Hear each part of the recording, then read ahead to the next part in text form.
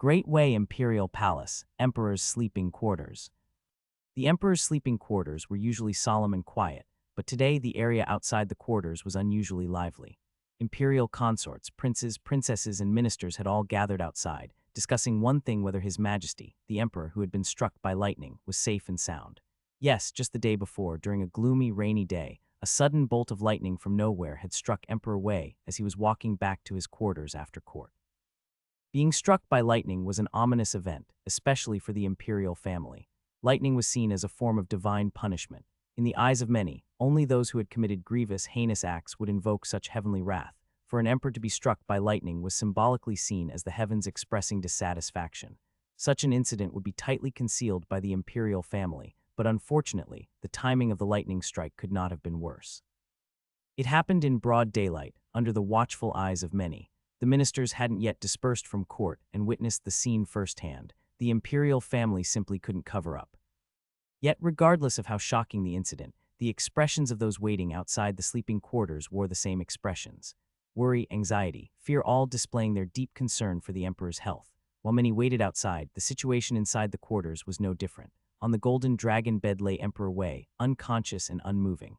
A noblewoman in elaborate palace attire sat on a nearby stool. Her brows were furrowed in deep concern. Her gaze alternated between Emperor and the elderly imperial physician taking his pulse. Behind her, several imperial physicians and palace attendants knelt quietly. After waiting nearly the time it took to burn one stick of incense, and still receiving no response, the noblewoman couldn't help but urge the physician.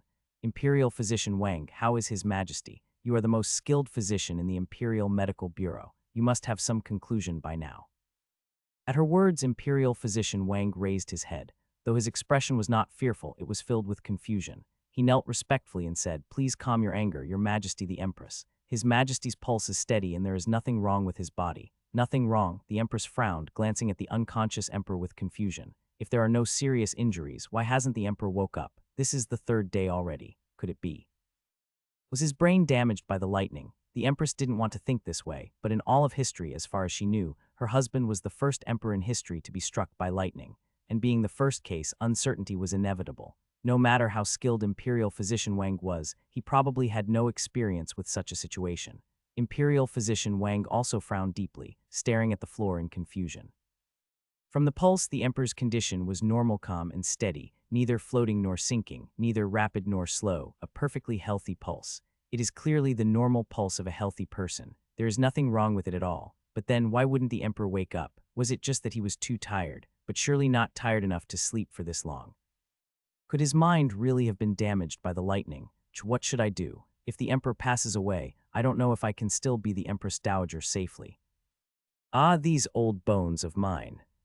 My knees hurt so badly, I can even hear my bones cracking. When will the Empress let us leave? Emperor Wei felt as though he had been in a deep sleep, so deep that his body felt sore. He tried to open his eyes, but his eyelids were unbearably heavy. In his semi-conscious state, he heard many voices. Some were familiar, some were not, but they all sounded brazen and disrespectful to him. People were actually arguing loudly in his sleeping quarters, especially the Empress, who was even talking about his death. He could recognize her voice even with his eyes closed. Insolent, utterly insolent. How dare she speak such words about him? Furious, Emperor Wei was jolted awake by his anger. He suddenly opened his eyes and slammed his palm down onto the bed. Impudence, the voice that should have been full of authority, was weak from lying in bed too long. But that wasn't the most important part. The important thing was His Majesty had woken up. The emperor, who had been unconscious for 3 days, had finally awakened. No one paid attention to his words. The Empress was the first to react. She stood and rushed to the bedside, crying tears of joy. "Your Majesty, you've finally woken up. Thank heavens, thank heavens." Imperial Physician Wang, quickly check His Majesty's condition. "Phew, what a relief, I was so scared. Thank goodness I won't be widowed, though I really should have a child of my own. But giving birth is too painful. I'll have to see which prince is most promising." Emperor Wei stared intently at the Empress, specifically at her mouth, his heart filled with confusion. He didn't even dwell on her earlier disrespectful words. Was it really the Empress speaking just now? But why hadn't he seen her mouth move? "Yes, Your Majesty the Empress." Imperial Physician Wang breathed a huge sigh of relief and knelt again to take the Emperor's pulse. Calm, steady, smooth, neither too strong nor too weak, neither floating nor deep. Yes, the pulse is healthy, energetic, and stable, with vigorous internal functions. Suddenly, Emperor Wei heard Imperial Physician Wang's voice again. His gaze flickered slightly, and he looked calmly at Physician Wang, who was focused on taking his pulse and silent. The voice he heard was rambling and anxious, completely unlike the composed and calm image Wang usually presented. Why is His Majesty looking at me like that? Is he dissatisfied? Surely not. His Majesty's body is fine, and I haven't done anything lately. Staring at the silent physician, Emperor Wei's pupils widened and then shrank. The shock in his heart slowly deepened. He seemed to understand his current situation. In ancient times, there was a concept called art of mind reading. Having read extensively in his youth, he knew that some people were skilled at understanding and manipulating others, adept at persuading, guiding, controlling, and influencing people almost as if they could see through others' hearts. The art of imperial strategy was one such method, but his current situation was particularly extraordinary. After all, he could truly see through people's hearts. Emperor Wei gave Imperial Physician Wang a deep look, then turned his head to listen to the thoughts of others. The Empress stood nearby, her face filled with concern. On the surface, her gaze was fixed on him, but in her heart, she was already calculating which prince would be most suitable. The first, second, fourth, fifth, and seventh princes all have mothers too complicated. The third prince is already 23 this year, too old to be easily influenced. The sixth prince is dull-witted, not an option. The eighth prince, passable, I suppose. The ninth prince, forget it. His Majesty probably barely remembers that son. Emperor Wei, were his sons really this cheap, reduced to being picked over like this by the Empress? Emperor Wei gave the Empress a meaningful glance. So this Empress, always known for her virtue and composure, had always thought of him and his sons this way in her heart. Hello. Emperor Wei, feeling deceived, was burning with rage. Yet such strange and inexplicable matters could not be revealed to outsiders. Moreover, this mysterious ability was incredibly useful. Therefore, no matter how furious he was inside, Emperor Wei showed no emotion on his face. He cast one last glance at the Empress before turning to look at the others kneeling nearby, his gaze sharp and penetrating. Now he would listen carefully to what these people were truly thinking. Ah, thank heavens. His Majesty is awake. These old bones of mine can finally go rest. I wonder if the servants bought that roast goose for me. This was from Imperial Physician Qi. Good. He always claimed to live simply, eating only plain meals and avoiding meat. Emperor Wei had been so moved by his supposed frugality that he ordered the entire palace to practice austerity for a month. Turns out, it was all a lie. Phew, thank goodness His Majesty is fine.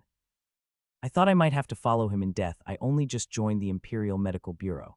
If something had happened, I might not have survived. Being an imperial physician is truly dangerous. That was from Imperial Physician's song. What's wrong with being buried with the Emperor? That would be his honor. Emperor Wei had once thought this man was steady and loyal. But now, here he was, daring to curse the Emperor in his heart. Such boldness. His Majesty actually woke up. Tusk, what now? I just took the deposit from Guard Ling, saying the Emperor was doomed. How am I supposed to explain this to the first prince? Emperor Wei's eyes widened in shock. What was that? Which traitor said this? How dare someone curse him to die? And Guard Ling, the first prince, what did this mean? Was the first prince plotting rebellion? The very thought nearly gave Emperor Wei a heart attack. He furrowed his brow and glared fiercely at everyone in the hall, trying to match the voice to its owner. But he wasn't familiar with the voice. It seemed he had never heard it before. Plus, the sheer number of overlapping thoughts overwhelmed him. Unable to control this sudden ability well, Emperor Wei's head quickly began to ache. Enough, he growled, his anger startling everyone in the hall. Imperial Physician Wang, who had been taking his pulse, instinctively withdrew and bowed low. Your Majesty, please calm your anger. What happened? Why is His Majesty suddenly furious? Did I take too long with the pulse, or was I too rough and hurt him? The jumble of chaotic thoughts made Emperor Wei even more irritable. He reached up to massage his aching forehead, but a soft, gentle hand took over. The Empress sat by his bedside, gently massaging his head as she asked in a soft voice, Your Majesty, what is wrong? Are you feeling unwell? Imperial Physician Wang did take a long time, but please be patient. The concubines and ministers have been waiting outside for 2 or 3 days. Reminded of the waiting crowd, Emperor Wei, who had been shaken by his new ability, finally remembered his duties. He opened his eyes and had his attendants help him sit up. Leaning against the headboard, Emperor Wei listened to the noisy thoughts surrounding him. He glanced over the people kneeling before him and held back his irritation. You all. He paused, unable to continue. Li Cheng, the chief eunuch, stepped forward and carefully asked, Does Your Majesty have any orders? Why is His Majesty suddenly so angry? Could that lightning strike have been a sign from heaven? Oh no, I shouldn't have accepted that gold from Consort Xian yesterday. I hope no one says anything. Emperor Wei gave Li Cheng a deep, heavy look. This man had served him loyally for over 20 years. He had thought Li Cheng was trustworthy, but now it turned out he had accepted bribes from Consort Xian. Emperor Wei couldn't bear it any longer. He feared that if he kept listening, he would order executions on the spot. That wouldn't be good. Punishing people without evidence wasn't the way of a wise ruler. Most of the court would probably think, like the Empress, that he had been struck senseless by lightning. Suppressing his fury, Emperor Wei darkened his face and waved his hand dismissively. All of you leave, I am fine. The noise was unbearable. Even the arguing ministers at court weren't this loud. Emperor Wei now understood people's outer appearances meant nothing. Their inner thoughts were far more active than he'd imagined, and they dared to think anything. He knew his own body best. He wasn't seriously harmed, just sore from lying down too long.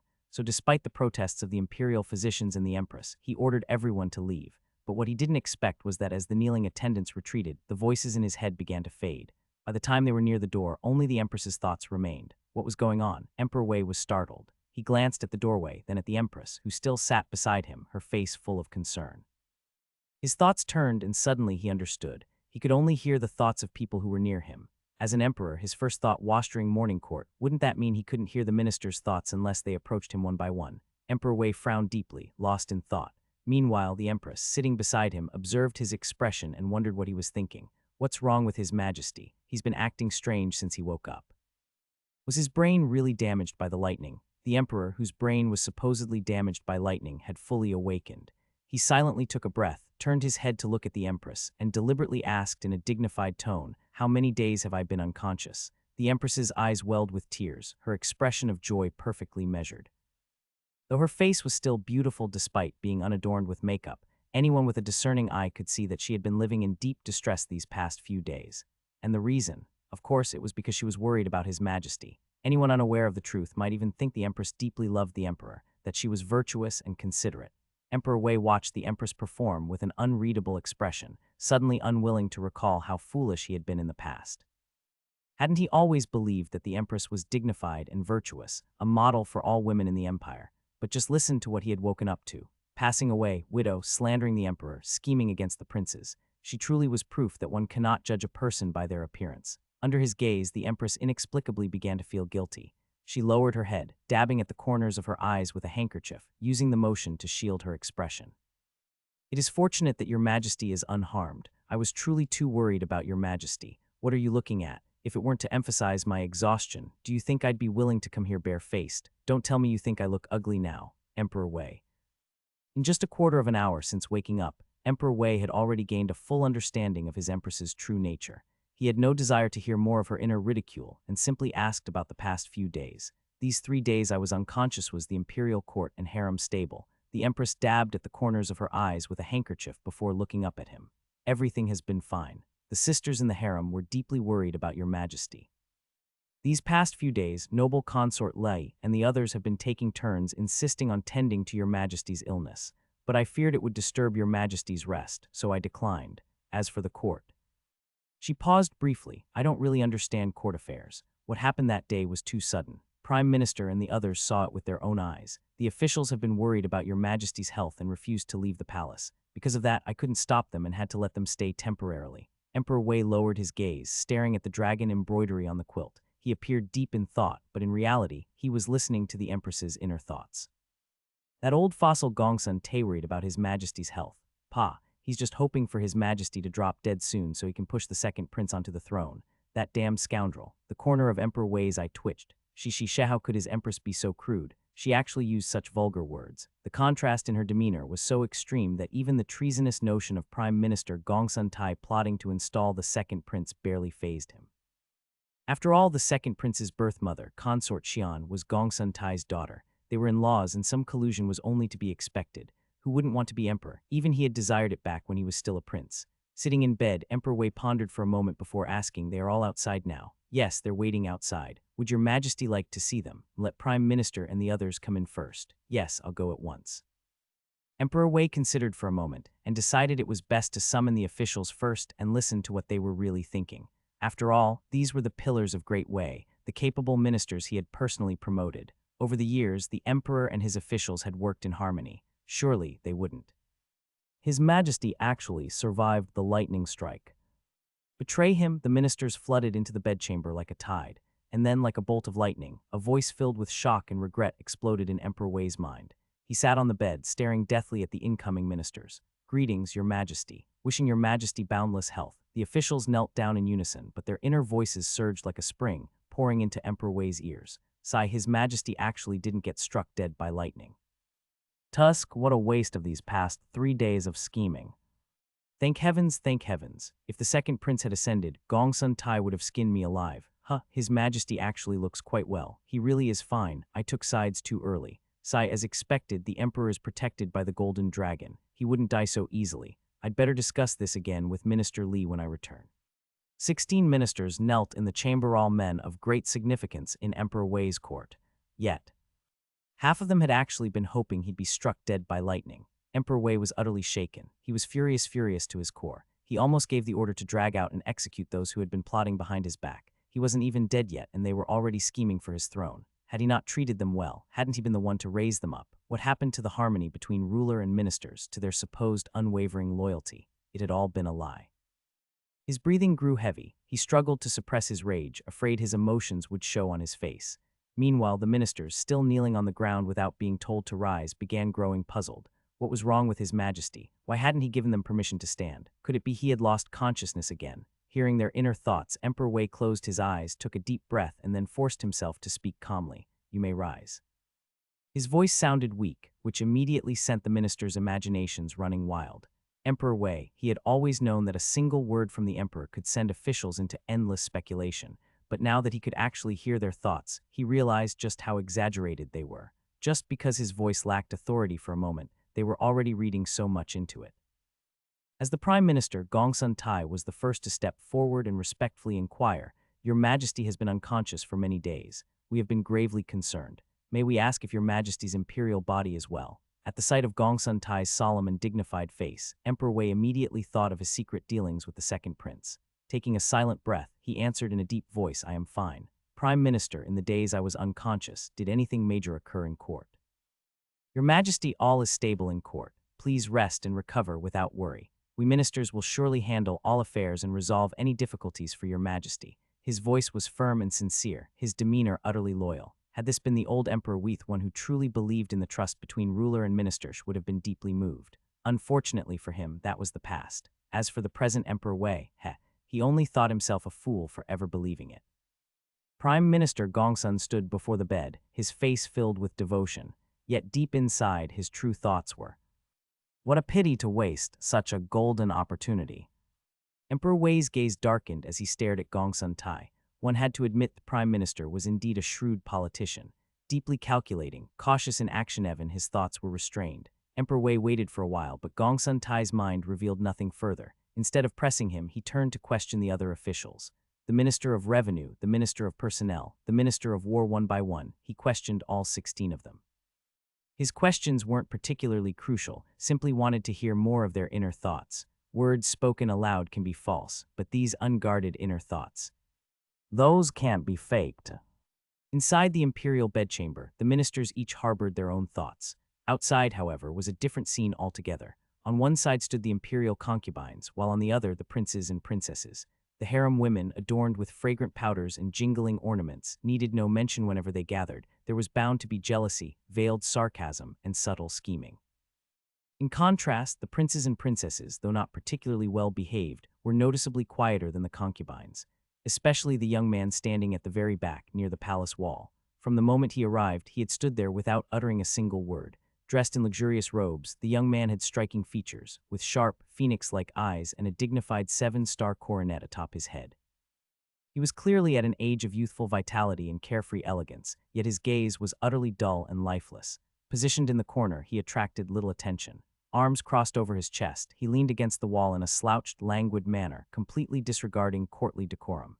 His vacant, blank stare gave the illusion that he might be a fool. A young eunuch scurried over. Your Highness, His Majesty has awakened. I just heard from the front His Majesty is awake. Wei Yu was watching Detective Conan.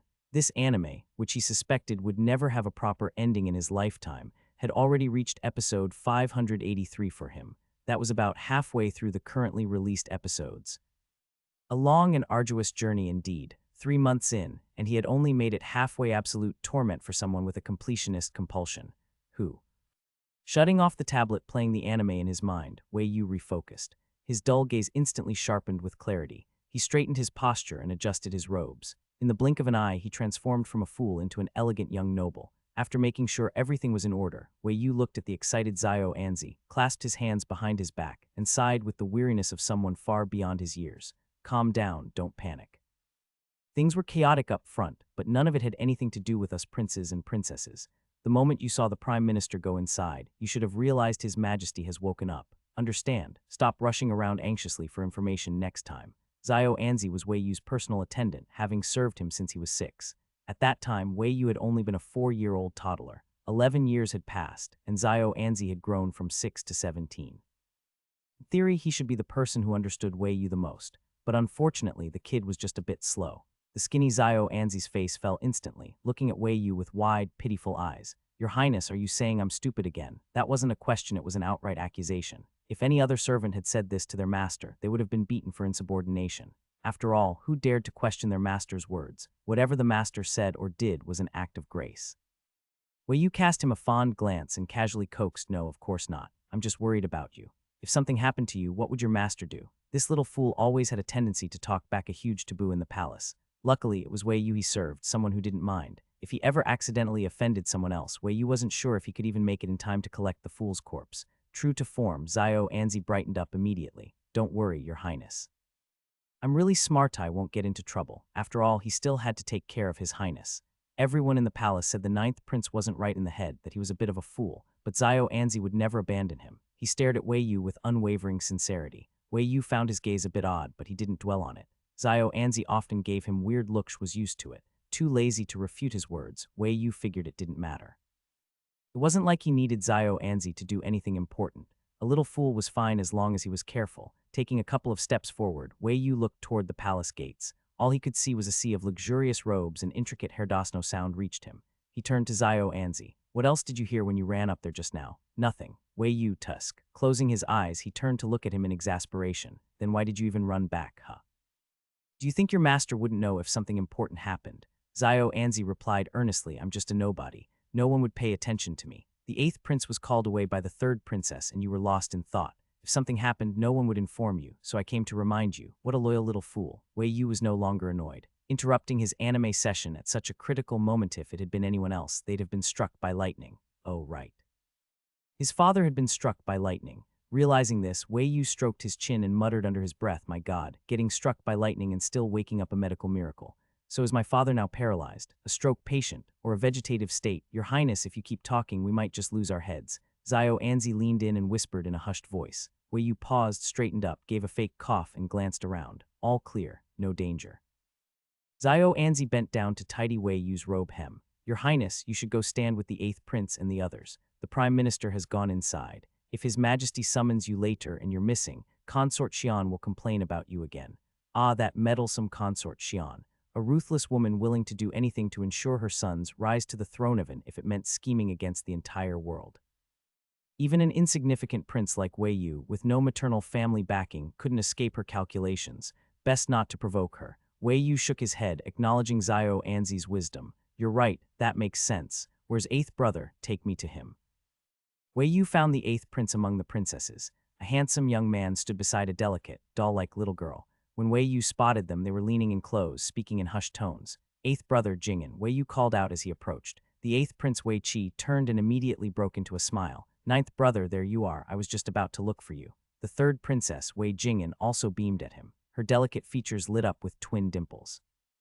9th brother, I don't even have to guess, I bet you were slacking off again. The 8th prince and the 3rd princess were full-blooded siblings. Like Wei Yu, they had lost their mother at a young age. As a result, the 3 of them had always stuck together, relying on each other for warmth in the cold palace. Wei Yu ruffled the little girl's head and smirked mischievously. Ah yes, you're absolutely right. No osmanthus cakes for you tomorrow. No, 9th brother, I was wrong. How could you have been slacking? You must have been praying for father's health, right? Ha, too late. You've already offended me. That's one less osmanthus cake for you next time. Ah, 9th brother, you're so stingy. Seeing the two bicker, Wei Qi standing nearby sighed helplessly. All right, you two, cut it out. We're in public. A well-timed reminder this was a serious occasion, not a place for jokes. Wei Yu immediately wiped the playful look off his face and turned serious in an instant. 8th brother, father has woken up.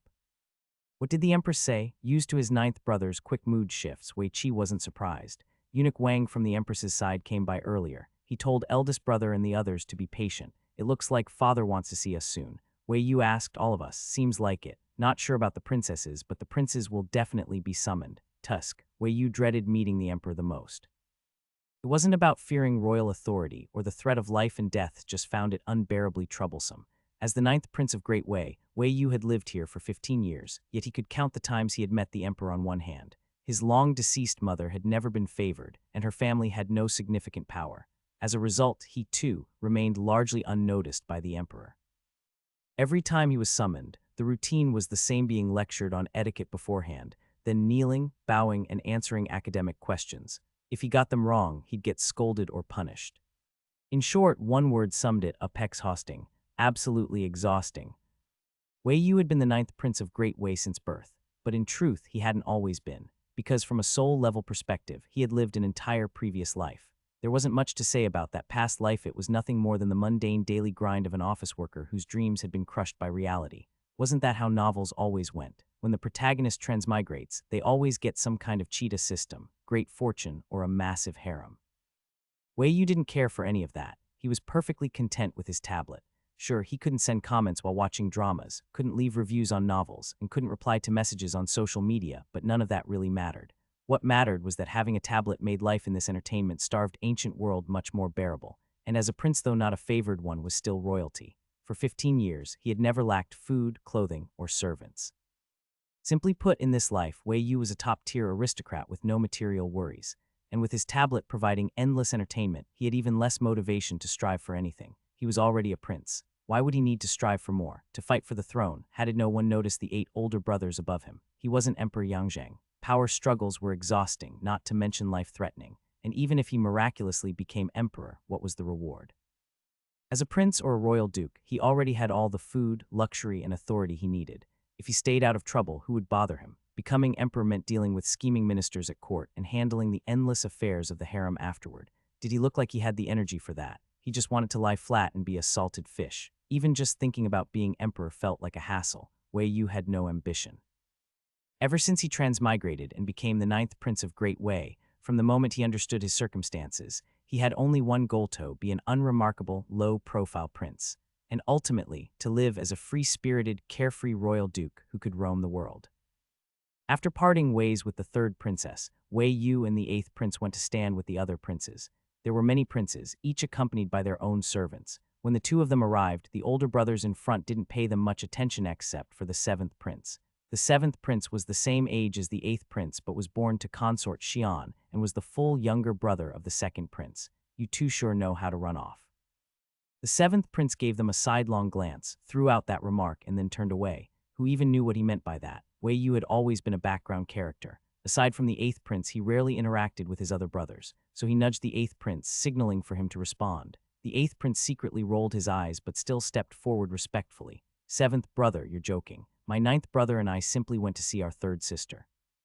The seventh prince said nothing, didn't even turn his head. Since he wasn't engaging, the two brothers naturally didn't press the issue. After the eighth prince finished speaking, he simply stepped back and stood with Wei Yu to wait. Wei Yu stared at the seventh prince's back for a moment. Why? Because his seventh brother was gorgeous. He had delicate, almost feminine features, with an exceptionally handsome face and pale skin. His fox-like eyes, especially when he stared at someone, made him look like a literal seductress. Wei Yu liked looking at him. Who didn't enjoy admiring beautiful people? Even though his seventh brother was as ruthless as their mother, that didn't stop Wei Yu from staring. Since he couldn't see his face, he could only admire his back. After glancing a couple more times, he regretfully clicked his tongue, turned away, and opened his mental tablet to continue watching anime. Slacking off was a survival skill for corporate workers. He had been slacking off since childhood. In the end, he didn't even finish an episode. Just as he was about to reach the climax, someone beside him elbowed him. They're coming out. Stop zoning out. Wei Yu snapped out of it, closed his tablet, and looked ahead. Sure enough, the tightly shut doors of the imperial bedchamber had opened, and the ministers were walking out. They were a bit far away, and the crowd in front blocked his view, so he couldn't clearly see the ministers' expressions. However, he could sense that their steps seemed heavy. Did they get scolded? Wei Yu blinked and saw eunuch Li Cheng walking toward them. Beside him, the eighth prince whispered, "Eunuch Li is coming. Father is probably summoning us. Whatever you do, don't zone out this time." Having grown up together, the eighth prince, who was only a year older, knew exactly what kind of person his ninth brother was. He looked obedient, but in reality, he was reckless. It's bad enough that you don't focus in class, but now that we're finally meeting father, you better pay attention. Nagging. He was barely a teenager and already turning into a mother hen. Oblivious to his own lack of ambition, Wei Yu nodded rapidly. Got it, got it. Eighth brother, stop talking, Eunuch Li is here. Noticing that Eunuch Li had already reached the older brothers, the eighth prince immediately shut up. Up ahead, Eunuch Li Cheng's expression barely held a trace of a smile. After bowing to the princes, he delivered the summons. His Majesty invites the princes inside. His Majesty has just woken up and is not in good spirits. Please, your highnesses, do not keep His Majesty waiting. On the surface, it seemed like a simple statement, but everyone who understood. Wei Yu fell silent. Eunuch Li never rushed them like this. If the emperor was truly in poor health, shouldn't he not be seeing anyone? Rushing them like this, it was more likely that his father was in a bad mood. As expected, the prime minister and the others had definitely been scolded. With that, he took the lead and strode toward the imperial bedchamber. The other princes followed closely behind. Wei Yu was the last to enter. Being the youngest, he wasn't particularly noticeable. He had assumed that this visit would just be a formality and wouldn't involve him at all. But the moment he stepped in, knelt down, and was just about to greet his father. A cup shattered right in front of him. Smash! The crisp sound of the cup hitting the floor echoed through the chamber, cutting off the prince's greeting before they could even finish. Before they could react, the emperor's furious voice followed immediately after. Outrageous. Absolutely outrageous. Father, please calm your anger. Wei Yu, joining in the chorus of please calm your anger. Wei Yu was utterly confused. What the hell is going on? What did they even do? Why had His Majesty suddenly exploded like this? Whatever his older brothers had done, how was any of it his fault? This was an injustice worse than due ease. Wei Yu knelt at the very back, the farthest from Emperor Wei. He couldn't see what was happening up front, and Emperor Wei couldn't hear what he was thinking. However, while he couldn't hear Wei Yu's thoughts, he could hear the thoughts of the sons kneeling in front all too clearly. First Prince, why is father so angry? Could it be that Gongsun Tai said something? That old thingdammit, he must have spoken ill of me. Second Prince, did grandfather and mother consort's plan get exposed? No, that shouldn't be it if it were. Father should have issued an edict by now. Then what could have made him this furious? Third Prince, one elder brother, another elder brother revenue is on the first prince's side. The prime minister is allied with the second prince. They've been making a lot of moves these past few days. Someone must have reported them to father. Fourth Prince, this must definitely be eldest brother and second brother's fault. Fifth Prince, sigh, caught in the crossfire again. Sixth Prince, so hungry I wonder if the nanny has prepared food yet. Seventh Prince, fools, serves them right. Eighth Prince, we're doomed. Father is furious, who knows what punishment we'll get this time. Being confined is a small matter, just don't make us copy scriptures, please. Heaven have mercy. Amitabha, I repent, wait, what's ninth brother doing? He's not zoning out again, is he? Among all the princes, the most talkative was the eighth prince. His constant anxious thoughts were even more annoying than a monk chanting scriptures. Hearing his endless inner monologue, Emperor Wei's anger subsided by half. Sweeping his gaze over the kneeling sons, he barely looked at the ones in front before shifting his attention to the eighth prince at the back. Wei Qi. The weight in Emperor Wei's voice made eighth prince's heart clench, while the elder princes furrowed their brows. Me? Why is father calling me? Did I do something wrong? Is that why he's furious? His sharp, panicked thoughts made Emperor Wei's frown deepen. He had never realized that his eighth son's mind could be noisier than a chanting monk's. He had always seemed like a well-behaved child before. But while his mind was in chaos, eighth prince kept a respectful demeanor as he responded. Your son is here. Emperor Wei gazed at him intently. Come forward a few steps. I haven't seen you in a long time, let me take a look at you.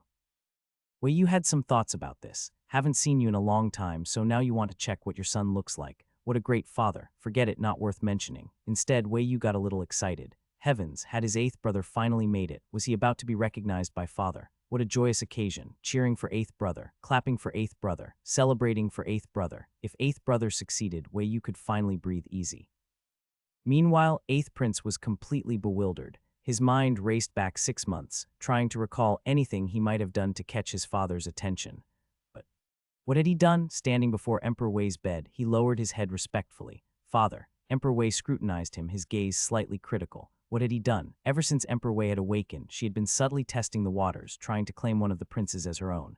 After much deliberation, she had set her sights on the eighth prince. If not for that, Emperor Wei wouldn't have specifically called him forward today. The chamber fell into silence. Since the emperor wasn't speaking, no one else dared to make a sound. Kneeling where he was, Wei Yu felt like his knees were about to give out. Taking advantage of his position at the back, where no one was watching, he sneakily peeked up.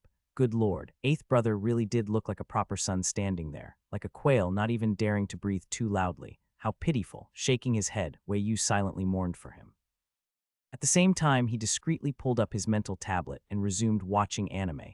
because when it came to gains, his elder brothers would divide the spoils among themselves, and sometimes, out of brotherly affection, they'd leave the younger ones a few scraps.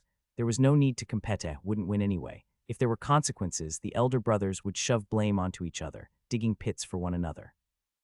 At the end of the day, nothing ever concerned him, the youngest and most invisible prince, so he might as well keep watching anime. As Wei Yu lost himself in his show, the others remained focused on the emperor and the eighth prince. Emperor Wei studied the boy closely. Aside from the fact that his mind was a chaotic mess and unbearably noisy, the child didn't seem to harbor any major rebellious thoughts. At this, Emperor Wei finally relaxed. Not bad, a little too loud internally, but at least his nature wasn't bad. He was satisfied, so he decided to test the eighth prince's studies. What books have you been reading lately? Has the grand tutor assigned you any lessons? Eighth prince immediately broke into a cold sweat. Lessons? Wait, what were my lessons again? What did the grand tutor even teach last time? Think, I need to remember don't panic. Damn it, it's all ninth brother's fault. He just had to tell me ghost stories at night. I've forgotten everything. The red-clothed girl, the red shoes, wait, they won't come for me at night, will they? Standing stiffly before the bed, his ears turned bright red and sweat beaded on his forehead. No one could tell if it was from panic or fear. Hearing all this nonsense, Emperor Wei's face darkened like ink. He endured, but in the end he couldn't hold it in. Where is the ninth prince? Ninth prince, get over here. Apparently too annoyed to even recall his son's name, Emperor Wei's voice was deep and dangerously sharp. The moment they heard it, the other princes immediately knew father was furious again. But what did that have to do with Wei Yu? Could that fool really cause trouble? A group of people, each with their own thoughts, were all waiting for Wei Yu to step forward. However, after 3 or 4 seconds, no one stepped up. Emperor Wei furrowed his brows and shot a sharp look at the person kneeling at the very back. Wei Yu, still no response. At this point, the eighth prince was genuinely anxious. He quickly glanced at the ninth prince, who was kneeling properly and behaving himself. The sight of it made the eighth prince's vision blur for a moment. He's going to get us killed. How many times have I told him not to space out, not to zone out, and yet he actually did it. Father is calling him, this idiot. The eighth prince was both angry and worried, his mind a complete mess, and the noise in his head was so loud that it made Emperor Wei's ears hurt. He couldn't take it anymore. He really couldn't hold back. Emperor Wei narrowed his eyes, and the eunuch Li Cheng immediately understood. Without saying a word, he went down to find the ninth prince. Although Li Cheng's steps were light, all eyes in the hall were on him. The eighth prince widened his eyes, staring at him. He watched him walk down, past the first prince, second prince, third prince, until he stopped by Wei Yu's side. Ninth prince, His Majesty is calling for you. Just as Wei Yu was finishing an episode and watching the preview for the next one, a soft, feminine voice suddenly rang in his ear, and he almost choked. Wei Yu's situation right now is like being caught reading a novel in class and having the teacher call on you. Is he nervous? Definitely nervous. If asked whether he's scared, actually not too bad. Wei Yu reacted quickly. Years of sneaking around the study allowed him to shut off his tablet in half a second. Then he casually looked up, pretending to observe the surroundings. Oh no, why is eunuch Li standing next to him? Wei Yu felt something was off. Staring at Li Cheng's soft smile, he instinctively looked forward, but halfway through turning his head, he stopped. Li Cheng whispered beside him, Ninth Prince, His Majesty calls you forward, please go. Wei Yu, this is bad. He's gone from casually slacking to stepping on a mine. Used to being unnoticed, suddenly called by his father. Wei Yu didn't understand what was going on but felt quite weak inside. What did he do? Why did his father suddenly call for him? Could it be because he saw the eighth prince and in a fit of fatherly love thought of his ninth son and called for him to come, save me? Feeling a fiery and oppressive gaze above, Wei Yu knew his emperor father was staring at him. It's been a long time since he was called and his mood was in a full swing. Wei Yu took a deep breath, stood up obediently, and prepared to walk toward his emperor father. The young man was handsome and elegant, slender in build. It wasn't obvious when kneeling, but now standing, it was clear that he was a bit taller than several of his older brothers. Emperor Wei narrowed his eyes as he looked at his son standing. For a moment, he felt a bit unfamiliar. He truly didn't have a strong impression of this son. Occasionally, he'd hear people in the harem talk about the ninth prince being pure, simple, honest, and upright basically. They were saying the ninth prince wasn't very smart. It might hurt their father-son relationship to admit it, but both Wei Yu and Emperor Wei knew the truth. Their father-son relationship wasn't very strong. Over the past 15 years, they had barely seen each other, so how could they have any fatherly affection? And if it weren't for the eighth prince constantly thinking about the weird things Wei Yu had done, Emperor Wei wouldn't have called him. As Emperor Wei pondered, listening to the thoughts of his other sons, suddenly a strange voice appeared. If I got struck by lightning, I'd just take a good rest. At my age, still pushing myself like this, I really don't know what sudden death is, so what's wrong with letting me finish watching the preview?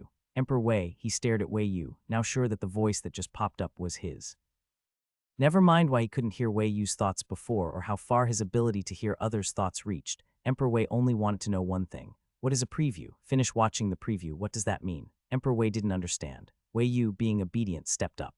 When he was about 3 meters from the bed, he stopped, bent down, and apologized to Emperor Wei. Your Majesty, I've been worried about your health. I got distracted for a moment and didn't hear your command. Please, Your Majesty, take care of your health and don't be angry. He was honest and his tone was quite sincere. Eighth Prince, if I didn't know my ninth brother's character, I might actually believe him. Ignoring the eighth prince's thoughts, Emperor Wei looked at Wei Yu, his gaze probing, and after a few seconds he said, "Oh, since you're so filial, why don't you tell me what you've been doing these past few days while I was unconscious?" Wei Yu was momentarily silent. How do I explain this? Should I say I spent my days tricking the little eunuchs with pastries and binge-watching dramas and novels? Should I just say I'm a literature enthusiast and read books in an orderly fashion? Emperor Wei. After hearing all of that, Emperor Wei truly didn't understand what Wei Yu was saying. A royal prince, and he's tricking little eunuchs for pastries every day. How embarrassing. What's this binge-watching dramas nonsense? What kind of thing is that? Do you need a brush to watch dramas? Why does a prince need to watch something? Novels. What's that? Books. As for literature enthusiast, it sounds okay, but Emperor Wei still felt confused. What's going on with Wei Yu, always saying things that don't make sense? Not knowing what Emperor Wei was thinking, Wei Yu quickly came up with an answer. After thinking for only a couple of seconds, he responded, replying to Father, "These past few days, with your Majesty's health declining, we were all anxious. But other than going to the study to read, I didn't know what else to do, so I've just been reading in the palace. Reading novels is still reading books, right? I'm such a small, useless prince that if the emperor dies, it has nothing to do with me. I won't fight for the throne with my older brothers. Being emperor is troublesome. Oh, wait, does this count as rebellion? Tusk, successful rebellion cases are rare and risky, not recommended." Emperor Wei stared at Wei Yu with a deep gaze, unsure whether to scold him for lying or praise him for his boldness. Without speaking, Emperor Wei just looked, while Wei Yu and the eighth prince stood obediently. Even the other princes kneeling on the floor didn't dare move. Wei Yu counted the seconds. At 13 seconds, his father spoke. "I've heard that you and the eighth prince have a deep brotherly bond. Between you two, who performs better in your studies? Wei Yu and eighth prince, this is really out of nowhere. Wei Yu, why is this like when elders ask kids if they've finished their homework during the new year? So annoying. Eighth prince, father hasn't forgotten about the homework thing, huh? But how should I explain this? Should I say that I don't dare take lessons seriously with ninth brother, and that we only ever do half of the assignments given by the grand tutor on purpose, so I'm always the worst among my brothers?" Emperor Wei immediately fell silent. But Wei Yu responded, replying to Father, "I am dull, and in academics I've never been as good as eighth brother. Eighth brother is better than me." Wei Yu frowned, pretending to be troubled, and cast a pitiful glance at Emperor Wei. He really did look like someone not too bright. Finally got Father's attention. Might as well help eighth brother. He still has the third princess to protect, so it's good to get him some small favor. If eighth brother succeeds, I'll enjoy the benefits too. Wei Yu's thoughts slipped into Emperor Wei's ears. While the latter part was nothing of note, the earlier part made him pause in surprise. This boy actually gave up the chance to win favor for someone else. Emperor Wei stared at Wei Yu deeply. Having gone through the prince stage himself, Emperor Wei knew how difficult and hard life could be for a prince who wasn't favored and lacked the protection of a mother. He thought that even without the mind-reading technique, he could still understand these young ones' thoughts. But unexpectedly, in just a short exchange, his previously ignored youngest son had given him an answer he hadn't expected.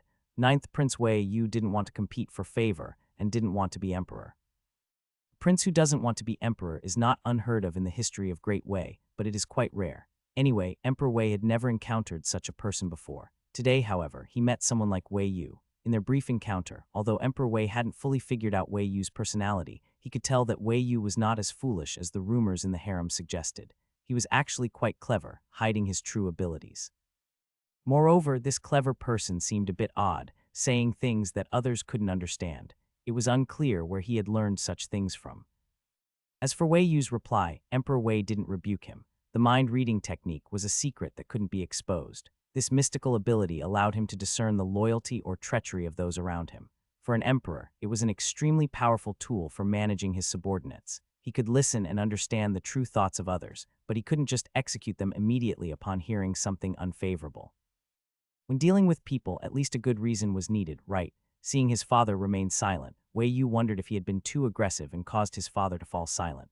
After regaining his composure, Emperor Wei pretended not to hear Wei Yu's nonsense and looked up at eighth prince. "Since Wei Yu has said so, you will come to serve me with books tomorrow and the day after." Serve books. Eighth prince was surprised, and the other princes, including the eldest prince, furrowed their brows.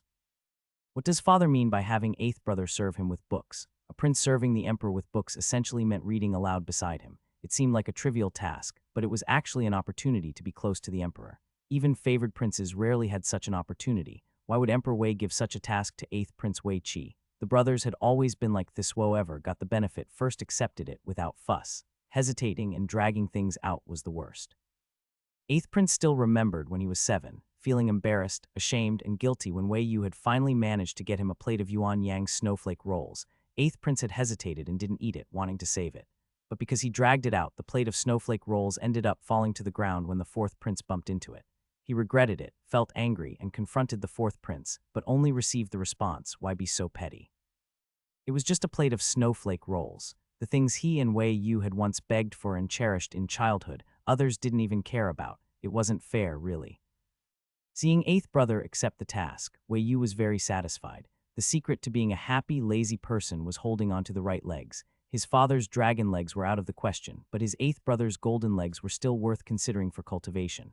May eighth brother rise to power and prosper. Emperor Wei, what a disappointment. This blessing was essentially a curse for a prince. What prince would wish for another prince to rise in rank? That was clearly implying the person had no chance of becoming emperor. Although in the case of eighth prince, this was indeed the truth.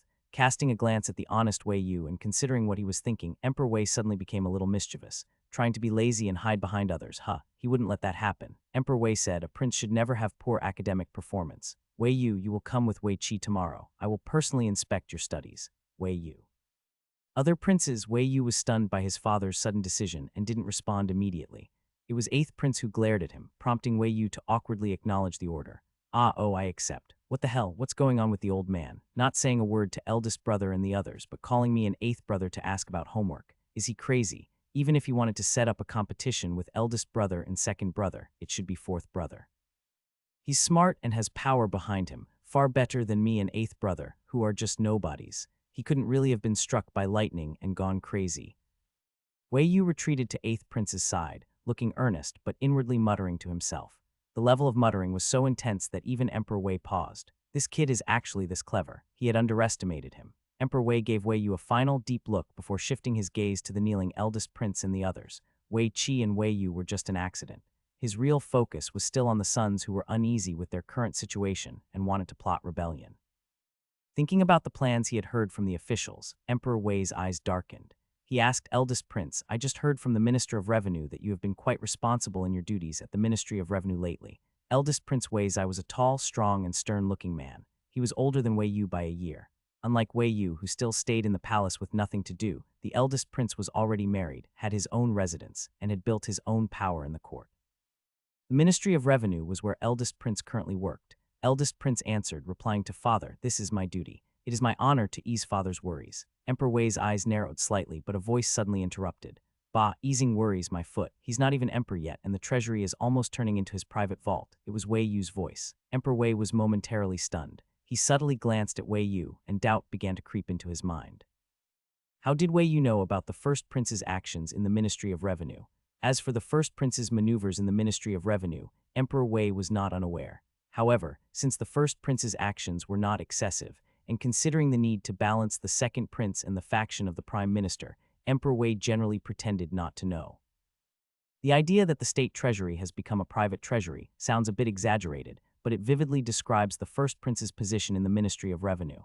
If this was what the second, third, fourth, and fifth princes were thinking, Emperor Wei might not have been so surprised. After all, these 4 sons had already entered the court to participate in government affairs, so knowing certain things was normal.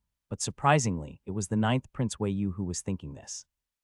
What about Wei Yu? He had no power, no influence, and no connections in the palace. How could he know about these matters in the court? Emperor Wei pondered, his expression still stern, and he continued to ask the first prince in a low voice, "Is that so? Then how did I hear that in the 2 days I was unconscious, you were in close contact with other officials?" All the princes, the atmosphere immediately grew tense. Wei Yu stood to the side, blinking wildly. Oh no, is it finally time to be held accountable? I told you rebelling is not a good idea. If father really died and they were fighting for the inheritance, it would make sense, but planning to compete while father is still alive, isn't that just going to kick them out of the list of successors? Such an idiot.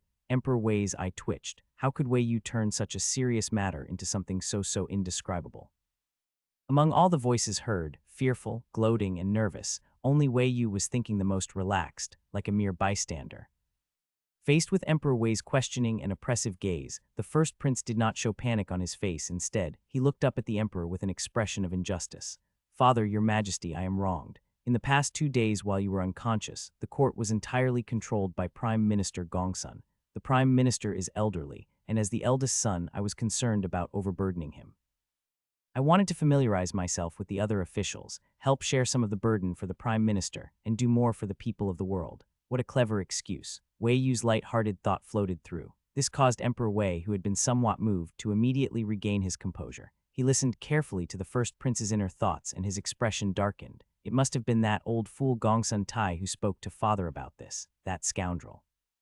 If not for him, father wouldn't have learned about things outside the palace so soon. It seems we need to speed up the cleanup process.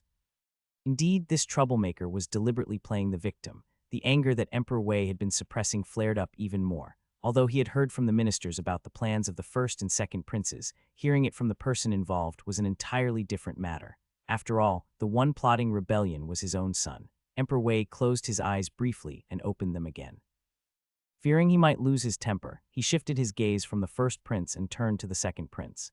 In a deep voice, he said, "Second, I've heard that you've been quite comfortable these past 2 days." The oppressive feeling from the emperor's gaze, looking down from a position of power, immediately weighed heavily on the princes. The intense pressure caused the second prince and the others to feel a jolt in their hearts. Those who felt guilty were overthinking, silently recalling everything they dared not speak of aloud. For Emperor Wei, who could now read minds, this was like a confession without words. And those who felt they had done nothing wrong were either gloating or mocking, showing no brotherly affection whatsoever. Emperor Wei felt a headache coming on. Each of them had the heart of a wolf and the lungs of a dog, malicious, calculating, and treacherous.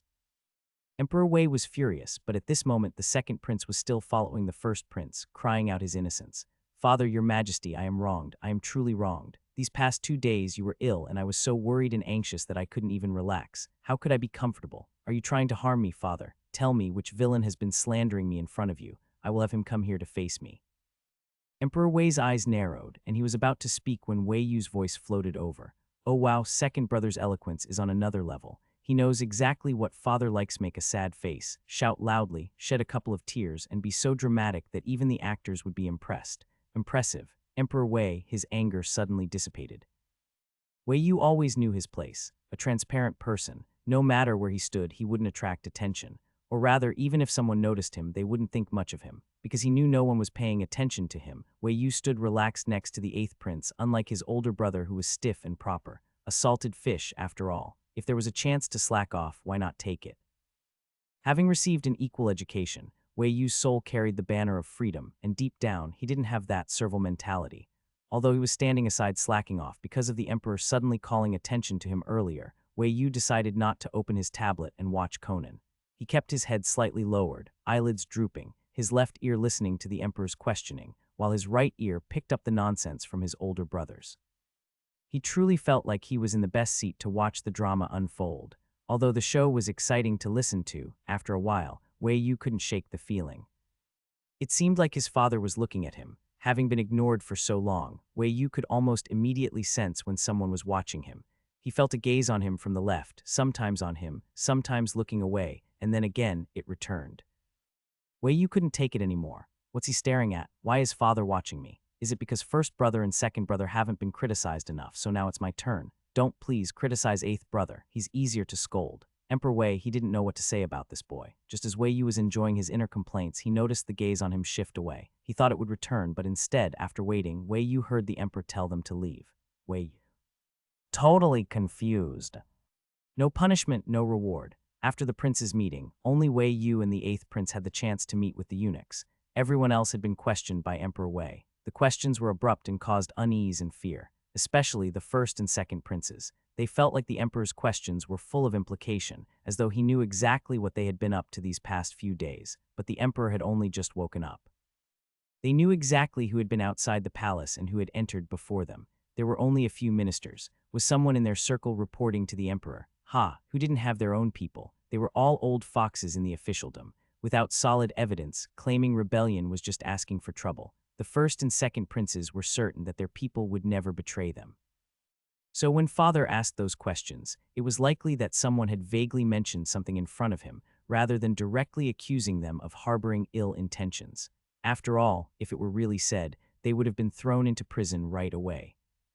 The princes left one by one. Once everyone had left, the entire palace hall felt considerably emptier. Emperor Wei leaned back on the bed, appearing to close his eyes and rest. After a moment, a young eunuch quietly entered. "Your Majesty, the Empress is still waiting outside. She asked me to inquire if you would like to meet with the other concubines in the harem." Emperor Wei remained silent. Li Cheng, standing nearby, glanced at him. The emperor just woke up and saw so many people. If he calls the harem concubines in as well, who knows how long this will take? He'll never be able to handle it. Emperor Wei opened his eyes and cast a displeased glance at Li Cheng, furrowing his brows. "Tell the Empress that I'm fine. Have everyone else return to their quarters for now." In fact, he really couldn't handle it. After all, Emperor Wei had just woken up, and he had inexplicably acquired a new ability. This ability was one he hadn't fully mastered yet, and he could only passively hear everyone's thoughts. It was noisy, and not just noisy, it was unbearably noisy. But the noise wasn't the most important part. The real issue was that because of this ability, Emperor Wei could hear a person's true thoughts and see their real nature. He could now clearly distinguish between loyalty and treachery. Perhaps it was really Emperor Wei's warning that had an effect. As soon as they left the palace hall, the first prince and the others hurriedly took their leave. They were probably off to clean up the mess. They left in such a hurry that Wei Yu was just thinking before he left whether he and the eighth prince would be targeted and ridiculed. After all, out of the 9 sons, only the 2 of them hadn't been scolded by the old man, and they had even been given the opportunity to serve as scribes. After the 8th prince came out, he didn't hurry to leave. Instead, he glanced in the direction of the 3rd princess and then said to Wei Yu, "Ninth brother, you go back first. I'll go speak with Jing'an." Wei Yu responded honestly, "Okay, I'll go back and have someone prepare the meal." "Eighth brother, come back quickly." In Great Wei, the princes were only allowed to establish their own estates when they turned 16. Wei Yu was only 15 this year, while the 8th prince was already 16. If they were to count by their official ages, they could establish their estates. Unfortunately, neither of them had any mothers to speak for them in front of the emperor, nor did they have many people who paid attention to them. So up until now, neither of them had received the decree to establish their estates. The princes in the palace all resided in the western 3rd compound. However, at present, only Wei Yu and the 8th prince lived there. Their quarters were adjacent to each other and were not large. In fact, the people in Wei Yu's palace, including himself, added up to just the number of fingers on one hand. It could be said that he was quite neglected. Taking Xiao Anzi back to his small quarters, Wei Yu directly lay down on the rocking chair in the small courtyard. The rocking chair was handwoven from bamboo and was not luxurious at all. If it were used by an ordinary family, it would be nothing special, but it was being used by a prince. However, Xiao Anzi and the 2 young eunuchs who were sweeping the courtyard didn't seem to care, looking at it with calm expressions as though they were used to it. Wei Yu closed his eyes and rocked in the chair, while Xiao Anzi stood obediently beside him. When Wei Yu opened his eyes and saw Xiao Anzi, he couldn't help but feel a bit suffocated. "Can't you take the initiative to prepare the meal?" He remembered he had said this in front of the 8th prince earlier, right? Xiao Anzi innocently lowered his head and looked at him. "But your highness, 3 days ago, you told me not to prepare the meal for you proactively. You said that if the food was prepared too early, it would cool down and not taste good." Wei Yu, all right, he knew the little fool wasn't very smart, so why bother arguing with him? He decided to just give in. Wei Yu asked Xiao Anzi to prepare the meal. After Xiao Anzi left, he lay back down in the rocking chair and called over the 2 young eunuchs who were silently sweeping. "Hongzhang, Bai Ban, come here and bring some melon seeds for your prince, and don't forget to bring a pot of tea too." Life lying comfortably while watching dramas and eating melon seed snow, that's enjoyment. Of course, it would be even better if someone could join him for a round of mahjong. Not long after Wei Yu lay down and had just started eating melon seeds, an old eunuch arrived from outside the courtyard. Hong Zhang, who had a slightly dark complexion, was holding a broom and about to leave when he saw the old eunuch standing at the entrance. He quietly approached Wei Yu. "Your Highness, Eunuch Wang Zai from the kitchen has come." When Wei Yu heard the name Wang Zai, he quickly came to his senses and turned his head to look toward the entrance. His smile hadn't even fully formed when he saw Wang Zai standing there empty-handed. His first thought was, trouble again. Let him in. Wei Yu sat up from the rocking chair and sighed imperceptibly. He had asked Wang Zai to bring some osmanthus cakes yesterday, but now he was empty-handed, meaning something must have happened along the way.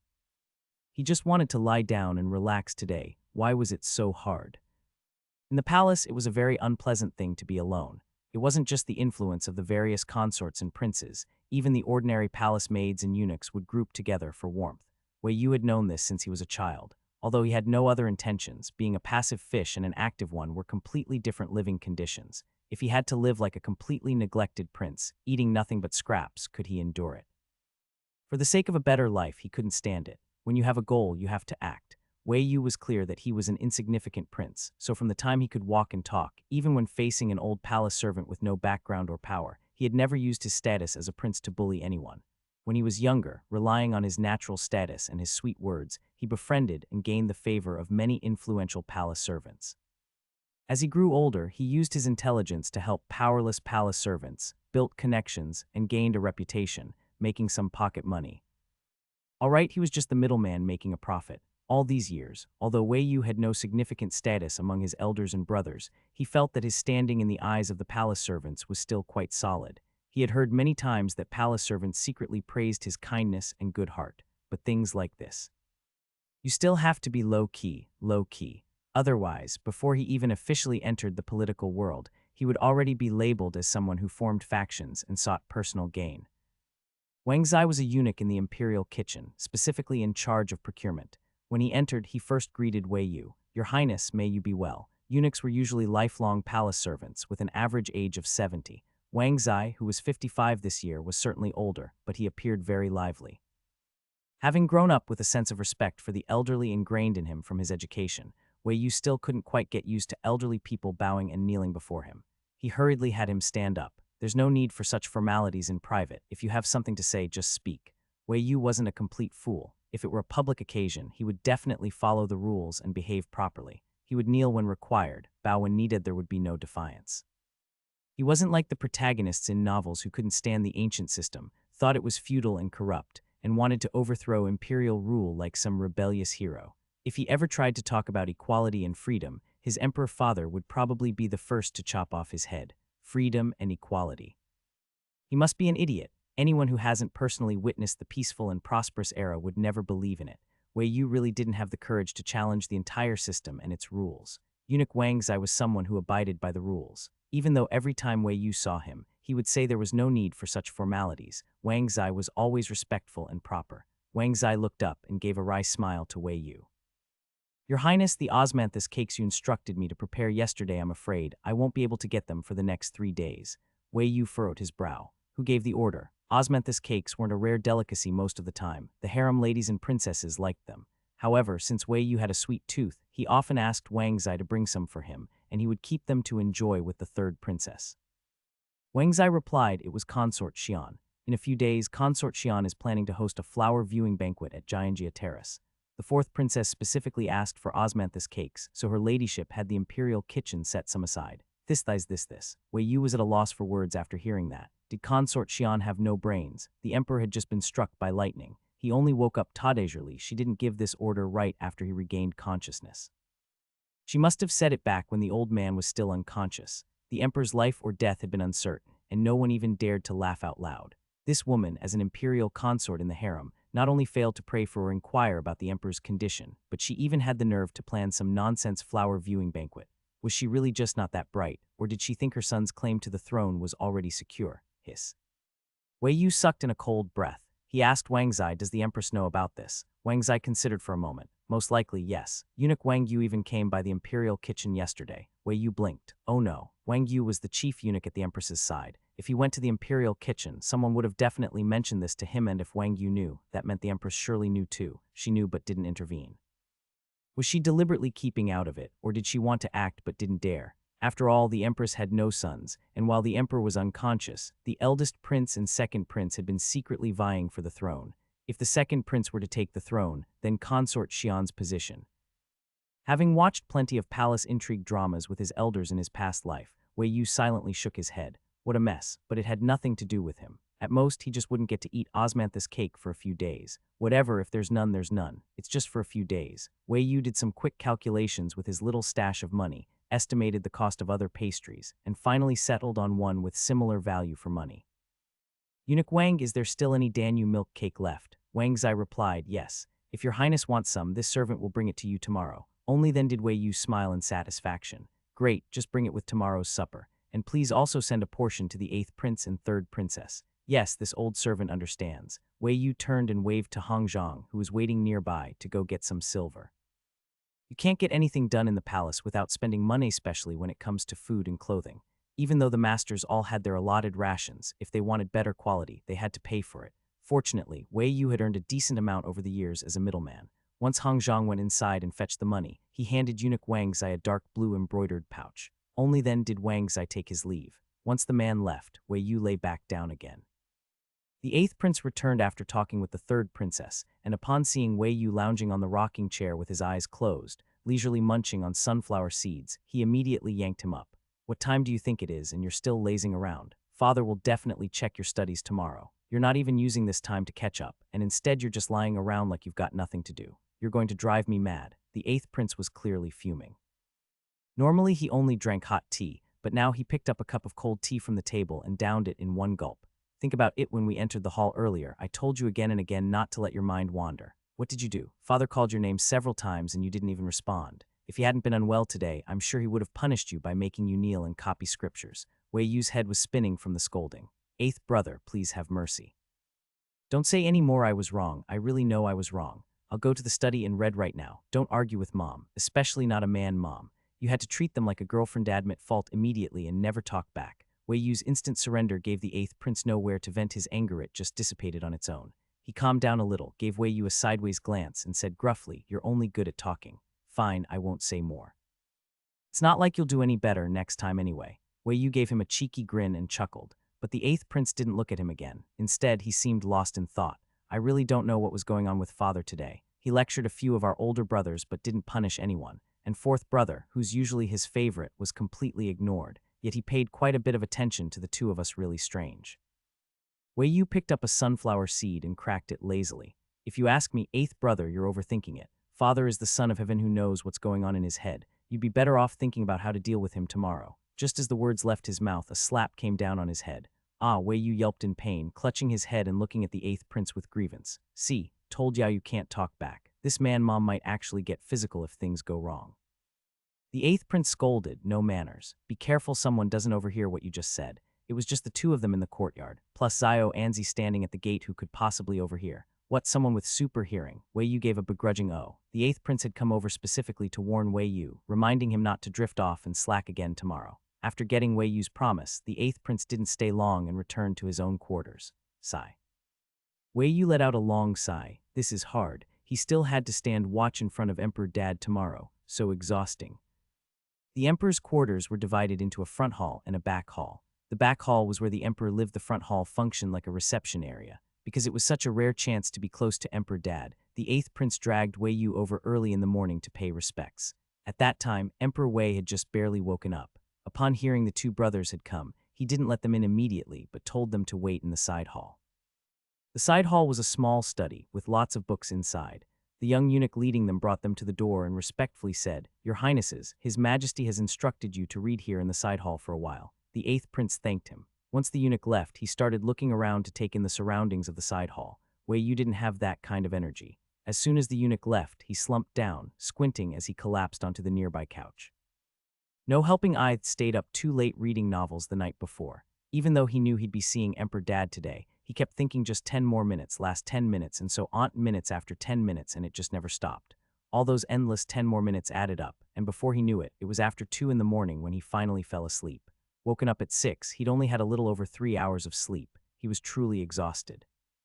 Wei Yu lay down and was out like a light almost instantly. By the time the eighth prince turned to call him, he found Wei Yu already fast asleep, dead to the world. Eighth prince, a vein popped on his forehead. Seriously, he wanted to hit his little brother.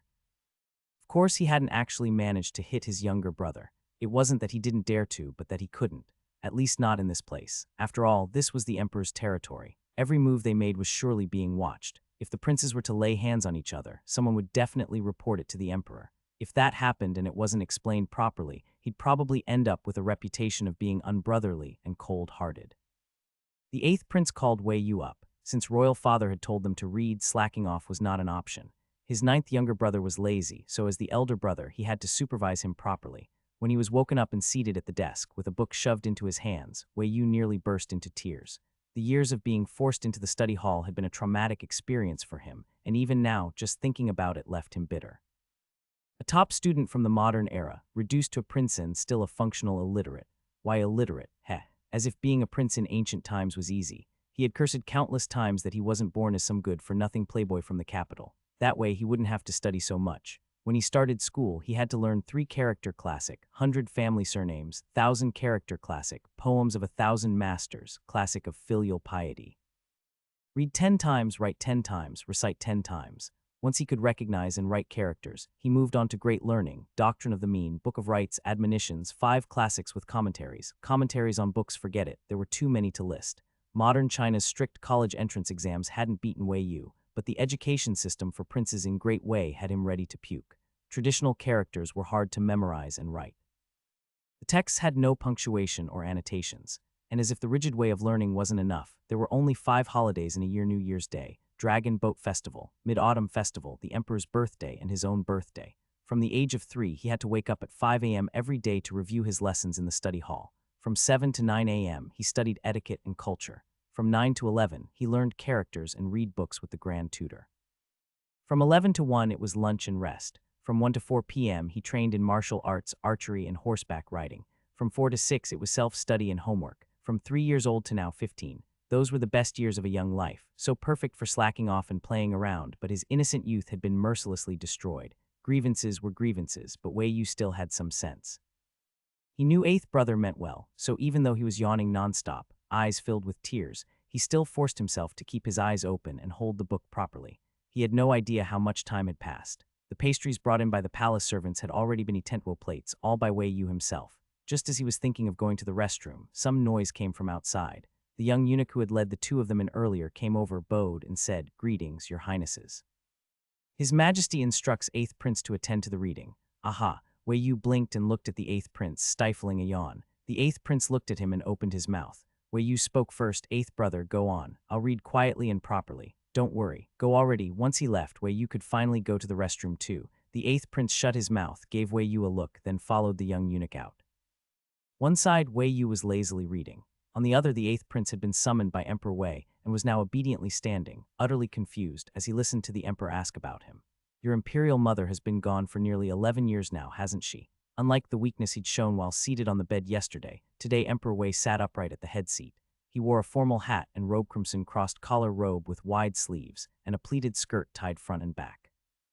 In his 40s, he might appear approachable at first glance, but upon closer inspection, there was an unspoken air of authority. The aura of an emperor wasn't in his words, but emanated from within, restrained yet commanding.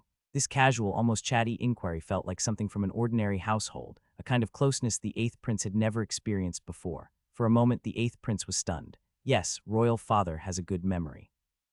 It has been 11 years since mother passed away. Emperor Wei glanced at him, not needing to hear what he was thinking. "These past years, have you been doing well?" The 8th Prince was startled, and he couldn't help but lift his head. Royal father actually asked if I'm doing well. That shocked expression, that incredulous thought, it felt like he was questioning the emperor, or perhaps questioning himself. Seeing this, Emperor Wei felt a twinge of guilt. All these years, he really had neglected this child, and the 9th one too. Sigh. Just look at how touched the boy washed, only asked a simple question, and the child was already this surprised. Only yesterday, Emperor Wei had discovered how unfilial and disloyal the eldest prince and the others were. Now, seeing the 8th Prince's reaction, he felt a subtle sense of comfort. He was just about to speak a few comforting words when the 8th Prince's inner voice popped up again. Does he really not know how I've been? And he still dares to ask. I'm embarrassed to even answer. Emperor Wei, the comfort in his heart, suddenly withdrew. However, the 8th Prince's inner voice continued recounting those unspeakable memories. Back then, when Imperial Mother passed away, Jingyan and I so desperately hoped Father would step forward to comfort us, but what came instead was Consort Xian's promotion and your complete disregard. If it weren't for 9th younger brother, I don't even know if Jingyan and I would be living as freely as we do now, and Royal Father actually has the face to ask me if I've been well. This accusation was truly treasonous. But no matter how treasonous it was, Emperor Wei had already heard worse just yesterday. Compared to that, what the 8th Prince said now didn't even count for much. After hearing it, Emperor Wei couldn't help but feel guilty all over again, yet inner thoughts were just Thatner. Outwardly, the 8th Prince still bowed his head and responded with respectful humility. The Empress was gentle and treated this son very well. As a prince, I have naturally lived quite well in the palace all these years. A lie, even though it was a lie, Emperor Wei had no choice but to pretend it was the truth. After all, some things, some people, some relationships, even if understood clearly, can only be treated as if they're unknown. Emperor Wei was silent for a while. I recall that you and the 9th are only a year apart. Yes, Royal Father has a good memory. This son is already 17 by nominal age this year. 17, Emperor Wei let out a sigh. 17 is not young anymore, it's already the age to establish your own household. In the blink of an eye, you and the ninth have both grown so much. It was my negligence. After so many years without this kind of closeness with his father, and to now hear such sincere and self-reproachful words, the eighth prince felt a mix of emotions. He made a show of being alarmed and bowed deeply, saying this son would not dare. With court affairs keeping you busy, royal father toils tirelessly for great why could such a trivial matter as your son warrant your concern? Emperor Wei, what he says and what he thinks truly two entirely different things. Emperor Wei felt conflicted, some resentment, some anger, and some guilt. But he did not blame the eighth prince for his bitterness. The child's thoughts were truthful. Truths may be unpleasant to hear, but they were rare. To be fortunate enough to hear a person's true thoughts, to receive so many blunt truths, truly was a blessing. He did not blame the eighth. Emperor Wei, who had complicated feelings, quickly composed himself. Knowing that saying too much would be pointless and that it was better to offer something tangible, he didn't overthink things. The matter of establishing your own residence, I'll discuss it with the Empress. When the time comes, I'll have the eunuchs of the Directorate of Palace Affairs handle it.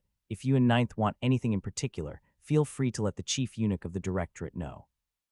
These words were spoken generously, and the eighth prince was quite surprised after hearing them. Because as far as he knew, even when eldest brother and second brother established their own residences, royal father hadn't said anything like just say what you want. And just like that, the matter of establishing the residence passed. Emperor Wei then asked a few questions about the eighth prince's studies. The eighth prince wasn't foolish, in fact. His memory was excellent. The only reason he didn't stand out usually was because he deliberately held back in front of the eldest prince and the others. Now, facing the emperor's questions, he didn't try to show off, answering in a standard and proper manner, even stammering slightly from time to time. Ninth younger brother said that a prince without any background or power is as pitiful as a cabbage in the field. Eldest brother and second brother are both so aggressive about the throne. If I attract attention, things will only get harder for me. Better not put ninth in a difficult spot. Emperor Wei, he was truly curious now. That the eighth and ninth princes had a good relationship wasn't surprising in itself, but a relationship so good that, as the elder brother, he listened to his younger brother in everything and couldn't go 3 sentences without mentioning him. That was truly unexpected. To show benevolence is for the people, to resist enemies is to protect the people. If one is united with the people in heart and strength, none can resist them. The eighth prince was answering the emperor's question, quoting from Mencius, protect the people and become king, none can oppose you. To show benevolence and implement governance is for the sake of the people. Guarding the border and resisting invaders is also for protecting the people. These two are not in conflict. As long as one stands united with the people, who could stand against such a force? He usually studied in the imperial study under the Grand Tutor. Though he often pretended not to take it seriously for the sake of self-preservation, he actually understood what needed to be understood, especially since he spent so much time with ninth younger brother, who would occasionally say things that were thought-provoking, always with the people in mind, words that made one reflect and feel ashamed. You could say it rubbed off on him. Sometimes, when the eighth prince looked at his haughty, extravagant older brothers, he felt they all seemed to lack a heart that truly cared for the people. After answering, the eighth prince stood quietly below, deep in thought, not noticing Emperor Wei gazing at him with a meaningful look. Even the eighth prince's answers were all connected to the ninth. Emperor Wei lowered his eyes, concealing the contemplation in them. This ninth, he was definitely a big problem. Unaware that he was about to be added to the emperor's disappointment list, Wei Yu was currently dozing off with his head on his desk. He was a textbook example of a prince with no decorum. Staring at a character on the page, Wei Yu's eyelids kept drooping. Just as they were about to fully close, he suddenly let out a big yawn. So sleepy, unable to bear it, Wei Yu sat upright and shouted toward the young eunuch at the door, "What time is it?" "Your Highness, it's just past the 5th quarter of the hour of the dragon." Wei Yu did a rough calculation in his head. Oh, around 840. It was usually the time he studied rites and culture. Wei Yu yawned again and slumped back onto the desk. He had thought that, after the whole incident with his dad being struck by lightning, he might get a few days of good rest. What a fantasy that was. That yawn even brought tears to the corners of his eyes. Wei Yu figured that eighth brother had been gone for about an hour and would probably be back soon. He wondered what he had been doing all this time, whether he got scolded, and whether the fallout would reach him, the innocent bystander. The emperor's sleeping quarters. Wei Yu stood inside the hall, head lowered, looking at his toes with a face full of innocent obedience. Damn it, my crow's mouth really is something. Bad predictions always come true. He had just been thinking about avoiding the fallout, and now here he was, summoned by the old man. Wei Yu didn't even know what to say. Just as he was standing there all well behaved, he heard his old man ask, "I heard from Eighth that last year on my birthday, you specifically made a bowl of noodles for me. Why didn't you have someone deliver it?" Hearing this, Wei Yu froze instantly. He blinked twice quickly, face showing a bashful expression, and said hesitantly, replying to Royal Father, "Yes, your son did cook a bowl of noodles." "Ah crap, what exactly did Eighth Brother say? He even brought up that bowl of noodles. What am I supposed to say that I was just hungry one night, got up to cook for myself, and it just so happened that Zio Anzi saw and misunderstood. That brutal truth, Emperor Wei yep, just as he thought. When dealing with these two kids, any sentimentality had to be put on hold first. Wei Yu paused in his explanation. Should I tell the truth or make something up? A little conflicted, honestly. Hearing this, Emperor Wei's eyes revealed a look of surprise. He hadn't expected this rascal to actually have the intention to tell the truth. Before Emperor Wei could speculate further, Wei Yu had already made up his mind. He looked up, glanced at Emperor Wei seated above, his gaze full of affection and a touch of flattery, and said cautiously, "Hee, Royal Father, actually, that incident last year was an accident. I was just hungry at the time, so that bowl of noodles was something I made for myself." In the end, he chose to tell the truth. Watching his father's expression, Wei Yu felt uneasy, unsure if telling the truth would earn him a beating. After all, saying it like this kind of sounded unfilial. It wasn't that Wei Yu didn't know how to lie or wasn't capable of being smooth-head, just couldn't be bothered to lie, nor did he want to cover one up. A true salted fish. Honestly, didn't have the energy to deal with all that. Besides, lying in front of an emperor, can you really be sure your little schemes won't be seen through? Might as well just speak the truth. The eighth prince admired Wei Yu's boldness so much he was practically in awe. He stared at Wei Yu and from an angle where Emperor Wei couldn't see, gave him a big thumbs up. Wei Yu got the message. Stay low-key, stay low-key. Now's not the time to relax. Wait until the old man gives his verdict, then we'll talk. Old man Emperor Dad Wei stayed silent for a long moment. Just when Wei Yu was about to cave from the awkward silence and reach for his tablet to sneak a peek at a Dragon Ao Tian novel, the old man finally spoke. "I remember now." Emperor Wei said slowly, "I recall that last year, you didn't attend the banquet. The fourth prince said you were unwell and even sent an imperial physician to check on you." Bringing this up now, Emperor Wei, who hadn't thought much of it back then, also sensed something wasn't right.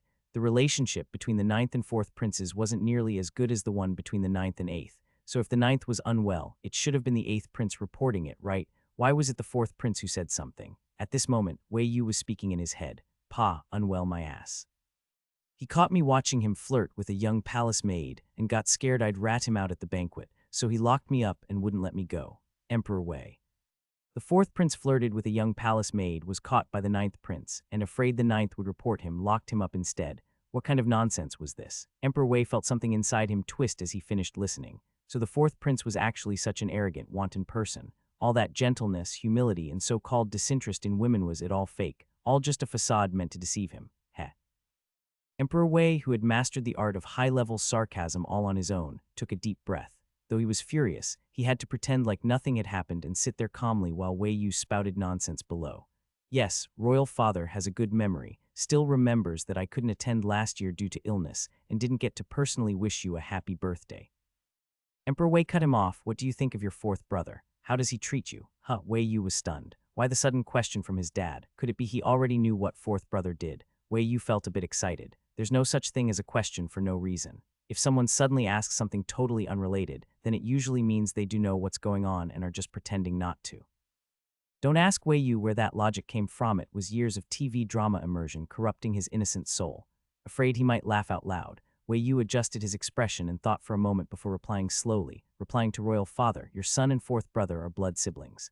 Naturally, the relationship between brothers is quite good. He lies, all lies. I'm being totally fake right now, Father. You get what I mean, right? You must get what I mean, otherwise you wouldn't be asking this." Emperor Wei, if he wasn't certain that Wei Yu didn't know mind-reading arts, he'd honestly think they were having a conversation via telepathy. Listening to Wei Yu's lively and shameless inner monologue, and then looking at his honest to the point of tragic face. For some reason, a strange, hard-to-name feeling rose in Emperor Wei's chest. Not quite frustration, not quite indignation. The kind of feeling where you want to personally slap someone but can't be bothered to because it'd be beneath you. A general sense of discomfort. The more he thought about it, the more Emperor Wei was sure that was exactly the feeling. If he described it to Wei Yu would probably sum it up in 2 words: ball ache. Yeah, that kind of ridiculous, irritating ball ache. Wei Yu was still waiting for his dad to respond. After waiting a long time with no reaction, he looked up and saw his father frowning as if deep in thought.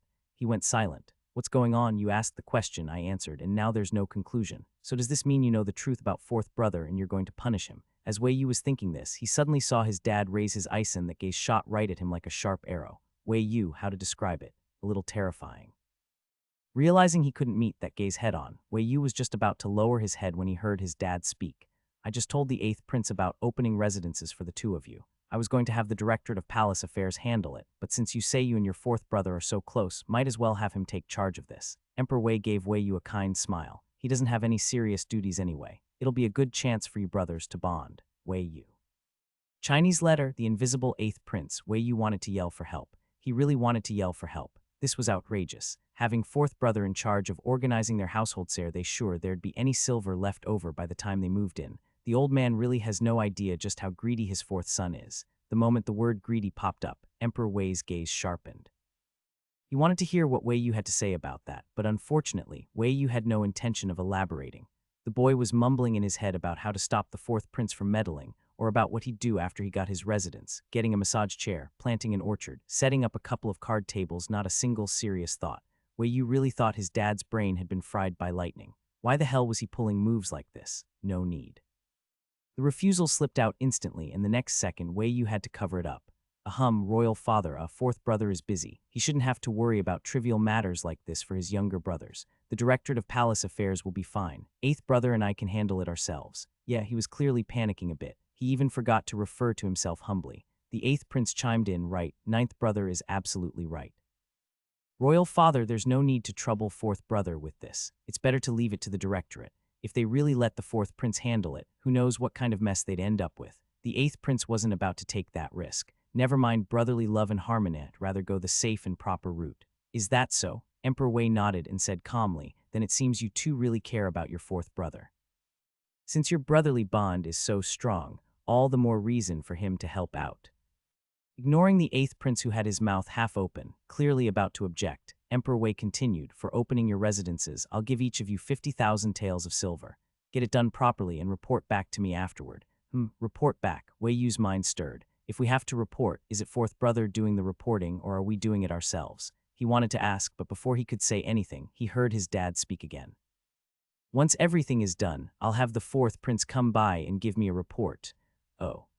Wei Yu understood now. That meant 4th brother would be doing the reporting, since they'd already failed to argue it down once and it was set in stone that the 4th prince would handle the setup. Wei Yu didn't bother trying again.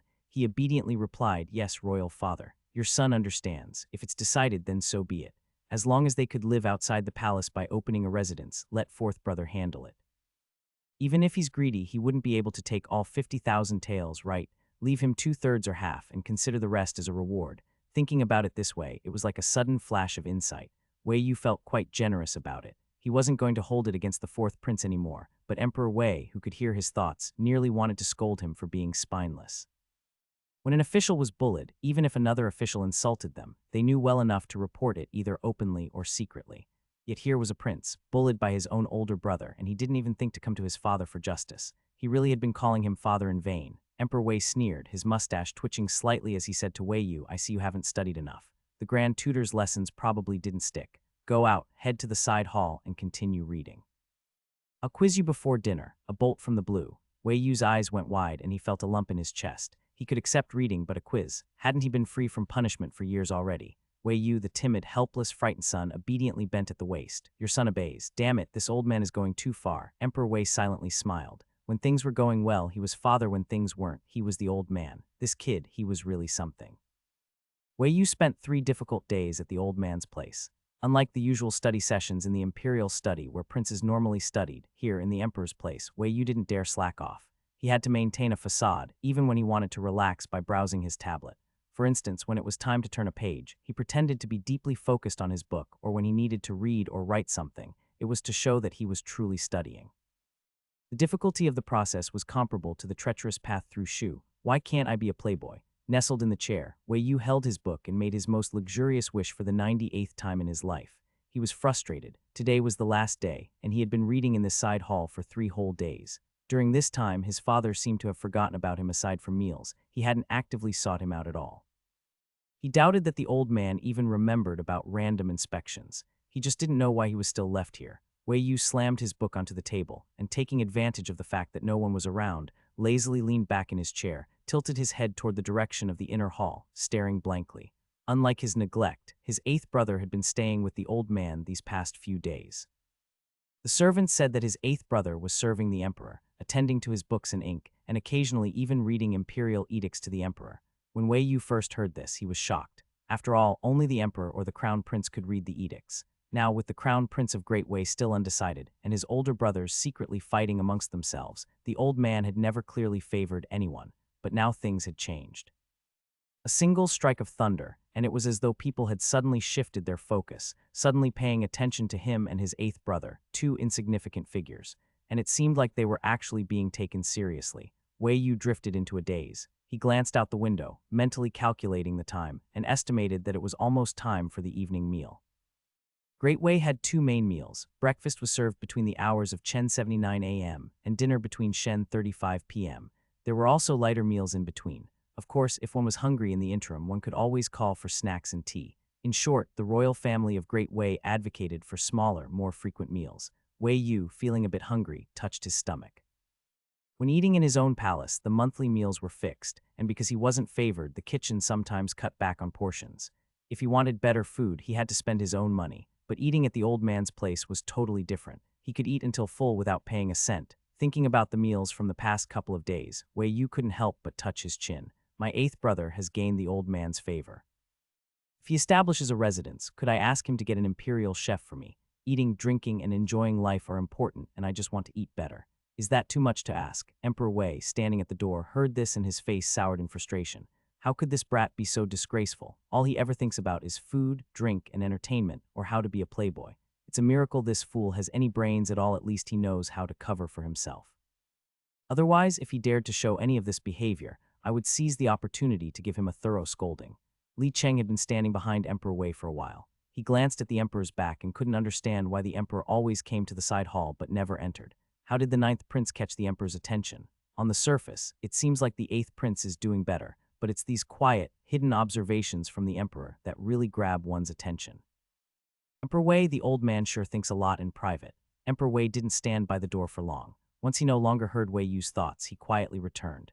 This act of eavesdropping on Wei Yu's thoughts at the door had become something Emperor Wei did frequently during these 3 days. It could be said that, aside from Wei Yu, the eighth prince, and their immediate servants, nearly everyone in the emperor's inner palace was aware of this. However, even if they knew, no one would dare tell the two.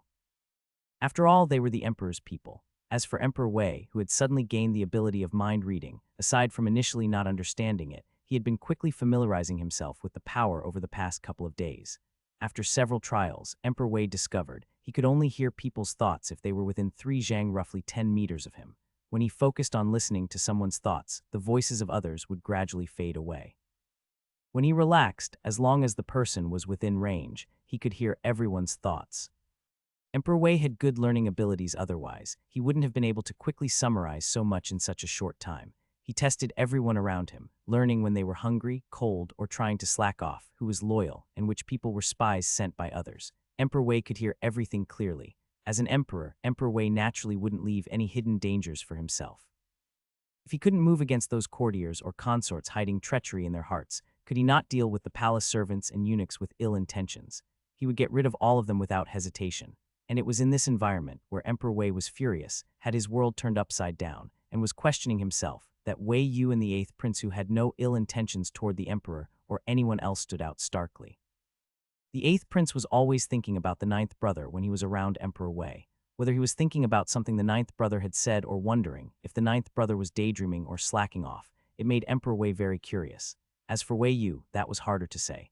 A few secretive eavesdropping experiences made Emperor Wei seriously suspect that this son's mind was preoccupied with nothing but food, drink, and enjoyment. After the evening meal, Wei Yu underwent a random check of his assignments from his father. It wasn't anything too important, just memorization, translation, and summaries, much like the reading comprehension tests from back in school. Wei Yu casually muddled through. He thought his performance was flawless, his acting so perfect it could earn him an Oscar. But as he was leaving, Wei Yu caught a glimpse of his father's expression. The old man's face didn't reveal much. It was a typical imperial mask of emotionless composure. But Wei Yu couldn't shake the feeling that his father's eyes seemed off. What was off about them? He couldn't quite tell. It just felt strange. It made him uneasy. When he left the Yongxin Hall, Wei Yu looked back thoughtfully. The eighth prince noticed his movement and couldn't help but ask, "What are you looking at?"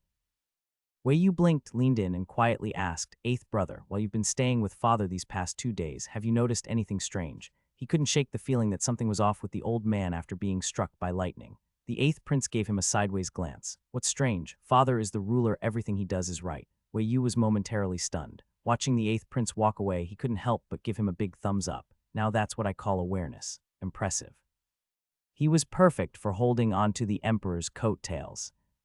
Ever since returning from the Emperor Dad's sleeping quarters, Wei Yu had gone back to his salted fish life. Life at his own residence was both carefree and cramped. Wei Yu was a prince without his own household. His only daily responsibility was to go to the study hall and read with the grand tutor. Even when he had free time, he didn't wander around just holed up in his bedchamber, relying on his tablet to eat and drink. He absolutely wouldn't go out and provoke anyone with even a shred of influence in the palace. So really, for someone like Wei Yu, living like a salted fish and practically invisible, the fact that he had spent a few days with the emperor and was seen by others as the emperor's favorite was already a totally unbelievable thing. Returning to his previous life, well, it wasn't really that different. Everyone else's speculation was just baseless nonsense. Wei Yu never believed he'd won the old man's favor, nor did he think he could actually become some pampered prince with a shot at competing for the position of crown prince. At most, maybe his eighth brother had some hope. Wei Yu kept up this salted fish lifestyle for nearly half a month. Life didn't really change well. No, there was one difference: more gossip. Wei Yu spent more time munching on sunflower seeds. Squatting at the gates of his own residence, Wei Yu was cracking sunflower seeds while listening to two young eunuchs gossiping about the latest palace news. Eunuch A: "Wow, your highness, you didn't see it. His Majesty scolded the Minister of Rights so badly. It was like raining blood and guts." The minister kept trying to claim he was innocent, but the Grey Guards dug up proof he'd visited a brothel just yesterday. His Majesty reviewed the evidence right there in court. Wei Yu's eyes lit up. "Huh, a brothel visit, in broad daylight. Eunuch B: "Exactly, your highness. If it weren't broad daylight, how could the Grey Guards have gone to arrest him? Oh, and that assistant minister of justice, Lord Huo, said the two of them were together yesterday." Wei Yu kept munching. So exciting, officials visiting brothels in the daytime. Totally deserved the punishment. Hey, go on, what happened next? Eunuch A: "After that, Lord Huo named names. Everyone who'd been to the brothel got called out right there in court, more than a dozen of them. His Majesty was furious, cut some of their salaries, grounded others, and 2 were dismissed outright." Wei Yu clicked his tongue in amazement. "Wow, that's wild anymore. Eunuch B: "Of course, your highness. I heard the eldest and second princes were summoned to the Hall of Mental Cultivation after court today. They were in there for over an hour, came out looking awfulward is His Majesty beat them." Eunuch A objected. "Who said that? They were made to kneel, not beat." Eunuch B protested. "What do you mean? It was a beating. I heard it from the eunuch near the Hall of Mental Cultivation. Definitely reliable." Eunuch A stood firm. "You totally heard wrong. I saw the two of them rubbing their legs with my own eyes. They were clearly punished by kneeling." "You're wrong." "No, you are." Wei Yu cracked his seeds even more enthusiastically. As the longtime consumer of gossip, the two young eunuchs Wei Yu's prime source argued for quite a while about whether the eldest and second princes had been beaten or just made to kneel. Who won the argument? Ah, good question. Wei Yu believed that when you carry water, you must carry it evenly. It was important to preserve diversity in answers this way. He could hear even more juicy gossip next time. Aya, don't fight anymore. You two are the backbone of my intelligence network. Without your tireless daily efforts, I wouldn't be where I am today." Having finished his sunflower seeds, Wei Yu clapped his hands and said earnestly, "You're both valued talents under my wing. Don't let something so trivial come between you. If the two of you end up with bad blood, what's poor little me supposed to do caught in the middle?" The two young eunuchs blushed and bashfully pledged their loyalty. "Ahem, your highness, don't worry. Zhao Chenzi would never betray you. Same here, your highness. This servant lives for your highness, and even in death will remain your highness's ghost." Wei Yu looked at the two with approval and warmth. Good, I know your hearts. Just so happens I've got some pastries. Take them with you later. Look at how skinny you both are, makes my heart ache." After all, these were his hard-won gossips. Saplersky had to be well cared for. Sustainable development was key. The two young eunuchs lit up with joy at his words and repeatedly thanked him. It was a small matter. Wei Yu waved at Hong Zhang, who was standing to the side. "Hong Zhang, go bring out that plate of jade-dew sculpted pastries for these two brothers." Hong Zhang glanced at him silently, then turned around and went into the hall. The gatekeeper had left, and no one was keeping watch around them. Zhao Chenzi glanced around. Seeing no one else nearby, he leaned closer to Wei Yu and lowered his voice. "Your Highness, this humble servant has a friend on duty at Take Gate, and he heard that in a few days some foreign envoys will be coming." "Foreign envoys?" Wei Yu paused slightly. "Which foreign land? Great Liang, the northern nomads, or the Miao people from the south?" Wei Yu had been the 9th prince of Great Wei since childhood. Back when he was trying to understand this era, he'd asked the Grand Tutor or looked through books himself. And the conclusion he got, well, you could tell from the name of this dynasty, Great Wei. The history he learned never mentioned any country called Great Wei. At most, there was a state called Wei among the 7 warring states. But in this era, there weren't any feudal states at all. Even the history was different. Great Wei had occupied the Central Plains for over 200 years and regarded itself as the legitimate power, vast in territory and rich in resources. But to the west was Great Liang, eyeing them hungrily in the north, a horde of fierce nomadic raiders in the south, steep mountains filled with poisonous insects, snakes, and the Miao people in the east were still. Despite being by the sea, coastal regions were often harassed by pirate raids. Wei Yu knew he had arrived in an unfamiliar era. Even though he couldn't use his historical knowledge to pose as some sage-like figure, fortunately, he had never had great ambitions to begin with and didn't care about making a name for himself or being remembered for eternity. So what if he was a salted fish? As long as it wasn't some cannibalistic chaos of the Wei, Jin, and northern and southern dynasties, he'd accept living in a backward ancient time. Wei Yu had no involvement in politics, so naturally he didn't know which foreign land Great Wei meant. He had just guessed. Zhao Chenzi shook his head repeatedly at his guesses. No, Your Highness, this humble servant heard that these foreigners are coming by sea. They supposedly sailed all the way south from the north and brought loads of rare treasures. Ah, by sea. Wei Yu blinked. In that moment, all kinds of thoughts popped into his mind. Foreigners, maritime trade. He quickly asked, what do those people look like? Do they have blonde hair and green eyes? Do they look kinda like the northern nomads? Zhao Chenzi was momentarily stunned by the question. He frowned, looking troubled. This humble servant didn't hear anything about that. Probably not. Wei Yu was thoroughly disappointed. If no one had heard about it, then it probably wasn't true. After all, people were always curious about things different from themselves. If those people really were foreigners and looked different from the people of Great Wei, there would have been rumors long ago. The northern nomads had sharp, deep features, rugged and bold men, stunningly beautiful women. Some even had green eyes. Whenever the people of Great Wei saw them, there'd always be quite a bit of chatter. Wei Yu sighed. Sigh, never mind. I was probably overthinking it. Might as well wait until those foreign envoys arrived and see for himself. Zhao Chenzi stole a cautious glance at him, not sure what was on the 9th prince's mind, and simply nodded awkwardly. That was about all the gossip for today, but before getting up, Wei Yu still asked the two of them anything else worth gossiping about. Zhao Chenzi and another young eunuch named Liu Ping shook their heads in unison. No, Your Highness. As Wei Yu's gossip suppliers, the two had served him for 3 or 4 years and knew exactly what he meant by gossip. Wei Yu nodded. All right, if there's nothing, there's nothing. He figured by tomorrow there'd be some new gossip anyway. Wei Yu stood up, and as he turned, he saw Hong Zhang walking over with a food box. Hong Zhang said, Your Highness, everything's packed inside. Give it to those two. Hong Zhang handed the food box to Zhao Chenzi and Liu Ping.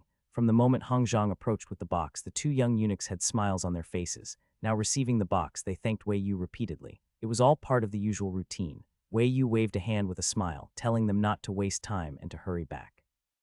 Once the 2 young eunuchs had left, Wei Yu finally turned to Hong Zhang and asked seriously, how much did you tuck in? Hong Zhang replied honestly, 1 tael each. Hiss, Wei Yu clutched his chest, heart aching. Spending money in this palace really is like pouring water into sand. A few more rounds of this and my private treasury will be empty. Looks like I'll need to come up with new ways to make money again. Who knows when I'll finally get my own residence.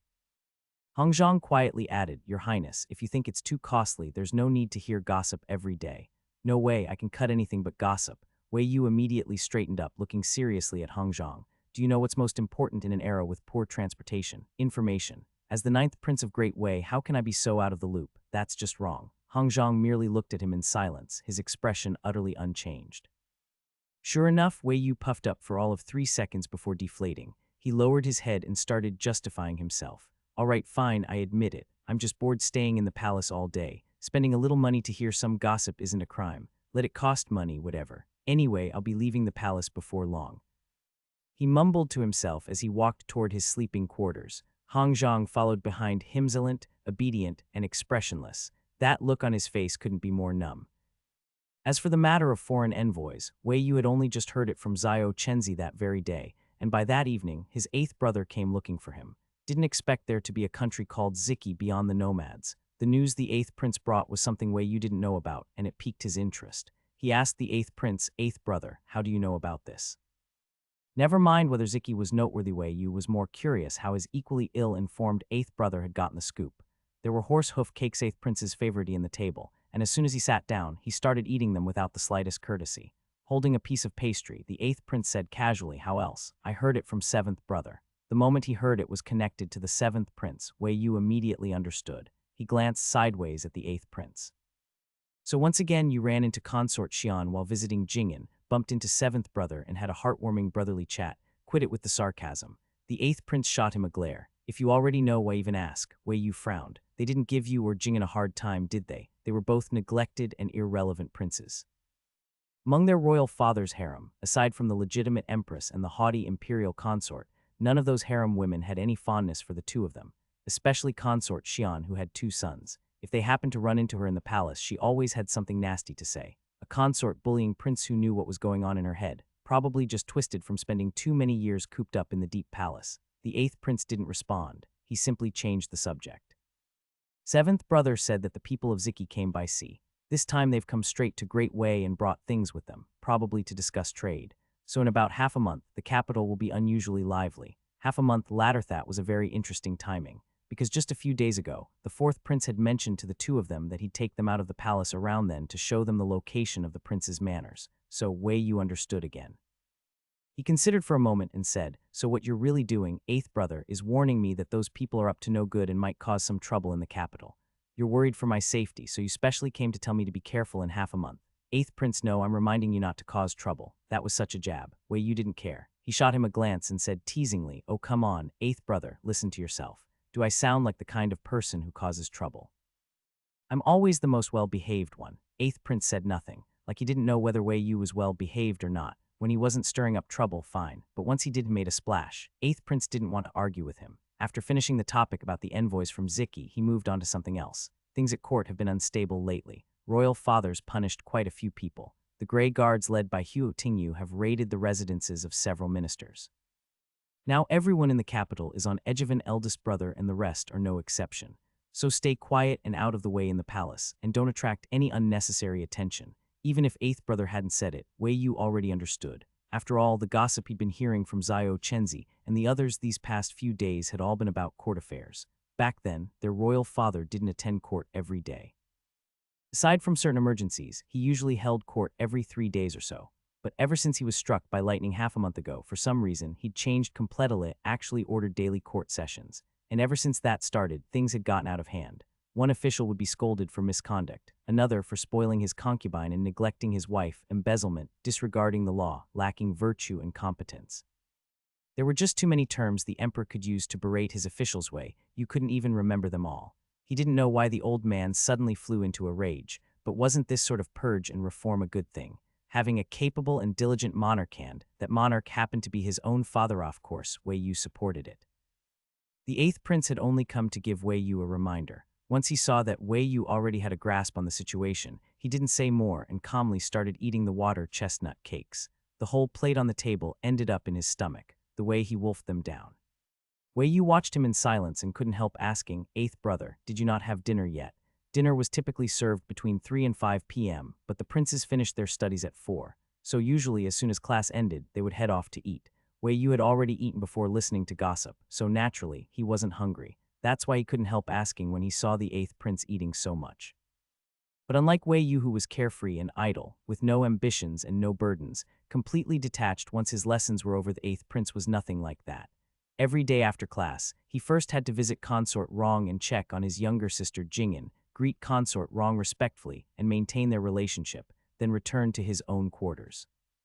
Only after that would he review what the grand tutor had taught that day, and carefully redo the assigned homework not once, but twice, once properly, and another time deliberately full of mistakes and omissions. By the time he finished all that, it was finally time for his dinner. He wiped his mouth and took a sip of tea to soothe his throat, straightened his robe, and stood up. "All right, I've said everything I came to say. Be sure to take care of yourself. I'm heading back." Came in a hurry, left in a hurry, and took a whole plate of water chestnut cakes with him. Wei Yu was silent for 3 seconds, then got up and walked toward the bed. The time for reflection had passed. It was time to go back to watching Conan. 10 days neither long nor short. Wei Yu was still that same idle salted fish, always pestering Zhao Chenzi and the others for gossip. However, due to his father's sudden outburst, the officials of Great Wei, after being caught off guard at first, quickly pulled themselves together. Because of that, the gossip that Zhao Chenzi and the others brought him in the past few days had become far less juicy than before. Yesterday, for example, the best he heard was that some censor had impeached a Dali Temple official for being too rough in his duties utterly uninteresting. Once again squatting on the doorframe with a handful of sunflower seeds in hand and just about to crack one open, Wei Yu suddenly heard Zhao Chenzi speak excitedly. Your Highness, that group claiming to be envoys from Ziki has arrived in the capital, and they've brought loads of treasures. Huh, the seed paused at his lips and didn't get cracked. Wei Yu squinted over, heard what kind of treasures they brought. Zhao Chenzi replied, no need to ask around. This servant's friend at Tai Gate said that when those Ziki envoys entered the capital, the treasures filled 36 whole carriages. There were crowds of people following them, gawking the entire way. Stuff from the sky, the land, and the water-rare birds and beasts no one's ever seen before. They even brought tons of gold and silver jewelry, and apparently they had some kind of transparent colored glaze. Really beautiful. Livrion's going crazy trying to buy it at a high price. Transparent glaze, wait glass, Wei Yu blinked, a vague sense of I know what this is dawning on him. He continued asking, anything else? Do we know when the envoys are entering the palace to meet His Majesty?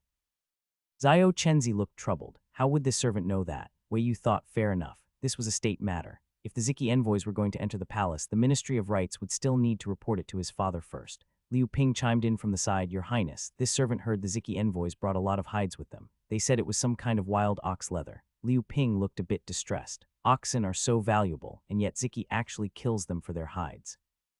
Barbarians truly. In great way it was against the law for commoners to slaughter oxen. After all, as a vital agricultural tool, protecting oxen was important not just for maintaining national productivity, but also for stabilizing the smallholder economy. It had that official policy flavor. Different countries, different situations. Wei Yu casually explained, oxen are essential farming partners here in great way. But what about up north? Just look at the Xingnu. The land there isn't fit for crops, they lack food, so every winter they come raiding our border, spurning, killing, and looting. If the Xingnu are like that, Ziki, which is even farther away, probably sees oxen no differently than chickens or ducks. That explanation was crystal clear. Zhao Chenzi, Liu Ping, and even Zhao Anzi, who stood watch nearby, all understood. The three young eunuchs froze for a second, deep in thought. Then a wave of realization washed over them. Oh, so that's how it is. Your Highness, you're amazing. Zhao Chenzi's eyes were full of admiration. Your Highness is so learned. After hearing your explanation, this servant feels smarter already. Wei Yu waved it off humbly. Ah, low-key, it's nothing. Being praised like this was a little embarrassing. Anyone who had gone through 9 years of compulsory education and learned a bit of civics could figure that out, right? Wei Yu tried to stay modest, but the two young eunuchs couldn't stop their flattery. No, Your Highness is truly gifted. This servant has always thought you're the most that one among the princes. Your Highness, don't worry. We're all well aware we'll never reveal your secret. Wei Yu, the hand holding the sunflower seeds, froze. Wei Yu stared blankly at the increasingly excited and loyal little eunuchs in front of him, completely lost on where this was going. Well aware. What exactly are you guys well aware of? The two excited young eunuchs silently drew in a breath. The ninth prince had always been disliked in the palace and was rumored to be a fool, but only those like them who had actually interacted with him knew. His Highness was not a fool. His Highness was very clever. His Highness had been quietly building up his strength, preparing for a great leap forward. As people secretly loyal to His Highness, they absolutely wouldn't drag him down. After giving themselves a mental pep talk and working through their imagined strategy, Zhao Chenzi suddenly stood up and respectfully took his leave from Wei Yu. Your Highness, it's getting late. This servant will take his leave for now. Once there's new information, I'll come report it to you in detail. Watching the righteously indignant backs of the two young eunuchs as they left, Wei Yu tilted his head and let out a long ah, then lowered his head to look at the sunflower seeds in his hand that he hadn't finished cracking. Wait a second, what the hell is wrong with those two? He hadn't even finished his seeds yet. Zhao Anzi, what do you think is up with those two? Wei Yu couldn't help asking Zhao Anzi, who was on lookout by the door. Zhao Anzi tilted his head, glanced at him, and answered honestly and sincerely, Your Highness, this servant thinks it's probably because what you said earlier exceeded your usual level of speech, so they were startled. Wei Yu, how dare you, slandering him like that? This little fool is done for. Wei Yu looked at him silently. For the next 3 days, the honorable task of cleaning the latrines will be yours. The feng shui there is quite nice, perfect for refreshing the mind. Your Highness, but... No buts, resistance is futile. Wei Yu finished speaking and slipped away, not even looking at Zhao Anzi's pitiful and aggrieved expression. HMPH, not assigning him to clean the entrance hall was already merciful. That little fool had the nerve to insult him. The matter of the Ziki envoys entering the palace was set for 5 days later. The emperor would host a banquet at the Tai Hall to receive the Ziki envoys. At such an important ceremonial occasion, Wei Yu, as a prince, naturally had to attend. As a prince, his seat was relatively close to the front. Wei Yu's seat was diagonally below the old man dad's second row, second column. The eighth prince was seated even closer second row, first column. It wasn't his first time attending such a grand banquet. On occasions like this, it was usually Wei Yu's best time to eat, drink, binge dramas, and read novels, a time to relax and unwind, to describe his anticipation for such banquets metaphorically. It was like elementary schoolers looking forward to a field trip, middle schoolers dreaming of sports day, and college students yearning for the weekend. And according to past routine, this banquet was no exception for Wei Yu. After greeting his father and taking his seat, the first thing Wei Yu did was reach for the pastry tray on his table, ready to pull out his tablet and sincerely start reading a good novel. Alas, just as he reached out to grab the tray, the eighth prince beside him gave a low cough. Oh, his eighth brother was warning him. Wei Yu's small eyes darted over, just in time to meet the eighth prince's gaze. Keep yourself in check. The eighth prince's quiet warning caught the attention of the sixth and seventh princes sitting ahead. The sixth prince sat in front of Wei Yu, and the seventh prince sat in front of the eighth prince. All four of them had yet to come of age, but only the seventh prince had a mother consort backing him, and one who was quite favored at that. So compared to the cautious sixth prince, the seventh prince had more confidence and freedom. Both of them turned their heads. The seventh prince spoke first. What are you two bickering about? The envoys aren't even here yet. Don't embarrass the dignity and bearing of Great Wei. The words made Wei Yu's scalp go a little numb. The eighth prince quickly admitted fault.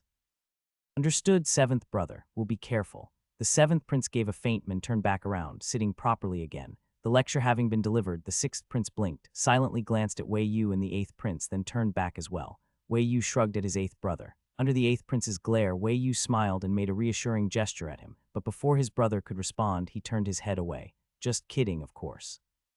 A perfect moment of leisure like this. No matter who lectures me, I'm not listening. I'm sitting way back here. Who's even paying attention to me?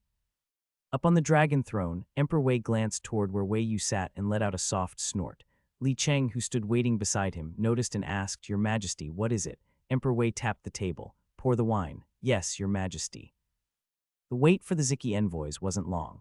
Wei Yu had just finished the first 3 golden chapters of a Dragon Aotian novel and hadn't yet had the chance to savor the main character's girl getting techniques when he heard a voice cry, Envoys from Ziki request an audience. Wanting to see what these Ziki envoys looked like, Wei Yu immediately put away his tablet and sat up straight to observe. At the entrance of the Tay Hall, a group of over a dozen people in exotic attire entered. Most of their clothing was made from animal hide stuff, yet carrying a bit of foreign flair. Their hairstyles resembled those of Xingnu nomads, with loose hair tied into small braids. As for their appearances, Tusk, not foreigners, Wei Yu was sorely disappointed, because this group of Ziki people looked no different from the northern nomads, just a bit more muscular, perhaps. His expectations hit the floor with a thud. Losing interest again, Wei Yu opened his tablet, planning to revisit Technique 29 of Aotian's girl getting skills. Wei Yu might have lost interest, but the rest of the Tay Hall had not. Emperor Wei looked down at the self-proclaimed envoys from Ziki and smiled, preparing to display the bearing of a great nation's ruler. You envoys have come from afar, truly a hardship. The great Wei monarch is too kind. I am a dual envoy of Ziki. We have traveled thousands of miles across the sea, only to follow the orders of our king of Ziki, who simply wishes to make a friend of your majesty. The man in front stepped forward, cupped his hands toward Emperor Wei, and spoke in a booming voice, his momentum so strong that the entire Tay Hall seemed to echo with his words. Emperor Wei was briefly stunned by the bluntness. So straightforward, what a waste of that towering build. Emperor Wei chuckled heartily. All who come from afar are guests. Since your Ziki bears such sincerity, Great Wei will certainly not turn away a friend. Isn't this just the establishment of diplomatic relations between nations? A stray inner voice suddenly echoed, very familiar sounding. Emperor Wei paused, glancing sidelong to the lower left where Wei Yu sat, propped on one hand, munching on pastries. That leisurely, relaxed posture bite at a time, truly a picture of ease. So, establishment of diplomatic relations, what does it mean? Emperor Wei began mulling over Wei Yu's words. As a monarch well-versed in literature and knowledge, Emperor Wei quickly grasped the gist of it. Social interaction between people builds friendship. When nations establish diplomatic relations, it's essentially friendship on a national level. Emperor Wei cast a cold glance at Wei Yu. This boy still talks so flippantly. The purpose of the Ziki envoys' visit had already been stated. Since their goal was to establish friendly relations with Great Wei, naturally they wouldn't come empty-handed. So after a brief exchange, Adul had someone bring in their gifts. The gifts were packed in chests and placed outside the Tay Hall. The people of Ziki carried in one large chest after another, placing them inside the Grand Hall, and opened them one by one in front of everyone. The first chest was filled entirely with gold, silver, and jewels. In Ziki we may lack many things, but gold is abundant.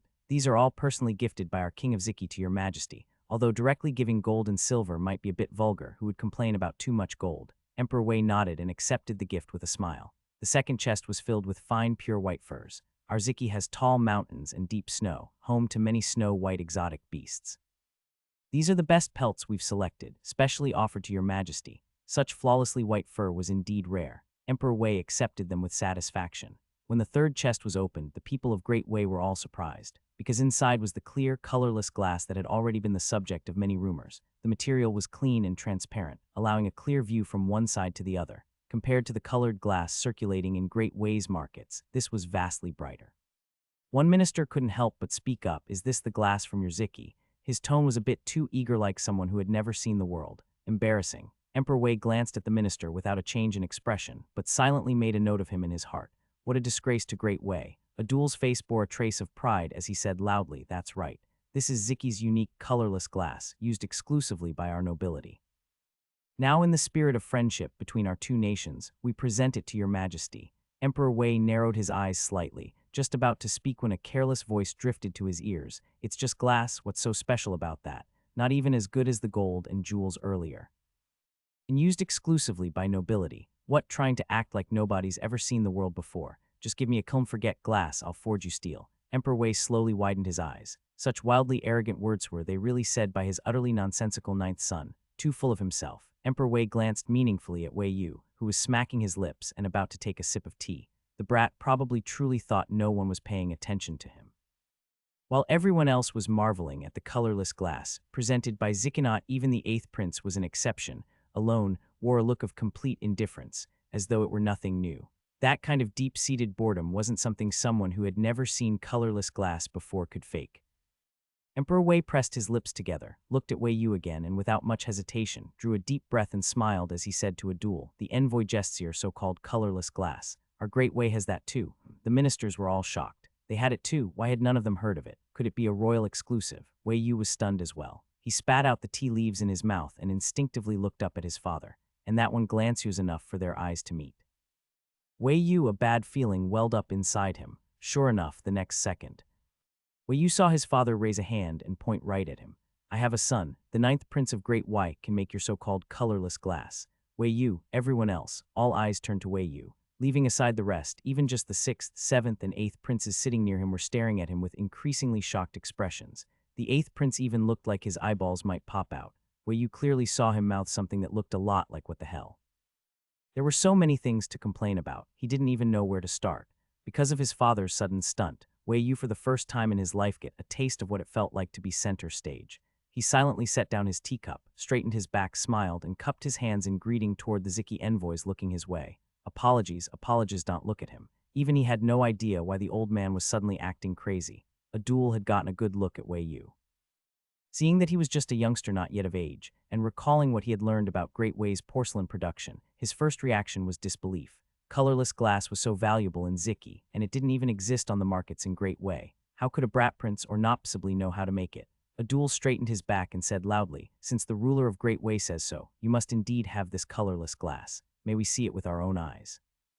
Wei Yu silently looked at his father. "Ha, serves you right for talking nonsense. Now they're asking to see it, let's see how you talk your way out of this." The brat's sarcastic tone was thoroughly ignored by the emperor, but just because he was pretending not to hear didn't mean the emperor wouldn't hold a grudge. This useless little scoundrel had smarts, but wouldn't put them to proper use, wasn't that a complete waste of talent. Appointing people based on ability, putting the capable where they belong, no way would the emperor admit. He just couldn't stand seeing Wei Yu so carefree. Middle-aged men really are that petty. In response to Adul's request, the emperor tossed the trouble over to Wei Yu without hesitation. "To tell you the truth," he said, "though this son of mine can indeed make colorless glass, he doesn't do it often. If the envoy wishes to see it, I'm afraid you'll need to wait a few days for him to make a new batch." Wei Yu, well said indeed. Wei Yu's face went completely blank. He truly didn't understand why the old man had suddenly started spouting such nonsense. Could it be his father knew something? His heart skipped a beat. He darted a glance upward, trying to read his father's expression, and just his luck, they locked eyes again. Wei Yu, that deep, knowing gaze made Wei Yu shiver uncontrollably. What the hell? Why did he feel like the old man had just stripped him bare and seen right through him? Sometimes getting exposed really does come without warning. Wei Yu was someone who had been thoroughly corrupted by countless novels, movies, and dramas. He had both imagination and creativity, could dream up things ancient people had never even considered. Putting together his father's recent changes and the thoughts he'd just had, Wei Yu easily connected the dots. His father, the emperor, seemed to be able to read minds. That was absurd. After the banquet with the envoys dispersed, before anyone could surround Wei Yu to ask about the colorless glass, he was summoned by the emperor to the Hall of Mental Cultivation. In the spacious hall, only the emperor and Wei Yu were present. Eunuch Li Cheng and the other palace servants had all been dismissed to stand guard outside. The emperor sat in the seat of honor, clad in a bright yellow dragon robe, sipping tea slowly completely in no rush to interrogate the person standing in punishment before him. Wei Yu, who was being punished with a stand, kept his eyes on his nose and his nose on his heart. Because he suspected his father could read minds, he didn't dare think too much at all. He was putting everything he had into trying to empty his brain, just in case his father picked up something he wasn't supposed to hear. As for whether he'd already heard anything earlier, Wei Yu didn't even dare to think about that. Okay, if the old man dad decided to treat him like a demon and skin him alive, lock him in a dark room and interrogate him day and night for the secret to immortality, what then? Terrifying. The hall was so silent that even the clink of a teacup sounded unusually crisp. No one knew how much time had passed. Staring blankly at the tips of his toes, Wei Yu suddenly heard a light snort from his father up front. You are clever. Passive-aggressively sarcastic. The moment that term popped into his head, Wei Yu knew bad news. Sure enough, his father gave another cryptic smile. Yes, passive-aggressively sarcastic, that's a clever phrase. Why don't you tell me where you've been learning all these vague and evasive words? Someone like the Grand Tutor so stern and properly wouldn't teach you this sort of thing. Wei Yu knew it. Mind reading. His father just flat out admitted it now without even pretending anymore. The moment he realized his dad actually had this kind of mind-blowingly overpowered ability, Wei Yu dropped straight to his knees. He shuffled forward on his knees, all the way to the desk in front of his dad, leaned on it, and flashed a fawning, boot-licking smile. Dad. Wei Yu tried to use this one dad to awaken some paternal affection, and for the first time being called dad, Emperor Wei did in fact freeze for a second. How to put it? Gave him a strange feeling, a bit soft, kind of like a youngest son from a common household acting spoiled. It was oddly adorable. My beloved, wise, and mighty father, in truth, your youngest son has always been a well-behaved and sensible child for 15 years now. Every day I bask in the glorious light of your brilliant governance, and I haven't dared slack off even the tiniest bit. While kissing up to his dad, Wei Yu frantically tried to imply how obedient and harmless he was. Every day I earnestly greet mother, show respect to my elder brothers, care for my sisters, and even treat the eunuchs and palace maids with kindness and warmth. I've even been feeding the fish in the kindly pond. Dad, see how well-behaved your son is. Emperor Wei asked him to confess, and all he gave was a pile of useless self-praise. Wei Yu talked and talked until his mouth was practically dry, but his dad still didn't say a single word. That look in the old man's eyes, it had a definite I'm just watching your performance in silence vibe. So Wei Yu stopped putting on a show. He shut his mouth, even mimed zipping it shut, then offered up both hands fawningly, signaling for his majesty to speak. HMPH. Emperor Wei gave a muffled snort, glancing at him sideways. Go on, then would you stop? Wei Yu gave a sheepish grin. What's there to say, Dad? He didn't say anything aloud, but he couldn't stop his brain from chattering. The emperor exhaled, glancing at the fawning brat trying so hard to be cute. After all, he was the youngest son. Out of 9 princes, the emperor had never experienced this kind of warm, spoiled affection from a child before. He thought for a moment and didn't immediately ask about the boy's suspicious anomalies. Instead, in a deep voice, he asked, earlier in the audience hall, you said that if you had a kiln, you wouldn't just be able to make glass. You also mentioned something else, some kind of iron. Under the old man's intense gaze, Wei Yu quickly dropped his grin and corrected him. Stela, which is also iron, technically, but it's way more efficient and durable than the iron we're currently using in Great Wei. Wei Yu's honesty pleased the emperor, but he still had questions. What is steel? And how is it different from the iron weapons used in the military? Since his dad was now asking in earnest, Wei Yu wasn't about to hold back. Honesty earns leniency, resistance brings severity. Such a profound and meaningful phrase. Listen to the police on Kless can't go wrong. So Wei Yu earnestly gave his dad a full crash course on the history of iron. Dad, hear me out. So back in the day, before Great Wei, there were the Jin, Qi, and Zhou kingdoms, right? Iron already existed around that time. It's said that in the Zhou kingdom, a meteorite fell from the sky, and they forged a meteorite blade from it. That meteorite was a natural iron alloy. It contained iron, nickel, cobalt, and other metals with a high iron content. The emperor's brows began to slowly furrow. The material of iron tools is a combination of iron, certain impurities, and carbon. The iron-to-carbon ratio affects the final product. Smelting iron uses carbon's reducing ability to transform iron oxide into metallic iron. The Qi Kingdom used cast iron, which had very low carbon content. The emperor's brows furrowed even tighter. Then in the Jin Kingdom, a new technique emergency added graphite to increase the carbon content. When cast iron is repeatedly smelted and forged, it becomes wrought iron-tempered steel. Enough, Wei Yu's lecture was finally cut off by his dad. The emperor had just been bombarded with iron, carbon, steel, and a whole bunch of words he didn't understand. His head was pounding. He took a moment to gather his thoughts and asked, "So you're saying the Jin Kingdom already had steel, which is also iron? So Great Wei should already be using this steel too." He looked at Wei Yu. "Just tell me directly what's different about the steel you're making compared to what we have now." "Good question." Wei Yu shot him an approving look. Thought he wouldn't get it. Looks like the old man still has brains and an online IQ. The emperor, Wei Yu, well. Wei Yu chuckled awkwardly, rubbed his nose, and muttered, "Force of habit." The emperor looked at him expressionlessly. "Continue." Since he wasn't getting scolded, he might as well keep going. Wei Yu straightened up and said, "Seriously, it's really just a new forging method. This method shortens smelting time, increases productivity, and is simple and easy to learn. The steel produced with it is way more durable than the stuff we're using now." That explanation was a lot more straightforward. The emperor understood. Feeling pleased, he asked Wei Yu how he knew about this kind of technique. Well. Wei Yu hesitated. Kneeling on the floor, he snuck a glance at his dad, then another glance, totally unsure how to answer. But since this brat had just been honest and gifted Great Wei such a valuable forging technique, the emperor looked at him a little more gently and snorted, "It's from that thing of yours, right? The one you call a flat board." Wei Yu, he looked up and flashed the emperor a 6-hand sign. "What does that mean?" Wei Yu grinned. "Means I'm praising your wisdom."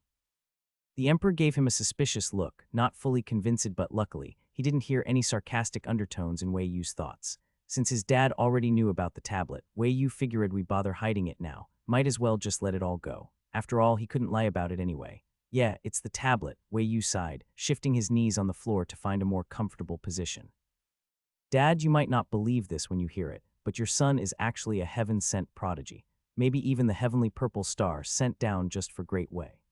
The emperor, what nonsense was he spouting now? Wei Yu's eyes drooped. His face was expressionless, but somehow his whole demeanor radiated a kind of defeated yet delusionally confident aura. It made the emperor's brows shoot up. "Me, your son, I was born knowing things. It's like I had a past life, and I haven't forgotten any of it. In that life, I lived in a wondrous era, in a beautiful country called Huaxia." The emperor had looked rather skeptical at first, but as Wei Yu slowly went on, his expression shifted. Shock, suspicion, hesitation, confusion, disbelief all flashing across his face. Was it true? Was it false? Could what Wei Yu was describing really be the world of the future? "I learned a lot in Huaxia. I've forgotten most of it, but there are 24 words I've always remembered." Not really knowing where he was going with this, Wei Yu spoke whatever came to mind. He didn't even know how much he'd already said. After a long breath, he looked up at his father, eyes full of hope and sincerity. "Dad, do you want to know what those 24 words are?" The emperor, whose soul had been rattled by Wei Yu's visions of the future, finally came back to his senses. He looked at Wei Yu, silent for a long moment, then nodded with a hoarse voice. "All right, say them." Wei Yu's legs were completely numb, but he grit his teeth and sat up straight, kneeling properly before the emperor, gaze unwavering. One word at a time, he spoke clearly and firmly: prosperity, democracy, civility, harmony, freedom, equality, justice, rule of law, patriotism, dedication, integrity, kindness.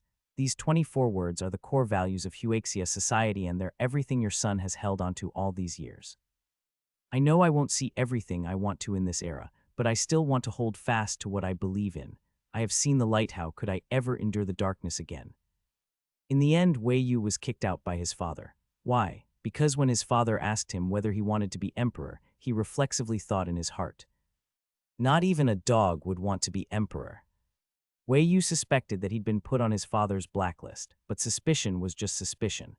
After returning to his sleeping quarters, he obediently collapsed in bed and stayed there all night, because he was completely drained. Confessing wasn't an easy task, especially not when the person you're confessing to can read your mind. His father was the emperor, a feudal monarch of ancient times. Everything he had just confessed, whether his father believed him or not, what he was thinking, what he might do with that knowledge, whether he'd treat him as some kind of heretic and have him seized, all of it was completely unknown. Wei Yu felt frustrated, but he didn't regret it. Lying to an emperor who can read minds, even if he managed to get away with it once by keeping his thoughts perfectly blank, what about the next time? What then? Would he have to be on edge every single time they met? Might as well just give him a clean death and be done with it. That night, after his confession, Wei Yu didn't sleep at all. His mind was full of all sorts of chaotic thoughts. He felt anxious and suffocated, and by the time the sky began to brighten, he got up with dark circles under his eyes. He yawned as he got out of bed, twisting his face towel to wipe his face. Zio Anzi was waiting nearby. Seeing the dark shadows under his eyes, he looked suspicious. "Your Highness, don't tell me you stayed up all night secretly reading storybooks again." It was true that the tablet had a massive library of novels, but even within Great Way, there were plenty of storybooks in circulation.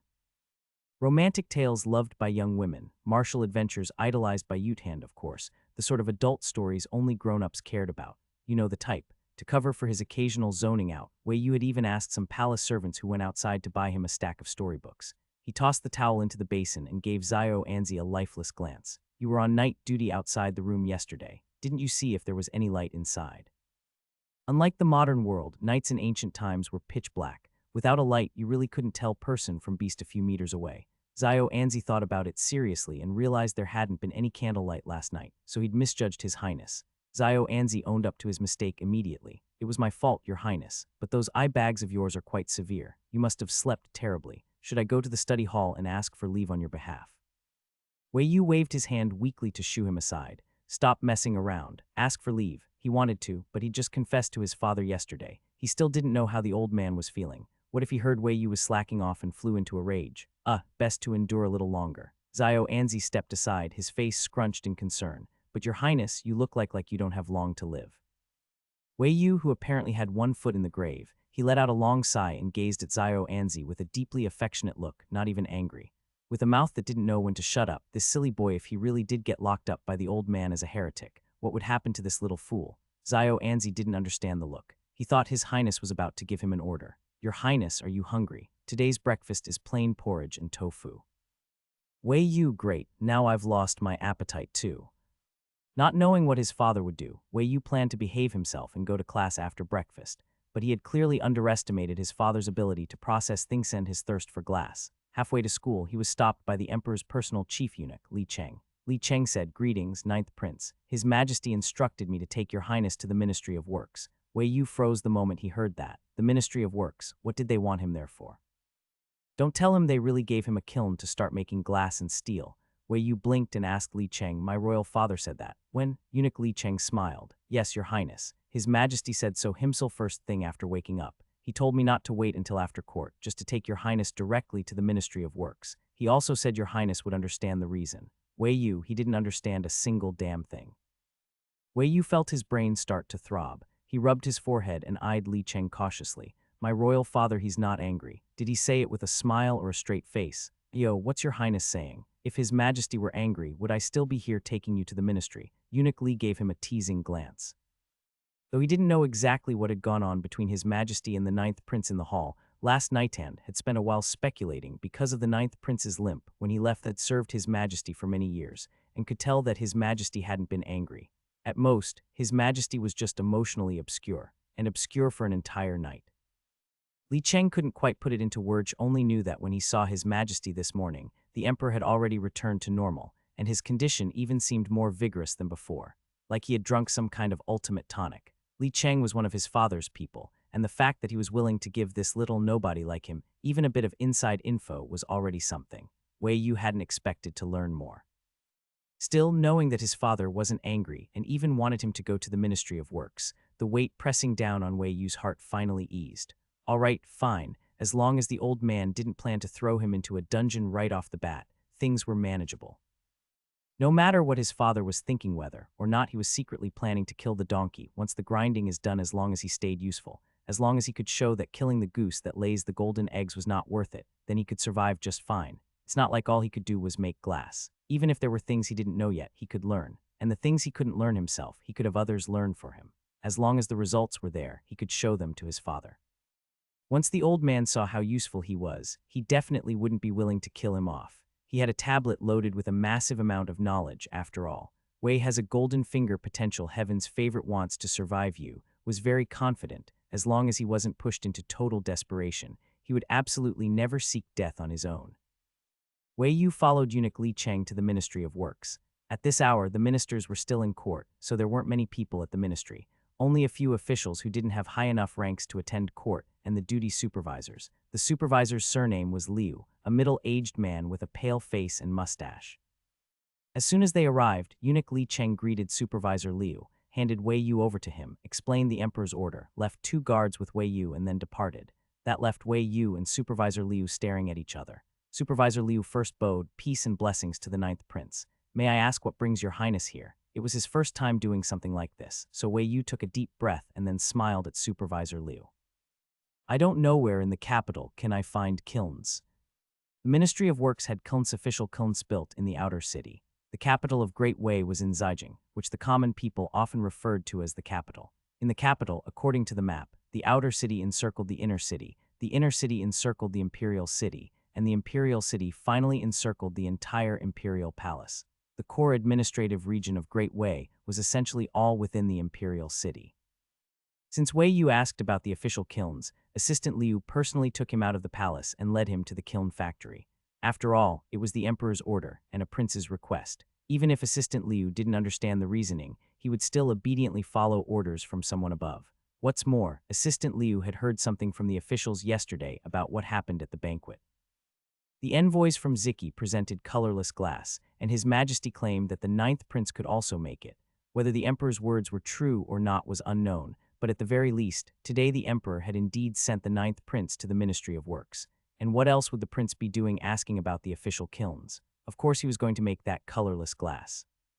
Logically speaking, since it was his first time leaving the palace, Wei Yu should have been excited, pressing against the carriage window to see how the people of ancient times lived.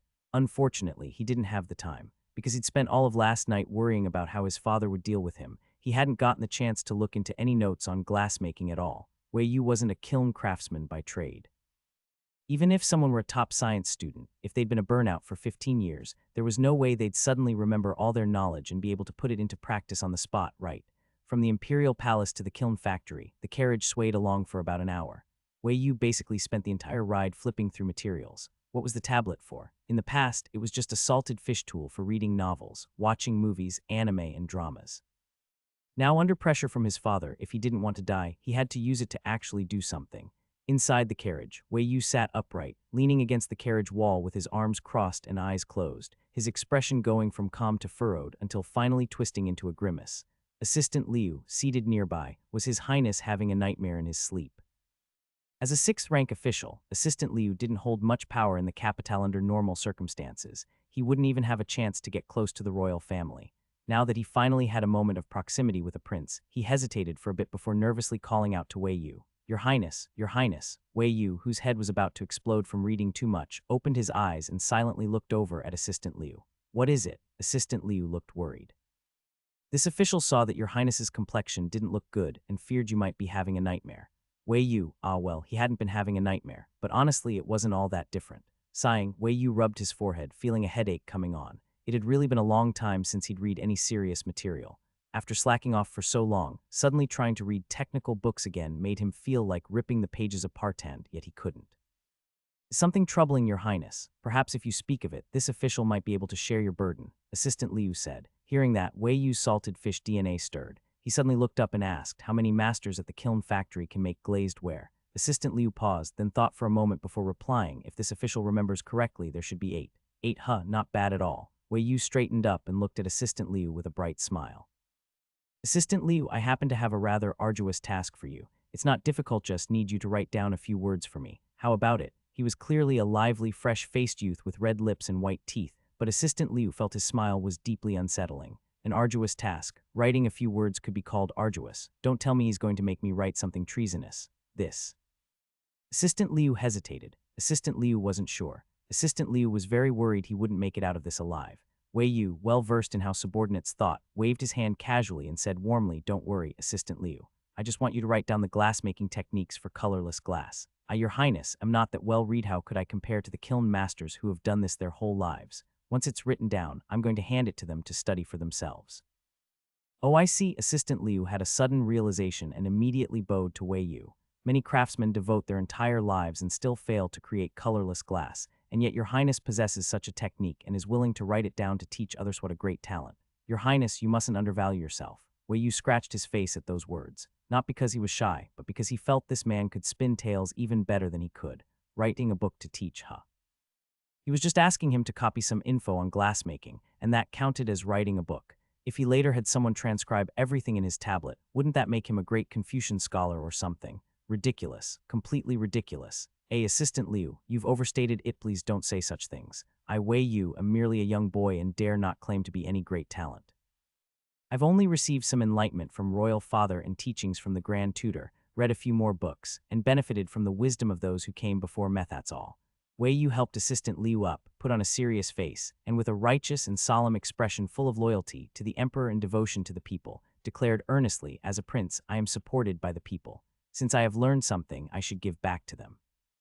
Right now, it's just a kiln firing technique. I'm not the kind of person to hoard what I know. Only if the craftsman can master the skills can more people benefit from this colorless glass. Joy alone is nothing compared to joy shared with all. If one day I can ensure the people have food and clothing, only then will I be worthy of theme and worthy of what royal father has entrusted me with. He spoke with such passion that he almost moved himself to tears. Stay calm. Staying composed is the highest form of skill. Assistant Liu stared blankly at the calm-faced youth. In that moment, his heart pounded fiercely in his chest, as if great waves were crashing within him. To give back to the people, to not hoard knowledge, to ensure the people live without want after so many years in office, he himself had almost forgotten what he once wished to do for the people. Yet now, the ninth prince had such fervent love for them. This was a blessing for the people, a blessing for Great Wei. Assistant Liu's eyes grew hot, and he couldn't help but raise his hands and bow deeply to Wei Yu again with the utmost respect. Your Highness has great ambition. I, Liu Chun, am truly in awe. If your Highness ever commands it, I shall pledge my life in loyalty. Wei Yu, that sudden declaration of loyalty shocked Wei Yu on the spot. He blinked, glanced at the back of Liu Chun's head, then glanced again. What was going on here? Why did this guy suddenly swear undying loyalty to him? Wei Yu blinked agony and then understood. It must be that the kingly aura he'd long concealed had finally emerged. As expected, he really was a hidden dragon Aotian-type character. Wei Yu smiled, bent down to help Liu Chun up, and said warmly, You're too kind, Assistant Liu. I only want to do a little more for the people. Knowing that you care for the people just as I doth, that is enough.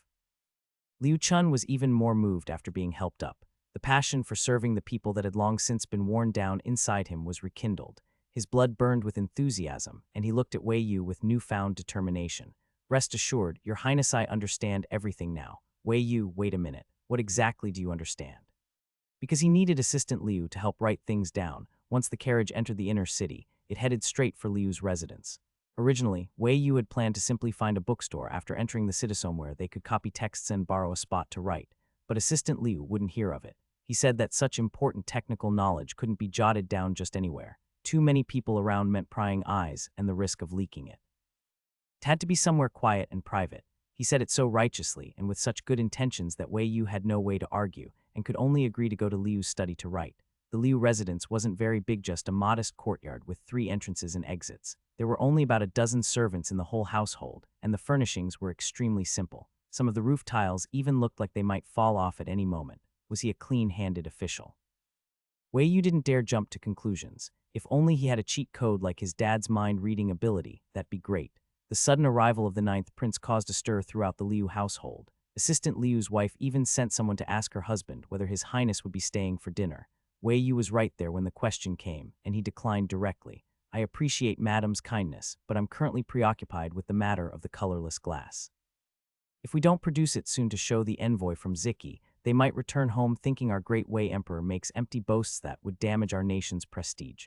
Assistant Liu nodded in agreement. What Your Highness says is reasonable. I shall begin writing right away. Please share the method. As for how glass was made, Wei Yu just had to search it up on his tablet. There were plenty of results. The only trouble was sorting through all the entries to find the most suitable method, then summarizing it in modern-day vocabulary people could understand, so it could be written down. Wei Yu and Assistant Liu ended up spending more than an hour in the study. Roughly 3 hours. Wei Yu, who only had to read aloud, had it relatively easy and could rest now and then, but Assistant Liu was truly exhausted. He wrote non-stop for more than 60 pages. Stacked together, they were nearly a thumb's height without pressing them down.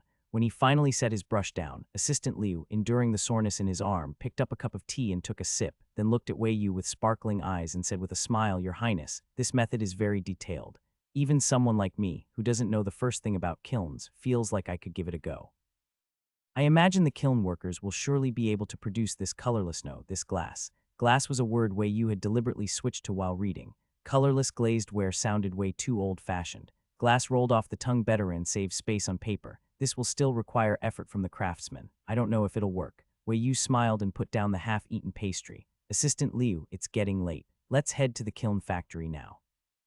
I still need to report back to Royal Father later. Of course, reporting back was not going to happen. Not until the glass was successfully made. Had no intention of running to his dad just to be nagged. Wei Yu was mainly just tired. Like, really tired. He just wanted to go home, lie down, and laze around like a salted fish. Wei Yu didn't do much at the kiln factory, just showed his face, met with a few kiln masters, and explained that the colorless glazed ware was in fact glass. After asking who among them could read, he handed over the glass-making guide written by Assistant Liu. He reminded them to try their best to complete the task within 7 days then left. Was it a bit demanding? Even Wei Yu felt like he was acting like a capitalist. But he wasn't one of those old-school, stingy bosses who demanded free overtime and made everyone hate them. He was offering rewards. Before he left, he made sure to tell all the kiln workers, His Majesty is strict in both rewards and punishments. Whoever can be the first to create the item His Majesty desires will receive a reward of 1,000 taels of silver, 5 bolts of silk, and 3 dan of rice. If you want the horse to run, you have to feed it grass. Never tell a starving man that wealth and rank mean nothing to you. Don't lecture someone living in poverty that virtue is more important than survival. Don't just show respect to the talented while being stingy with rewards. And before criticizing someone's lack of moral integrity, ask yourself, are they starving? In this world, true sages who want nothing at all are extremely rare. Most people care about what directly affects their own lives.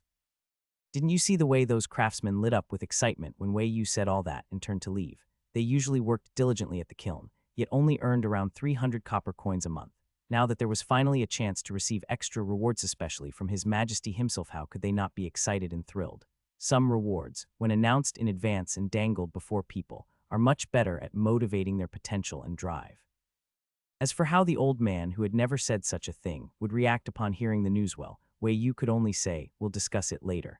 Paying people to get things done was only proper, especially when this glass matter concerned his father's and even Great Wei's honor. The old man couldn't possibly be that stingy. At most, his dad would scold him for making decisions on his own, right? So he still had to go see the old man and plead guilty. Wei Yu deflated. Not even Candide Hawthorne could save his grief-stricken expression. Wei Yu had left the palace in the morning and returned a little after 4 in the afternoon. At that hour, not only had the imperial study likely already ended its lessons, even the officials were off duty.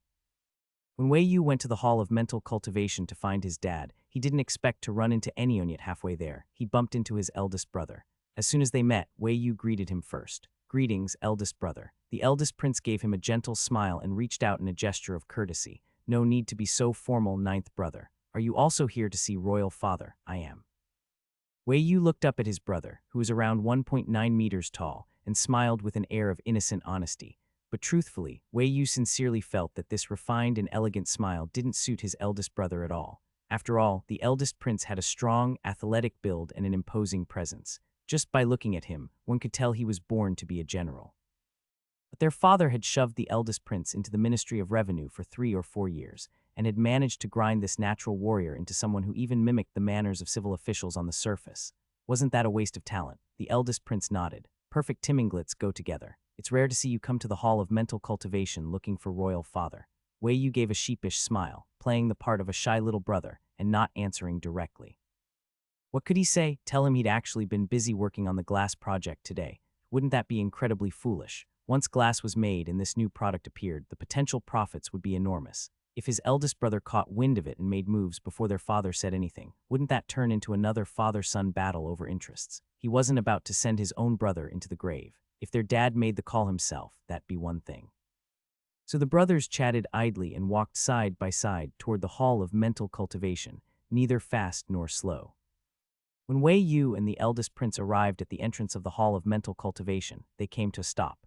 Eunuch Li Cheng was waiting outside. The moment he saw the two of them, he bowed at once. Your Highnesses have come at an unfortunate time. His Majesty is currently inside discussing matters with several ministers from the Ministry of Works. If your Highnesses have urgent business, please wait here for a moment while this servant goes in to report. This servant wouldn't dare. It's only my duty.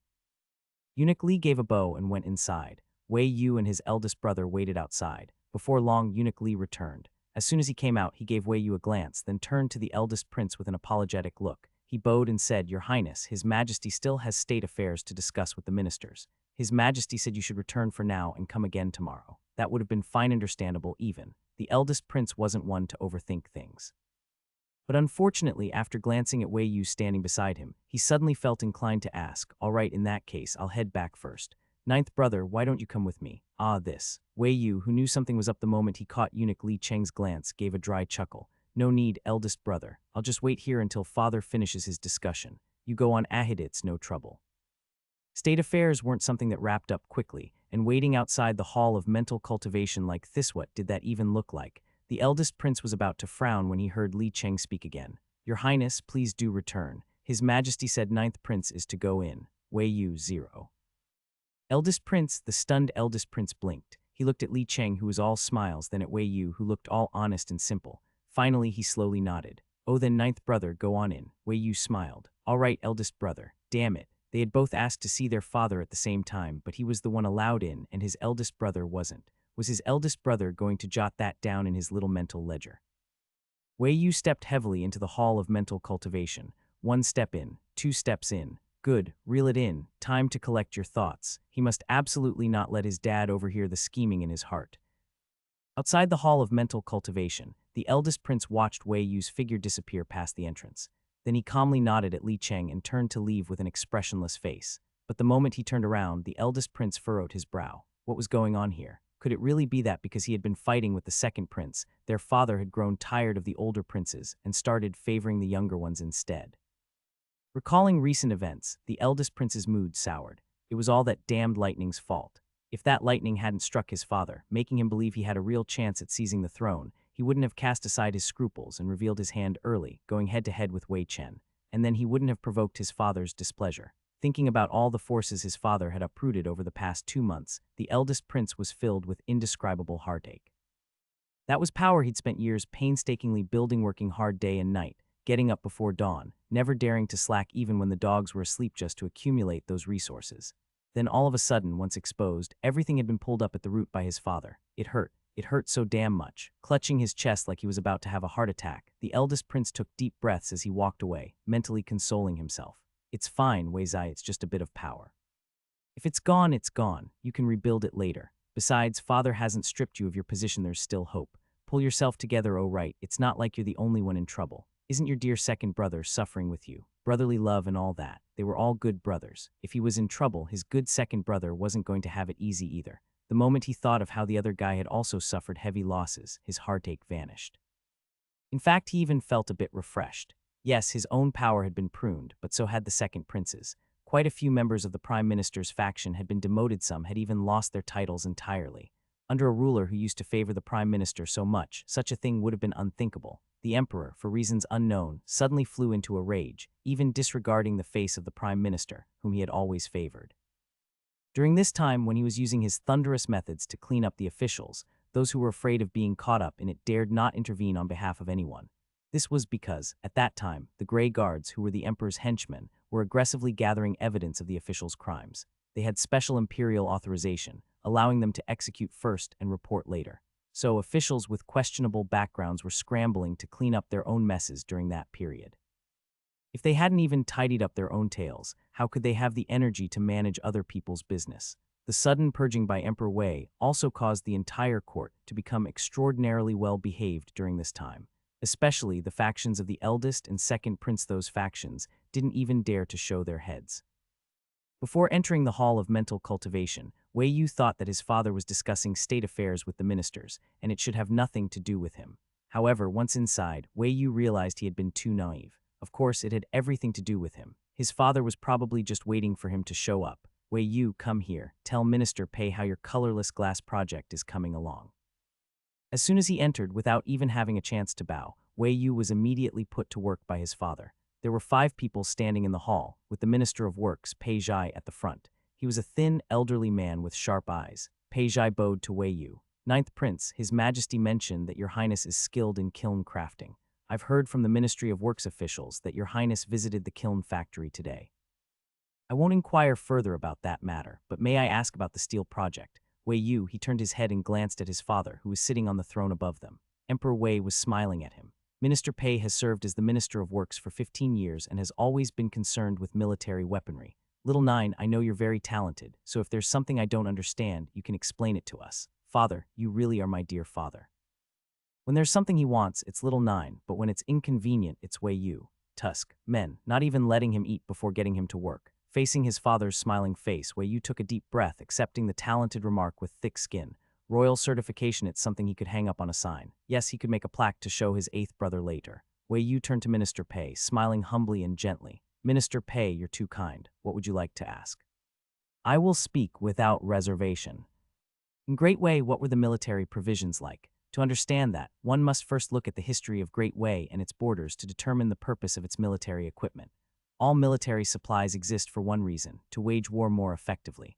A wide variety of military gear and combat tools are designed for the battlefield meant to kill the enemy, destroy their operations, and protect one's own forces from harm. Before Great Wei, there was the Jin Kingdom.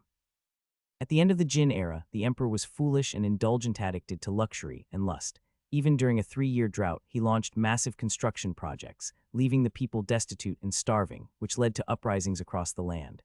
The court sent troops to suppress the rebellions. However, by that time, the Jin government was dominated by treacherous ministers who held all the power. After the suppression, imperial authority fell into decline, the court's influence faded, and the balance between central and regional powers broke down. Warlords seized control of their territories, and a time of fractured rule began. The founding emperor of Great Wei, Emperor Taizong, was one of those warlords. The Wei family rose to power through the salt trade. And just how important and valuable was salt? That's something even a modern person would know. Salt had huge profit margins.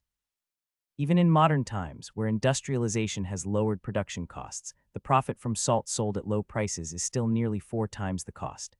In ancient times, without industrialization, the only way to cut costs was through labor. And what was labor in ancient times? No different from mules, donkeys, or horsehuman livestock. They were the property of their masters, given just enough food to survive, with no need to pay wages.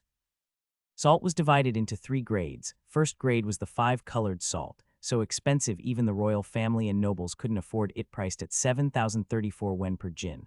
Second grade was green salt, used by commoners, priced at 81 yen per jin. Third grade was rock salt, commonly referred to as poison salt by the people, priced at 30 yen per jin. The price gap between the 3 was enormous. And in the late Jin, salt trading rights were never truly controlled by the court. Most salt lands were in the hands of wealthy local powers. During times of chaos, these salt lands became hotly contested. The Wei family rose to dominance precisely because the founding emperor seized the opportunity amid the chaos, quietly seizing land and recruiting people. While other forces were still probing and clashing, the wealthy Wei Taizong was already recruiting. When others were waging full-scale war, he continued recruiting, even offering free medical treatment to the wounded and comforting the survivors. When other forces started pillaging and murdering resistors, Wei Taizong had already built a reputation for kindness and virtue, attracting many aspirants to his cause. With his respect for talent and generous, compassionate image, he expanded across the Central Plains. When Wei Yu read this part of Great Wei's history, he deeply admired their Wei ancestor. He clearly understood the principle of develop in obscurity, don't get cocky. Lay low when necessary, spend money when needed, bow down when appropriate while building up capital and strength. He also cultivated a powerful reputation. A ruler like Thato Rare was he in a time when commoners were treated like animals, rarer than a national treasure. And because they truly understood the importance of salt, after founding Great Wei, it was strictly forbidden to trade illegal salt. Anyone caught would be jailed and exiled immediately. It was Great Wei that ended the chaotic final years of the Jin dynasty and unified the Central Plains. However, in its early years, Great Wei still faced a complex and tense external environment. At the time, it wasn't just Great Lang to contend with, there were also 2 small southern kingdoms, Qi and Jiang. In the northwest borderlands, there were many hostile nations and forces, especially various nomadic tribes skilled in horseback archery. To better resist cavalry-based enemies and protect their soldiers, the Great Wei military equipped its troops with a weapon comparable to a long spear called the Madao Stranger Blade and formed elite infantry corps. In battle, they wielded the Madao, and anyone struck down by Itman or horse was left in pieces. It took 3 generations of effort for Great Wei to subdue the weaker nomadic tribes in the northwest, leaving only a few fiercely resistant groups, Xingnu, Qiang, Khitan, and Tubo. These were collectively referred to as the Northern Nomads. Later, Great Wei sought to unify the southern kingdoms of Qi and Jiang. However, due to the complex terrain and dense forests in that region, most warfare there revolved around siege battles. This led to the advancement of crossbow artillery and catapult technology. Fire attack tactics also emerged, involving the use of flammable oils, greases, or oil-soaked materials as fuel for siege warfare. Military equipment in the Great Wei Army was mainly divided into two categories, armor and weapons. Armor included helmets, abdominal guards, scale armor jackets, greaves, combat boots, and chainmail. Weapons included spears, halberds, arrows, sabers, swords, mado, rope-cutting awls, axes, and more. To produce these weapons, materials such as metal, wood, and leather were needed. These were all costly items. Crafting and maintaining them consumed at least 130,000 guan of money a year. No matter how rich Great Wei was, such constant expenditure couldn't be sustained forever. Not to mention the food supply for the Armithat added another 300,000 guan per year. And now 200 years later, even if the state treasury wasn't entirely empty, it was very nearly drained. Save money. How to reduce costs and save money for the treasury. That really was a question that made every official who genuinely worked for Great Wei lose sleep and tear their hair out. The Ministry of Works often faces funding shortages because it is responsible for managing construction, logistics, water conservancy, and manufacturing. Peijai was a practical person, and for matters related to his work, he always made sure to ask all the questions until he understood everything. Peijai currently, craftsmen mostly use flat ground furnaces or vertical furnaces to smelt iron. The craftsmen under the Ministry of Works use two parallel blast furnaces. I've heard His Majesty mention that His Highness says our current method is for steelmaking. Wei Yu, yes, that's right. It's steelmaking, the stir-frying method. Peijai stir-frying method. Wei Yu, yes, you smelt the ore to make pig iron, then you refine the pig iron into steel. During the refining process, you keep stirring it, just like stir-frying vegetables. Isn't that what we're doing, stir-frying steel? That made quite a bit of sense. The officials of the Ministry of Works nodded in agreement. Peijai pondered for a moment. Steelmaking, that description is quite fitting. Does His Highness have any other methods? From what he had learned about the history of iron smelting, who didn't know there was also the method of pouring steel? Wei Yu smiled. Of course, the pouring method. Peijai's eyes lit up and he quickly asked, what is the pouring method? This one's simple. You first mix pig iron and wrought iron in a certain ratio, then heat them together until the pig iron melts. Then you pour it directly into the wrought iron. The wrought iron absorbs carbon from the pig iron. When it came to his area of expertise, Wei Yu could talk on and on, completely unconcerned about whether those present could understand him. Emperor Wei silently watched, his hand resting on the table, tapping gently. He observed as Peijai and the others moved from excitement to confusion, and then from confusion to furrowed brows. Inside, the emperor was pleased. See, it wasn't just him who didn't understand. Fortunately, Wei Yu still had some sense of the situation. When he saw a few of the older officials frowning to the point that they could squish a mosquito, he quietly stopped talking. After all, the more he said, if the others couldn't understand, it would be pointless. It was better to write it down. He sighed quietly and looked at Peijai. Minister Pei, how about this? You go back first, and in a few days I will write down the methods and send them over to you so you can take a good look at them. How does that sound? It was difficult to explain everything in detail now, and many small details couldn't be clarified. With the generational gap, they wouldn't understand. It was better to organize the materials after returning, write them down, and then let them ponder over it at their leisure, just like the formula for making glass before. Yes, that was a good idea. Wei Yu glanced at his father. Father, what do you think? Writing it down would make it more convenient. Emperor Wei stared at him with an expressionless face. It was serious, intimidating, and the look made Wei Yu quickly withdraw his gaze. After all, he was just a child feeling guilty. Little did he know at this moment, his father was pondering something in his heart. Could it be that in the future, everyone's knowledge was so profound, that they understood everything so clearly and thoroughly? Emperor Wei was deeply moved. The future seemed really wonderful, peaceful, and prosperous, with people living in peace and contentment. He wondered if Great Wei could achieve that too. Thinking about Emperor Wei's doubts, it had to do with the conversation Wei Yu had had with him a few days ago. He had talked about modern society and all sorts of things, but never mentioned what the tablet actually was. When Peijai heard that the 9th prince was going to write down the method, his first reaction was to breathe a sigh of relief. Yes, writing it down was the right thing to do, otherwise he wouldn't have understood half of it. There were so many places he wanted to ask about. Wei Yu squeezed out an official smile. I'm really sorry, Minister Pei. I read that book when I was young, and it's been so long that I've forgotten where I put it. I've read so many books, I'm not sure where that ancient book is anymore. Peijai's face clearly showed a look of regret, but Wei Yu's words took a turn. Peijai quickly asked, but what? But I've memorized all the knowledge in that book, Wei Yu said, blinking innocently. Anything you want to know, Minister Pei, I can write it all down for you, so don't worry. In a few days, when I've written it all down, you can take a good look at it then, so please don't dwell on this anymore. I'm really exhausted. Let me just finish reporting and go lie down, please. Emperor Wei, having come this far as emperor, it would be inappropriate not to express his opinion. So Emperor Wei spoke. My ministers, the sky is getting late. As the ninth prince said, we will discuss this matter in a few days. You may all go back for now. Yes, we take our leave. After Pei Zhai and the others left, Wei Yu stood in front of his father, grinning widely, looking very well behaved. Father, I've returned to report to you. Emperor Wei looked at him, not hearing what was on his mind. But just from his expression, Emperor Wei didn't need to hear it to know that this son of his must have done something sneaky. Emperor Wei's gaze became meaningful. Tell me, what did you do today? Wei Yu didn't lie. Wei Yu was very honest. Whatever his father asked, he answered. So Wei Yu told him everything he had done that day, including, but not limited to, how he had gotten the guards to buy candied hawthorns for him on the way back. When it came to the candied hawthorns, Wei Yu's thoughts took a sharp turn. You see, in ancient times, sugar was more expensive than gold, and in Great Wei, the price of sugar was even higher than salt. Only the wealthy and high-ranking nobles could afford white sugar. The common people could only afford malt sugar made from grain. The candied hawthorns Wei Yu bought on the street were coated with malt sugar, wrapped around hawthorn, almonds, walnuts, and other flavors. Although ancient times lacked many things and were expensive, it was precisely because of this that people had to come up with ingenious ways to survive. Recalling the thin, pitiful layer of sugar syrup on the candied hawthorn, Wei Yu couldn't help but think of the shiny candied hawthorns from modern times. It made his heart ache. How much better would it be with more sugar? He was a child who loved sweets. Oh my, by the way, white sugar is just cane sugar, right? How do they refine white sugar again? Let me check. Emperor Wei opened his mouth but quickly closed it. He still kept a straight face, but there was a gleam of expectation in his eyes. White sugar. This brat actually knows how to refine white sugar. In Great Wei, the production of white sugar was low, and its price quite high. It was almost entirely monopolized by the aristocratic clans of Yizhu in the West. If Wei Yu had a way to increase white sugar production and place it under the court's control, then the national treasury wouldn't it become filthy rich. Forget it for now. The warning about the brat acting on his own initiative could wait. Let him think first. Flip through. Emperor Wei suddenly realized something was off. This was something that relied on memorizo. Why would he say flip through? Flip what?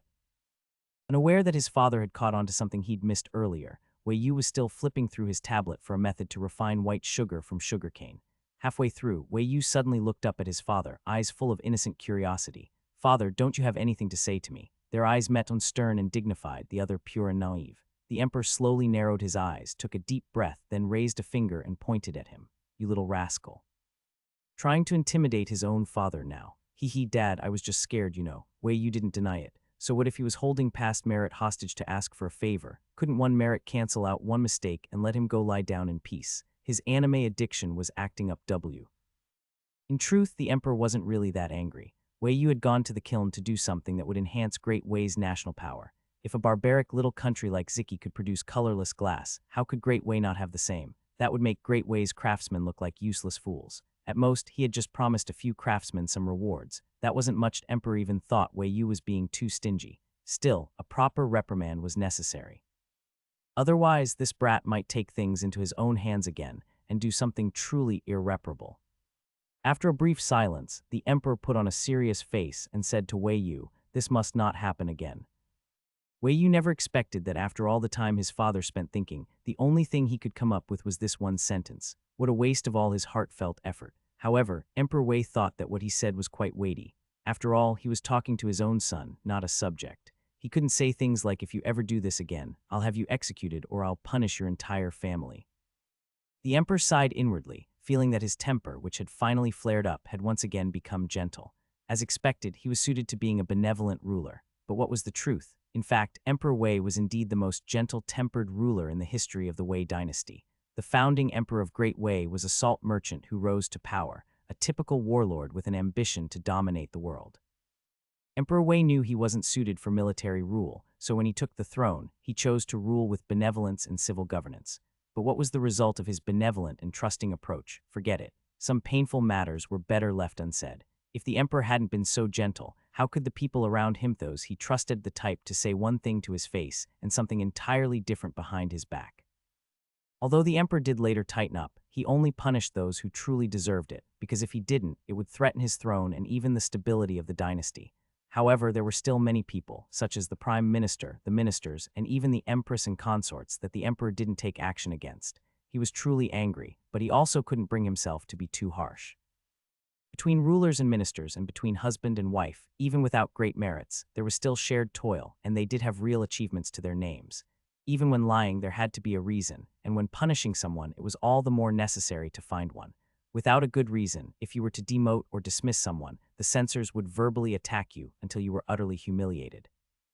After warning Wei Yu, Emperor Wei asked him about the sugar issue. What method do you have to refine white sugar? In response, Wei Yu asked his father, "Father, do you know what white sugar is extracted from?" Of course, Emperor Wei knew. He thought for a moment and then continued, "This is something that came from Great Liang. Only Yizhu and Jiaozhu, which are adjacent to it, can cultivate it. When the founding emperor sent people to plant it in other states, the yield was rather disappointing." Ji refers to the jujube tree, which is related to sugarcane.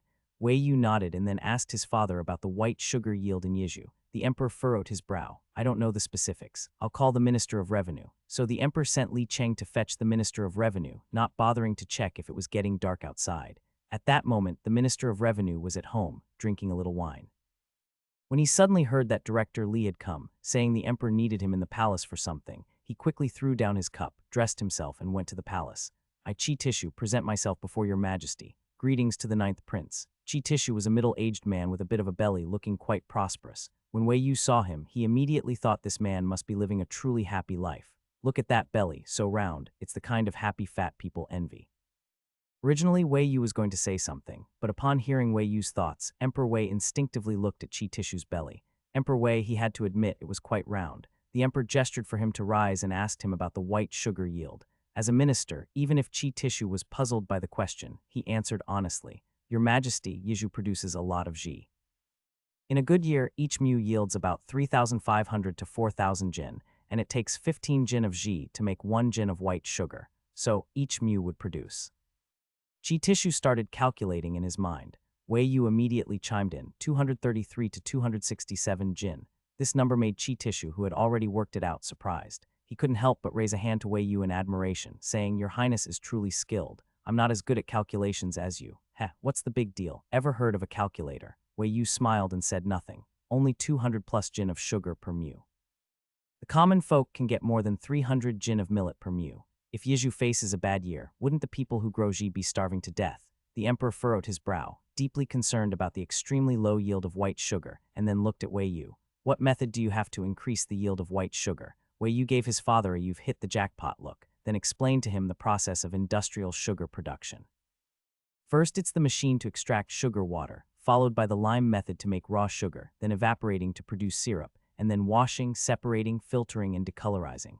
Chi Tishu, who was listening on the side, was stunned. What is the 9th prince talking about? What is this separating, filtering, and decolorizing? Making white sugar is so complicated. Wait, the 9th prince actually knows how to make sugar. The emperor's ears were almost exploding from the noise. Glancing at the excited Chi Tishu, Emperor Wei snorted inwardly. Minister Chi really isn't very steady, it's just sugar. His son even knows how to fire glass and smelt steel. Great Wei is about to rise up and get filthy rich, all right. Wei Yu had no idea what his father was thinking. Once he had said more or less everything he needed to, he stopped talking. After all, it was already past mealtime. He was seriously starving, and if he didn't get back to eat soon, he'd practically starve to death.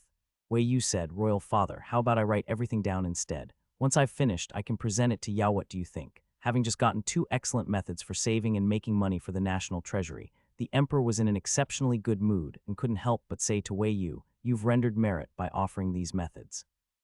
If what you've said can truly be done, then I shall grant you one promise." As soon as he said this, before Wei Yu even reacted, the first person to respond was Chi Tishu. Internally, at least, the court's going to be in chaos again. Among the 9 princes, the eldest and second princes had previously been the ones most favored by the emperor. So many court officials had placed their bets on one of the 2 becoming crown prince. But the recent crackdown by the emperor had made it very clear to everyone His Majesty wasn't old yet, and if they acted too aggressively, he would become furious. Chi Tishu was feeling anxious inside, though his face still wore a look of unwavering loyalty. As for these princes getting tangled up with court officials, forming cliques and factions, Emperor Wei had heard plenty of that lately. He even knew who was aligned with whom, whether in the open or behind closed doors, and what each of them had done for the princes in the past. He'd already had the commander of the Grey Guards, Hu Tingyu, investigate it all thoroughly. Having heard so much, he had grown numb to it. Still, the emperor was rather interested in what Chi Tishu was thinking. The emperor cast a glance at Chi Tishu, thinking on one hand that the man wasn't very bright, and on the other that perhaps he was too clever for his own good. As for Wei Yu, upon hearing that his father would grant him a promise, his first reaction was sheer joy. Then I want a 6-month vacation. The emperor's face darkened immediately. As a prince, how can you be so lazy and idle? Being scolded, no problem. It was like getting chewed out by your boss for slacking off. You just nod along and pretend to accept it humbly on the surface. But inside, what if I refuse to change? What then? Wei Yu looked aggrieved, eyes wide and pitiful. Royal father, you're the one who said it. You promised your son a reward. A ruler must never go back on his word. The emperor wasn't having it. I did say that, but I only promised a reward, not for you to run your mouth with this nonsense. Chi tissue on the side, so this is how you use run your mouth with nonsense. Noted. Wei Yu felt his father was being unreasonable. How could a perfectly proper and legitimate request be considered running his mouth? He'd been up before dawn and to bed past midnight for 15 years, worked so hard, and he still couldn't be allowed a long vacation. Year-end leave and merit combined should be worth at least half a year, right? Feeling fully justified, Wei Yu began arguing his case. How is this nonsense, Royal father, be reasonable. This request is simple and even saves you money. I'm not asking for any of the treasures from your private vault. I didn't even ask for a reward. Then I'll allow you to ask for treasure. I can even give you a noble title in advance. I don't want that. I want vacation. I do not permit it. You won't even give me 6 months. No, that's just cruel, unbelievably cruel. 3 months. At least give me that. Absolutely not. This is outrageous, really outrageous. 1 month. 1 month, come on, denied. Wei Yu clutched his chest in dramatic pain, looking like he might keel over. Chi tissue on the side, you don't have to ignore me this completely, seriously. I'm right here. Wei Yu was genuinely so frustrated with his father's uncooperative, constantly dismissive attitude that it gave him chest pains. The way he just flat out denied everything was outrageous, unforgivable. Why promise a reward if he wasn't going to follow through? This was no different from a stingy boss dangling dreams in front of employees, only to hand out empty promises. It just got his hopes up for nothing. So Wei Yu asked his father bluntly, just say it plainly, how many days can I get off? The emperor looked at Wei Yu just as furious. People say the greatest desires are for rank and wealth. He had 9 sons, every one of them either fought for his trust or schemed for more power. But this kid, he was so useless he didn't even care about gold, silver, or jewels. Wanted time off. It was enough to make their ancestors turn over in their graves. He was nothing like a proper son of the Wei family. The emperor took a deep breath and didn't answer directly. Instead, he asked again, you're sure you don't want to change it? This opportunity only comes once. If you make your request, you can't take it back. Wei Yu was firm and certain. I won't change it. I just want vacation. Just say how many days off you'll grant me. 3 days. Wei Yu, from 3 months to 3 days. Could his father be any stingier? As it turns out, yes, he could. The emperor heard Wei Yu grumble internally about how stingy he was. The emperor gave a cold smile and dialed the stinginess up a notch. Too much for you. 5 days. You look perfectly energetic. No need for a break. Wei Yu quickly backtracked. No, not too much, not too much. 3 days is perfect. Royal father, wise and mighty, your word is as good as gold. You can't just change it at will. That's a bad habit. Don't bring it up again, all right. We agreed on 3 days, no changes. The emperor ignored his lack of decorum and simply gave him a sideways glance. You're sure? Wei Yu nodded furiously. Absolutely sure. You're not being forced. Wei Yu forced a smile. Not at all, not at all. You won't regret it. Wei Yu face blank, definitely won't regret it. And so Wei Yu returned to his quarters with a thoroughly miserable expression. After both he and Chi Tissue had left the Hall of Mental Cultivation, eunuch Li Cheng poured tea for the emperor with a smile. Your Majesty seems to be in a good mood. The emperor took the cup, sipped lightly, then exhaled deeply with a relaxed expression. Yes, that boy Wei Yu, he's quite capable. With him here, I feel that a golden age for Great Wei is just around the corner. Li Cheng was startled. Is His Majesty implying he wants to make the 9th prince crown prince? That brought the emperor to a sudden halt. What he had said just now had come from the heart. After Wei Yu's frankness yesterday, he had caught a glimpse of that flourishing future era. A peaceful and prosperous age, the country rich in the people content, not even picking up what others dropped on the road, everyone well-clothed and well-fed, living in peace, with good governance and harmony. That thriving, harmonious future was something the emperor hadn't even dared to dream of before. Compared to that world, his own people still struggled to stay warm and fed. Not even a fraction of that prosperity had been realized yet. The emperor couldn't help but feel both ashamed and envious. And with that sharp contrast, the ambition befitting an emperor had been stirred within him, burning bright. Yes, the current Great Way may not be as prosperous as the future one, but who says the Great Way of the future cannot be as flourishing as the one to come? In the past, the founding emperor could rise from being a mere salt merchant, breaking through the ranks of many powerful figures to establish Great Way. There's no reason why he, now sitting at the throne of the world with the mind-reading ability to discern people's hearts, cannot surpass the founding emperor and create an unprecedented golden age for the empire. Moreover, he has a son who comes from the future and is knowledgeable and well-traveled. Li Cheng's voice interrupted the emperor's thoughts. His Highness the 9th Prince is indeed a good person. As I move about the palace, I often hear people say that His Highness has the demeanor of a gentleman. The emperor came back to his senses and looked at Li Cheng. The demeanor of a gentleman. That lazy, useless boy has the demeanor of a gentleman. It must be insulting the very term. Li Cheng grinned and said, "Yes, your majesty. You're busy with state affairs, unlike me who often moves through the harem. His Highness the Ninth Prince is kind and approachable. I've seen it several times. Stands up for the small palace servants who are bullied." Upon hearing this, the emperor was quite surprised. That lazy boy Wei Yu would actually stand up for palace servants. Doesn't he mind the trouble? The emperor, curious, asked Li Cheng to recount everything he had seen. Li Cheng told the story in detail. How the Ninth Prince had seen a small palace maid crying in a corner and had asked about it, how he stood up for palace servants who were bullied by the stewards, and how, upon hearing about a servant's family troubles, he had lent them silver. After listening, the emperor was deeply shocked. The boy actually had such a pure and kind heart. It seems he had misjudged him after all. As for the hard-earned 3-day vacation he managed to get, Wei Yu arranged it like this. Day 1, lying in bed playing on his tablet. Day 2, lying on the couch playing on his tablet.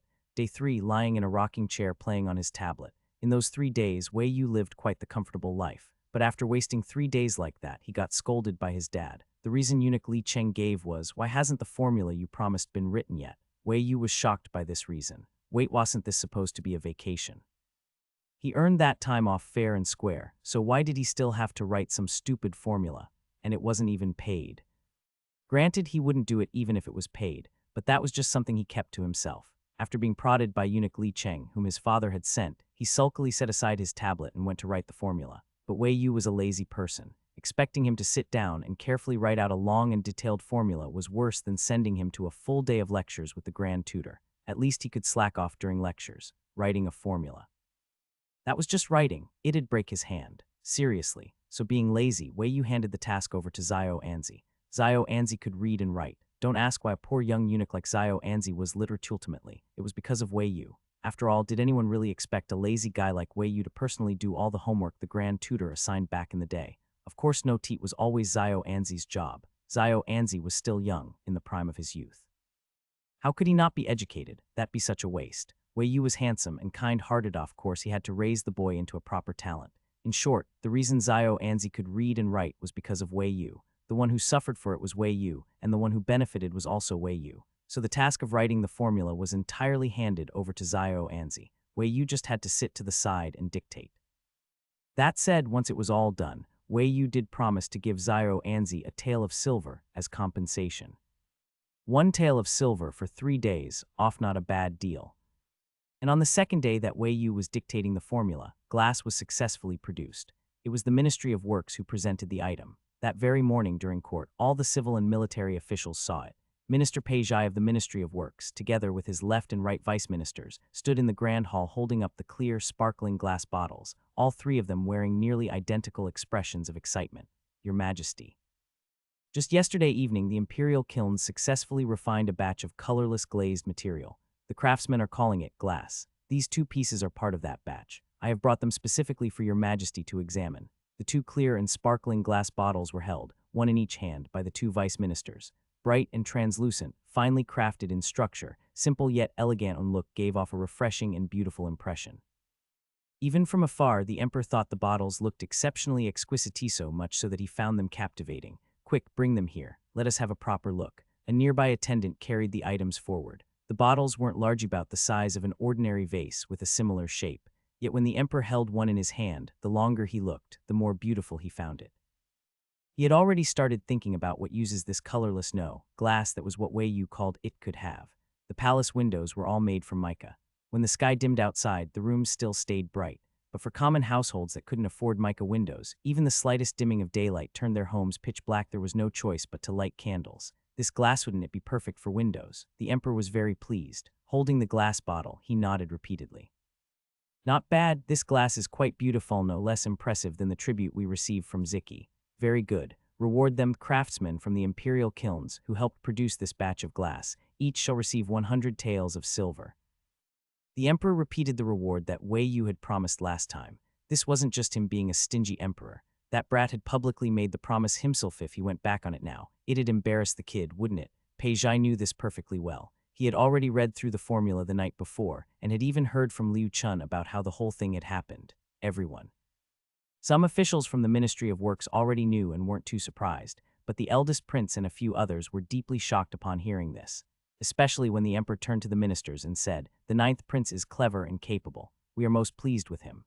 The few princes standing in court were clearly uncomfortable. It wasn't like the emperor had never praised his son's intelligence before had praised the fourth and seventh princes in the past. But to say in front of the entire court that he was pleased because a son was clever, the emperor had never done that before. Didn't he realize what the ministers below would think the moment those words were spoken? This left the older princes wondering how they were supposed to maintain their footing in court in the future. As for what the officials were thinking, Emperor Wei could only hear thoughts from the first 3 rows. Gong Sun Tai, ninth prince, I haven't paid him much attention. Looks like I should remind the second prince to be cautious. Peijai, a glass formula and now a steel-making method. I wonder where the ninth prince could have possibly learned all this. If only I could see that ancient book with my own eyes.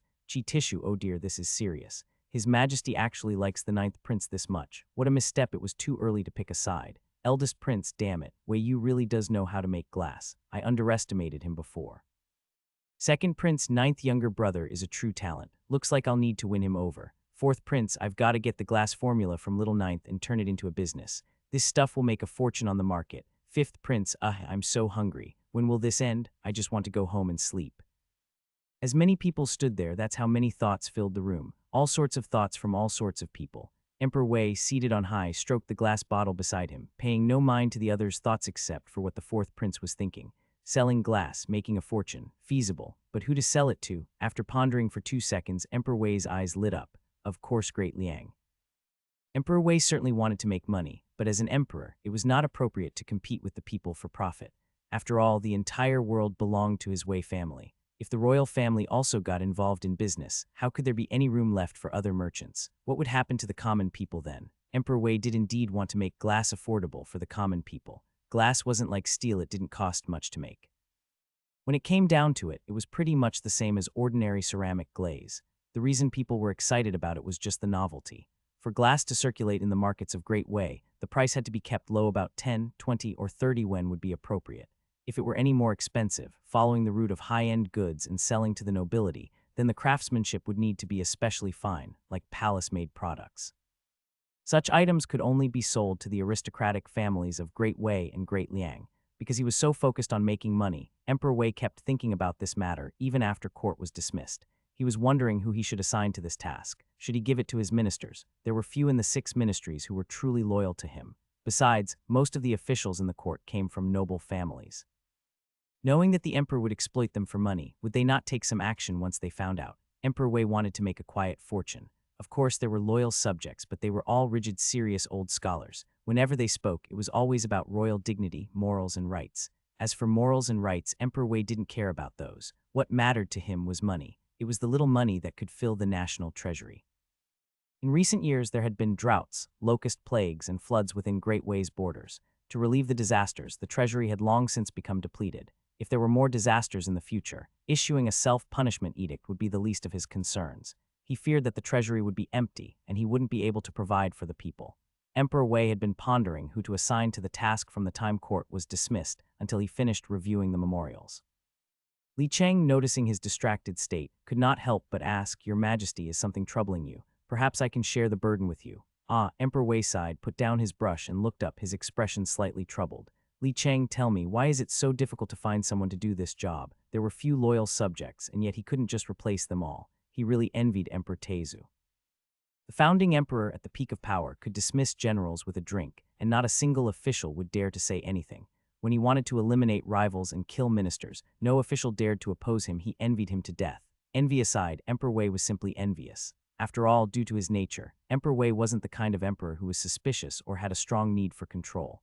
Most of the time, he was tolerant and gentle. Li Cheng, being the chief eunuch at the emperor's side, couldn't just treat these complaints as mere grumbling. Could it be that His Majesty is dissatisfied with the ministers? That shouldn't be the case. Didn't he seem pleased in court today? Perhaps he is dissatisfied with the princes, especially the ninth prince, who is the youngest but also the most well-behaved and capable. In comparison to the more restless eldest prince, I can understand his frustration. Emperor Wei, this eunuch's thoughts are many. Li Cheng laughed and said, "The whole world belongs to your Majesty. If your Majesty wants to use someone, just use them." Great Wei is full of talent. Why would your majesty have trouble finding someone useful? Is that so? Then tell me, who can I use? This was an unexpected reply from the emperor. Li Cheng didn't expect the emperor to actually respond since it had just been a flattering remark. Li Cheng hesitated, looking troubled. I am just a servant. How could I be of any help? I don't understand court matters. Your majesty is just joking. Emperor Wei snorted lightly. He picked up his teacup and took a sip, then picked up his brush to continue reviewing the memorials. After reviewing two, the emperor suddenly raised his head. What time is it now? Your majesty, it is almost noon. The emperor nodded. Ah, then the princes are about to finish their lessons. Go and bring the 9th prince to me. When Li Cheng went to fetch Wei Yu, he was with the 4th and 8th princes. After finishing school in the morning, Wei Yu had planned to rest with his 8th brother. But as soon as they stepped out, they saw their 4th brother waiting outside. Wei Yu actually envied his 4th brother quite a bit. With their mother supporting him, he had lived a carefree life, without worries about food or clothing, and without having to worry about anything. While they all lacked their father's love, their starting points were the same, but the children who were wrapped in maternal love ended up growing up with a different carefree attitude. When he was younger, Wei Yu had been bullied by his 4th brother. It wasn't that his 4th brother was intentionally bullying him, but rather that his 4th brother hadn't even realized that his actions were actually bullying his younger brother, because that was just how the 4th prince's life had been. What seemed normal to the 4th prince as a child was a luxury for Wei Yu, who had no one to rely on. Of course, if Wei Yu had been a real child growing up under such clear contrast with his 4th brother, he would have either grown up insecure and timid, or he would have become cynical and resentful. But unfortunately, Wei Yu was not like that. When they were younger, those moments that others thought were his 4th brother bullying him, Wei Yu had never taken them to heart. In fact, when he looked at his 4th brother, it was basically like looking at a walking giant cake. As long as his 4th brother came over to play, he could definitely swindle some food or toys out of him. When he was little, Wei Yu couldn't wait for his 4th brother to come find him.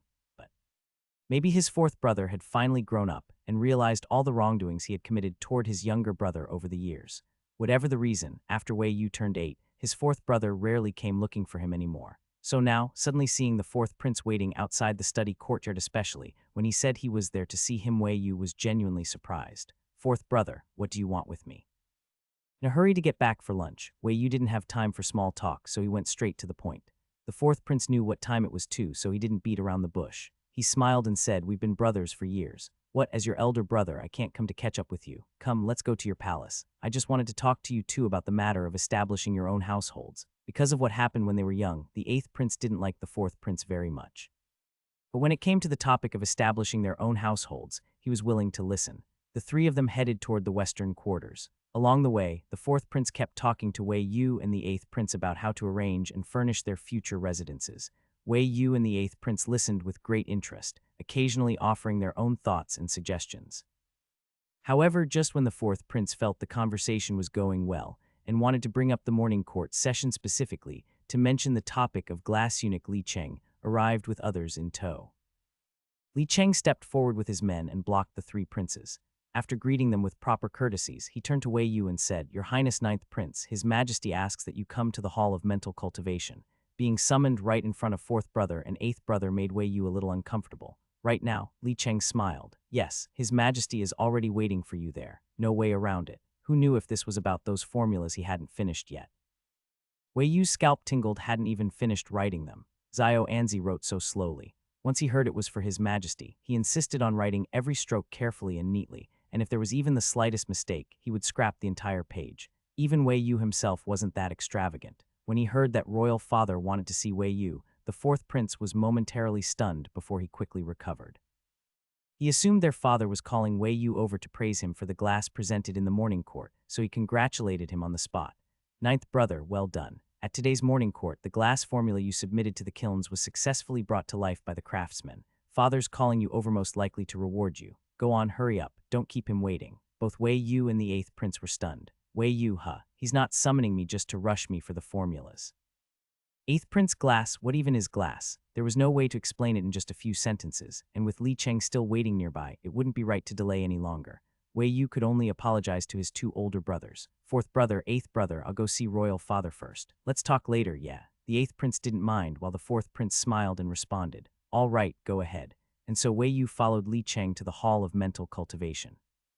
On the way, unsure if his father really had called him over for the reason the 4th prince had said, Wei Yu asked Li Cheng about it. Li Cheng replied, Your Highness, how could a servant like me possibly know? Wei Yu felt a bit disappointed. but His Majesty was indeed very pleased with the glass during morning court, Li Cheng added. He also said Your Highness is clever and that he's quite happy with you. I suppose being summoned right now shouldn't be a bad thing. As someone who had the most frequent contact with the Emperor, Li Cheng could clearly read Emperor Wei's attitude.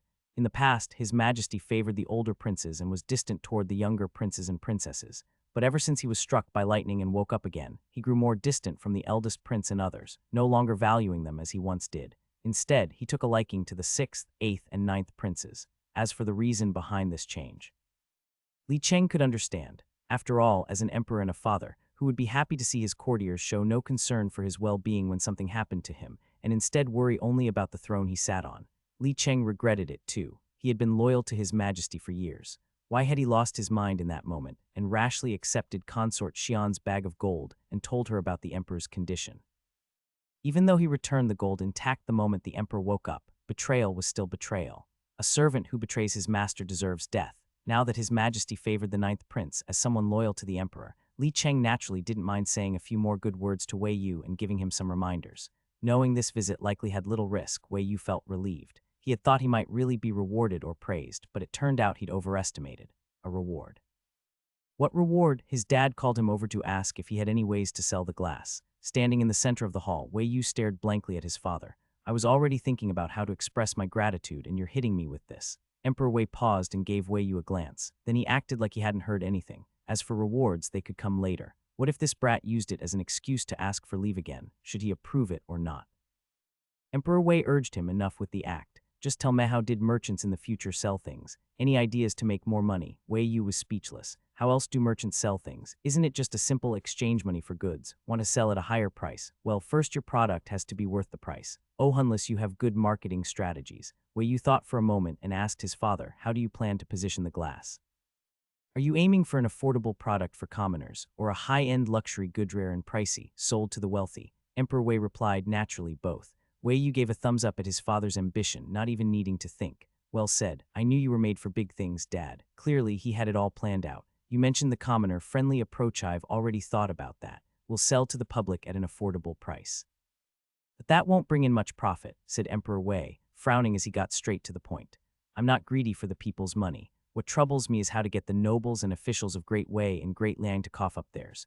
Wei Yu, well damn, only Dad would dare fleece them like that. However, Wei Yu also knew that in ancient times, once established, aristocratic families were obscenely wealthy. Some of their sons even lived more comfortably than the emperor himself. And where did all that money come from? Without exception, it was extracted from the common people. The land deeds held by these noble families often covered tens of thousands of mu. And how did they acquire so much land? It was either bought at dirt cheap prices from people in distress, annexed from others, or taken from undeclared lands newly cultivated. As for their servants and slaves, many of them numbered in the thousands or even tens of thousands. Besides those purchased, the majority were refugees taken in during times of disaster and famine, persuaded to sell themselves into servitude. Land, labor, lending these aristocrats only grew richer, and the commoners, who had neither land nor contracts of their own, could only pay their debts with their bodis generation after generation, never ending. Wei Yu had no sympathy when it came to squeezing money out of these families, and Emperor Wei cared even less. Emperor Wei only wished he could confiscate all the assets of every noble family in Great Wei, dump their fortunes into the national treasury, and return it all to the people.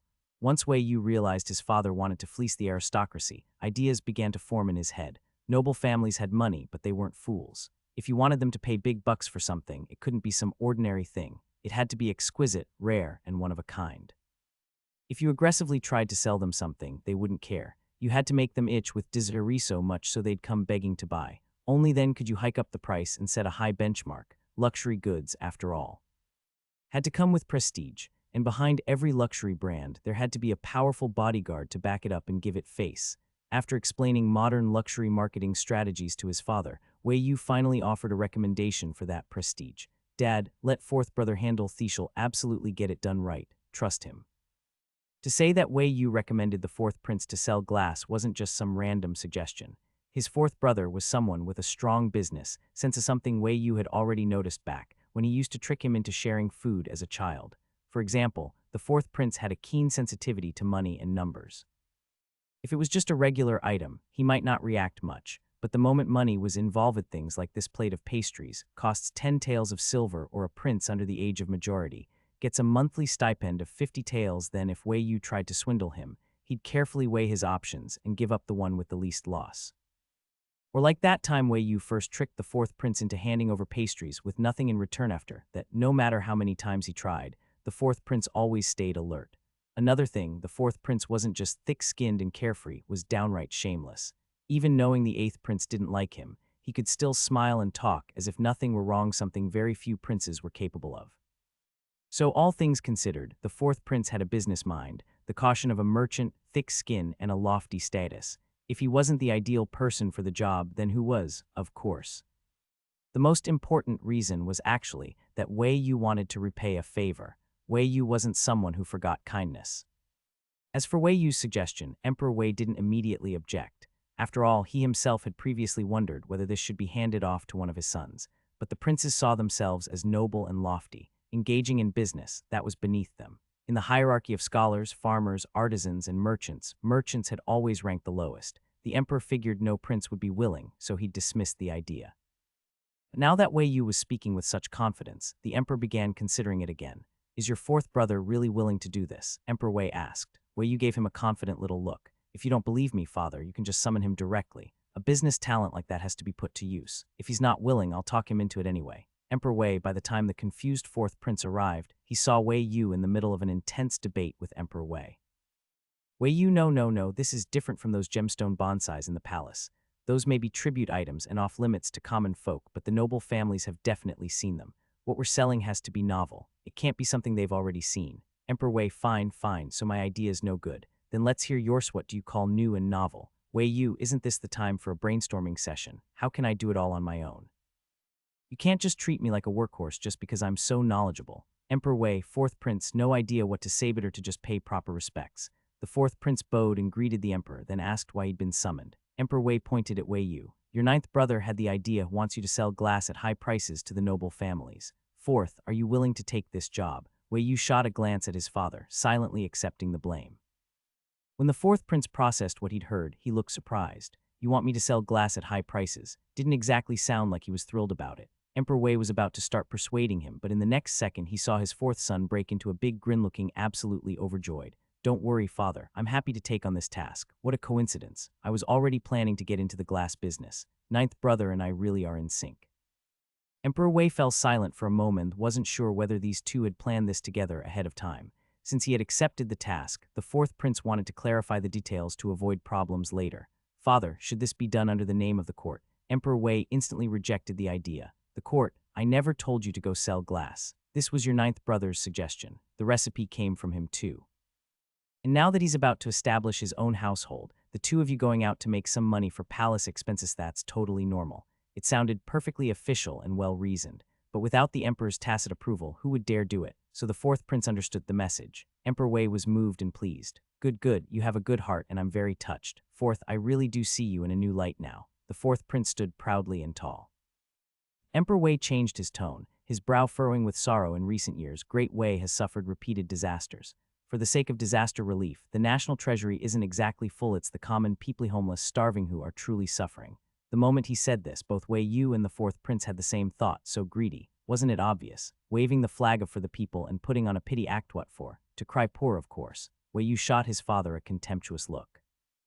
50% profits, and he still wasn't satisfied. What did he expect? Him and fourth brother who came up with the idea and would do all the work to live on air, while his majesty just sat back and reaped the rewards. What a villainous feudal landlord boss. The fourth prince's heart was bleeding too.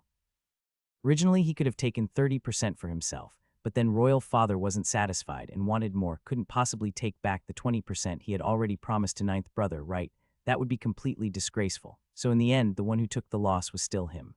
The fourth prince held back his heartache and forced a smile as he said to the emperor, royal father is right. As a prince of Great Wei, your son should of course do more for the people. I am willing to give up another portion of the profit to contribute to the national treasury. Ah, my heart hurts so much. The fourth prince was indeed in pain, but the emperor was overjoyed. Pleased, the emperor nodded and waved his hand, signaling the two of them to leave. Go on, discuss the business between yourselves. If you run into any problems, come find me. Oh, and yes, I allow you to seek help from the Grey Guards. The Grey Guards, a force that answered only to the emperor. Each one of them was an elite capable of taking on 10 men alone. According to Wei Yu, this organization was pretty much like the Jinyue from the Ming Dynasty. And those guys, seriously cool. The kind of cool that could make someone bleed just from how cool they looked. Especially the commander, Huo Tingyu. Just hearing the name, you knew he had to be a handsome guy, right? Ha. And in fact, really was. The first time Wei Yu saw him, he was completely stunned by that cool guy's gaze. The face was secondary. What mattered was that icy look that didn't even treat people like people, that aura of bloodshed, the kind of ruthlessness that could only come from surviving mountains of corpses and seas of blood. If he drew his blade, there would definitely be blood. After learning that they could ask the Grey Guards for help, Wei Yu and the fourth prince left excitedly. As soon as they stepped out of the Hall of Mental Cultivation, the fourth prince thanked Wei Yu. The fourth prince smiled and sighed. Your fourth brother has only had a few manors and shops over the years to cover the expenses of my household. I'm honestly quite poor. Wei Yu, who truly didn't even have a single manor or shop, fell silent. The fourth prince continued. Starting a shop and going into business, your fourth brother had this idea long ago, but such things are seen as improper, and royal father would never have allowed it. So I've only ever thought about it and never acted on it. At this point, the fourth prince looked at Wei Yu with a probing gaze. But I really didn't expect royal father to be persuaded by you to let a prince go into business. How did you do it? What do you mean, how? The old man had clearly made up his mind long ago, just added a word of encouragement at the right moment. Wei Yu said shyly, it's embarrassing to say I don't really have any skills. Royal father just happens to dote on me more, that's all. Fourth prince, forget the doting, let's talk about something else. The fourth prince brought up the topic he'd been discussing with the emperor earlier. You were talking to royal father about glass, right? I heard you say the styles in the palace are nothing special and that you wanted something novel. What counts as novel? Oh, novel. There were way too many options. Wei Yu wished he could just pull out some photos to show him the vibrant and beautiful modern glass products. He thought for a moment, then described what he'd seen. First of all, glass bottles, glass cups, glass tea sets. Those can definitely be made. Just have the craftsman design some elegant and innovative shapes. With enough rewards, someone will come up with something good. That's just a little bonus, though. That's a bonus. The fourth prince frowned, then listened as Wei Yu went on. Fourth brother can make glass marbles. These marbles are shaped like the pearls used in tributes, but they're transparent, and you can add colorful glass patterns inside. The glass can be shaped into all kinds of designs: plum blossoms, orchids, bamboo, chrysanthemums, cats, dogs, rabbits, a whole themed collection. You can also make glass lampshades, glass sculptures, colored or clear, whatever the customer wants. If they pay enough, you can even offer custom pieces. Oh, and fourth brother, you can even build a glass house and fill it with glassware. Guests won't even need to enter the shop to see everything clearly. The more Wei Yu spoke, the brighter the fourth prince's eyes became. That expression, it clearly said, I totally get it. This glass house is brilliant. Just imagining a house made of glass, it feels so open and bright. The fourth prince suddenly clapped his hands, his eyes sparkling, as if he could already see the finished building. If I could have such a house in the garden among the bamboo, I wouldn't need to run from the rain. I could sip tea and enjoy the view from inside. At night, I wouldn't need to worry about mosquitoes. I could admire the moon and chat with friends. It would be the perfect spot for scholars to gather and talk. Wei Yu was impressed. Goodness, his fourth brother was trying to build a scholar-style ancient VIP club. There's money in this. Wei Yu fully approved. This is a great idea. Make the club big. Pick a spot outside the city and build a garden. Put in everything: flower gardens, bamboo groves, swimming pools, a library tower, dorms, build it all. Use glass for the decorations wherever you can. Invite only scholars for the first round. Host a banquet to build fame, then later charge an entry fee for new guests. Wei Yu was thinking about how to monetize the club, but the fourth prince was thinking something else. He pondered aloud. A place like this would be a great way to attract scholars. It's quite eye-catching. I may need to seek royal father's permission first. Wei Yu choked. He glanced at his fourth brother but didn't have the heart to bring up something even more attention-grabbing, which was glass could be used to make convex and concave lenses. And what could those lenses be used for? First, telescopes. Modern times, telescopes are no big deal, but in ancient times they'd be incredibly useful for military purposes. Second, eyeglass lenses. Many people in ancient times were nearsighted, especially scholars. There were hardly any adults among them who weren't nearsighted. After all, reading was the only path to an official career, and the imperial exam system was far harsher than the modern college entrance exam. Out of thousands of scholars, only a few hundred at most would become officials. To make it, they studied day and night. Even when it got pitch dark at night, they lit candles and kept reading. Now, with such studying conditions, who wouldn't end up nearsighted? So nearsightedness was normal. If craftsmen could make concave lenses for eyeglasses or telescopes, that would be a huge moneymaker. Wei Yu thought it over but decided not to tell fourth brother yet. He said, fourth brother, think it over carefully when you get back. If you're stuck, I'll draw a few designs for you. You can just show them to the craftsman directly. The fourth prince, now consumed with thoughts of his scholars' club, nodded. All right, I'll think it through when I get back. I'll be off then. After parting ways with the fourth prince, Wei Yu finally returned to his own chambers. By the time he got back, the food Zhao Anzi had prepared was already turning cold. Wei Yu didn't mind to just picked up the bowl and started eating. Zhao Anzi poured him a cup of hot tea and said, Your Highness, the eighth prince said when he got back to please explain to him later what glass is. Wei Yu kept shoveling food into his mouth and mumbled a casual mhm in reply. Zhao Anzi noticed his indifferent attitude and quietly added, The eighth prince took the storybook chest you hid under the bed. What? The hand holding the bowl and chopsticks froze instantly. With his mouth full of food, Wei Yu stared at Zhao Anzi in shock. When did that happen? Just now. You didn't even try to stop him. The domineering protagonists in the tablet novels all followed the same tired formula. After reading too many, he'd gotten bored and started turning to storybooks written by ancient scholars instead. Let's not even talk about the content of those storybooks. The point was, he forgot to lock that chest the other day. His eighth brother wouldn't actually open it, read everything, and then burn his precious spiritual sustenance, would he? No, please. Zhao Anzi, wearing a blank expression, replied quietly, If the eighth prince wants to take it, how could I stop him?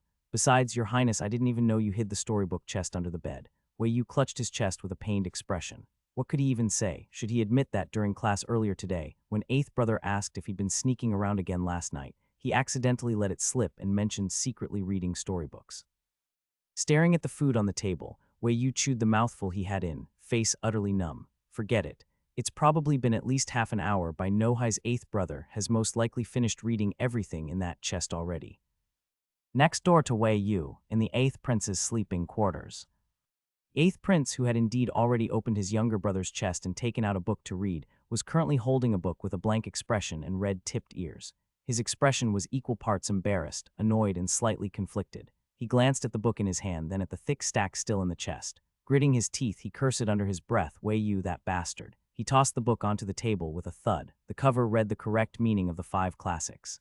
But that book was just disguised as the correct meaning of the 5 classics. And what was inside? If it had been legitimate content, the eighth prince wouldn't be this upset. That scoundrel Wei Yu was secretly reading illustrated erotic scrolls. Glancing again at the 5 classics on the table, the eighth prince recalled the crystal-clear, vivid illustrations within and felt a rush of blood rise straight to his head, not from excitement, from shame. He had seen Wei Yu looking tired earlier today and assumed his brother had found some particularly riveting storybook and lost sleep over it. He'd even thought to borrow it for a peek himself. The eighth prince ground his teeth and irritably reached back into the chest to flip through the rest. The Diamond Sutra, the classic of filial piety, records of the grand historian at first glance, all very upright and scholarly. But when he opened them, they were all second-hand books wrapped in serious-looking covers. Inside, it was either erotic paintings or lewd poetry. There wasn't a single proper storybook in the bunch. The eighth prince shook the book in his hand, trying to shake off the outer cover. But it was pointless. Cover was original and not something Wei Yu had faked. That's just how it was sold. Now he was even angrier. He threw all the books back into the chest, shut the lid, called over a servant, and asked if the ninth prince had returned. Your Highness, the ninth prince returned about a quarter of an hour ago. Hearing that Wei Yu was back, the eighth prince stormed out with the chest in his arms. Wei Yu, get out here. Wei Yu had just set down his bowl and was about to pick up his teacup to rinse his mouth when his eighth brother's voice suddenly boomed from outside. It didn't sound good at all. Thinking of his precious spiritual sustenance, Wei Yu immediately had the urge to flee. Unfortunately, the room wasn't big. Unless he ran out right past his eighth brother, there was nowhere to hide. Sigh. Wei Yu sighed and waved at Zhao Anzi. You go out, don't stand at the door. If he was going to get chewed out by his brother, the fewer witnesses, the less shame. Zhao Anzi had just stepped aside when the eighth prince stormed in carrying the chest. Greetings, Your Highness, Zhao Anzi greeted. Hearing Zhao Anzi's voice, Wei Yu immediately put on a fawning smile and walked up to his brother. Eighth brother, what brings you here? You look exhausted, all sweaty. Come, sit. I'll go fetch someone to make you tea. As he spoke, he turned to leave, but the eighth prince grabbed him by the collar. Stay put. The eighth prince gave a cold smile, lifted his chin, and gestured to the chest in his arms. Explain what's in here. I want to know when you started reading this filth. Princes were given an education even more elite than elites. These types of books were all lumped into the category of vulgar literature and were virtually never seen in the palace except, perhaps, after marriage. Wei Yu chuckled and started to weasel his way out. Oh, come on, eighth brother, don't be so serious. I was just doing research on local customs and traditions. local customs and traditions. The eighth prince raised his eyebrows, reading erotic scrolls and calling it research on local customs. Now that was a stretch. He released Wei Yu's collar and set the chest on the table, gesturing for him to continue. Go on, what customs? Ah, now that you ask, I've got just the thing to show you. Wei Yu rolled up his sleeves, pulled out a copy of the classic of filial piety, flipped to a specific page, and pointed it out to the eighth prince. Here, eighth brother, take a look at this passage. It's a story about a pair of lovers from the southern Miao tribes eloping together. They've just arrived in another village. He practically shoved the book under the eighth prince's nose. The eighth prince leaned back, squinting to read the passage Wei Yu pointed at. A beauty in his arms, soft and warm as jade like driftwood, rising and falling, drowning in intoxicated dreams. Lewd poetry. The eighth prince's ears turned red again. He opened his mouth to scold Wei Yu for being improper only to see Wei Yu staring at him seriously, face solemn, speaking with utter conviction. Eighth brother, don't blush, don't get shy. Eyes on the text, not on the images. Look here, the eighth prince, ahem, who's blushing? The eighth prince tried to argue, his teenage gaze darting away, but under his younger brother's disapproving look, he reluctantly returned his eyes to the page. Wei Yu said, see here, when the villagers talked to the couple about directions, they warned them about the 5 poisons. Now, to us in the Central Plains, the 5 poisons are centipedes, vipers, scorpions, geckos, and toads. But in the book, the 5 poisons are listed as scorpions, snakes, centipedes, toads, and spiders. This book was brought over from the southern Miao region. The background is all about the southern Miao people. The customs of the southern Miao are different from ours in the Central Plains. Great Wei wants to fully conquer the southern Miao, then we need to understand them better, right? I'm doing serious research here. The eighth prince was greatly shocked. Was Wei Yu just making excuses? He was definitely making excuses. But the fact that Wei Yu was able to extract such important information from this kind of lewd book was something the eighth prince truly hadn't expected. After all, who would think that someone would buy such books to understand the customs of the southern Miao? Isn't everyone just after lust and desire in these kinds of books? It seemed like only his ninth brother was odd enough to think of such a method. After the initial shock, the eighth prince thought about the unity of the southern Miao people, their ruthless methods, and couldn't help but ask Wei Yu, what else have you learned from these books? Does it mention the southern Miao's methods of controlling snakes and insects? The southern Miao region was filled with rugged mountains and had a hot, humid climate, which made it especially conducive to the breeding of snakes and insects. Aside from the locals, people from the Central Plains who went there couldn't handle the environment and were easily plagued by all sorts of snakes and insects. Great Wei's army had failed several times in the past to conquer the southern Miao due to this issue. Just like with the northern nomads, once you conquered them, the people of the southern Miao or the northern nomads would revolt again due to governance problems. Wei Yu shook the book and nonchalantly replied, I don't know. I haven't finished reading it yet. How about you take a look, eighth brother? Wei Yu was being honest. He had too many entertaining books to read. He would get bored after finishing one and rarely managed to finish them all. Most books he'd read halfway and then abandoned. This classic of filial piety was one of them. The eighth prince was embarrassed by Wei Yu's comment, asking him to look at it himself. He was still a young gentleman, as pure as jade, unmarried, and without a romantic interest. Most of the time, he stayed in the palace, where he either saw his father's women or some young palace maids. When it came to matters of men and women, the eighth prince couldn't say he had no understanding, but rather he just had no interest at all. His greatest wish was to ensure that his ninth brother and Jing'an would live a good life. Seeing his eighth brother's hesitating expression, Wei Yu directly shoved the book into his hands. Ah, just take it and read it, eighth brother. I've got several more books from the southern Miao region. Maybe you'll find a way to deal with the southern Miao people in them. Wei Yu then rummaged through the box and pulled out the other books he had from the southern Miao region based on memory.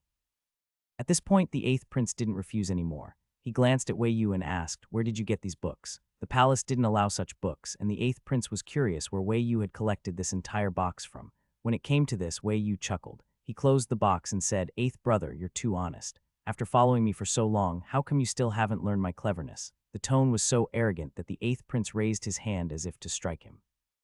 Wei Yu quickly stopped him. Ah, how can you say that? There's no rule that says you can't do something just because they say you can't. Eighth brother, you just need to remember, rules are just for show. As long as you don't get caught, money can solve everything. The eighth prince paused, then looked at him suspiciously. Did you bribe a purchasing eunuch with money? Smart. Wei Yu grinned and nodded, walking over to his bed with the box in his arms, then stuffing the box under the bed. He then retrieved a small wooden box from behind the screen.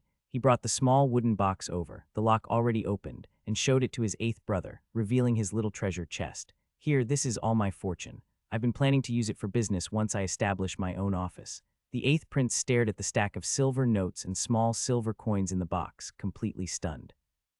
He reached in to take them, finding more silver notes, each with different values, and a few rolls of coins tied with string in one corner. Counting the silver notes in his hands, the eighth prince was frozen. How much have you tricked from the palace servants over the years? Heh, eighth brother, I don't like hearing that. Wei Yu glared at him. What do you mean, tricked money from the palace servants? These were voluntarily offered to me as I did them favors. Your little brother is very capable, wealthy, and even the god of wealth came to me in a dream and said I'm his direct disciple. Direct disciple. The eighth prince didn't even have time to mock him, his mind spinning. The god of culture and the god of wealth are both disciples. Did you fall from grace? Wei Yu waved his hand. That's not important. Who told you that? All you need to remember is that your brother is about to get rich. There's no such thing as a sudden, unexplained anomaly. If something like that happens, it's always been caused by something. The eighth prince eyed him sideways. What have you done now? You still haven't told me about the glass. Is it related to this, smart eighth brother? Yes, it's related to the glass. Wei Yu snapped his fingers. He then told the eighth prince everything that had happened recently regarding the glass. However, he didn't share the specifics of what he had told their father, he only gave a vague explanation. After hearing everything, the eighth prince was once again shocked. He was completely confused. So that day at the banquet, father said you could make colorless glass and he was serious. But where did you learn all this from? How come I never knew about it? The relationship between the eighth prince and Wei Yu was so close that they were like brothers, even closer than many real siblings. They'd never been apart much since they were little. Any private matter, like wetting the bed at night, would always be known by the other by the next day. So if there was anything unusual, they both could sense it immediately. Making glass was something that couldn't be known without first-hand experience. The eighth prince himself didn't know that Wei Yu could do it, and their father had never paid attention to their matters, so how could their father know about it? Wei Yu blinked and looked at the eighth prince's furrowed brow and could only apologize in his heart. After all, his father could read minds and he himself had the tablet, so it was a secret that had to be kept. The opportunity for him and his father to honestly share their secrets was purely accidental. If he hadn't all known he couldn't hide it anymore, he probably would have taken these secrets to the grave. Wei Yu was a contradictory person. He had great love, but he wasn't selfless. He was selfish. When it came to secrets that involved his life and death, he would rather take them to the grave than speak them out and bring endless trouble to his future. Not even his closest people could be trusted with that. Wei Yu squinted at the eighth prince and smiled. Eighth brother, you should know one thing, in books there are golden houses, and in books there are beauties like jade. Your ninth brother is exceptionally clever. It's only natural that I pick up some tricks from reading books, so don't make a big deal out of it. Wei Yu's tone was so casual that it made the eighth prince question whether he was indeed overreacting. The eighth prince furrowed his brows, muttering to himself, am I really overreacting? Wei Yu confidently replied, yes you are. Trusting him with the tablet's secret. That's definitely not going to happen. The eighth prince snorted coldly and gave him a sideways glance. You're so capable, huh? By the looks of it, you must know other things too. Why don't you show off your skills some more? What to say? What should he say? The wisdom of those before him was too much, and it felt like whatever he said could lead to a pile of responses. It was really making it hard for him, wasn't it? Wei Yu pondered for a moment, then put on a silly smile at his eighth brother. It wasn't exactly flattering, nor was it awkward, but it felt more like a proud and confident arrogance. The eighth prince had a bad feeling in his heart. He pursed his lips. You really have something else, don't you? Wei Yu gave him a shy glance, lowered his eyes, and bashfully nodded. I've been writing prescriptions these past few days. Father's been urging me to hurry up.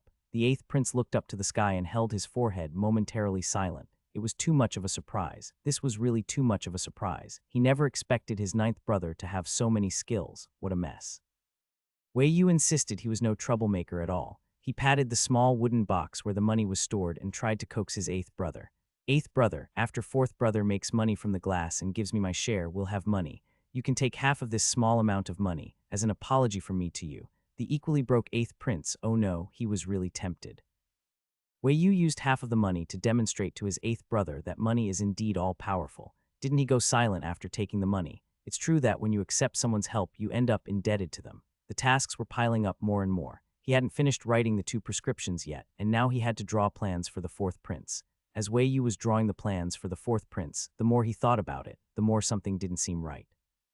Wasn't he supposed to be living the carefree life? Why did it feel like he was getting farther from his dream? With this kind of development, considering his father's penny-pinching spirit and the 4th prince's thick-skinned nature, would it really end like this? Hiss.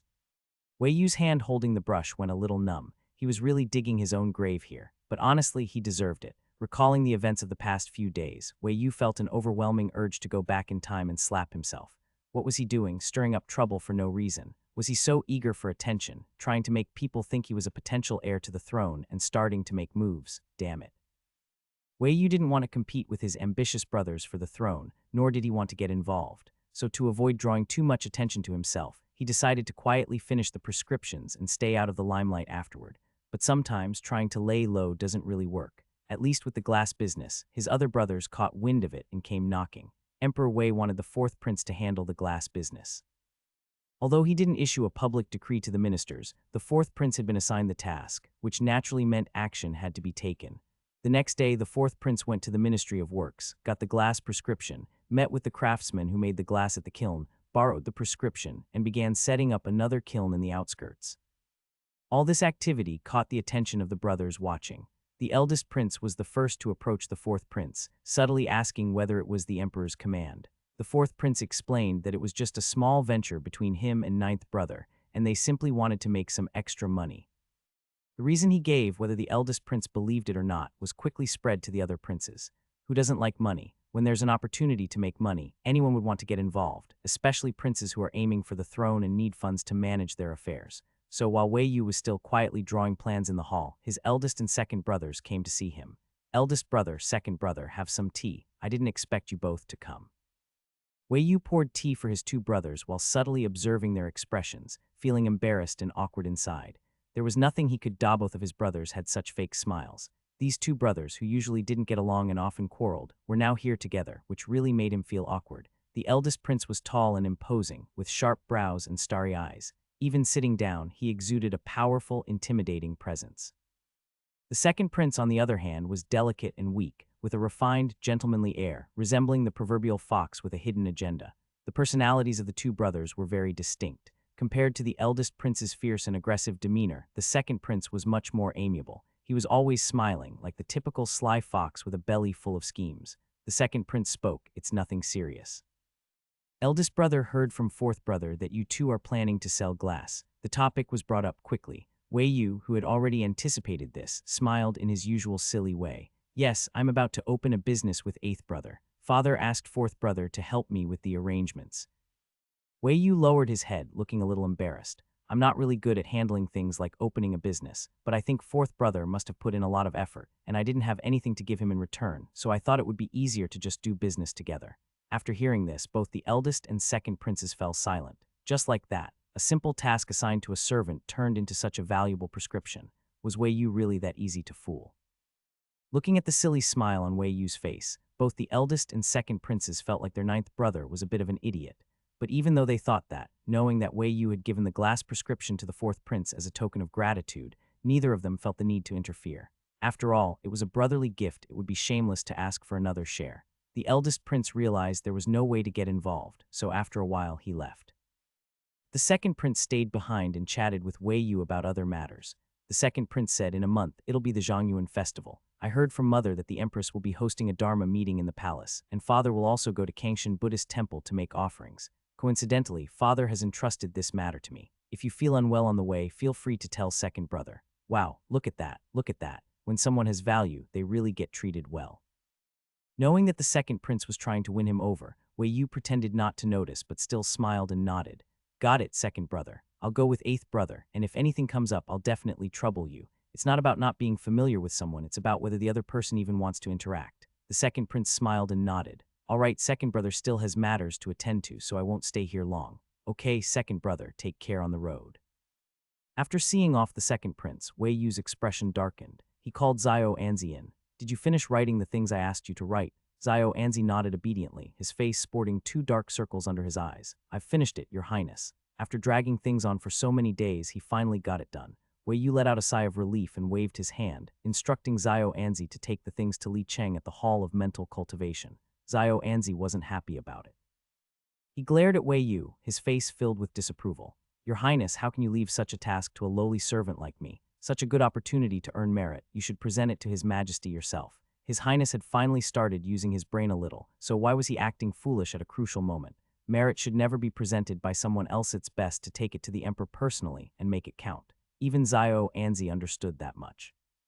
Wei Yu flopped back on the couch, giving him a deadpan look with his half-lidded eyes. Is your highness really someone who needs merit? Anyway, he didn't want to go see his father. The old man was always scheming. What if he ended up getting himself into trouble? Would he even be able to continue being a carefree salted fish then? He was still waiting for fourth brother to take him out to see the estate. They had promised to go out of the palace to look at the house, but after all these days there was still no movement. Wei Yu was starting to feel miserable, so useless, so utterly useless. Zhao Anzi felt disappointed, staring at Wei Yu's back for a while before walking out in frustration. In the yard, the two eunuchs, Hongzhang and Bai Ban, were still standing like wooden statues, sweeping the floor. As Zhao Anzi passed by, he spat, "All you do is sweep. You've scrubbed the floor so much it's almost bald. If outsiders saw, they'd think our yard is filthy." When Hongzhang and Bai Ban heard this, they froze for a moment. What he said made sense. Maybe they should switch tasks. They both dropped their brooms and turned to grab cloths, preparing to wipe the windows. Zhao Anzi took the prescription to the Hall of Mental Cultivation. As someone serving the transparent prince, Zhao Anzi, being a eunuch, had a lower status than the average eunuch. Normally, he wouldn't even be able to meet Chief Eunuch Li Cheng, let alone recognize the sweeping eunuchs at Hall of Mental Cultivation. He was lucky to even be allowed near them. However, although he had no status, Zhao Anzi had one advantage. That was, he lacked a certain sense of awareness. Sometimes he couldn't tell whether others meant well or ill. When people were excluding or looking down on him, he would foolishly think they were just busy. When Zhao Anzi arrived at the Hall of Mental Cultivation, he didn't see Li Cheng outside. He asked the little eunuch waiting by the door and said he had something to present on behalf of Ninth Prince. Unfortunately, the little eunuch didn't have the sharp eye of the chief eunuch, nor could he see the emperor's current attention on the Ninth Prince. He simply said, "Consort Xian is inside," and dismissed Zhao Anzi. Zhao Anzi silently looked at him, thinking, how could you know the emperor doesn't want to meet? The emperor himself had asked His Highness to write this. He felt a little upset, but there was nothing he could do. His Highness had no status, and compared to the always favored Consort Xian, it was only natural that the palace servants didn't think much of the Ninth Prince. Zhao Anzi calmed himself after a few seconds of frustration. He stood obediently to the side, planning to wait until Consort Xian came out before presenting the items to the emperor. The little eunuch glanced at him with disdain. If he was willing to wait, then let him. It was impossible to have him go in and report, as everyone knew Consort Xian hated being disturbed while with the emperor. He could be walking right into trouble. Luckily for Zhao Anzi, he didn't have to wait long before he saw Li Cheng enter the hall. Not being able to meet the emperor was the same as reporting to the chief eunuch. Zhao Anzi hurried over, obediently handing the box over. "Director Li, this is the item Ninth Prince is presenting to the emperor. It's the prescription His Majesty has been asking for." Li Cheng, who had just come from the empress, paused for a moment upon hearing this. He knew very well what the emperor had been concerned. Just a few days ago, Li Cheng had personally gone to the Ninth Prince to urge him. He quickly took the box, asking gently, "Isn't the Ninth Prince coming himself?" Zhao Anzi made up a lie. "His Highness is reviewing books and asked me to bring this to the emperor."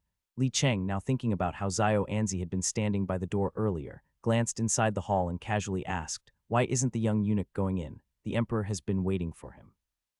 As they were speaking, they had reached the entrance of the hall. Upon hearing Li Cheng's words, the little eunuch's face changed, and he immediately started begging Li Cheng for forgiveness. "Director Li, please forgive me. I didn't recognize the situation earlier. Please give me another chance." Li Cheng just glanced at him, said nothing, and waved for the others to drag him out. "In front of the emperor, you're so careless. The Ninth Prince's people are not to be treated lightly. Take him out and have him kneel." The little eunuch was dragged out and made to kneel. Zhao Anzi watched all of this, blinking, then fell silent, a sudden realization dawning on him. So His Highness had already gained the emperor's favor. No wonder His Highness wasn't in a hurry. After the little eunuch was punished, Li Cheng took the box and led Zhao Anzi into the Hall of Mental Cultivation to meet the emperor. Once inside, Zhao Anzi heard Consort Xian's voice. "In a few days, it will be the Kixi Festival. I wonder how lively it will be among the common people. Emperor Wei, the Kixi Festival is a good time for men and women to meet. If you want a lively gathering, just have a banquet in the palace. HMPH, it's not about wanting a lively event. I'm thinking about Shuor. He's already 17. If he doesn't get married soon, what will people think of him?" The emperor's conversation with Consort Xian fell into Zhao Anzi's ears, and suddenly he thought about his own 16-year-old master. Isn't it normal for 7th Prince to be unmarried at 17? 8th Prince hasn't married either. Well, with his mother backing him, it's fine. I wonder when His Highness will bring back a wife. The unfamiliar thought reached Emperor Wei's ears. He looked up at Li Cheng and Zhao Anzi, who had just entered. Li Cheng bowed and reported, "Your Majesty, 9th Prince sent something for you." He had been about to ask who had brought it, but didn't need to anymore. Emperor Wei's gaze fell on the box, and a slight smile appeared on his face, his eyes showing some anticipation. "What's this?" Li Cheng smiled flatteringly. "It's the item you've been waiting for, Your Majesty." What he wanted was the long-awaited prescriptions for steel and sugar production. Emperor Wei was delighted. "Quick, present it to me, let me have a look." The emperor's enthusiasm puzzled Consort Xian, who sat nearby. looking beautiful in her splendid palace attire, her face youthful, hardly resembling a woman in her 30s with 2 children. She appeared more like someone in her early 20s. Relying on the emperor's favor, Consort Xian was somewhat arrogant, but she wasn't completely without brains. She knew she wasn't supposed to look at prescriptions, but she could still ask a few simple questions. Looking at the emperor's satisfied expression as he examined the prescription, Consort Xian couldn't help but raise an eyebrow. "Your Majesty, what has Ninth Prince written for you that you're this happy?" Emperor Wei looked up, casting a meaningful glance at Consort Xian, and smiled. "Little Ninth is clever and has deeply won my favor. The glass he created recently was quite good. I had it shown to the Ziki envoys, and even they couldn't say a word against it. It really brought some honor to Great Wei." The youngest prince had brought honor to Great Wei, while his older brothers had achieved nothing. There was a slight hint of dissatisfaction in Consort Xian's eyes, but her expression remained unchanged as she smiled sweetly. "Ninth Prince is indeed clever. Otherwise, Great Wei would have been laughed at by those Ziki barbarians. It's just some small tricks that won't amount to much. For a prince to be hanging out with a group of craftsmen, it's obvious that his mother came from a lowly background. Even his aura reeks of mediocrity." Emperor Wei's gaze deepened as he looked at Consort Xian's still beautiful face, but suddenly his heart turned cold. As expected, a venomous beauty is still a venomous beauty. He couldn't let the fact that he had spent less time in the harem over the past 2 months fool him into thinking they had changed their ways. If a person's nature could change so easily, then where would the word hypocrisy even come from? This Consort Xian was not even as good as the Empress. At least the Empress was coarse on the inside, but she didn't resort to personal attacks. Emperor Wei's smile slightly faded. He turned to Consort Xian and said, "You may return now. I still have state affairs to attend to." Taken by surprise at being dismissed so abruptly, Consort Xian paused for a moment. She was somewhat displeased, but ultimately didn't dare to say anything. She could only reluctantly bow and leave. After Consort Xian left, Emperor Wei looked toward Zhao Anzi. Why didn't the Ninth Prince come in person? It was Zhao Anzi's first time facing the Emperor directly, but he managed to remain composed. Replying to Your Majesty, His Highness the Ninth Prince has been busy these past few days drawing blueprints for the Fourth Prince, which is why he hasn't had time to come. Though his master was lazy, Zhao Anzi still had to find a way to cover for him. Emperor Wei heard Zhao Anzi's underlying thoughts and knew that Wei Yu was just slacking off and unwilling to come. He let out a snort inwardly. The little brat had only been diligent for 2 days, and now he was already getting lazy again. He really couldn't understand how someone could be so disappointing. He put the recipe back into its box and casually asked Zhao Anzi, "What kind of blueprint is the Ninth Prince drawing for the Fourth Prince?" The Fourth Prince had been busy preparing a new kiln factory these past few days, so he hadn't had the chance to mention the clubhouse idea to Emperor Wei. As a result, the Emperor didn't know that Wei Yu was helping the Fourth Prince design glass features for it. Zhao Anzi replied honestly. After listening, Emperor Wei raised his brows, clearly interested in the glass ornaments Wei Yu had described. The details were so specific that they couldn't have been imagined on the spatite. Was obvious the brat had seen them in the future. But could glass really only be used for decorations? Were there no other uses? Emperor Wei was skeptical, but without evidence, doubt alone was useless. For now, he decided to set it aside and instead summon senior ministers from the Ministry of Works, the Ministry of Revenue, and the Ministry of War to discuss the recipe. The long-awaited trip out of the palace to inspect the residence finally happened on the day of the Kixi festival. This rare opportunity to leave the palace was different from the last time, which had been rushed and chaotic. This time, Wei Yu leaned excitedly against the window of the carriage, gazing at the streets of the capital alongside his 8th brother, eyes sparkling with excitement. Wow, so the capital is this lively during the Kixi festival. Streets were packed with people, mostly young men and women, laughter and celebrations echoing everywhere. Wei Yu didn't have even a hint of adolescent infatuation on his mind. What he was thinking about were all the fragrant snacks. Athai's smell. He closed his eyes and inhaled the scent of meat that drifted by, his face full of bliss. Braised pork. That's definitely authentic braised pork, golden brown, glistening with oil, melts in your mouth, rich but not greasy, savory and flavorful. It must be delicious. Wei Yu's description was so vivid that the 2 others in the carriage were rendered speechless. The Fourth Prince, dressed in plain blue robes, sat in the center and chuckled as he looked at him. "You didn't even get a look at it, and you're already describing the taste. Did you eat it in your dreams or something?" The 8th Prince didn't even bother looking at Wei Yu. He exposed him directly. "That's exactly how you described the roast goose served by the Imperial Kitchen last time." He'd used the same description on 7 or 8 different dishes. No one could tell if he truly lacked education or if he was just bad at describing things. Wei Yu lowered the curtain to block the curious gazes of passersby, then smiled at his 2 older brothers. "It's not important. None of that's important. What's important is your younger brother is hungry." They had just had breakfast before heading out, and he was already hungry again. The eighth prince didn't even know what to say. The fourth prince didn't mind at all. Knowing how rare these outings were for them, he naturally wanted his younger brothers to enjoy themselves. With a lifted tone, the fourth prince instructed the driver outside to Jufu Restaurant. Jufu Restaurant was the biggest restaurant in the capital, frequented mostly by high-ranking officials and nobles. When Wei Yu got off the carriage and saw the three-story building for the first time, he was instantly envious of its booming business. People were coming and going at the entrance. Horse carriages were lined up nearby, and even from outside, he could hear the shouts from inside the restaurant. Wei Yu quietly sidled up to the eighth prince and whispered into his brother's ear, "Eighth brother, how much silver do you think Jufu Restaurant makes in a day?" The fourth prince had already gone inside, but when the eighth prince heard Wei Yu mention silver, he stopped in his tracks and turned to look at him. "What are you up to?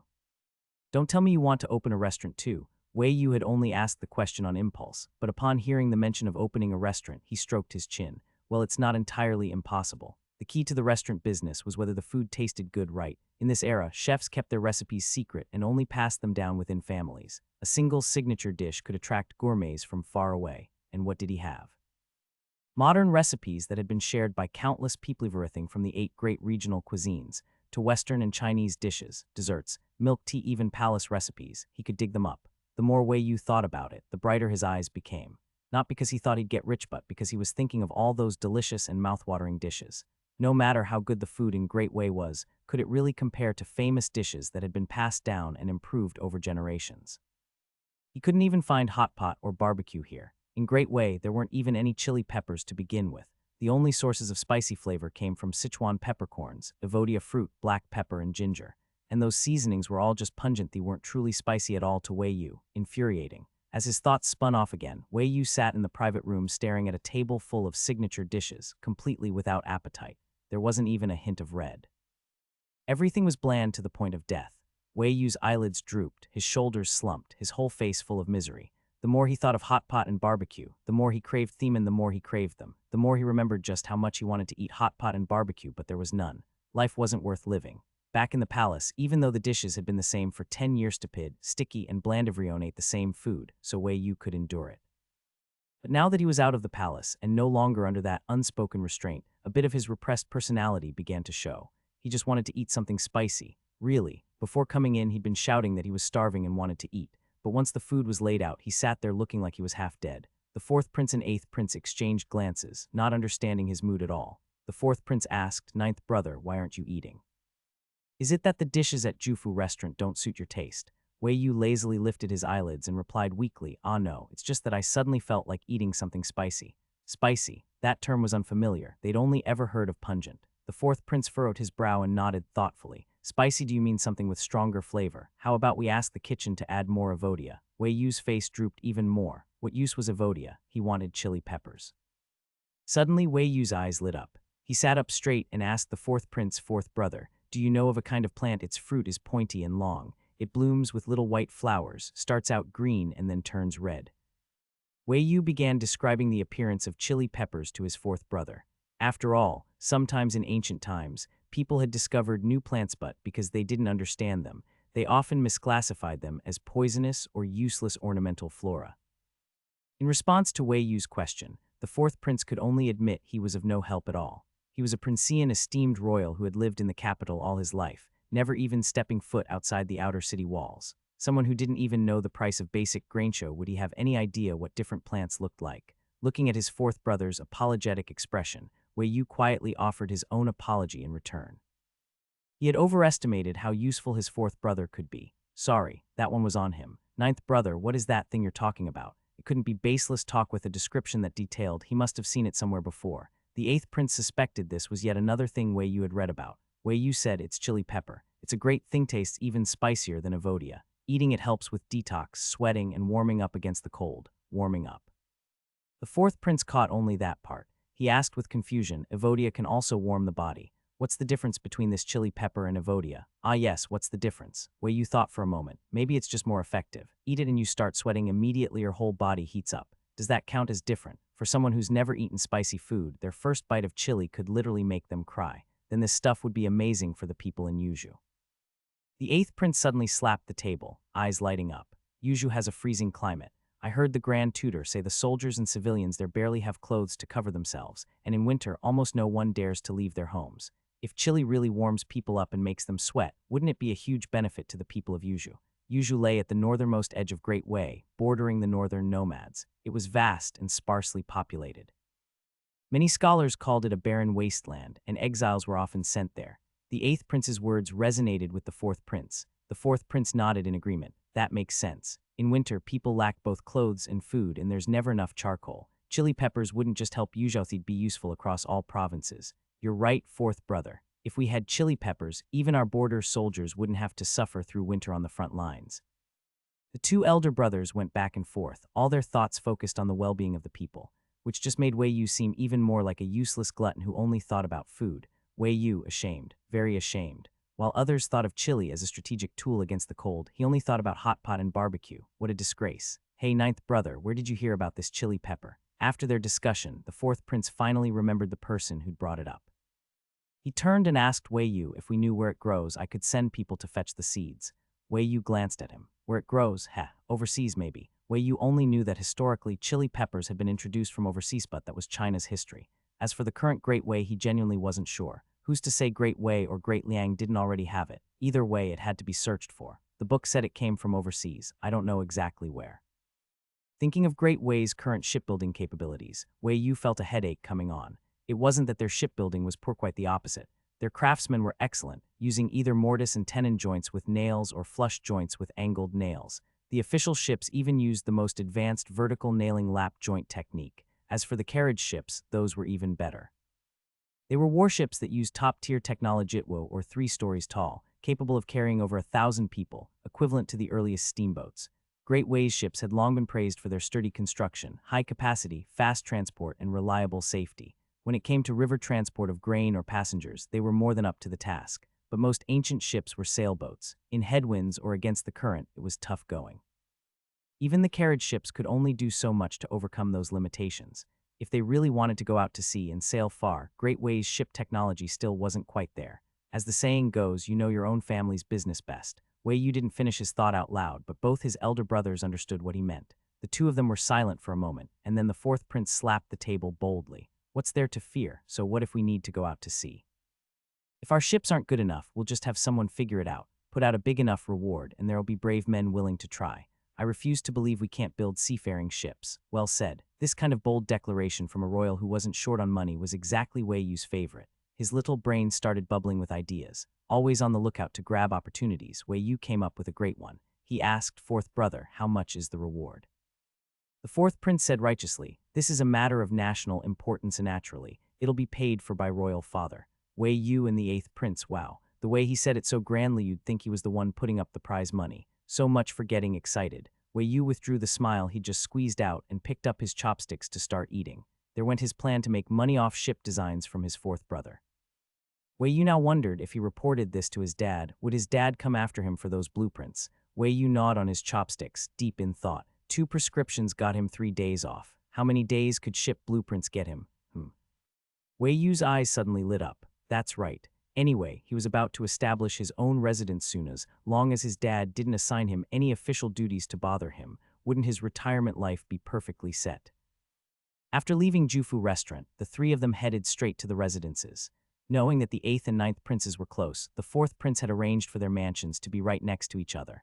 Both were 5 courtyard mansions, extravagantly large, complete with gardens, ponds, martial arts grounds, and even a library. After taking a full tour, Wei Yu was grinning like a fool. Good, good, good. This residence is great. Fourth brother, you've really put in the effort.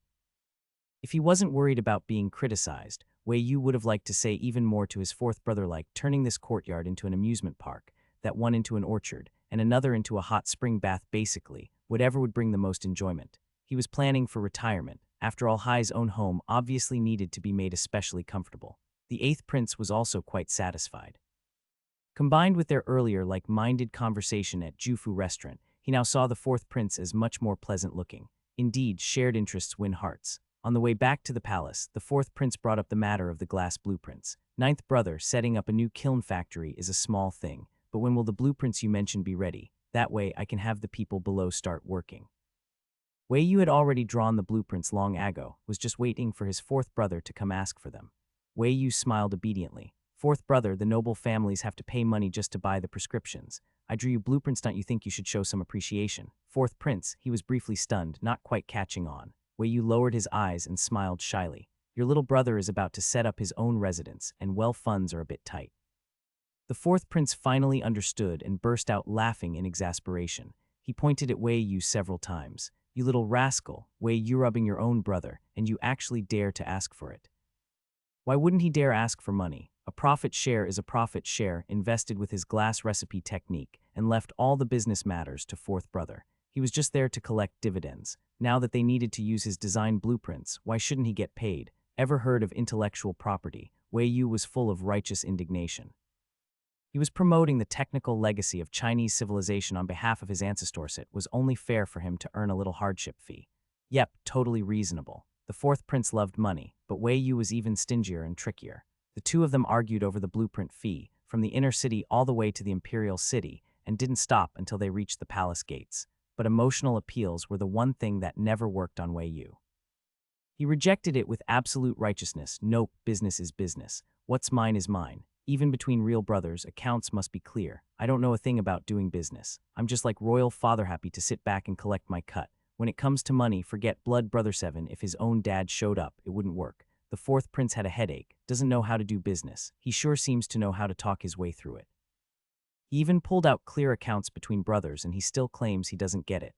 He just won't back down on that damn design fee. They argued until their throats were dry, and Wei Yu stubbornly refused to give even a little ground. The fourth prince was mentally drained and made one last attempt. Fine, then you name your price. But just so you know, your fourth brother really doesn't have much money. And was he guilty saying that? Son of the noble consort, the prince with the highest-ranking mother in the palace after the empress, and he's got no money. Wei Yu gave him a meaningful look, then immediately put on a cheerful smile. Not much, not much. I'm not greedy. Just give me an estate on the outskirts of the city. Any size is fine. He thought he was going to ask for real silver and gold. Hearing it was just an estate, the fourth prince immediately relaxed. You should have said so earlier. All right, when we get back, I'll have them send you the deed and all that. People with lots of land sure do speak with confidence. The fourth prince sounded downright dashing when he said it. Wei Yu was so pleased he nearly drooled from the eyes. Fourth brother, you're such a good person. We're real brothers, no need to be so polite. The eighth prince, who'd been invisible the entire time, silently turned to look at him. Now he remembers they're brothers. Just a moment ago, it was all clear accounts between brothers. The eighth prince had thought Wei Yu had a change of heart and might say a few polite words, but in the next second he heard Wei Yu say, Fourth brother, when will you send someone with the deed? Would that be too much trouble? If you're too busy, I can just tell royal father and go pick it up myself. The eighth prince stared blankly. Yeah, he's still not shameless enough. The fourth prince was a man of his word. He promised Wei Yu the estate and delivered not just the deed, but also the contracts for the tenant farmers. Hugging the box of deed papers the fourth prince gave him, Wei Yu lay back in a rocking chair, eyes squinting with joy. I'm rich now, 100 mu of land. Once I leave the palace, I can start a farm, chickens, ducks, geese, fish, an ecological cycle. Fully self-sufficient, should I raise pigs too? That's just how his thoughts jumped around from one thing to the next. Xiao Anzi had recently been so exasperated with the unmotivated Wei Yu that he stopped hanging around him.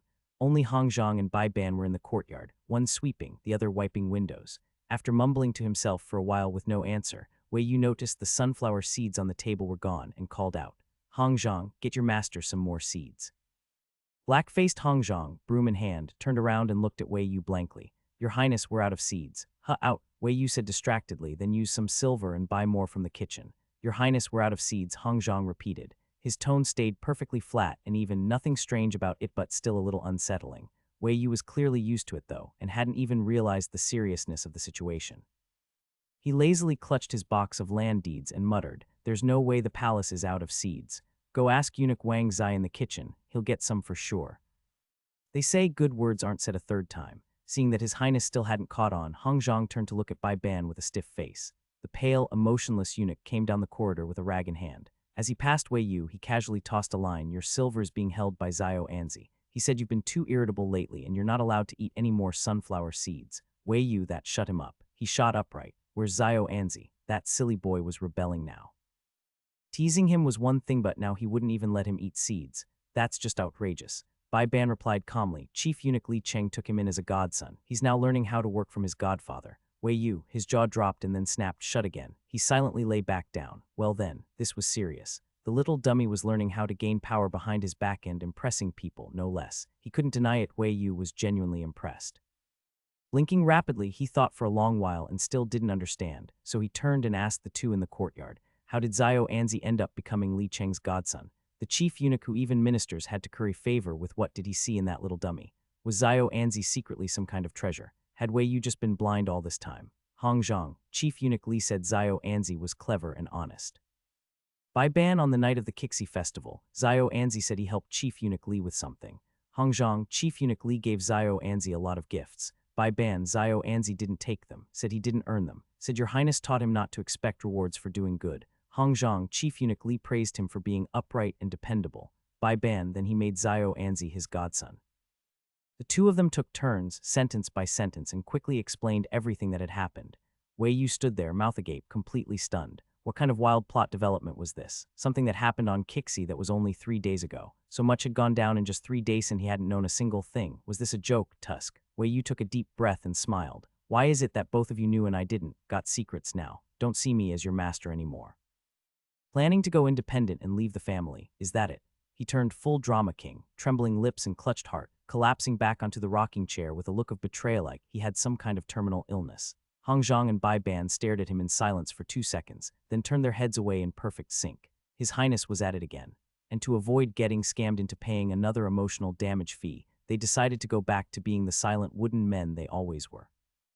Wei Yu was very disappointed. Hong Zhang and Bai Ban had wised up nowadays. It wasn't so easy to scam money out of them anymore. However, that little fool Zhao Anzi was still an easy mark. Wei Yu stroked his chin. Still, he couldn't figure it out. Was Chief Eunuch Li really going blind? Steady and dependable might apply, but Zhao Anzi clever? Oh please, who's the real fool here?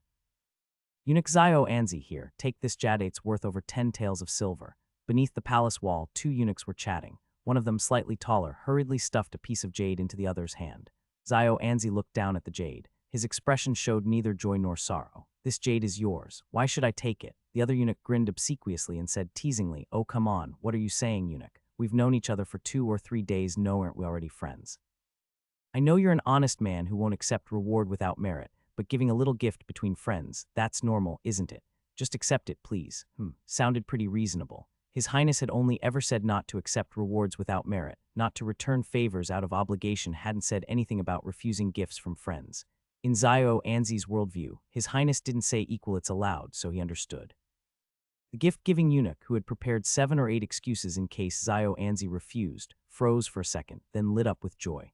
That line kept echoing in Zhao Anzi's head even after he returned. Why did the guy thank him after giving him a jade? Zhao Anzi tilted his head and pondered. Whenever His Highness gave them silver, he'd also say something like, we're all friends, and tell them not to overthink it. He pulled out the jade again and looked at it, and suddenly it was like something clicked. His Highness gave money and said they were friends. That man gave jade and said they were friends. Therefore, friends equal money. Zhao Anzi was enlightened. For a moment, it was as if his soul had transcended, so that's why the man thanked him. Friends were people who gave him money. Because they were friends, they'd give him silver, a perfect logical chain. Zhao Anzi got it. Yes, that's right, make friends. Lots and lots of friends who would give him money. Wei Yu felt like something was off lately. Or rather, ever since he learned that Zhao Anzi had acknowledged Li Cheng as his godfather, he started noticing strange things. Usually, unless he paid someone to show up, the palace gates were so empty you wouldn't even find a rat. But now palace folks were coming by to look for Zhao Anzi. Heavens coming for Zhao Anzi. Just because he called Li Cheng godfather, his social luck suddenly exploded. And what about him? His dad was the emperor. Why wasn't anyone currying favor with him, the prince? Wasn't this all backwards? Wei Yu was speechless. During dinner, he couldn't hold back anymore and asked Zhao Anzi, why have so many people been looking for you lately? What are they even doing? Zhao Anzi, still with that honest and guileless look, replied, Your Highness, they're all here to make friends with your humble servant. Make friends? Wei Yu curled his lip. Friends, yeah right, more like a bunch of brown nosers. Worried the little fool would be taken advantage of, scammed, until he didn't even have underwear left. Wei Yu warned, remember what I told you, no reward without merit. If someone gives you money and asks for a favor, don't agree. No reward without merit. If given money and asked to do something, don't agree. Zhao Anzi committed the words to memory and nodded seriously. Rest assured, Your Highness, I understand. All the silver he took were friendship gifts, so it didn't count under what His Highness said. Zhao Anzi may not be that bright, but he was obedient. Thinking Zhao Anzi had taken the lesson to heart, Wei Yu nodded in satisfaction and dropped the topic, turning his thoughts to the upcoming trip to Kangshan. After all, the Ghost Festival was just days away. His father was heading to a Buddhist temple on Kangshan to offer prayers, so naturally, the princes had to go too. Wei Yu could count on one hand how many times he'd even left the palace, let alone the capital. This was like a school field trip for him. He was already excited, days in advance, thinking about what to bring.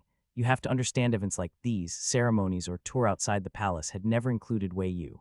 In the past, it was either because he was so low profile his father forgot about him, or he'd been too young to go. So getting to go this time, of course he was thrilled. His excitement lasted all the way until the day before the Ghost Festival. Why not all the way to the festival? Heh. Because he went to bed around midnight and was dragged out of bed at 3 or 4 in the morning to wash up, dress, eat, and then go wait at the palace gate for the emperor's departure. Tell me, with all that torture, how could he possibly be in a good mood? He almost wanted to collapse on the spot and feign illness.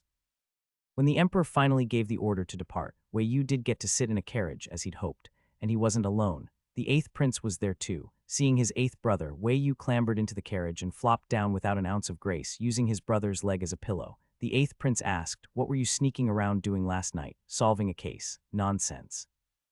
The 8th prince didn't buy it, but seeing Wei Yu already closing his eyes to sleep, he let it go and leaned back against the carriage wall to rest. The journey to Kangshan would be bumpy, and they'd have to climb the mountain for rituals. It'd be tiring. Rest was important. Kangshan was about 20 li 10 km outside the capital. Follow the official road and you'd get there in 2 hours. Along the way, the carriage rocked steadily, and Wei Yu slept like a log. It wasn't until they arrived at Kangshan and the attendants called them that the two inside the carriage were awakened. "What time is it?" Wei Yu sat up and tried to gather his senses. His 8th brother had already lifted the curtain and was asking the situation. Replying to the 8th prince, "We've arrived at Kangshan. His Majesty has ordered everyone out of the carriages to prepare for the climb. The temple was built on the mountain, carriages couldn't go up, everyone had to walk." Wei Yu lifted the curtain, curious, and looked outside. Everything was green. Mountains surrounded them in the distance, and along the road ahead and behind, you could faintly see signs of commoners who had set up stalls, though they'd now been cleared to the sides by guards. During the clearing, Wei Yu spotted a frail, bony little girl who seemed to have been helping her grandfather when someone shoved her, causing her to fall hard to the ground. Hiss. That fall looked bad. Wei Yu instinctively frowned. Wasn't that excessive use of force? She was just a little girl, an old man. Even if they were slow, there was no need to shove them. When the emperor travels, it must always uphold the dignity of the royal family. All that talk about not disturbing the common people is just empty words. Even the most upright and incorrupt officials, once they hear the emperor is coming, will have the route thoroughly cleared. Nothing is allowed to sour the emperor's mood. So right now, pushing around commoners who are selling things by the roadside, no one really cares. But Wei Yu couldn't bear to see it. It wasn't that he was trying to meddle. It's just that, after all, he didn't belong to this era. Deep down, he didn't have that instinct of disregarding people as people. Seeing the old man and the young girl looking like they couldn't even stand, while the guards were still driving them off, Wei Yu frowned, got out of the carriage, and started walking over. The 8th prince called to him, "Hey, where are you going? I'm going to check over there." The 8th prince didn't feel at ease and followed after him. When Wei Yu walked over, he happened to hear the guards speaking. Hey, get up. His Majesty is out on patrol. Irrelevant people shouldn't be blocking the way." The tone was rude, but the words weren't wrong. Wei Yu looked at the old man still on the ground. The old man was poorly dressed and frail. He leaned awkwardly against the ground, his right hand supported by the little girl. His expression showed panic with a touch of pain. "Sir, it'll leave right away. Please, just give us a moment." As he spoke, the old man hurriedly pushed the little girl beside him, as if trying to urge her to leave. But the girl bit her lip and stubbornly tried to help him back up. Probably fearing the officer's impatience, the old man looked flustered but didn't dare to say anything. He could only brace against the ground and try to get up. Wei Yu's gaze shifted to the old man's unnaturally bent right leg. It seemed he had a leg problem, and the earlier fall had made it worse. Wei Yu spoke directly, telling Xiao Anzi behind him his leg is injured. Help him over and give him 2 taels of silver for a doctor. It was something a guard could have done, but Wei Yu wanted to offer some compensation to the old man and the girl, so he had Xiao Anzi handle it. Wei Yu speaking suddenly startled the guards, who hadn't noticed him before. They quickly dropped to their knees to greet him. "Greetings to your highnesses." There weren't many people who could be called Your Highness. The princes, princesses, and high-ranking consorts could be addressed that way. And to the common folk, anyone addressed as Your Highness must be a son of the emperor. The old man and the young girl, who hadn't even gotten up yet, instantly fell to their knees again upon hearing this, trembling as they tried to greet Wei Yu. Their awkward and improper greeting even made the 8th prince feel sorry for the two. The 8th prince said, "All right, stop kneeling. Xiao Anzi, take them aside and find a doctor to look at his leg."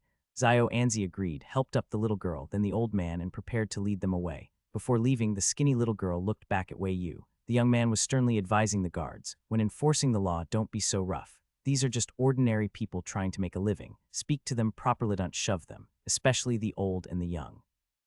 If one push causes a real problem, it would make it look like His Majesty is cruel and ruthless, and it would damage his reputation. The little girl didn't understand the grand reasoning. She was just a young girl who hadn't gone to school or learned to read, but she knew the prince who helped her and her grandfather was a good man. Not only did he help them, he even gave them money for her grandfather to see a doctor, and now he was scolding that mean officer. She looked at the officer, who was nodding and bowing. Yes, yes, yes, Ninth Prince is right. I understand. I'll be more careful in the future. I won't push the common people again. The girl suddenly smiled. The officer promised the prince not to push people again. That meant from now on there would be fewer people like her and her grandfather being bullied. As they walked further and further away, the little girl eventually couldn't see the prince anymore through the crowd, but she wasn't sad. She ran ahead to catch up with her grandfather and gathered her courage to ask the man leading them, Sir, His Highness is a good man. Urya can do math. Can I repay His Highness? Her grandfather was startled and quickly reached out to cover her mouth. Urya, don't talk nonsense, sir. The child is young and ignorant, didn't mean any offense to His Highness. Zio Anzi looked down at the girl with her mouth covered. She was skinny and wore a patchwork cloth that barely counted as clothing. She looked very small, not unlike himself before he entered the palace. Her already thin face looked even more so, with her mouth covered. Her wide, dark eyes appeared even bigger, a bit ugly. Zio Anzi thought to himself, and suddenly understood why, back when he first came to serve the prince always told him to eat more, even though the prince himself rarely had enough to eat. It seemed that people who didn't get enough to eat had no flesh on their face. Indeed, they looked both ugly and frightening. The realization made Zio Anzi feel a little guilty. So back then, he'd actually scared His Highness. It was his fault for making the prince go hungry and scared. From now on, he needed to eat more and try to grow chubby and nice looking. Zio Anzi had a lot on his mind, but facing the uneasy grandfather and granddaughter, he calmly said to Urya, His Highness doesn't need repayment. His Highness can't stand to see people too skinny. When he sees you, he won't be able to resist giving you food to fatten you up. Zio Anzi's intent was to keep His Highness from going hungry again. But in the ears of the grandfather and Urya, it meant, His Highness is a great person. He actually can't bear to see the people starve. The grandfather was deeply moved and couldn't help but cry, wiping away tears with his sleeves. His Highness is a good man. Urya didn't cry, but her eyes shone brighter, more determined. She said to Zio Anzi, Sir, His Highness is truly a good man. Urya's heard a friend say before, said Teacher Li once said, an official who can't bear to see the people go hungry and wants them to eat their fill is a rare and truly great man. Her little eyes sparkled. Her dirty face was full of sincerity and fearlessness. She was earnest and brave, trying to show the only strength she had to this man she trusted. Urya can't write, but she can do math. When customers come to buy Grandpa's pancakes, I can count their money really fast and I've never gotten it wrong. Urya is very useful. Zio Anzi was put in a tough spot. This was like someone applying for a job, but the interviewer was just a janitor, with no authority to hire anyone. He didn't know how to respond to the little girl. His Highness only told him to take them away and find a doctor, hadn't said anything about taking her in as a servant. Besides, being able to do math was that really useful. He could do math too. Every day, he counted exactly how many sunflower seeds His Highness had eaten, one by one. Regarding whether Urya would stay or leave, Zio Anzi didn't make the decision on his own. He found a doctor for the grandfather and granddaughter, left behind 2 taels of silver, made proper arrangements, and only then returned to see Wei Yu and tell him what Urya had said. A little girl who claimed she'd never miscalculated and wanted to repay him. Wei Yu wasn't a pedophile, nor was he some walking hormone or breeding stallion. Liking Mary Sue novels didn't mean he wanted to be the male lead himself. It just meant he was still in his cringy teenage phase.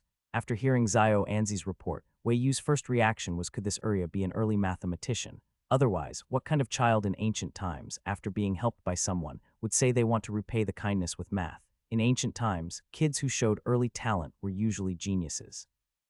But due to limited access to education, the fate of geniuses from noble families, poor families, or wealthy merchant households who could access education, and those among common folk who couldn't, were 2 totally different paths. The former had smooth sailing lives, the latter usually faded into obscurity as time went by. Due to a certain awareness of this, Wei Yu could really understand how geniuses thought. He was kind of excited. What excited him was that he knew how much Great Wei longed for talent, and he wanted the sense of accomplishment from cultivating a genius. Building a career is always the most satisfying thing. Even if Wei Yu was a total slacker, that didn't mean he didn't want to collect stamps. It's just raising a little genius. Why would he have to do it all personally? A genius. Just give her a book and let her chew through it herself. Driven by this yearning for a future math prodigy, Wei Yu half-assed his entire prayer ritual at the temple. Not in terms of attitude, though. On the outside, he was still sincere and focused. Face full of devotion, knelt when he should, and wholeheartedly recited only to the god of wealth among all the deities in the hall. Praying for wealth was one thing, but the truth was he didn't know the other gods or Buddhas, didn't need them, wasn't familiar, just getting rich was enough. What he was half-assing was the thoughts in his head. Other than mumbling to the god of wealth for money, he was flipping through material on his tablet from first-grade math all the way to college-level calculus and linear algebra. Whether that little girl turned out to be a math prodigy or not, it was never wrong to have all the textbooks ready. Even if she wasn't, that didn't mean there wouldn't be others in the future. With over 50 million people in Great Way, it'd make no sense if no one turned out to be a mathematician. This whole temple worship session lasted over 2 hours. Wei Yu's knees were about to go numb, and his legs were swelling. Fortunately, he and the 8th prince were in the back row, not up front, and stood a bit away from his dad, so they probably wouldn't be overheard when they chatted during the boredom. On the way down the mountain, since he hadn't exercised and had been a slacker for too long, Wei Yu's physical condition was worse than even his old man's. He just barely didn't need to lean on his 8th brother to get down. Every step down the stone stairs, Wei Yu would suck in a breath. Hiss. My legs are numb. This is painfully refreshing. The 8th prince was speechless. You totally deserve this. Back then I told you to practice martial arts with Master Wu, but you kept slacking off. Look at you now. I bet even the imperial consorts have better stamina than you. Hey, that's an insult. Wei Yu wasn't having it. He straightened up, suddenly energized. You can insult me, but how dare you insult the imperial consorts, saying I'm weaker than them. 8th prince, his back stayed straight for all of 2 seconds before collapsing again. Wei Yu looked to the sky and sighed dramatically. Honestly, they really are tougher than me. The consorts can walk the imperial garden 20 times a day without even panting, kneel on the floor for 2 hours with steady breath and no flushed faces. Under the blazing sun, they'll run from the West Palace to the East Palace just to chat. I totally admit defeat. Wei Yu was self-aware. Those women in his dad's harem, they talked like delicate, helpless things, but in reality, they were all terrifyingly tough. Not even gonna mention the gossip-loving consort Xian. Everyone knows what she's like. The empress was the daughter of a general and used to charge into battle, killing northern nomads with a spear in hand, actual blood on her hands. The imperial consort was the daughter of a great scholar, mastered all the refined arts, and yet her favorite activity was drinking and gambling with a crowd. Consort Qi and Consort Shu, smiles that hide knives, the kind who will subtly mess with people when they're in a bad mood. As for the rest ranked below Consort, Wei Yu hadn't interacted with them much, but he had occasionally heard about the drama they caused fighting for favor. None of them were pushovers. Wei Yu had grown up in the inner palace. Not only did he not develop any love for women, the fact he didn't have gynophobia was already pretty impressive. Enough. Wei Yu pulled himself together. No more rambling. The most important thing now was finding his math prodigy. By the time they descended the mountain, it was already late. By the time they got back, it was right around the time the city gates were closing. At this hour, it wasn't appropriate for Wei Yu to send someone to find Urya again, so he returned with the group for now and decided to send someone out tomorrow. And the next day, he really did send a trusted guard. But the guard came back alone, no Urya. Wei Yu asked what happened. The guard replied, Your Highness, the other party lives near Kang Mountain. Liu Urya has no parents and lives with her grandfather. When I arrived, someone was causing trouble at their home. Bullying a lonely old man and a little girl. Wei Yu frowned. Explain in detail. Yes, Your Highness, the Liu family is poor. Liu Urya's mother died early and her father never remarried. 3 years ago, her father drowned in the lake after getting drunk, burdened by gambling debts. The debt then fell to the grandfather and granddaughter. When I arrived, debt collectors were at their door. What a mess. Wei Yu rubbed his chin. By modern law, children aren't obligated to repay a parent's debt unless they inherit the parent's estate, in which case they only pay within the scope of the inheritance. But in ancient times, repaying debts was a moral duty. A father's debt was the son's to repay. Great Wei's law even clearly stated father's debt, child repays. So that meant Liu Urya had to repay her father's debt. Wei Yu asked, how much do they owe? 120 taels. That much. Wei Yu was shocked. Silver taels in ancient times were no joke. 1 tael was very valuable. In Great Wei, a regular commoner could earn 300 wen per month at most, and 1 tael was worth 1,000 wen. By that math, it'd take nearly 34 years of not eating or drinking just to repay 120 taels, and that's not even counting interest. Hearing that number, Wei Yu immediately knew this had to be loan sharking. Otherwise, why would a poor family need to borrow that much? What were they trying to do, go to heaven? Wei Yu's face fell. Any sympathy he had for lending Urya money evaporated on the spot. Raid them. They had to take down the crooks behind this loan sharking. Wei Yu had said he'd raid them, but in fact he didn't trouble anyone else. He went straight to his father. Under the sun of heaven's feet, how could anyone be allowed to run rampant with loan shark? Going to his father about it was absolutely the correct move. Wei Yu arrived just in time for his father's dinner. The emperor's meals were good dishes Wei Yu normally never got to taste. He could save a little silver and still enjoy the feast. Such a perfect win-win only demanded a thick skin to endure his father's scowl. Fortunately, Wei Yu had no shame to lose. In the hall of mental cultivation, father and son sat together at the same table, each eating their fill. There were over 20 dishes. Emperor Wei ate with refined manners, Li Cheng beside him occasionally offering a bite, while Wei Yu opposite looked like he wished for 8 arms to shovel food and rice non-stop. Father, this meat is done well. No gamey taste at all. Impressive this meat, too, though it's a bit sweet. Hiss. This vegetable is somewhat bitter. Must be the seasoning. He talked so much, utterly ignoring the rule that one says nothing while eating. Emperor Wei chewed, watching coldly as Wei Yu complained over each bite, and yet stuffed them down as fast as possible, his mind a blank. Emperor Wei, truly someone who only knows how to eat. Relying on the fact that the emperor was his father, Wei Yu knew he wouldn't be punished over a small matter, so he ate his fill in comfort. After rinsing and tidying up, Emperor Wei sat on the cushioned couch, sipping tea, and asked, "You never visit when there's nothing, but when there's something. Before you were dodging me, afraid I'd come looking for you again, weren't you?" His tone felt off. Smart Wei Yu immediately deflated. He chuckled, settled onto the other couch, propped his hand on the table, and said solicitously, No, how could I hide from you? Hearing you say that was so frightening. I'm so filial. If I weren't busy with studies lately, I'd come every day to pay respects. Oh, is that so? Then tomorrow I'll ask the Grand Tutor to give you fewer assignments. You can come every day to pay respects. Oh no, Wei Yu snapped his mouth shut, determined not to touch that dangerous topic again. He thought for a moment, recalling the sugar refining and steel forging formulas he'd given his father. Being lazy, he'd never followed up, so he truly had no idea, after nearly half a month, how far they'd progressed. So he asked father, has the sugar yield increased with the formula I provided? He didn't ask about the steel forging, knowing too much might cause trouble. After all, copper and iron were precious in ancient times, their trade strictly controlled by the court, and craftsmen registered and regulated. Wei Yu wasn't vying for influence or power there, so he didn't need to know the steel progress. At mention of sugar yield, delight visibly lit up Emperor Wei's face. He gave Wei Yu an encouraging smile, his eyes glinting. Yes, your sugar formula is indeed effective. Emperor Wei set down his teacup, voice a little excited. I had Pei Zhai test it. He sent 100 jin of mulberry bark from Jiaozhu. Normally, Jiaozhu's bark yields 1 jin of sugar per 18 jin of bark, but with your method, only about 11 jin are needed. That's nearly a 50% saving. He still remembered how thrilled he'd been 2 days ago when Pei Zhai presented the refined white sugar to him. Though Wei Yu's method was somewhat cumbersome, saving nearly half the raw material, so what if it was a bit more tedious? The sugar it produced was even purer white. Emperor Wei rubbed his hands. Jiaozhu's bark isn't as good as Yizhu's. Yizhu only needs 15 jin. If we used Yizhu's bark for the new sugar, we'd save even more. Alas. Alas what? Wei Yu blurted. Alas, how many great clans are entrenched in Yizhu. Emperor Wei sighed and glanced at him.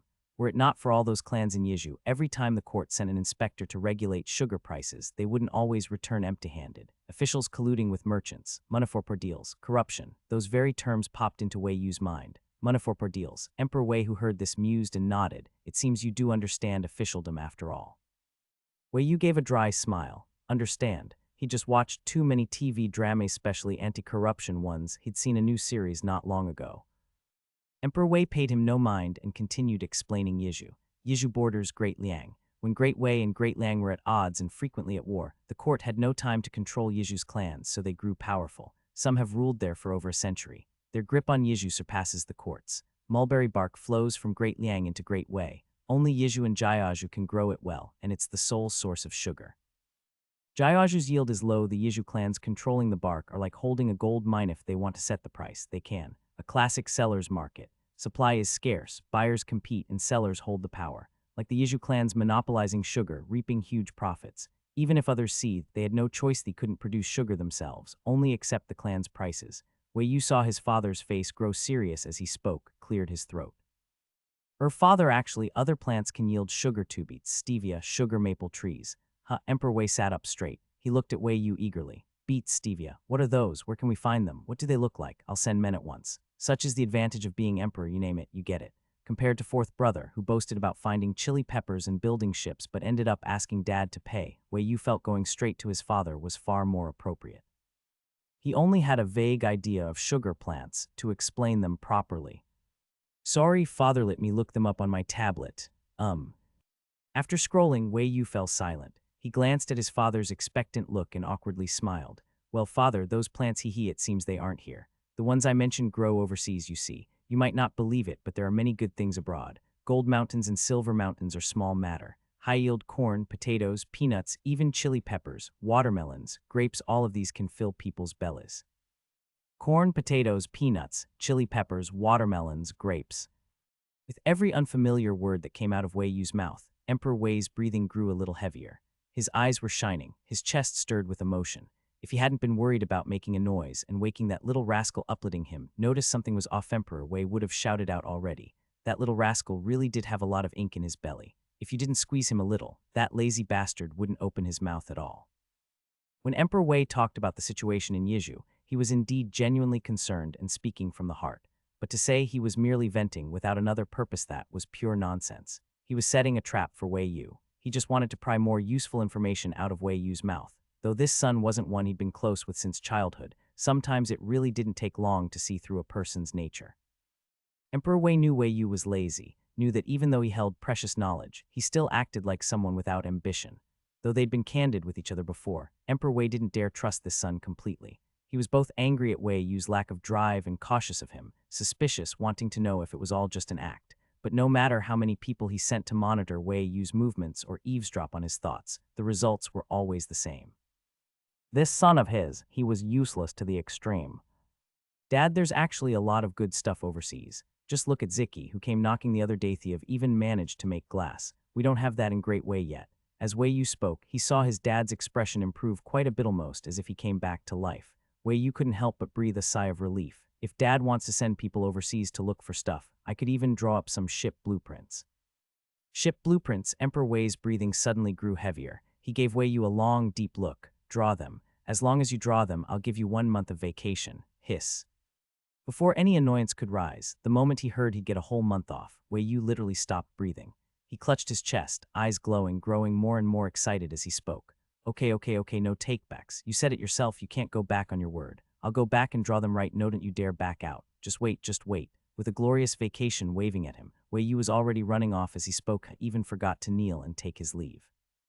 Thankfully, Emperor Wei was too thrilled himself to notice. He was grinning even more than Wei Yu, the wrinkles on his face practically capable of crushing mosquitoes. The old man stood up, rubbing his hands as he paced back and forth inside the hall. Aya, this really is an unexpected delight. That little rascal can even design ships. Seems like he's still got a lot more up his sleeve. I'll have to assign him more tasks in the future. Wei Yu didn't remember what he actually came for until he'd returned to his palace, picked up his brush, and was ready to start sketching. He had completely forgotten the real reason he went to see his dad to investigate that loan sharking issue. Yo, my dumb dog brain. Wei Yu sighed up at the sky. Forget it, I'll just stay up tonight and draw the blueprints. I'll bring it up tomorrow when I hand them over. Drawing blueprints wasn't the same as doodling on paper. Blueprints required precision.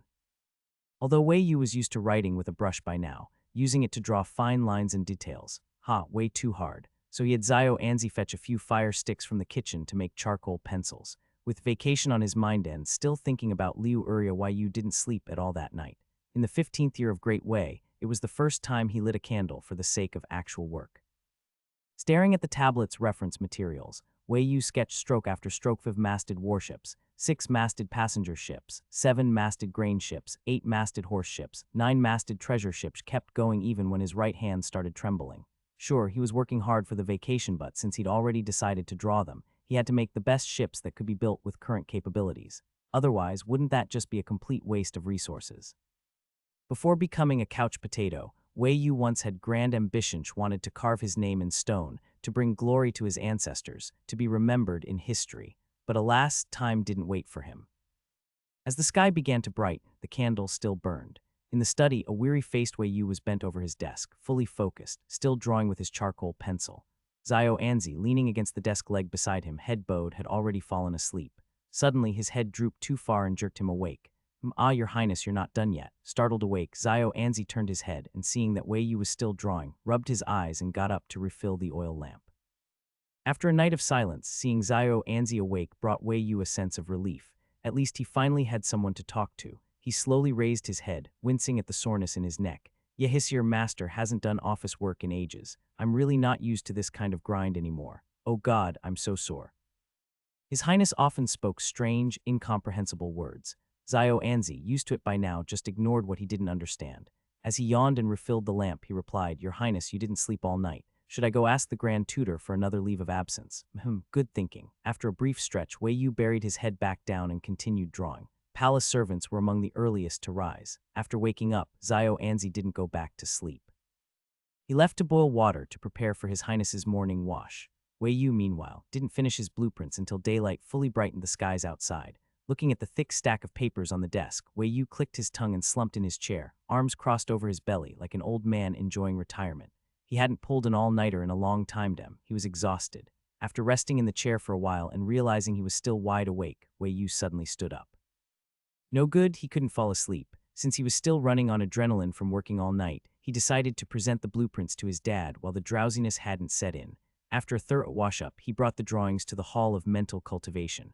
At that hour, Emperor Wei wasn't in the hall, was at morning court with his ministers. Wei Yu wasn't bothered. He handed the drawings to Su Gaisheng, Li Cheng's apprentice who was guarding the door, and told him to place them on the emperor's desk. Then he left. Why didn't he wait outside? He wasn't sleepy while still in his own palace, but the moment he stepped outside and walked a little, drowsiness hit like a truck. What a troublesome little demon. Wei Yu rushed back to catch up on sleep. Otherwise, if his dad summoned him later, there was a real chance he'd fall asleep halfway through his report. That'd be a crime. While Wei Yu was still sound asleep catching up on rest, Emperor Wei, having just finished the morning court session, was walking toward the Hall of Mental Cultivation with several high-ranking ministers. The matter of refined sugar he had mentioned to Wei Yu the day before was not suitable to discuss openly during court, so he had to summon the ministers afterward to speak privately. Inside the hall, the emperor, still in his court robes, sat at the head of the room and brought up the sugar matter to the ministers present. A while back, I received a new recipe for refining white sugar. I had Pei Zhai find someone to test it. It uses mulberries from Jiaozhu and a new refining method. It can save nearly half the amount of mulberries needed. Do you all understand what that means? The Prime Minister, Grand Marshal, Censor, and the ministers of the 6 ministries were all gathered. Other than Pei Zhai, who had handled the sugar matter directly, none of the other ministers had heard anything about this. They were shocked. All seasoned veterans of the court, their thoughts immediately started racing in circles. The emperor sat silently at the head, expression calm, watching the prime minister step forward first to offer congratulations. Congratulations, your majesty. This is a great blessing for Great Wei. Gongsun Tai added, sugar has always been expensive, beyond the reach of commoners. For your majesty to acquire a new method of refining Ithai's benefits, not only the people, but also the court. What the prime minister said is absolutely right. The emperor nodded, listening silently while the other muttered to himself about things that hadn't even been decided yet. Gongsun Tai's inner monologue, white sugar has always been monopolized by the noble families of Yizhu. For his majesty to act now suggests dissatisfaction with their long-standing control of the sugar market. Since he brought it up today, the next step is likely sending someone to Yizhu to regulate prices. No good. Yizhu's factions are messy. My Gongsun family men had better not get involved. The emperor smiled. You think you can stay out of it? Impossible. Since the prime minister had already guessed his intention, understood him so well, how could the emperor not reward such insight? He felt he was truly being lenient with his ministers. They're all so sneaky, and yet he still puts up with them. If it were one of his ancestors, the prime minister would have been dragged out and executed on the spot. When the emperor was struck by lightning years ago, Du Xing was likely the only one who sincerely worried about his health. Now, Du Xing was thrilled. He understood that if the new recipe reduced raw material usage, then more sugar could be made, which would drive the price down. It reminded him of his time commanding troops in Yuzhou, seeing how commoners made a living by setting up street stalls. When only one person sold sesame pancakes, they could charge a high price. But when others followed suit and sold them cheaper, the customers would go for the lower price. The first seller, seeing his sales drop, would then lower his price too, and in the end, prices would fall overall. Your Majesty, the sugar recipe used to be controlled by the Yizhu clans. They made it, sold it, and set sky-high prices. Ordinary folks couldn't afford it at all. But now that we've got our own method, we can produce our own sugar and bring those prices down. Du Xing cupped his fists. At nearly 6'3", with a sturdy frame and a steely face, his voice was booming, and his eyes sparkled as he looked at the emperor, just short of saying he wanted to personally take on the task. The emperor could hear him thinking constantly about how delicious sugar cakes were. The emperor, he hadn't expected that his dear Minister Du was actually a sugar lover. A 6'3" Hulk who secretly loves sweets. Truth be told, it was a bit hard to accept. The emperor felt a little like his dreams were shattered. Before he could even respond to Du Xing's comment, Qi Tishu chimed in. Ah, Lord Du has a point, but perhaps he's being a bit too hasty. Du Xing asked, how is that hasty? We've got a new sugar recipe. If you think Jiaozhu's mulberries can't compare to Yizhu's, I'll lead the troops myself and wipe out all those troublemakers in Yizhu. Brute.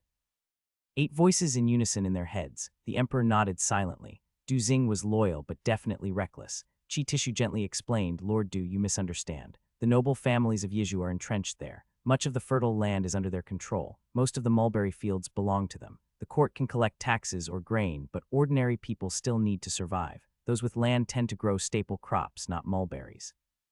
His Majesty is wisely, he wouldn't force the people of Yizhu to grow mulberries just for sugar. Du Xing didn't get it. Sugar sells for a high price. Even if the commoners can't refine it, they could sell the mulberries to the nobles and make a fortune, right? Would those nobles really suppress prices so shamelessly? Why not? Du Xing was a soldier, he didn't understand such things. But as Minister of Revenue, in charge of the empire's finances, Qi Tishu understood all too well. The Yizhu nobles, in their effort to monopolize sugar, absolutely had no shame. To monopolize sugar, there are 2 key parts, the recipe and the raw materials. The recipe was tightly guarded by the Yizhu clans, never shared. Mulberries, on the other hand, could be planted by anyone. Since the recipe was hard to control, the nobles turned to suppressing the mulberry supply. They colluded to drive down prices. When farmers couldn't make a profit, they'd give up planting, and eventually both the recipe and the raw materials ended up in noble hands. Qi Tishu sighed inwardly. Though he pitied the Yizhu commoners, as a noble himself, he would never say these underhanded methods out loud in front of the emperor. After all, who among the nobility was truly clean? He had no desire for the emperor, while cracking down on Yizhu, to suddenly shift his gaze to other noble clans. The emperor glanced at him and gave a cold snort in his heart. It was true, there weren't many clean families among the nobility, but for now, he only intended to deal with the rampant Yizhu clans. As for the others, that could wait. Du Xing didn't understand why something as simple as lowering sugar prices was being met with so much hemming and hawing. After a few more arguments, he fell silent because he was just too annoyed. He wanted to simply use the military to solve things swiftly and cleanly, but his colleagues all opposed him. One said it would harm the people, another said it would damage the court's prestige. Du Xing mulled it over and finally thought of a phrase, throwing a rat while fearing to break the vase. To lower the sugar price smoothly, they couldn't just order the Yizhu nobles to slash prices. That would make it look like the court was being oppressive, and merchants everywhere would panic, fearing they'd be next. They also couldn't order the commoners to plant mulberries. With the nobles suppressing prices before, timid and cautious commoners wouldn't dare, fearing losses. A forced order would only bring widespread resentment, damaging the court's authority. Du Xing was frustrated. Governing a country is seriously hard. Yes, it's difficult, isn't it? Du Xing's thoughts were exactly what Emperor Wei himself wanted to express. If governing the world weren't difficult, emperors of past dynasties wouldn't have had to rise early, sleep late, wear their clothes while eating, and review documents until dawn every night. Tusk, Emperor Wei silently shook his head. This life was truly worse than that of a dog.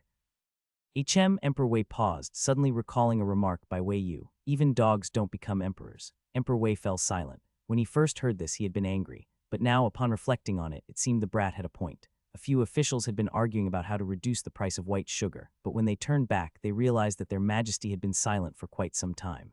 Gongsun Tai spoke, Your Majesty, the matter of the sugar price requires further discussion.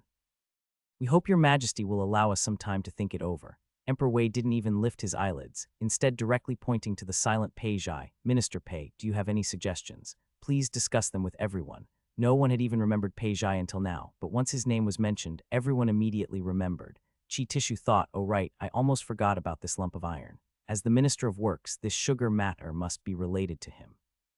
And he didn't even inform us. Emperor Wei was quite satisfied with Pei Zhai's silence. Those who worked for him should be tight-lipped. Pei Zhai did indeed have an idea, though it was something he had only considered and hadn't planned to speak about. But since the emperor had called on him, Pei Zhai had no choice but to step forward and say, Your Majesty, I do have an idea, though I'm not sure whether it is feasible. Emperor Wei had already overheard Pei Zhai's idea. If he hadn't thought it might have potential, he wouldn't have called on him. Emperor Wei, speak freely. So Pei Zhai said, Your Majesty, we now have a new sugar recipe that can save half of the raw materials. It's a good method for benefiting the people. Since the wealthy families are unwilling to release the recipe or lower the price of sugar, leaving the common folk of Yizhu with no options, why not have the government act as a guide? Gongsun Tai raised his eyebrows, sensing an ominous feeling. Sure enough, the next moment, Peijai raised his hand and respectfully addressed Emperor Wei. I respectfully request your majesty to release the sugar recipe to the people of Yizhu. The officials were shocked. He's stirring things up. Chi Tishu, the minister of revenue, was the first to stand and refuse. Impossible, your majesty. The sugar recipe is precious. How could it be casually shared with the world? If it's in the hands of the court, it will surely bring more wealth and grain to the national treasury. Peijai shot back coldly. No matter how precious the recipe is, white sugar is not a necessity for the people, and malt sugar is a viable alternative. I think you, Minister Chi, are too fixated on money, trying to profit at the expense of the people, to compete with the people's interests. What a hefty accusation. It struck Chi Tishu right in the chest. He retorted angrily, I think, Lord Pei, you are speaking from a comfortable position. Removing the foundation is a good idea, but how do you know the families of Yizhu will sit back and accept it? What if, as soon as the court releases the recipe, the families secretly destroy it? The people who see the recipe might even lose their lives. A few other officials silently nodded. Indeed, when the noble families got serious, they didn't care about imperial laws. As long as they weren't caught, they could even murder people and find ways to escape responsibility. Emperor Wei remained calm, looking at them with a tranquil gaze before turning his attention to Peijai. Peijai said indifferently, who says the recipe must be released to the public? Why not first distribute a batch of sugar in Jiaozhou, sell it at a low price to the ordinary people of Jiaozhou and Yizhu, let them know there's affordable sugar, and when the time is right, then tell them they can buy the recipe from the government for a few taels of silver. People willing to pay for the recipe wouldn't be foolish. Under the pressure of the wealthy families, if they dare to buy it from the government, it shows they were brave, resourceful, and unafraid of the noble families. Such people, even when oppressed by the wealthy families, would not easily yield and might even escalate the matter. As the matter grew, more people would learn about the low-priced sugar recipe, and by the time the noble families reacted, the public would already be making their own sugar. The more people who knew the recipe, the more people would be able to make sugar. At that point, the situation would resemble the common folk selling pancakes at street stalls.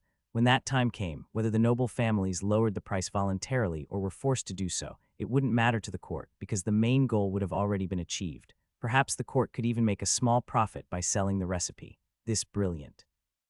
Cao Yaod, the Minister of Rights, grasped the pros and cons of the plan and couldn't help but nod at Peijai. Lord Pei's plan is excellent. It benefits both the people and the court without any cost and even gives the noble families a hard time. It's a triple win. It was a great idea, but it could easily make the noble families desperate. Du Xing pounded his chest. Your Majesty, rest assured, I am willing to bring troops and directly take charge in Yizhu. If anyone dares to hinder your Majesty's plan, I will personally behead them. At this point, calling him a reckless fool was an understatement. Gongsun Tai cursed him as a butcher in his mind. It was quite a fitting description. Emperor Wei raised his hand in a comforting gesture, signaling the butcher to calm down. The matter in Yizhu isn't that big. There's no need for Minister Du to intervene. I plan to assign it to the second young master of the Prime Minister's family. Gongsun Tai, who had been silent throughout, was now shocked. Your Majesty, why the sudden change of plans? This would create much hostility, and Gongsun Tai immediately stepped forward to refuse on behalf of his second son. Your Majesty, my second son is still young and truly unfit for such a responsibility. If this task is entrusted to him, it could ruin your Majesty's plan. I beg your Majesty to reconsider. When the Prime Minister shifted in his seat, Emperor Wei knew what was coming. For Gongsun Tai's refusal, Emperor Wei simply smiled. You are being too modest. I often hear Consort Xian praise your second son's quick wit and exceptional talents in both literature and martial arts.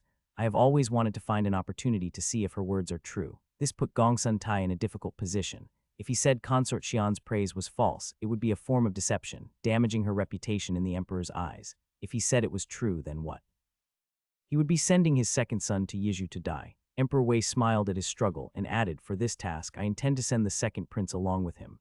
Gongsun Tai fell silent. 2 seconds later, he silently raised his hand and agreed. Yes, I will thank your Majesty on behalf of my second son. The second prince was the hope of the Gongsun family. If the second son died, the second prince must not. He must go. The matter of sending someone to Yizhu was settled. However, the details were further discussed by Emperor Wei and a few ministers. After a long discussion, Emperor Wei grew tired and waved for the ministers to leave. One by one, the ministers exited, and Su Gaisheng, waiting outside, seized the opportunity to inform his master about Ninth Prince's visit. Li Cheng was surprised. Ninth Prince came this morning. He even brought a box. Why didn't you mention it sooner? Su Gaisheng felt wronged, as he wanted to mention it earlier but hadn't found a chance. Li Cheng reminded him, you boy, next time you see Ninth Prince, be alert and don't offend anyone without knowing. Apologizing to his master, Su Gaisheng mentally reassessed Ninth Prince's status. It seems Ninth Prince was about to rise to prominence, so he should definitely try to gain his favor. After giving his disciple a few pointers, Li Cheng, who was originally looking for someone to bring tea, turned and headed straight for the emperor. "Your Majesty, Ninth Prince came this morning and brought a box for you." Emperor Wei, who was in the middle of changing clothes, froze when he heard this. That brat sent over a prescription again. Recalling the shipbuilding blueprints they had just discussed the day before, the emperor felt both excited and a little unreal. After all, things were moving so fast. Compared to the earlier delays and constant nagging, Wei Yu's speed this time was almost unbelievable. "Quick, where's the box? Bring it to me." Half-dressed, the emperor pushed aside the attending palace servants, eager to be the first to receive the box. Li Cheng had just brought the box when the emperor rushed over to open it himself. As soon as the box was opened and the blueprints were clearly visible, the emperor's joy was immediate. He carefully took out the top sheet, and while looking at it, urged, "Hurry, have the prime minister and others come back immediately. I have matters to discuss with them." Meanwhile, Gongsun Tai and others, who had been planning to go home for a meal, had their moods soured upon hearing that the emperor had summoned them back for a discussion. As for Wei Yu, who had been rudely awakened by Xiao Anzi, his face darkened like ink. "Your Highness, Eunuch Li is waiting outside. You've slept for 2 hours, which is enough. Don't keep the emperor waiting too long." Xiao Anzi rushed over with a face towel and without hesitation placed it on Wei Yu's face. The action was rough, almost as if Xiao Anzi was afraid Wei Yu would never wake up. "Wei Yu, hey, I'll do it myself." Wei Yu grabbed the towel from Xiao Anzi and while wiping his face stood up. It was normal to be groggy after waking up. Although he really wanted to skip it, Wei Yu could only think about his break. He would endure it a little longer. After tidying up, Wei Yu followed Li Cheng to the Hall of Mental Cultivation. On the way, Eunuch Li kindly reminded him about the situation he would face soon. For example, in addition to the emperor, Minister Liu would also be in the hall, waiting for Wei Yu to answer their questions. "Wei Yu, is this like a graduation defense? Why are so many people waiting for him?" Although Wei Yu had mentally prepared himself, when he entered the hall and faced the intense gazes of the elderly ministers, he still felt a little uneasy. He was about to salute his father, but Emperor Wei, who had been waiting for a while, couldn't wait to discuss the blueprints.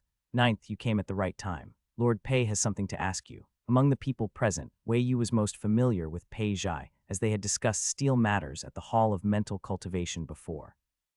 Wei Yu had no problem, but as he turned around, he met the sharp gaze of the old man. Pei Zhai was holding a blueprint, his expression both excited and serious, his eyes burning with an unspoken intensity as he looked at Wei Yu. He asked, "May I ask, Your Highness, where did you find this blueprint? Was it from some ancient book?" Wei Yu blinked and Emperor Wei smiled. Father and son looked as serious as each other. Wei Yu nodded and confirmed, "Yes, I found it in an ancient book." Pei Zhai calmly nodded, "And this ancient book, is it one that can't be found anymore?" Wei Yu nodded again, "Yes, there are too many books and it's impossible to find it." Pei Zhai nodded, his expression suggesting a deep understanding. The old man was very clever. This excuse might have been believable the first time, but after hearing it a second time, it was clear that it was false. How could such important information be recorded in an ancient book that had never been heard of before, and yet it was all obtained by the same person? The previous Ninth Prince was not remarkable, and even if he had found something, it shouldn't have been in his hands. Pei Zhai sensed something was off, but he wasn't going to be rude and dig deeper. Since neither the emperor nor anyone else was questioning it, he saw no need to pry. What mattered was that the item Wei Yu brought out was beneficial to the nation and the people. Emperor Wei glanced at his son, who was lying through his teeth without even trying harder. This brat was so bold. Knowing that his father would cover for him, Wei Yu didn't even bother to find a better excuse, almost as if he wanted everyone to know he was hiding something. Emperor Wei snorted inwardly. Oh well, what could he do? He was the brat's father after all. As long as his son was willing to bring out something beneficial to the people, even if the source of the prescriptions seemed impossible to believe, the emperor would still cover for him. Pei Zhai and Wei Yu's exchange was not fully understood by Gongsun Tai and the others. Before Wei Yu's arrival, they had already seen the ship blueprints. Although they weren't shipbuilders and couldn't tell whether the blueprints were feasible, they understood that if they were, it would be a monumental change for Great Wei's shipbuilding industry. 5-mast warships, 6-mast seat ships, 7-mast grain ships, 8-mast horse ships, 9-mast treasure ships. Just listening to the names of these ships made their purposes clear. All types of cargo-needing ships were almost categorized and listed. This was a massive technological revolution, a huge change for all shipyards. Gongsun Tai had been quietly observing Wei Yu, and the more he looked, the more doubts arose in his heart.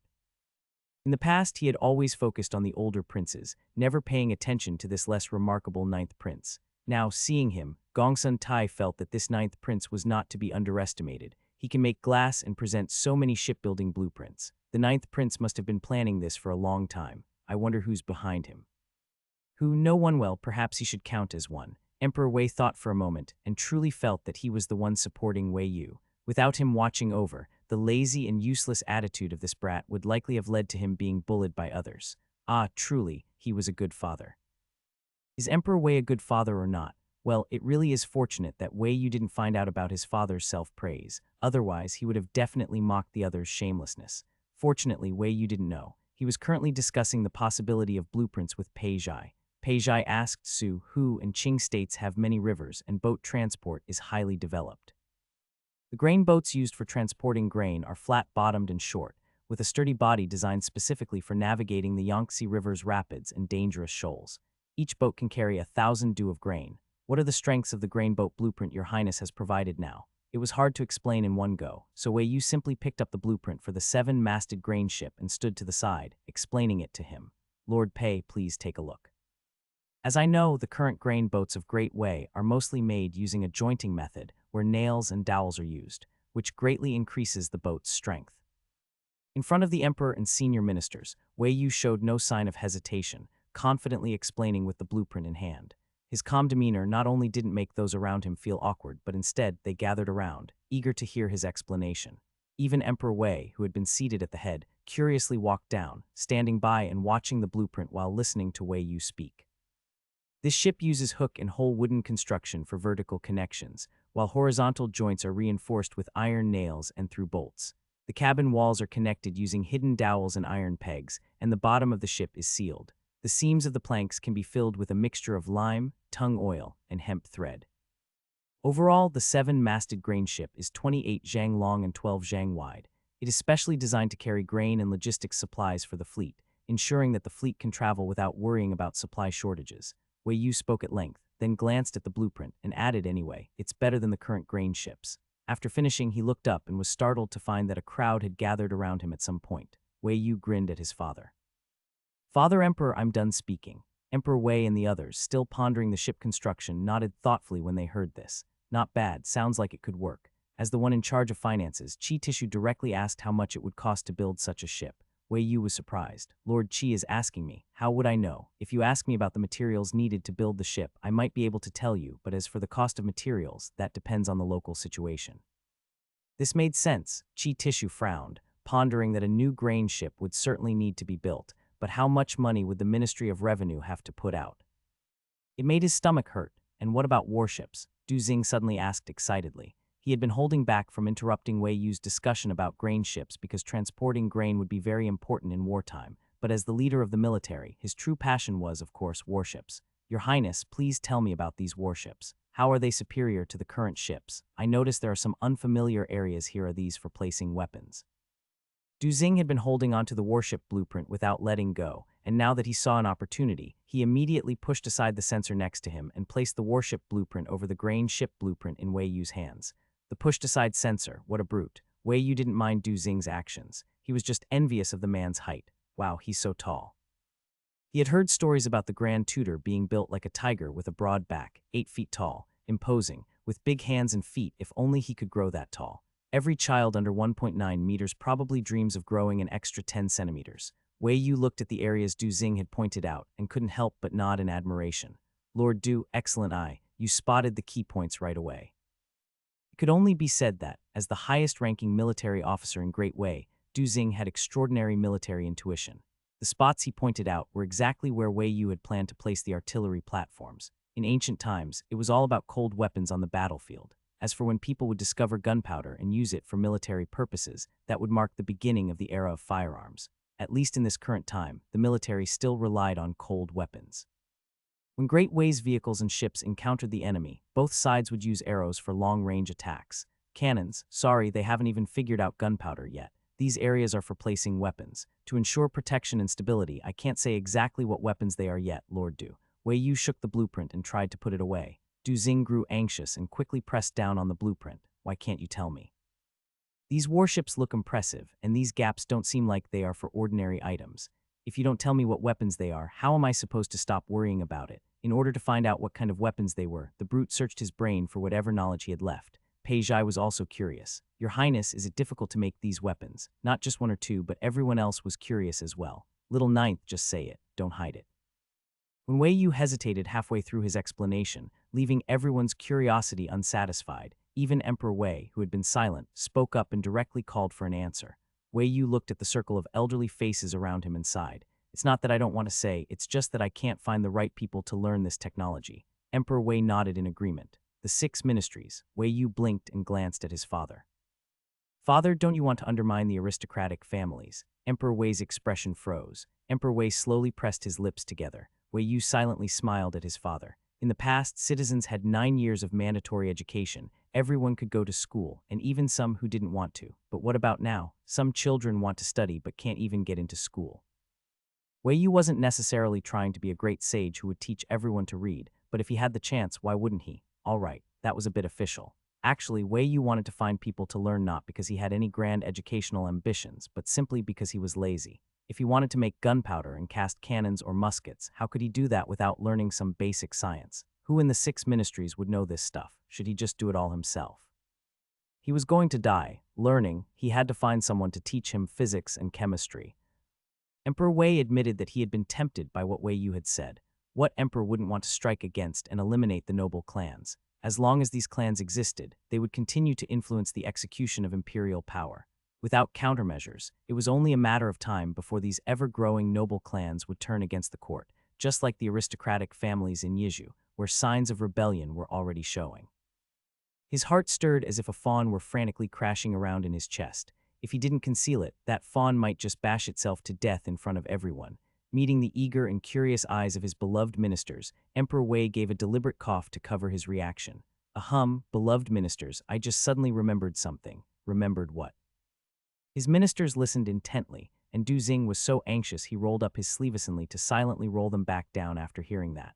I recalled that Little Ninth once mentioned this matter to me. Emperor Wei lied without batting an eye. Creating such a thing is no easy feat.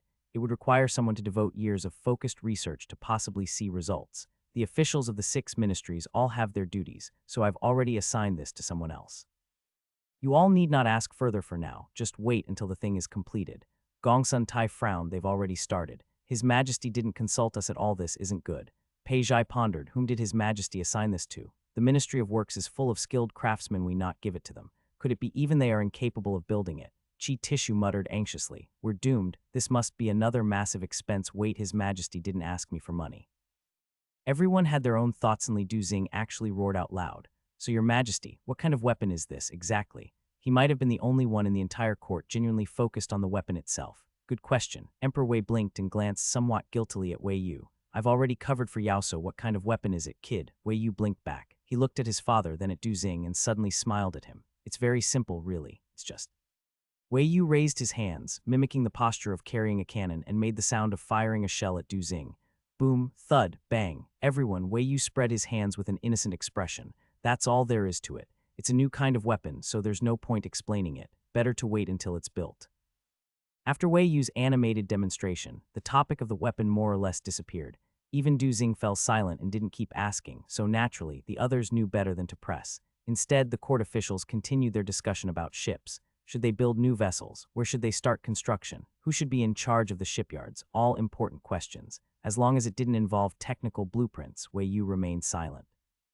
This was all statecraft, and even the eldest prince or second prince weren't qualified to join such high-level discussions, let alone Wei Yu, who had never even attended court. He wanted to slip away and had even thought up an excuse to leave, but Emperor Wei acted as if nothing was amiss and simply told him to stay and listen. Wei Yu couldn't be bothered to figure out what his father was thinking. His mind was full of soft pillows in his cozy little bed, and he listened to the entire meeting with a numb expression. After another hour passed and the discussions were finally over, the ministers took their leave, and Wei Yu at last had a chance to breathe and escape.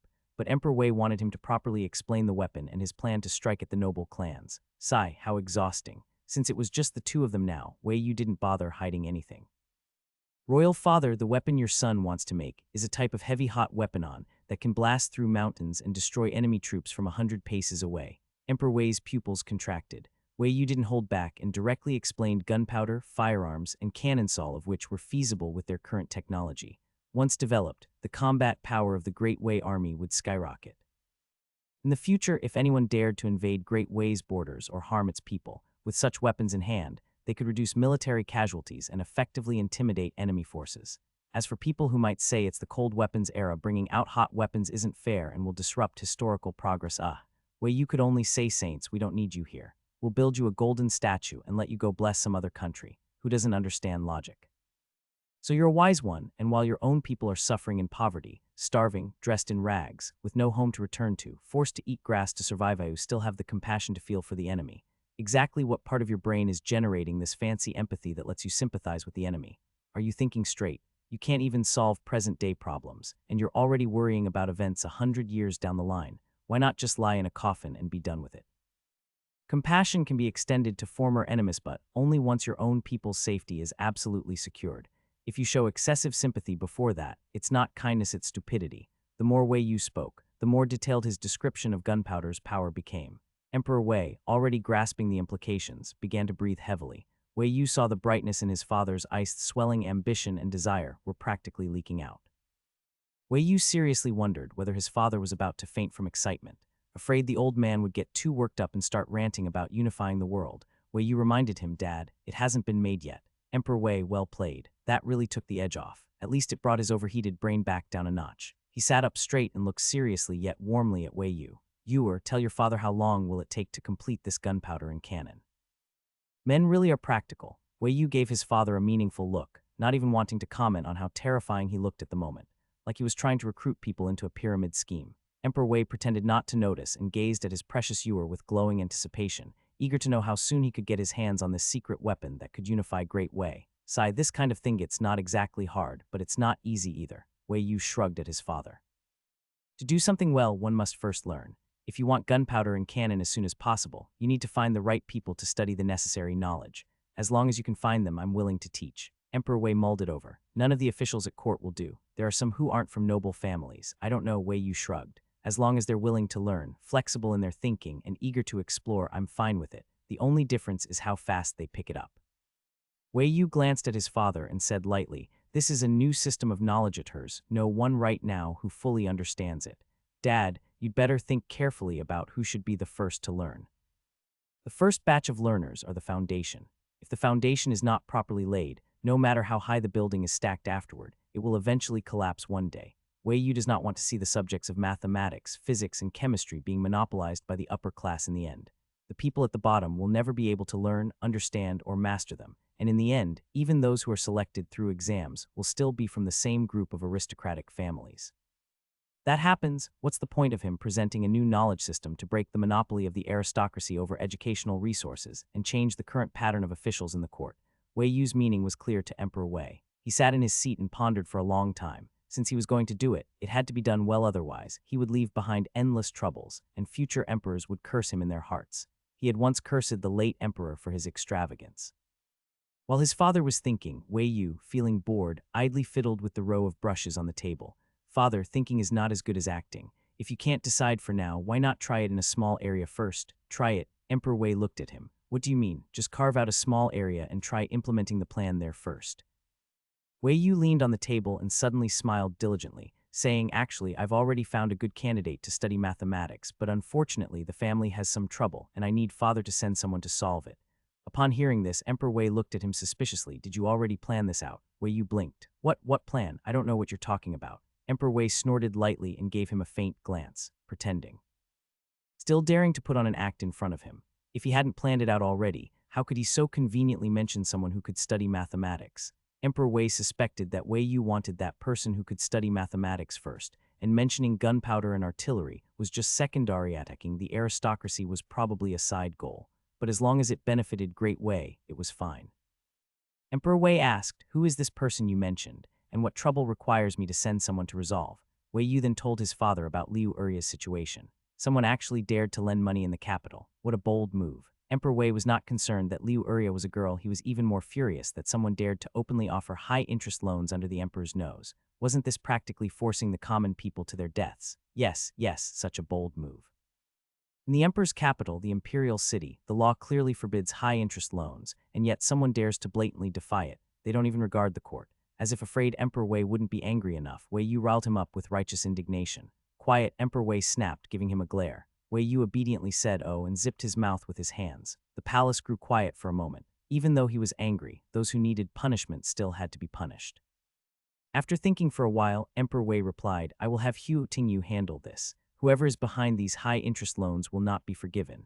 As for Liu Urya, I will have Hu Tingyu bring her family to the capital tomorrow. All right, as you decide. Wei Yu had no objections to this process as long as the matter was resolved. He was fine. Once the matter was settled, Wei Yu was about to take his leave and go to sleep. However, just as he was about to leave, Emperor Wei suddenly remembered something and said, oh, by the way, I asked around. The middle of next month is the good day for you and Old Eighth to open your residences. Since you want to teach Liu Urya mathematics, I'll send a guard to you then. Ah, a guard. Since it was a guard, Wei Yu's first reaction was to think of the gray guards. You're sending a gray guard to me. Emperor Wei's face darkened. There were only 1,000 or so people in the gray guards, and this brat actually had the nerve to ask for one. He almost wanted to scold him, but then thought about it. Maybe it was necessary to send a gray guard to watch over him. After all, this brat could stir up trouble, always pulling out unfamiliar things that could easily attract the attention of old foxes. If others took notice and spread the word, what would happen? The more Emperor Wei thought about it, the more he felt it was necessary. He didn't even think about whether Wei Yu should get a gray guard. He even considered sending Hu Tingyu. Wei Yu watched his father's face change repeatedly and felt suspicious inside. What is he really thinking? Is he going to send a gray guard or not? At least say something. Emperor Wei came back to his senses. You go back first. I'll think more about the people I should send. Wei Yu playing games. One could only say that the gray guards were efficient. The next day, Wei Yu met Liu Urya in the palace. His father had said he would bring Liu Urya's family to the capital, but he hadn't said they would be brought into the palace. Greetings, Ninth Prince. Greetings, Your Highness. Looking at the tall and short figures in the hall, Wei Yu exhaled. The tall, cold man was Hu Tingyu, the commander of the Grey Guards, grim and serious. The short one was Liu Urya, now dressed in palace-made clothes. Unlike her father, the little girl wasn't trembling at the sight of adults. Though her eyes showed some fear and unease, when she looked at Wei Yu, there was more joy and admiration. Hu Tingyu said, Ninth Prince, His Majesty said that Liu Urya will stay with you in the palace for now. When you leave the palace, you can decide what to do with her. Hu Tingyu, who was in charge of the entire Grey Guards, didn't have time to linger here. After completing the Emperor's task, he bade Wei Yu farewell. After Hu Tingyu left, only Liu Urya remained. Wei Yu found himself in a bit of a bind with the little girl. What should he do with her? He didn't even have any palace maids. Wei Yu glanced at Xiao Anzi, who was silently staring at Liu Urya. What are you looking at? Go arrange a place for Urya. Xiao Anzi turned and said seriously, Your Highness, Liu Urya can calculate and I can count too. Wei Yu, one relies on calculations, the other on counting. Can they be compared? After sending Xiao Anzi to arrange her accommodation, only Wei Yu and Liu Urya were left in the hall. Wei Yu asked, I hear you can calculate. Liu Urya nodded, Yes, Your Highness, Urya can calculate. I can calculate very large numbers. Wei Yu asked again earlier, You told that eunuch you wanted to repay me. Liu Urya smiled, revealing 2 small dimples. She nodded earnestly, Yes, Your Highness, you gave my grandfather money for his illness. You are a good person and Urya wants to repay you. The child's warm, sincere smile made Wei Yu feel a little guilty. He couldn't help but smile back, his expression unexpectedly kind. But how could the inexperienced little girl understand the malicious intent behind that smile? All right, I'll give you this opportunity. I want to teach you how to read, to learn what's in the books. Once you understand and master it, you can help me. Would you be willing? Liu Urya was surprised and confused. Reading could help His Highness. Such a good thing actually fell to her. His Highness truly was a good person. So Liu Urya nodded seriously and enthusiastically. Urya is willing. Regarding the matter of letting Liu Urya study mathematics, it could be said that the mission failed before it even began, because the girl couldn't read at all. Wei Yu had only planned to give her some textbooks and let her learn on her own, but Liu Urya didn't even know how to read. Wei Yu admitted it was his oversight. Fortunately, he hadn't started copying the teaching materials yet, so this little mishap wasn't a big deal. While he was preparing the textbooks, Liu Urya could take that time to learn how to read, right? Wei Yu wasn't in a rush. As for the task of teaching Liu Urya to read, Wei Yu temporarily handed that over to Xiao Anzi. Although Xiao Anzi wasn't a well-versed scholar who could quote classics or lecture effortlessly, guiding a complete illiterate through the basics of reading should be well within his abilities. Wei Yu felt reassured. So after assigning her to Xiao Anzi, he didn't follow up much. Instead, he just flipped through his tablet and continued copying the math textbooks while sighing in irritation each day. Then, a few days later, Xiao Anzi came to him complaining, Your Highness, I think I'm stupid. Xiao Anzi stood in front of Wei Yu with his head down, looking a bit downcast. With his honest face, he always gave the impression of being bullied like a simpleton, and now he looked even more so. Wei Yu stroked his chin, too embarrassed to ask had he really never realized he was a bit slow. After all, they'd grown up together. Wei Yu still had a conscience, so he coaxed, "How could that be? Stupid people lack self-awareness. But you can reflect on yourself, which means you have strengths. Your Highness doesn't think less of you, so why say such things? That couldn't really be called comforting." Anyone else would have seen right through that empty talk, but after hearing it, Zhao Anzi actually looked a lot better. He thought, His Highness is right. I can self-reflect, which means I have strengths. And people with strengths aren't stupid. He wasn't stupid. Not stupid. Zhao Anzi looked up and seriously stated the reason he had come. Your Highness, Liu Urya is smart. I probably won't be able to teach her for much longer. You'll need to find her a new teacher. Wait. Oh my God, could she really be a little genius? Wei Yu was a little excited. What have you taught her so far? Why do you say you won't be able to keep teaching her? Zhao Anzi said, the 3-character classic 1,000-character essay, the ones you used to read. I read her a passage, and she remembers it after hearing it once. I teach her characters, and she remembers them after 1, writes them correctly after 3. Your servant feels like his confidence has taken a hit. He said it had been a blow to his confidence, but with that stiff, expressionless face, Wei Yu figured his tolerance must actually be pretty high. Hiss. After understanding Liu Urya's learning progress, Wei Yu sucked in a breath and shook his head, clicking his tongue. This is the world of geniuses, frightening. His expression didn't really change, said frightening, but he was surprisingly calm. Wei Yu patted Zhao Anzi's shoulder. It's fine, keep teaching her for now. Your Highness believes in your ability. We'll talk again after I officially open my residence. Zhao Anzi's face fell. He hadn't come to keep teaching Liu Urya. He'd come to ask His Highness to find someone else. Liu Urya had really crushed his confidence. Finding out that Liu Urya was truly a math genius didn't actually affect Wei Yu's textbook copying speed at all. Life, after all, why rush? Young people ought to learn to kick back and enjoy it. Wei Yu had no intention of letting others pressure him into overworking. HMPH. The days drifted by leisurely once again. During this time, the matter of Liu Urya's family being targeted by loan sharks was quickly investigated and resolved by the Grey Guards. The culprit turned out to be the wife's family of a certain Assistant Minister of Personnel. An Assistant Minister of Personnel is a 5th-rank official. In the capital, that's a minor position. For a capital official with a Jinshi degree, reaching 5th rank by old age is already the limit, let alone being from the 5th rank. But despite being such a minor official, his wife's family had the guts to run loan sharking operations right under the emperor's nose. Either incredibly stupid or really stupid. The wife was stupid, and her husband, the assistant minister, who failed to control her, was even more so. Great Wei's law didn't prohibit lending altogether, but it stipulated, for private loans and pawns, the monthly interest must not exceed 3, and no matter how long the term, total interest could not exceed 100 of the principal. Violators would receive 40 blows and be fined based on the excess interest. Severe cases would face criminal charges and up to 100 strokes. In short, interest couldn't exceed 3 per month, and the lifetime cap on interest was double the principal. If violated, punishment followed, and the assistant minister's wife's family not only exceeded the interest rate, they even charged compound interest, essentially trying to crush generations of debtors under endless interest. The Grey Guards discovered 13 families that had been ruined because they couldn't repay the loans. Whether or not the assistant minister knew what his wife's family had done, to the public, they were all complicit and must be punished. In ancient times, a family rose or fell as one. That's just how it worked. The Grey Guards' investigations always drew attention, since they didn't hide their actions, and especially after the emperor publicly expressed his fury at morning court, the already suspicious officials moved swiftly to appease him. They decided to severely punish the assistant minister as an example to others. A mere 5th-rank officialosing him wouldn't change the balance of power at court at all. The ministers didn't care, and Emperor Wei cared even less. With so many officials under him, he could barely name all the 4th-rank ones, let alone someone who didn't even attend court sessions. If you had ability and made a mistake, you could at least make up for it. But if you were incompetent and dumb. A man who couldn't even manage his own household clearly wasn't very bright. So Emperor Wei issued an order. The assistant minister was dismissed, sentenced to 40 strokes, and his wife's family had their property confiscated. The offenders were sentenced to 60 strokes, and after calculating the illegal profits, all of it was returned to the people. Because of this heavy punishment, many officials and wealthy families in the capital who had secretly been lending at high interest were deeply shaken and rushed to cover their tracks. It was still fine to lend money but high-interest loans. Absolutely not. If the emperor investigated further and uncovered them, their good days would be over. Those who'd been charging high interest worried the emperor might continue probing and eventually trace things back to them.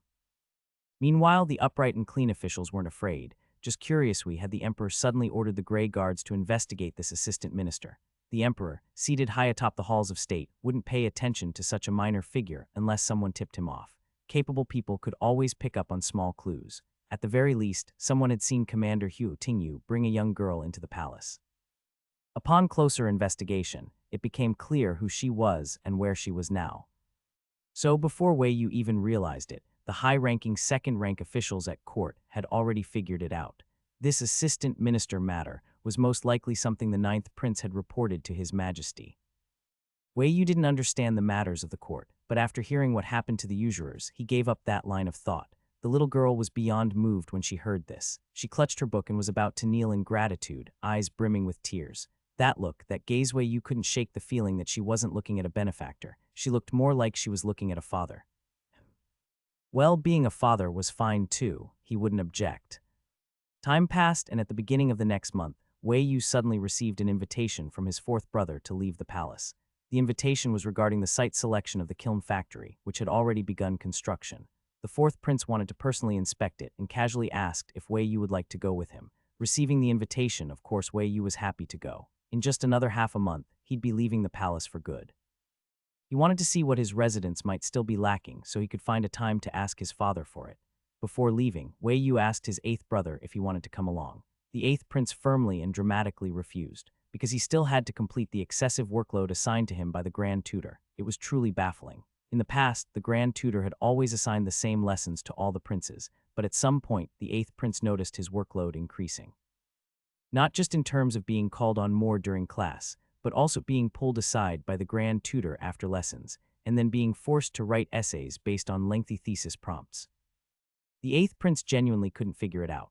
Among the four princes currently studying in the study hall, why was he the only one with the heaviest workload? Had the Grand Tutor somehow discovered his hidden brilliance, or had the Emperor decided to start grooming him as the Crown Prince? Questions with no answers. After realizing his workload had increased, the eighth prince's feelings evolved from confused excitement to a facade of calm and eventually into pure, exhausted indifference. He was tired. Every day he had to face the Grand Tutor's questions, feign ignorance with humility, and still finish an absurd amount of assignments. Honestly, the eighth prince was really tired, especially when he saw his ninth brother enjoying his usual relaxed and carefree days. That mental fatigue of his threatened to turn into a bitter, raging wail straight to the heavens. What the hell? Why was he so busy that he barely had time to eat or sleep, while the ninth brother got to live so comfortably? Couldn't the Grand Tutor give the ninth brother some extra homework too? Let them all suffer together a little. To this, the Grand Tutor responded, this has nothing to do with him. He was only following His Majesty's orders. And why did Emperor Wei do this? So the two brothers were close since childhood, right? And neither of them studied properly back then, right? Fine, Wei Yu could slide for no, had his past life. But the eighth prince, who didn't know his little brother's true abilities and still fooled around with him if he didn't work hard, how could he possibly keep up with his brother in the future? Study. He had to study well with the Grand Tutor, learn more, or he'd eventually be left in the dust by that sneaky little brat, Wei Yu. Rather than seeing brothers fight each other, Emperor Wei preferred harmony.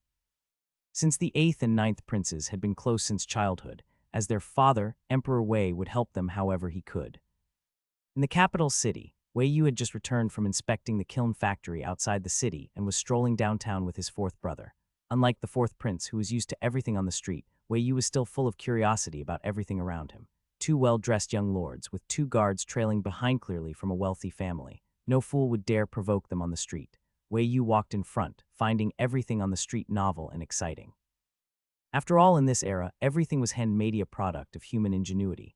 There was no high tech to be found. He stopped here and there to admire small crafts, then squeezed over to street performance, hopping around like a monkey. The fourth prince couldn't understand where he got all this energy. It gave him a bit of a headache, but not too much. Had just treated it as a chance to bond with his younger brother. At one performance stand, Wei Yu watched a man break a rock on his chest. Just as they were about to leave, he suddenly heard someone speaking behind them. His Majesty really is a good emperor. If he hadn't ordered that investigation into the loan shark and confiscated the culprit's wife's property, my second great-uncle's family might still be stuck dealing with those moneylenders. Wei Yu had been about to leave, but immediately stopped in his tracks. He also pulled back his fourth brother, who was about to turn away. He gave him a look and whispered, "Fourth brother, don't move. Let's listen." No matter how nice official reports sounded, nothing beat hearing the voice of the people directly. The fourth prince raised an eyebrow and stood still, listening with Wei Yu. A different voice spoke up behind them. "Let them off, those loan sharks. You're joking, right? I'm not joking. If you don't believe me, come with me to see my second great-uncle." The lender came in person, recalculated the interest according to the court's new limit of 3, and even refunded the overcharged amount. That's amazing. Exactly. That's why I say His Majesty is a good emperor. If he hadn't cracked down on that loan shark, scared the other lenders into submission, none of this would have happened. Say, Brother Chi, do you know which family lent money to your second uncle? To be honest, my family also borrowed some money. It was the cousin of Lord Wang's family on the west side. The voices gradually faded into the distance. Only then did Wei Yu and the fourth prince turn around and glance at the two departing men. The fourth prince smiled and said, "Who would have thought that investigating a single illegal moneylender would scare the rest into behaving? Truly a case of unintended consequences bearing fruit." Not just the fourth prince, Wei Yu himself hadn't expected it either. He thought he'd only helped Liu Urya, but it turned out he'd helped countless Liu Uryas. Wei Yu gazed into the distance, deep in thought. Suddenly, a saying came to mind: do good deeds and ask not about the future. He lowered his head with a small smile, then looked back up at his fourth brother. "Let's go, fourth brother." Their journey back wasn't smooth. As they passed a street corner, Wei Yu spotted a scholar selling paintings being harassed. In front of a modest stall, three young gentlemen in matching blue robes stood, commenting and criticizing the youth behind the stall. "I say, Liu Hujuan, your father only got dismissed from office, right? You can't have fallen so far that you had to drop out of school, can you? Why are you out here selling calligraphy and paintings? Brother Liu, if you're really short on cash, you could have borrowed some silver from me. It's not like I wouldn't lend it to you. Just kneel and beg me and I'd definitely give you a tael. Hey now, brother Song, why be so generous and give him a whole tael? I say 10 copper coins would be too much." "Exactly, huh? If it weren't for his family, mine wouldn't have lost so much money." Their unrestrained mocking and arrogance made the passers-by avoid the scene entirely, fearing they might get dragged into trouble. A spectacle was fun, but only if you had the status to watch it safely. But while others didn't dare look, Wei Yu did. Watching the commotion up ahead, Wei Yu turned to his fourth brother. Are those the so-called rich brats of the capital? Unable to keep up with Wei Yu's thought process, the fourth prince hesitated before answering maybe. But judging from what they're saying, this might be personal vengeance. Didn't sound like it. Wei Yu glanced again at the three young men and then at the thin young man in white behind the stall, whose expression remained calm. Although he didn't know the full story and couldn't say who was in the right, just judging from the current scene, the youth in white had already taken the upper hand. He was truly composed, completely unfazed by the ones trying to provoke him. Wei Yu was curious who this young man was. He asked one of the guards behind him to go find out whose families the men up front belonged to. The guard had been stationed in the capital for a long time, and anyone who could accompany a prince was top tier among the guards and well acquainted with many matters in the city. The guard examined the scene closely and responded, "Your Highness, judging by their clothing, those three should be students from White Horse Academy. As for their families, I do not know." The guard's gaze lingered on the young man in white. The one selling calligraphy and paintings is the illegitimate son of Liu Bingfu, a former assistant minister of personnel. Wow, they didn't know which noble families the spoiled brats belonged to, but they sure knew the background of an illegitimate son of a dismissed official. Wei Yu glanced at him. "How do you know he's the assistant minister's son?" The guard smiled sheepishly. "I was involved in a case at Liu Bingfu's residence before, Your Highness." The fourth prince, who had been somewhat admiring the young man's poise, immediately frowned upon hearing this and looked displeased. "Liu Bingfu's son. There's that saying, a crooked beam makes for crooked rafters. He's probably no better himself." Wei Yu didn't quite agree with that. He said it wasn't even Liu Bingfu who committed the crimes. It was his wife and her family. If anyone should be blamed, it's the legitimate son. What does it have to do with the illegitimate one? Wei Yu preferred judging people on their own actions and disliked implicating the innocent.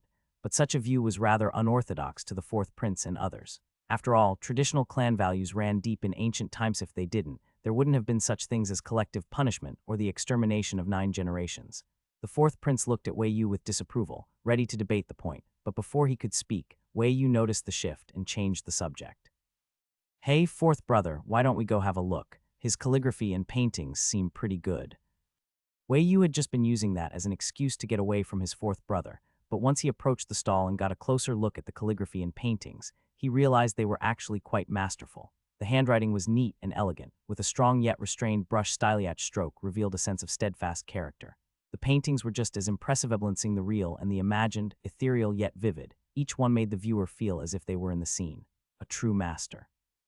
As Wei Yu looked over each piece, he expressed his admiration aloud. Nice. These calligraphy works and paintings are really excellent." Suddenly approached by a stranger accompanied by guards, clearly not someone ordinary, 3 White Horse Academy students exchanged looks and immediately toned down their arrogance. It was fine to mock Liu Hujuan after all. He was now just a fallen, illegitimate son with no threat. But this well-dressed youth, even spoiled brats, knew to be cautious. The capital was full of powerful families. A single wrong move could offend someone important. Without good sense, it was best not to stir trouble here. The student in the middle studied Wei Yu, then bowed and cautiously asked, "I am Chang Ning, son of the director of the Imperial Academy. May I ask who you are, young master?" Wei Yu tilted his head, smiled, and said, "Me. I'm new around here. Ever heard of Lord Huo Tingyu? He's my distant cousin, the fourth prince who had just arrived." It was like they had awoken from a dream at the mention of Huo Tingyu. The three students instantly grew nervous. "Ah, so you're Lord Huo's distant cousin. Ah, well then, young master, we just remembered there's something we need to do back at the academy, so we won't be staying. Goodbye, goodbye." The name Huo Tingyu was like a taboo for most bureaucratic families in the capital. Dropping his name was more effective than even a prince's title. After all, Huo Tingyu commanded the Grey Guards, answered directly to the emperor, and any time he acted, it was by the emperor's orders. No one dared stop him. As the three quickly fled, the fourth prince gave Wei Yu a half-smile. "You sure talk. Aren't you afraid someone will find out the truth?" "Oh, come on, fourth brother, who would find out?" Wei Yu blinked and pointed at the fourth prince himself, the two guards, then finally at Liu Hujuan behind the stall.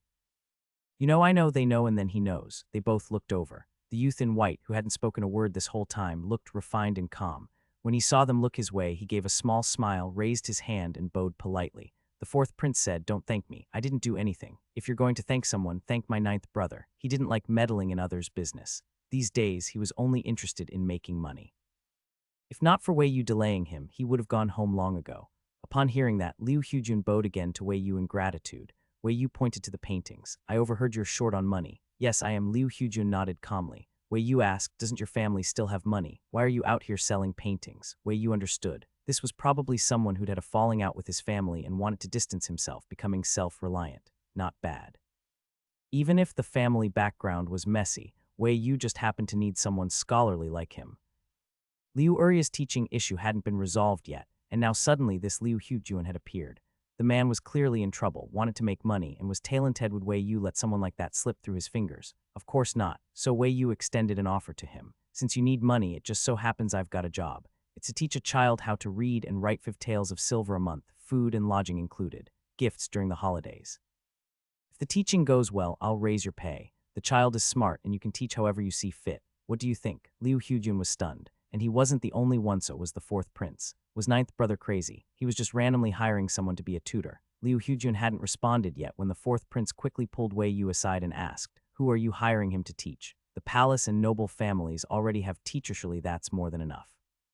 The grand tutor might be excellent, but even he wouldn't go teach Liu Uria. Wei Yu patted his fourth brother on the shoulder and casually said, "Fourth brother, you don't need to worry about this. I have my reasons." Then he turned back to Liu Hujun and asked again, "So would you be willing?" Liu Hujun didn't accept immediately. He thought for a moment, then gave a calm smile and said, "If your excellency is willing to offer the opportunity, I may not be highly qualified, but I'm willing to give it a try.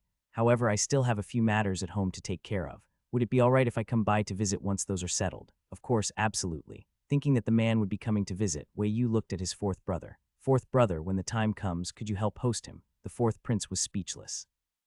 Whatever, the man had already agreed. He couldn't refuse such a small favor. Wei Yu relaxed and pointed to his fourth brother. "This is my fourth brother. Once you're done with your matters, come visit the Prince Gong Manor." Now that he'd secured a tutor, Wei Yu happily left with his fourth brother, leaving Liu Hujuan staring after them in shock. Fourth brother, Prince Gong Manor, fourth prince, so those two were actually princes. There was a lot to be done before a prince officially established his own manor. After all, establishing a manor meant transitioning from a prince to a royal duke. He would receive a ducal title granted by the emperor, a mansion allocated by the emperor, and the foundational resources that would sustain his household for generations. Normally, after being conferred a title, the prince would first open his manor in the capital and only move to his assigned fiefdom upon reaching adulthood. But during the reign of Great Wei's ninth emperor, there had only been 3 sons, and the emperor couldn't bear to send them away, so he waived the requirement. Since then, most emperors of Great Wei hadn't sent their sons to their fiefdoms, instead leaving it for the next emperor to deal with once he ascended and relocated his brothers. On the day he was officially granted his title, Wei Yu received the title of Wise King. But he found the title a bit strange, as suspected it wasn't what his father originally intended. More likely, his father had wanted to title him the Idle King instead. The 8th prince received his title on the same day. His courtesy name was Peaceful Kang, and he was titled Peaceful King. On the day he moved out, Wei Yu thanked his royal father, paid a visit to the empress in the inner palace, then packed up his things and cheerfully headed to his new home. The brand new Wise King Manor was filled with an air of freedom. The house was his. The people were his. Everything in the manor was his. Wei Yu was ecstatic. For 3 straight days, he stayed in bed and barely got up, turning his life into that of a complete shut-in. Even Zio Anzi couldn't stand it anymore. He really didn't understand there was nothing particularly great about the bed, so why had His Highness stayed there for 3 days straight? If he hadn't seen His Highness wide awake and munching on sunflower seeds, he would have thought the man had come down with a case of terminal laziness. On the 5th day after the manor was established, Zio Anzi couldn't hold it in anymore when he saw Wei Yu still hadn't moved. Your Highness, the 8th prince is already preparing his manor opening banquet. What about ours? Wei Yu was deeply engrossed in reading number 66's Dragon Overlord epic and didn't even register what Zio Anzi said, just gave a couple of distracted. Mess Zio Anzi still had a bellyful of things to say, so he went on. Liu Urya is learning too fast. This servant really can't keep up anymore. Your Highness really needs to find another tutor. Wei Yu gave a couple of indifferent OS. Zio Anzi added, yesterday, His Majesty sent 100 grey guards to our manor. Lord Hugh said they'll be under our command from now on. Yesterday I asked you, and you said you'd make arrangements today, so what's the plan? Wei Yu let out a few more vague ahs. Zio Anzi, oh right. This morning the gatekeeper said a man named Liu Hujuan came to see you, said he's here to teach. Wei Yu had just finished a chapter and finally came to his senses. He looked up at Zio Anzi, who was standing off to the side, and blinked in confusion. What were you saying? Something about a manor opening banquet. Zio Anzi, he wasn't mad. His Highness was just slow and forgetful. It wasn't his fault. Zio Anzi could explain again. So under Zio Anzi's tender gaze, Wei Yu listened to the whole thing once more from the beginning. Oh right, the manor opening banquet. Totally forgot about that. Having holed up in bed right after moving in, ignoring all worldly concerns, Wei Yu had let a small pile of responsibilities build up. He decided to handle them one at a time. He sat up and asked, how's 8th brother setting up his banquet? Go ask him in a bit. Also get a list from him, we'll just copy his setup. Save the brain power. Wei Yu was lazy, and Zio Anzi, having picked up on that trait, wasn't shy about calling him out. Got it, Your Highness. And what about those 100 grey guards? Wei Yu hadn't expected his father to really send him a full unit of grey guards. He was the only prince who got one. It was a bit too high profile. Wei Yu smacked his lips but decided there was no point in worrying. They were delivered yesterday evening. There was no way to return them, and he didn't want to return them either. High profile, so be it. Better to have people to use than none at all. Outside attention was no big deal. It was a small price to pay. He was thick-skinned. He could handle it. So where did you place them? Zio Anzi answered with a straight face. Your Highness forgot. Yesterday I asked you and you said wherever, so I settled them in the rear courtyard. They should be stationed all over the manor by now. Wow, settled them in the rear courtyard. That was creative. Since their job was to guard the manor, Wei Yu didn't rush to summon the unit's commander. Instead, he asked Zio Anzi where Liu Hujuan was. Oh, he's in the front courtyard waiting. Been there about 2 hours. Wei Yu, crap, why didn't you say so earlier? Wei Yu was indeed a lazy person, but he hated making people wait.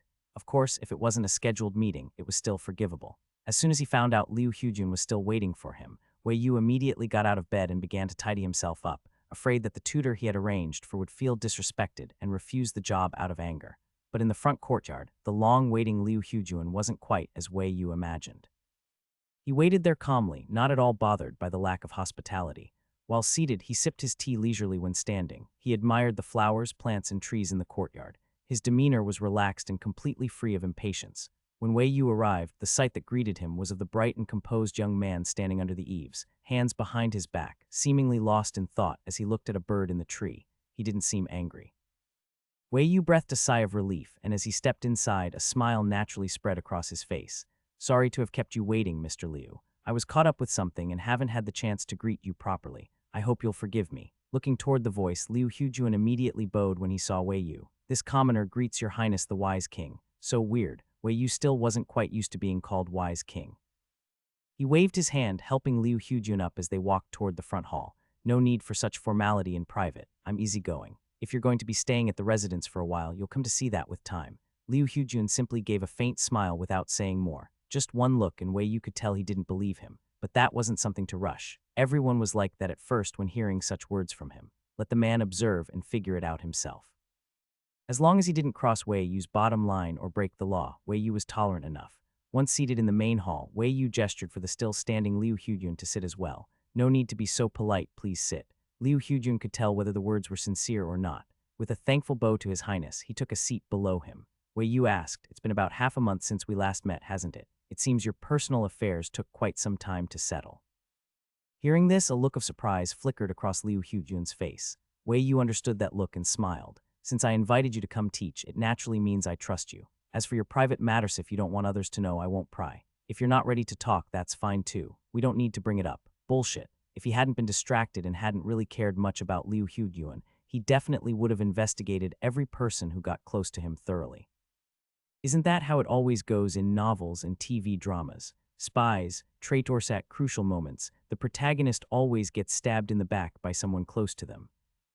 Wei Yu wasn't ready to die. He still wanted to live till 99, so he absolutely could not fall halfway. Since Liu Hugyun couldn't hear his thoughts, Wei Yu let his inner monologue run wild in complete honesty. But the sincerity in his words and the look in his eyes truly moved Liu Hugyuan, who had a reserved nature. For someone working as an aide, what could be more important than trust? And yet trust was a rare thing.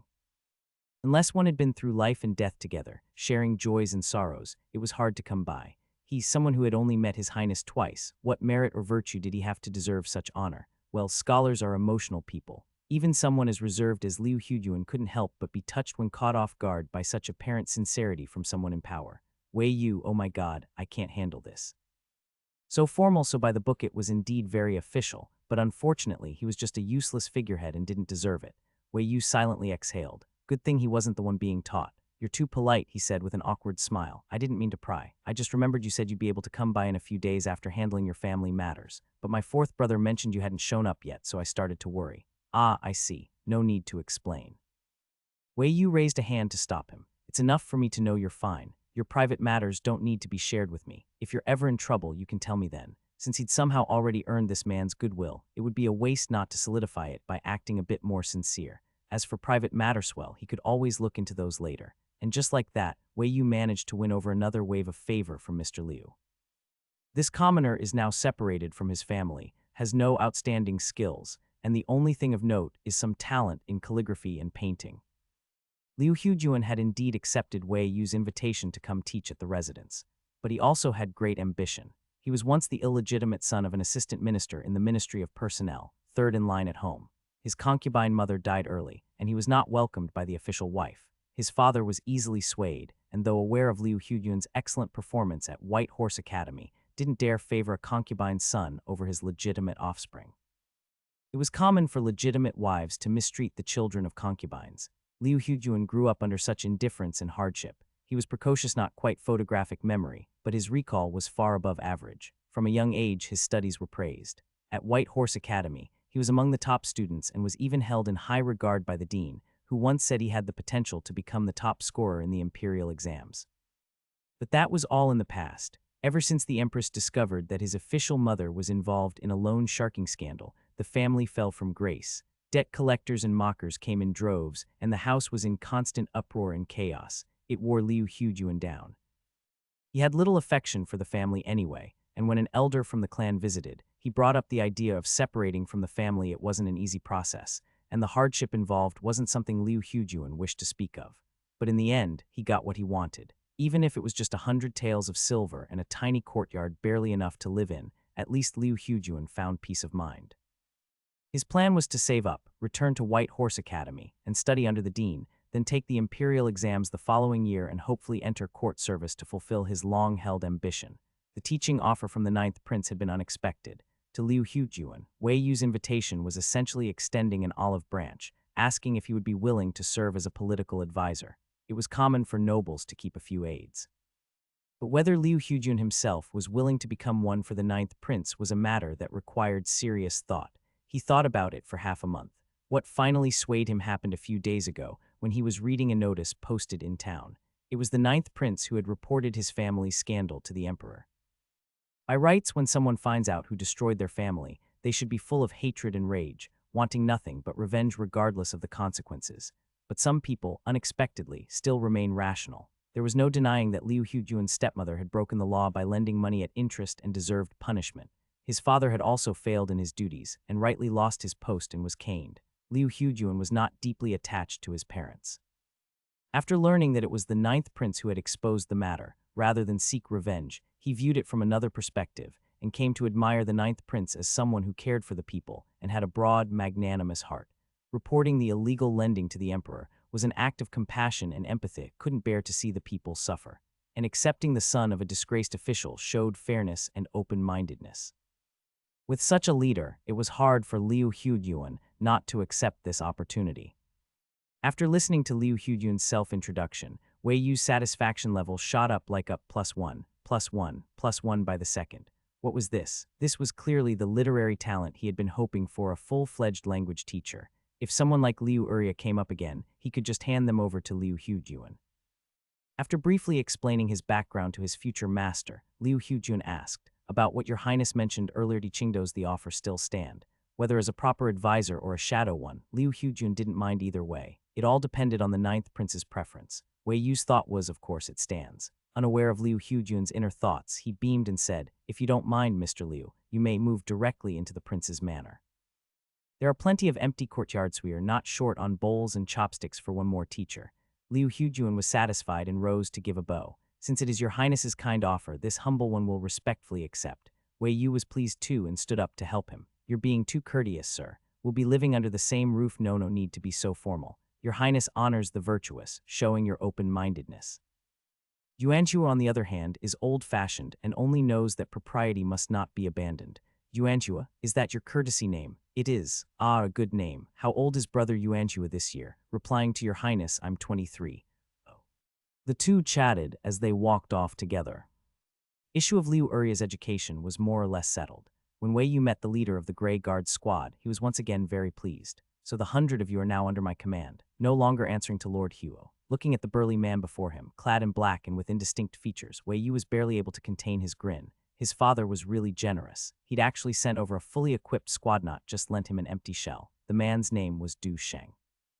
He replied, "Yes, by the Emperor's decree, from this day forward, we only take orders from the ninth prince." Wei Yu's eyes gleamed slightly. "Only from me? What if the Emperor and I both give orders at the same time? Do you still only listen to me?" Du Sheng fell silent at that.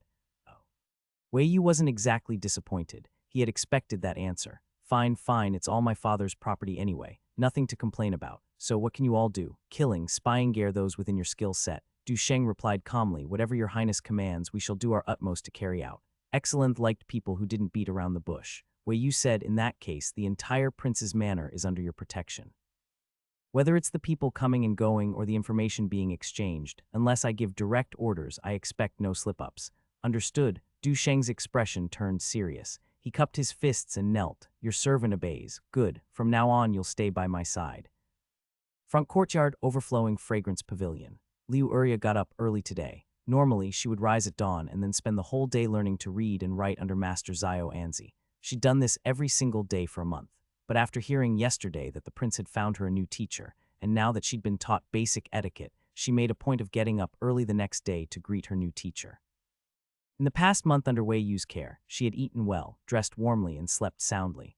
From the scrawny little girl with a sallow face and dry hair, she'd already improved significantly. She wasn't plump yet, but she looked much healthier.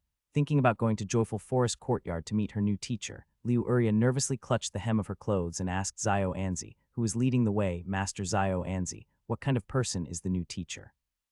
What if he doesn't like me and refuses to teach me?" In the past, Liu Urya had been fearless out of ignorance, so she hadn't been scared of Wei Yu. But now that she knew more and knew what a good person the Prince Wash really didn't want to let him down. She'd been calling him teacher for a month now, and Zhao Anzi thought for a moment before answering. "The new teacher's surname is Liu. His Highness said he's a learned man. You don't need to worry about anything, just focus on studying with him.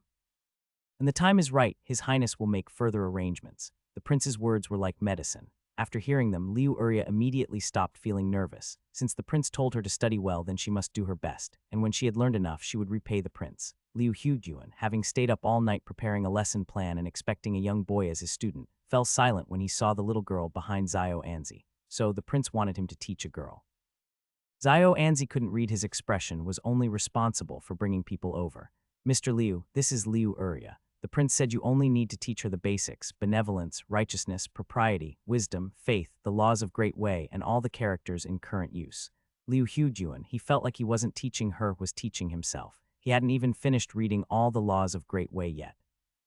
Zhao Anzi left after giving the instructions, leaving Liu Hudyuan and Liu Urya staring at each other. She was just a child, completely clueless. Liu Hudyuan let out a light sigh and gave her a small smile. "From today on, I'll be your teacher." No matter what, since he had accepted the prince's task, he had to do it well. So what if the student was a girl? "Yes, greetings, teacher. Your student, Liu Urya, pays her respects." Liu Urya solemnly gave her new teacher a formal bow.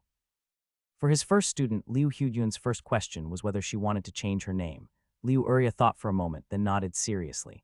There used to be 5 girls named Urya in the village. Every time someone called Urya, I didn't know who they meant. I hope teacher can give me a new name. Liu Hudyun smiled, looked up at the sky with a distant gaze as if seeing something there, and said softly, "Peace and stability, the kite soars, the fish leap how about, Jiayuan." Peace and stability, the kite soars, the fish leap.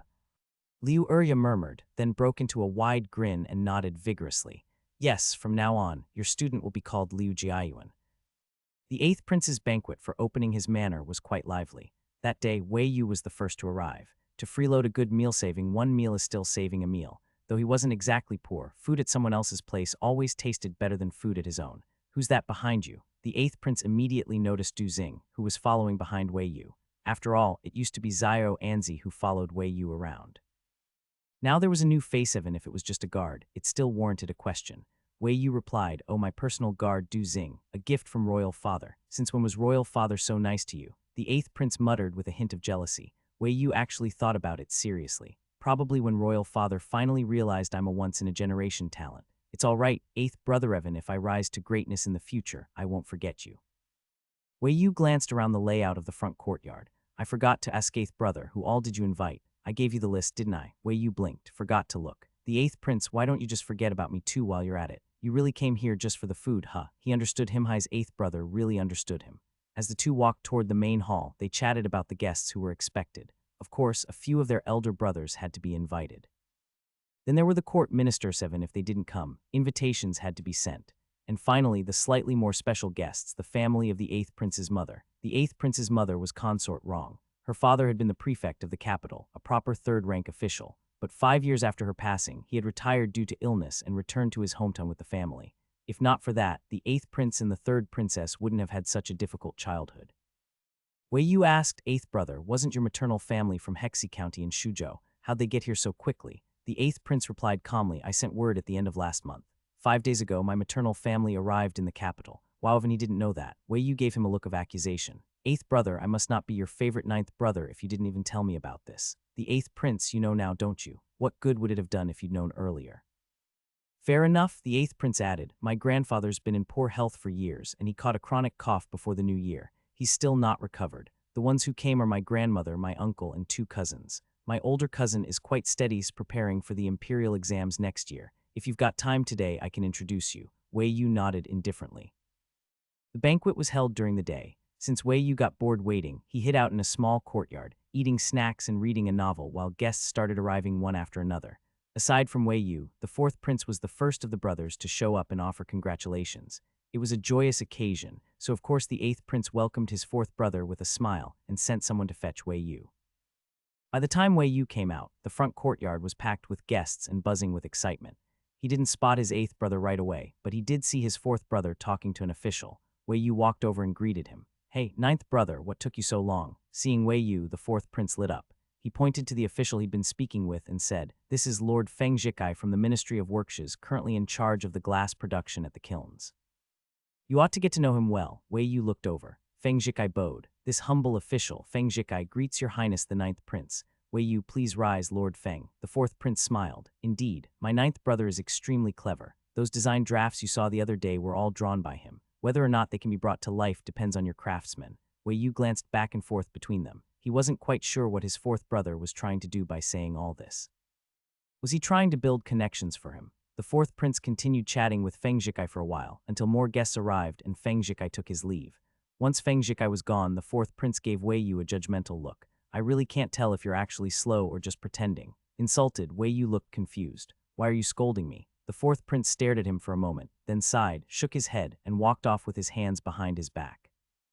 Watching him leave, Wei Yu turned abruptly and asked Du Xing, what do you think he meant? Was he seriously trying to introduce me to useful people? Has he lost it? Du Xing, this subordinate doesn't know. That was fine. Wei Yu was used to answering his own questions anyway. He rubbed his chin, feeling vaguely disturbed, and muttered, is he trying to win me over, or did my friendly gesture end up drawing him in instead?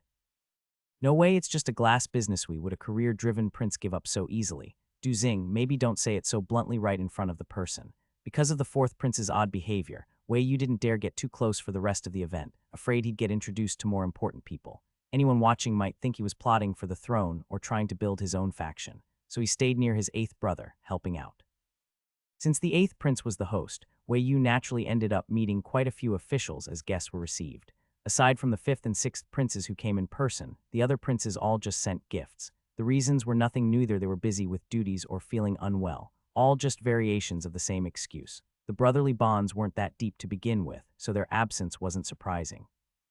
The eighth prince didn't seem particularly disappointed or resentful, just made sure to entertain those who did come.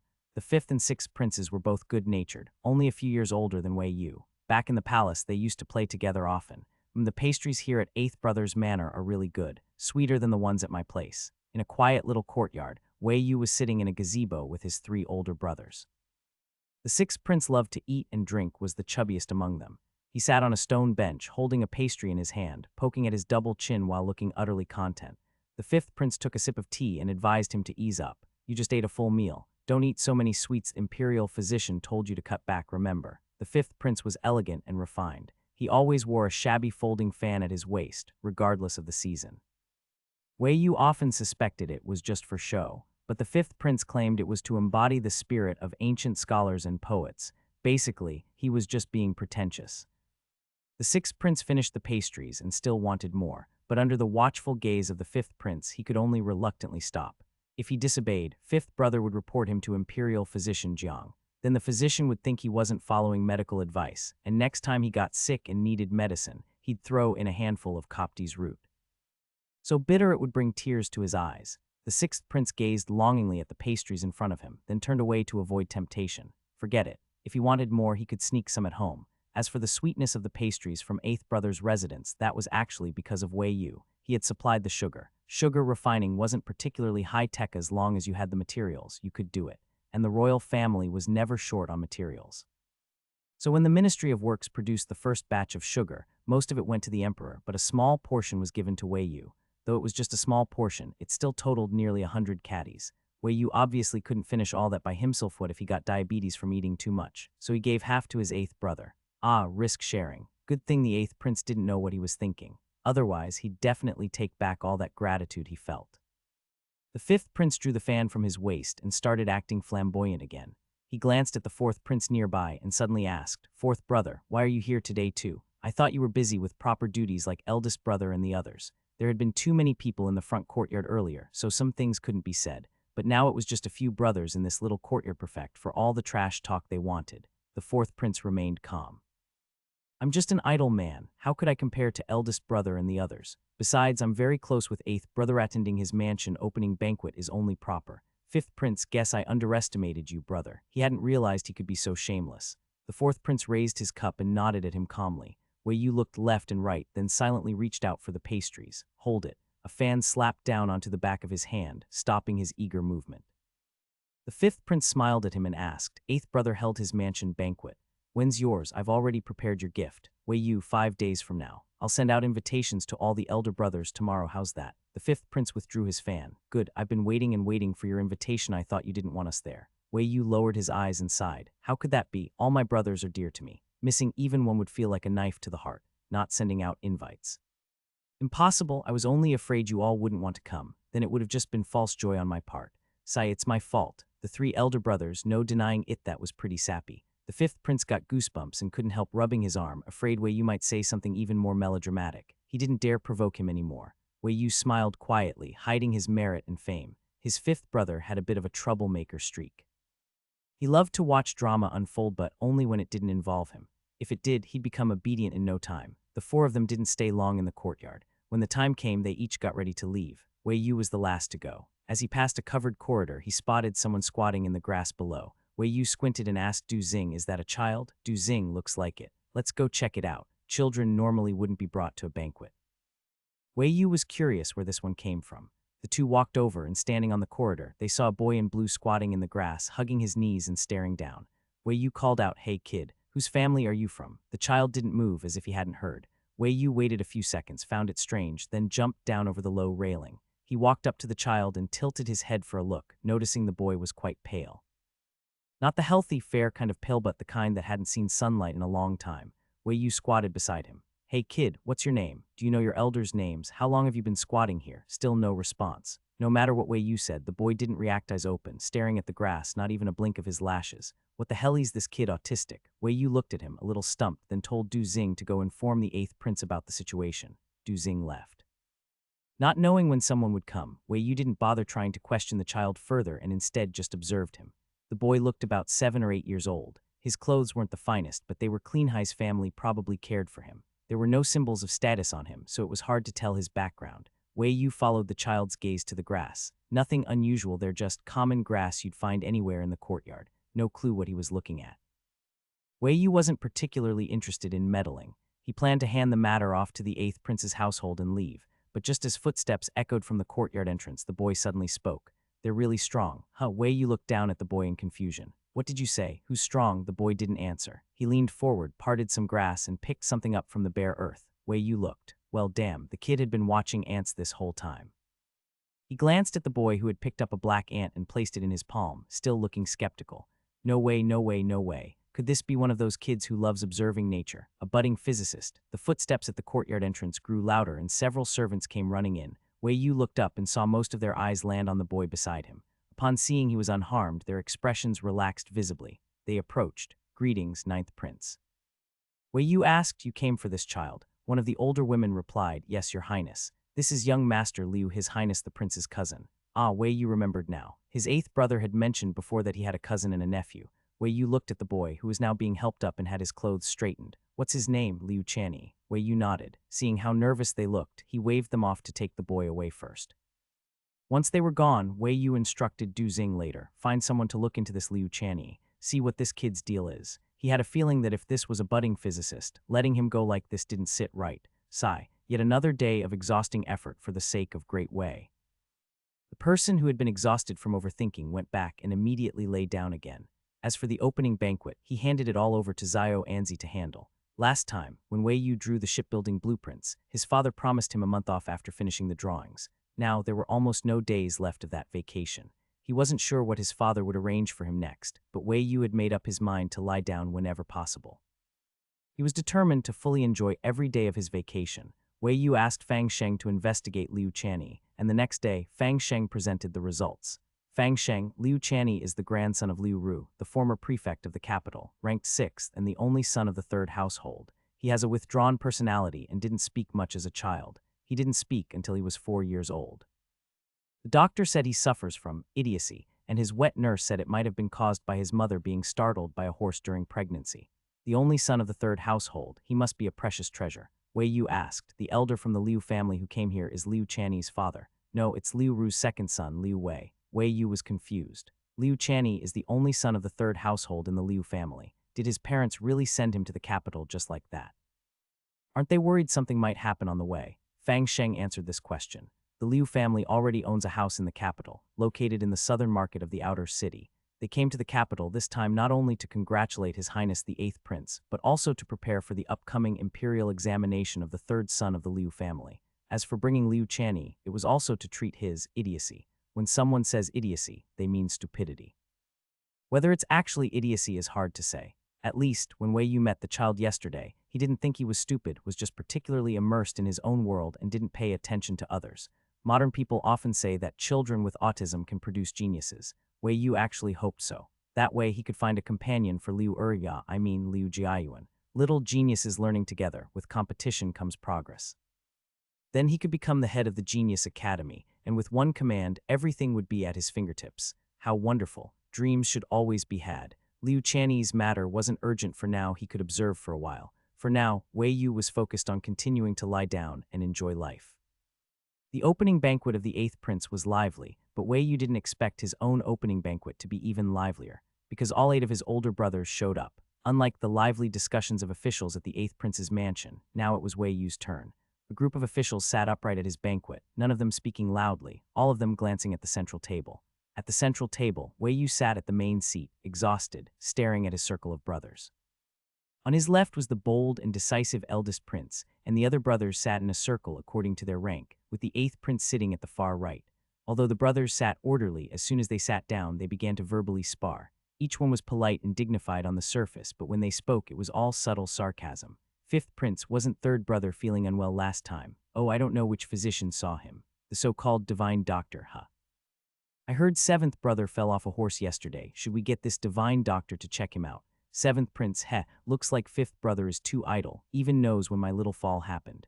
I wonder if you also know when a dog in the capital disappeared. Second prince, hey, seventh brother, fifth brother is just concerned about you. Third brother's physician is good, why not let him take a look? Isn't that right, third brother?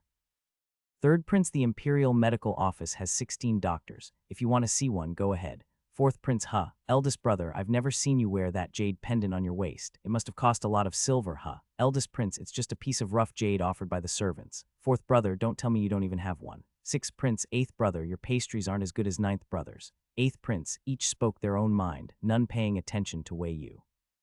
So difficult, he regretted hosting this opening banquet. Wei Yu sighed inwardly, looking around. Finally, he couldn't be bothered and just picked up his chopsticks to eat. At the table of 9, 7 were being sarcastic, and only 2 hands were busy with their chopsticks. When Wei Yu reached for some meat, suddenly 2 chopsticks fell. The same piece of meat, the 2 owners of the chopsticks suddenly looked up. Wei Yu, sixth brother, I'm your little brother. For your health, let me take this piece of meat for you. Sixth prince, ninth brother, I'm the older brother. I've already eaten so much, this piece doesn't matter. Oh right, I'm still a guest. Wei Yu stared at him, secretly trying to pull his chopsticks back. However, he couldn't pull it back. His sixth brother's chopsticks didn't budge. Wei Yu was shocked. Sixth brother, you're so strong. Sixth prince lowered his gaze in embarrassment, slightly ashamed. I'm hungry, I want to eat. The movement finally drew the attention of the sarcastic brothers. Fifth prince looked down and saw that all the dishes near sixth prince were empty. His brows immediately furrowed. Old sixth prince shrank his neck in fright, but the hand that was competing with Wei Yu for the meat didn't show any sign of retreating, perfectly embodying the spirit of not fearing death to eat. Didn't you promise me before we entered that you'd eat less? Is this your idea of eating less? Fifth prince pointed at the empty plates, demanding a reasonable explanation from sixth prince. Sixth prince's explanation was perfectly reasonable. He firmly admitted he had eaten little. Yeah, I've already eaten less. I could still eat half of this at home. Looking at the 5 or 6 empty plates in front of him, the others, they were too hasty. Fifth prince silently shifted his gaze from sixth prince's face to the table. The 2 hands were still reaching out, chopsticks tightly clamping the shiny piece of meat. Clearly neither would let go. Fifth prince tapped the back of their hands with his fan. Let go, you two. As princes quarreling over a piece of meat, aren't you afraid of making a fool of yourselves? Wei Yu was reluctant to let go. If no one else was competing, fine, but since someone was, he had to win. This was a matter of his dignity as a man. His dignity was soon taken away by his 4th brother's chopsticks. Wei Yu, 6th prince, look at the both of you, this shameful behavior, it's just a piece of meat. I'll go hunting outside the capital, and each of you can have a game, how's that? Wei Yu and 6th prince helplessly watched as 4th brother swiped their hands aside and grabbed the meat for himself. Wei Yu stared at him and silently made a 2 gesture. 6th prince hesitated before raising his left hand. I want 2 as well. 8th prince followed suit. 4th brother, also me, sorry to trouble you. The others watching also spoke up. 4th brother, don't forget about 2nd brother. 4th prince wasn't eating that piece of meat anymore. They were robbing him. After a brief interruption, the princes temporarily ceased their actions. They had come to attend Wei Yu's official opening banquet, each with their own agenda. Some were just there to eat and drink, for example. The others, however, were primarily interested in winning Wei Yu's favor. The eldest prince asked about Wei Yu's official business. Now that you've opened your residence, have you thought about what you want to do? You can tell eldest brother, and I'll ask father to speak on your behalf. Wei Yu opened his mouth to speak. Isn't little ninth good at making glass? He must like crafts. The 2nd prince immediately took over the conversation. Although the Ministry of Works has a low status, it is still very important to Great Wei. Little ninth, if you can show your skills there, father will surely reward you handsomely. Wei Yu opened his mouth again. Hey, you can't say that. The 4th prince quickly cut in. Wei Yu isn't just skilled in crafts. 2nd brother, don't be fooled by his mediocre studies, but his mind is still sharp. Eldest brother, if you let him join the Ministry of Revenue, he might be able to come up with some good ideas and help make a lot of money for the ministry. Wei Yu sucked in a breath. He opened his mouth to speak, but once again his words were snatched by his eldest brother. Is that so? In that case, No, Wei Yu no longer cared about manners or respect. He turned and met the eldest prince's thoughtful gaze, then straightened his face and denied the accusation 3 times. I'm not, I haven't, I can't. Eldest brother, don't listen to 4th brother's nonsense. Seriously, what is going on with these people? His father hadn't even urged him to work yet, and now his brothers were suddenly starting to worry about his future career. Are they jealous of how easy his life is? After finally enjoying some peace, Wei Yu didn't want anyone to remind his father of his existence. What if his father hadn't thought about him? But after being reminded, he suddenly remembered he had such a cheap laborer. That would be disastrous. In the imperial study, Emperor Wei, who was reviewing memorials, suddenly sneezed. Li Cheng, who had been standing by, jumped in surprise and quickly asked, "Your Majesty, what's the matter? Are you feeling unwell? Should I go fetch the imperial physician?" As he spoke, Li Cheng started to turn. There's no need for such alarm. Emperor Wei stopped him and casually touched his nose. It was impossible for him to have caught a cold.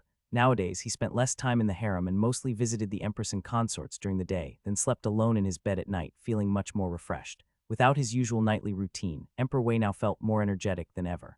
Ah, indeed, the ancient saying is true, beauty's land, hero's tomb.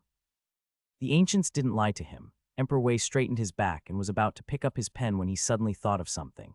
He looked up and asked Li Cheng, "How many days has it been since the 9th prince opened his residence?" Li Cheng paused for a moment. "Your Majesty, today marks the 13th day. Coincidentally, today is also the 9th prince's opening banquet." Opening banquet. Emperor Wei was a little surprised. He hadn't expected the timing to be so perfect.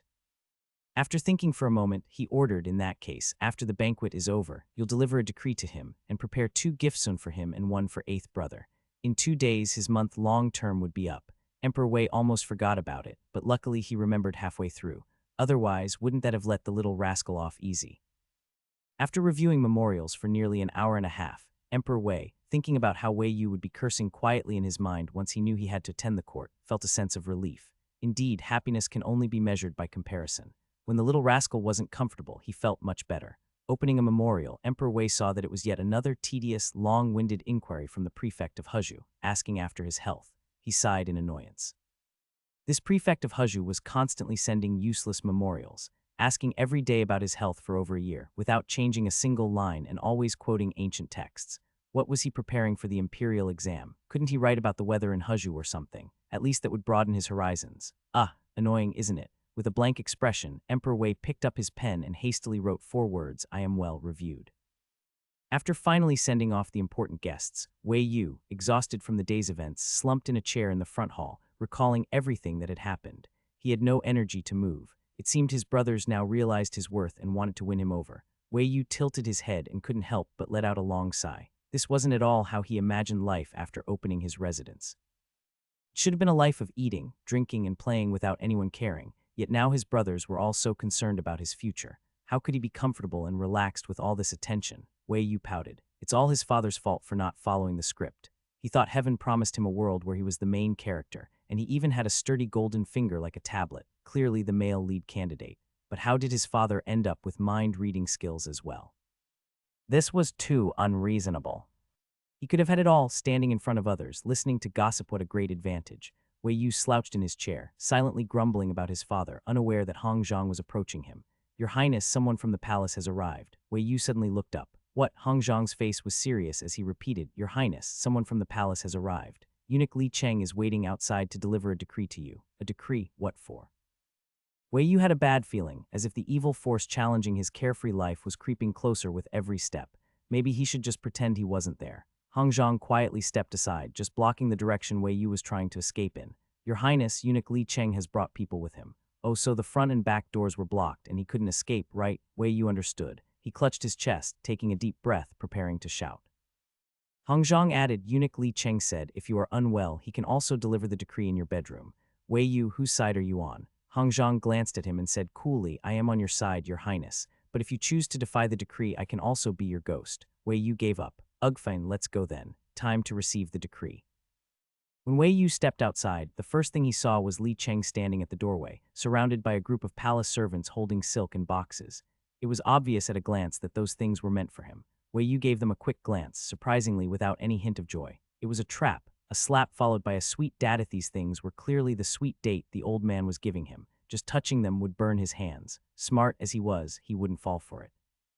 When Li Cheng saw Wei Yu coming out, his face bloomed with a smile and he quickly saluted.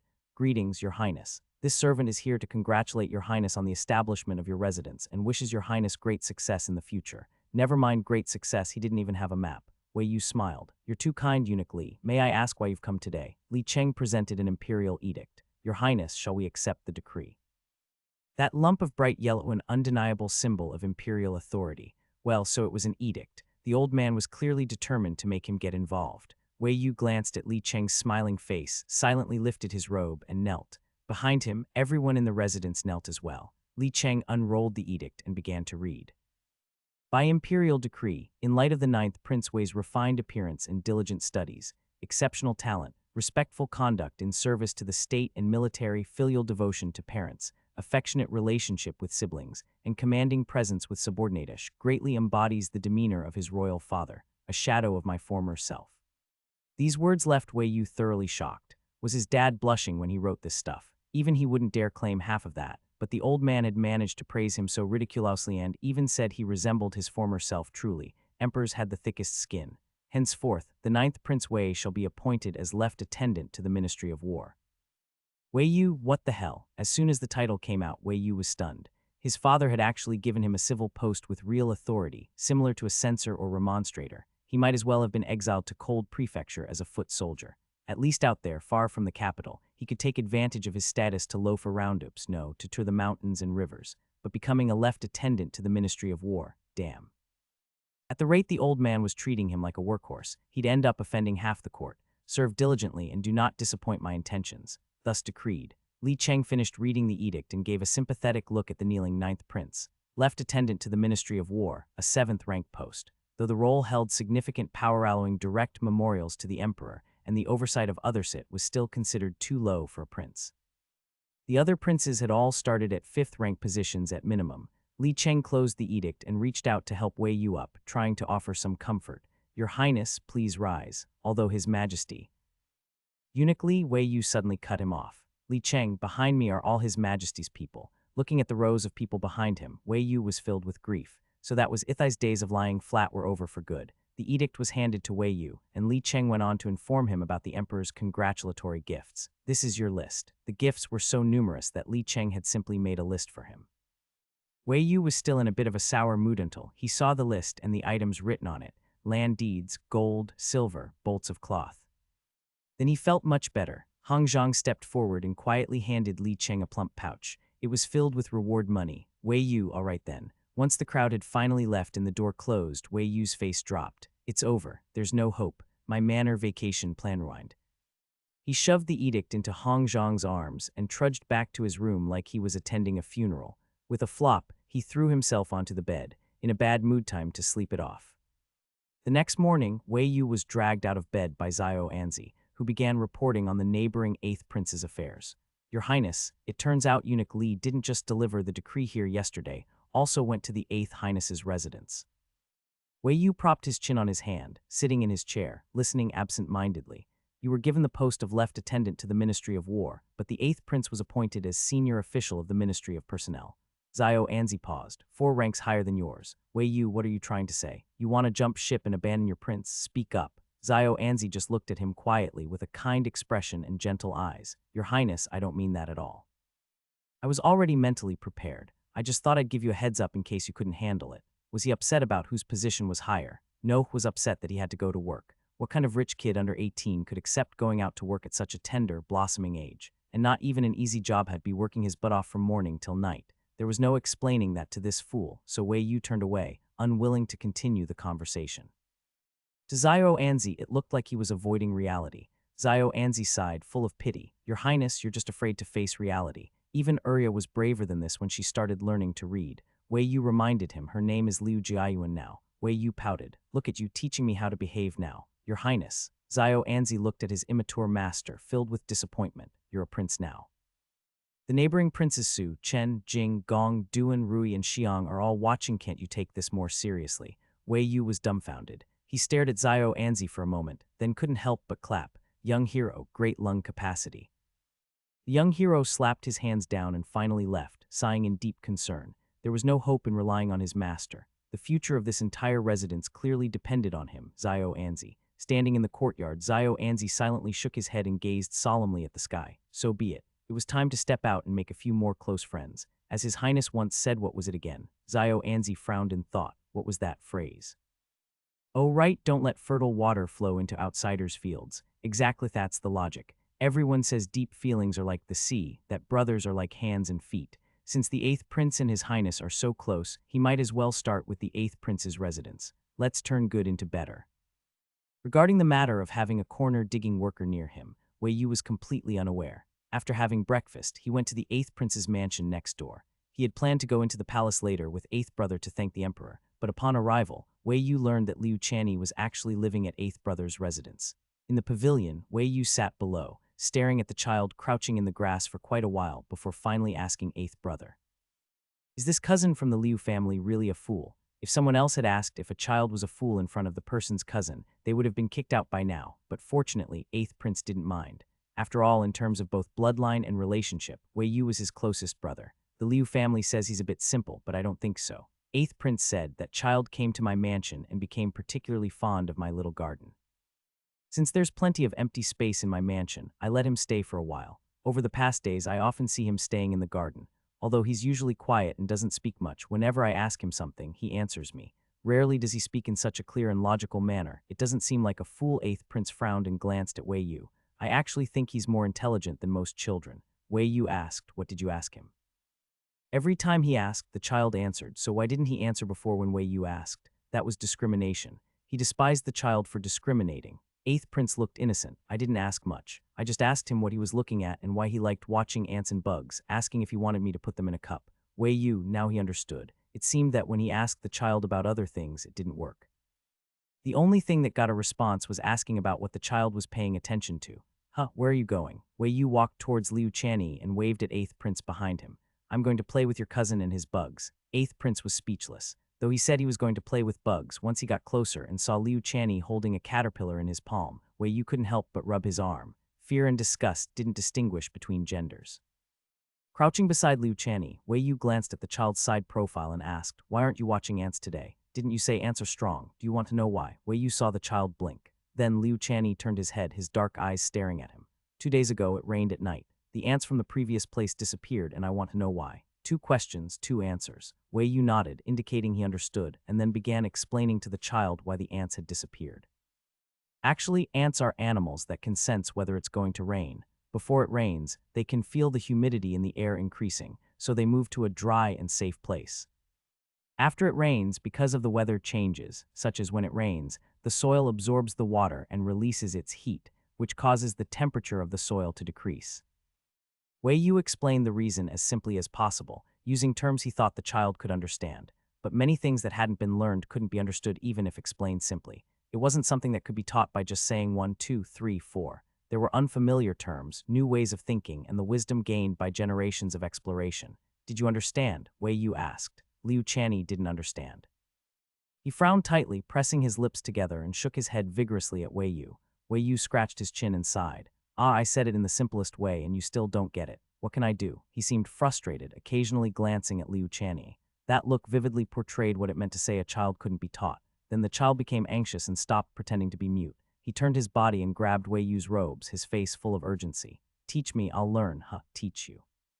Wei Yu pretended to look him up and down, acting as if it was difficult. "But I don't like quiet people. You don't talk to others, so if you learn with the others, won't others think we're bullying you? And you're too stupid." Liu Chanyi became more anxious, but he just clenched Wei Yu's robe tightly without saying anything. The child's face, round like a bun, was furrowed with obvious distress. Wei Yu wasn't in a hurry. He leisurely sighed. "Ah, it's not easy to find a good teacher nowadays.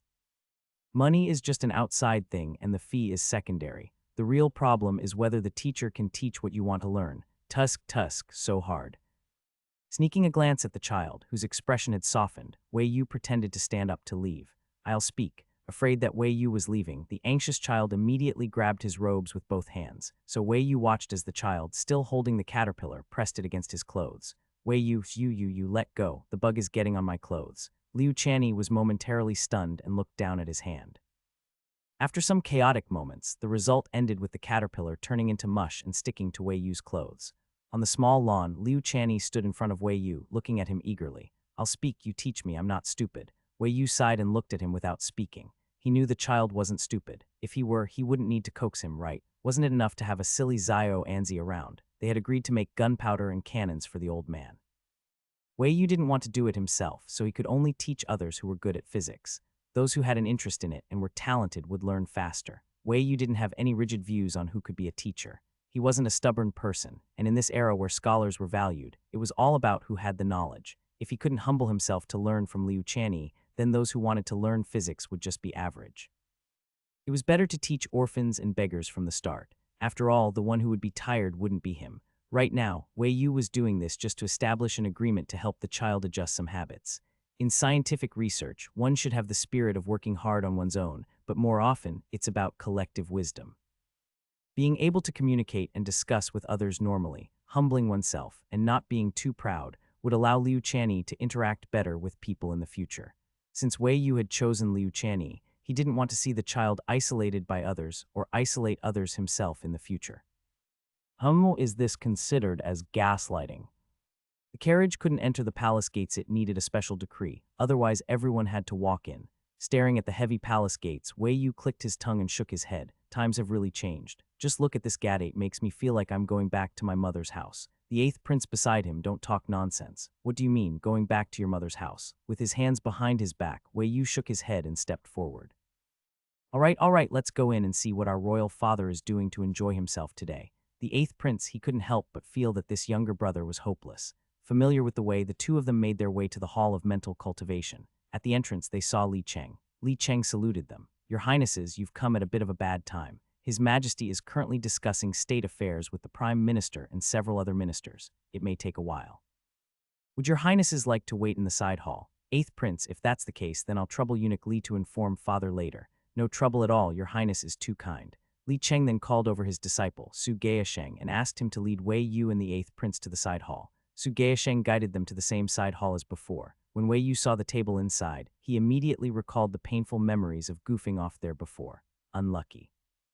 While waiting, the eighth prince sat quietly with his eyes closed to rest, while Wei Yu sprawled on the couch and read green tea novels. Yes, green tea novels. Recently, Wei Yu realized his tea skills might be slipping. Even his dad was starting to build immunity. Noticing this, Wei Yu felt it just wouldn't do. Having exquisite tea arts was an essential skill for a lazy bum like him to enjoy life. If not for how good his tea was, could his life be this comfortable? Of course, that was in the past. The old man had probably been tea-ed too many times, was building resistance. Ordinary tea speak no longer moved him, so Wei Yu needed further training. There was no one around to imitate or teach him the true essence of tea arts, but that was fine. Wei Yu could learn from novels and TV shows. That's where the good stuff was. Once he evolved from Green Tea 1 to White Lotus 10+, he was going to tea his dad until the man cried and begged to give him time off. HMPH. Meanwhile, inside the Hall of Mental Cultivation, there weren't many people. Presently Gongsun Tai, Qi Tishu, Pei Zhai, Du Xing, and the second prince. They were discussing the matter of Emperor Wei planning to send the second prince to Jiaozhou to interfere with sugar prices. This had been brought up before, and Emperor Wei had discussed it several times with them. Now, the plan was finalized, and they just needed to send someone. The second prince, being Gongsun Tai's grandson, had already heard about it from him. Since Emperor Wei hadn't mentioned it directly until now, he pretended not to know. Only today did the emperor summon him to the palace and officially inform him about going to Jiaozhou. Emperor Wei said, this trip to Jiaozhou is to suppress sugar prices behind the scenes. Wei Chen, remember to be cautious, don't alarm the enemy or let Yizhu catch wind of it. Second prince, yes, father. I will strictly follow your instructions. Emperor Wei looked at Gongsun Tai. The prime minister's second son is quick-witted and skilled in both civil and martial affairs. I will have him accompany. You two can travel together. The prime minister's second son, Gongsun Yi, was 23 and the second prince's cousin. The second prince was very familiar with his cousin. They'd also been discussing their upcoming trip to Jiaozhou with the prime minister recently, so he wasn't surprised. Yes, I understand, father. Emperor Wei then turned to Du Xing, but before he could speak, Du Xing stepped forward eagerly. Your Majesty, I request to accompany the second prince to Jiaozhou and protect him. Emperor Wei pretended not to hear and calmly replied, I recall your nephew serves as a captain in the left feathered forest guard. Let him lead the escort team instead. Du Xing was very displeased. He was always so proactive and enthusiastic. Did His Majesty never approve his requests? He wanted to go out, lead troops, and punch people too. While Wei Yu was pondering tea arts, he noticed some movement at the door. He looked up and saw Su Gaisheng enter. Su Gaisheng bowed. Your Majesty has finished his discussion with the ministers. The two princes may enter now. Wei Yu looked at his eighth brother. He'd apparently dozed off for real, even swayed a bit when he stood up. Together, they headed toward the Hall of Mental Cultivation. One thing ended, and another came. Emperor Wei looked calmly at his two sons kneeling in gratitude and called them to rise. You two now have your own residences outside the palace. From now on, don't cause trouble, live diligently, and prepare yourselves to rule. Wei Yu felt like his dad was throwing shade at him. He was not convinced. He was already working hard now, okay. The eighth prince respectfully accepted the emperor's instructions, so Wei Yu had no choice but to follow suit. Emperor Wei glanced at the obedient-looking Wei Yu and couldn't help but snort. So what if the little rascal was unconvinced, still had to show up for his post in a few days? Didn't he always boast about being a once-in-a-century genius sent from the stars? If he was so smart, then fine be given a direct speaking post in court, where he could say whatever he wanted. Remonstrator of the censorator responsible for supervising all 6 ministries and correcting officials. The position was minor in rank, but held more power than typical civil posts. Of course, beyond recognizing Wei Yu's talent and wanting to turn him into a verbal cannonball in court, the main reason Emperor Wei assigned him this job was that he honestly didn't know where else to put him. The Ministry of Works or Ministry of Revenue might fit, but what if Wei Yu was also suited to the other 4? This boy never moved unless poked. If no one nudged him, he wouldn't lift a finger. He clearly had a pile of skills, but refused to show any initiative. It always took forcing him. Who knew what else he was hiding? Emperor Wei wanted to place him in court and observe further, see what other little schemes he was still hiding. Ideally, he'd come up with a new money-making idea every day. Maybe the treasury would burst from being too full one day. Wei Yu felt a chill over his head. He was facing his dad, and the chill on his scalp definitely meant the old man was staring at him with ill intent again. So was his dad bald in his old age and now jealous of his thick hair? Emperor Wei, who heard that loud and clear, was this rascal getting too bold? On the way, the 8th prince suddenly changed routes, intending to visit the 5th prince's residence. 9th brother, I'm going to visit 5th brother. Want to come? Wei Yu immediately refused. The 8th prince nodded. All right then, you get off here. I'll go sit with 5th brother for a bit. Wei Yu, you're kicking your own younger brother off the carriage in broad daylight. Do you even have a conscience? Savage. The bustling street was full of people coming and going. Wei Yu, who had just been kicked out of the carriage, stood by the roadside with Fang Sheng, both watching the departing carriage. Wei Yu said, I think there's something wrong with the relationship between me and 8th brother. What do you think, Fang Sheng? Fang Sheng didn't really want to answer, but he had no choice. Expressionless, Fang Sheng said, Your Highness, I believe so. You're really brave to say that out loud, huh? Wei Yu turned to Fang Sheng, gave him a thumbs up, then turned and began walking along the street. Forget it, let's go. I'm heartbroken by 8th brother's attitude today. Let's go back to the residence, get the horses, and head to the estate in the countryside. Fang Sheng was shocked. Your Highness, we're going now. Yeah, if not now, then what, at night? But it was already the end of the way hour, around 2 to 3 p.m. Even if they rode on horseback to the countryside estate, it would take 2 to 3 hours round trip at the very least. By the time they returned, the city gates would definitely be locked. How would they get back in? Fang Sheng, a man approaching 30 with a wife and kids, being called young for the first time, what a unique life experience. Expressionless, Fang Sheng followed. Though what His Highness said made sense, he knew it was just nonsense His Highness made up for the sake of having fun. The countryside estate Wei Yu was going to was one he had exchanged with the 4th prince using a glass-design blueprint. Even before he officially set up his own household, Wei Yu had planned to inspect his business after leaving the palace and turn the estate into a fun little farming retreat. Unfortunately, that plan had been cut short. A single work order from the old man ruined his early retirement dreams. Now he didn't know when he'd have free time to go have fun at the estate, so he had to seize the few remaining days to go take a look. There were carriages at the residence, but Wei Yu didn't use one, because it would remind him of being abandoned by his 8th brother. Too heartbreaking. He had Zhao Anzi pack a few simple outfits, led a horse himself, and without bringing attendants, went straight to the countryside with just Fang Sheng and a dozen guards. It was his first time leaving the capital, and Wei Yu was a little excited. Riding on horseback, he looked back at the tall city walls and couldn't help but smile before turning forward and spurring his horse again.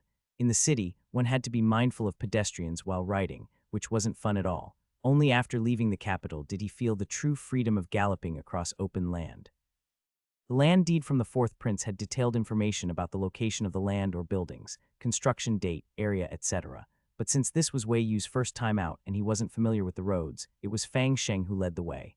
They went from official roads to small paths, stopping and going, even asking 2 passing woodcutters for directions. Only then did they finally find the estate. Their horses stopped on a small open area, and the group gazed at the vast fields in the distance.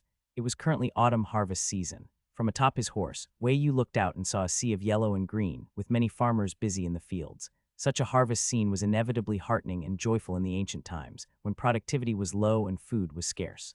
Feeling moved, Wei Yu couldn't help but want to recite Pity the Farmer like a great literary master. He raised the hand holding the horsewhip and pointed into the distance with great passion. Fang Sheng, look at those farmers, look at those bountiful fields. Doesn't it fill your heart with joy? This is truly Mid-sentence, Wei Yu froze. The corners of his mouth stiffened, and he fell silent for a long moment.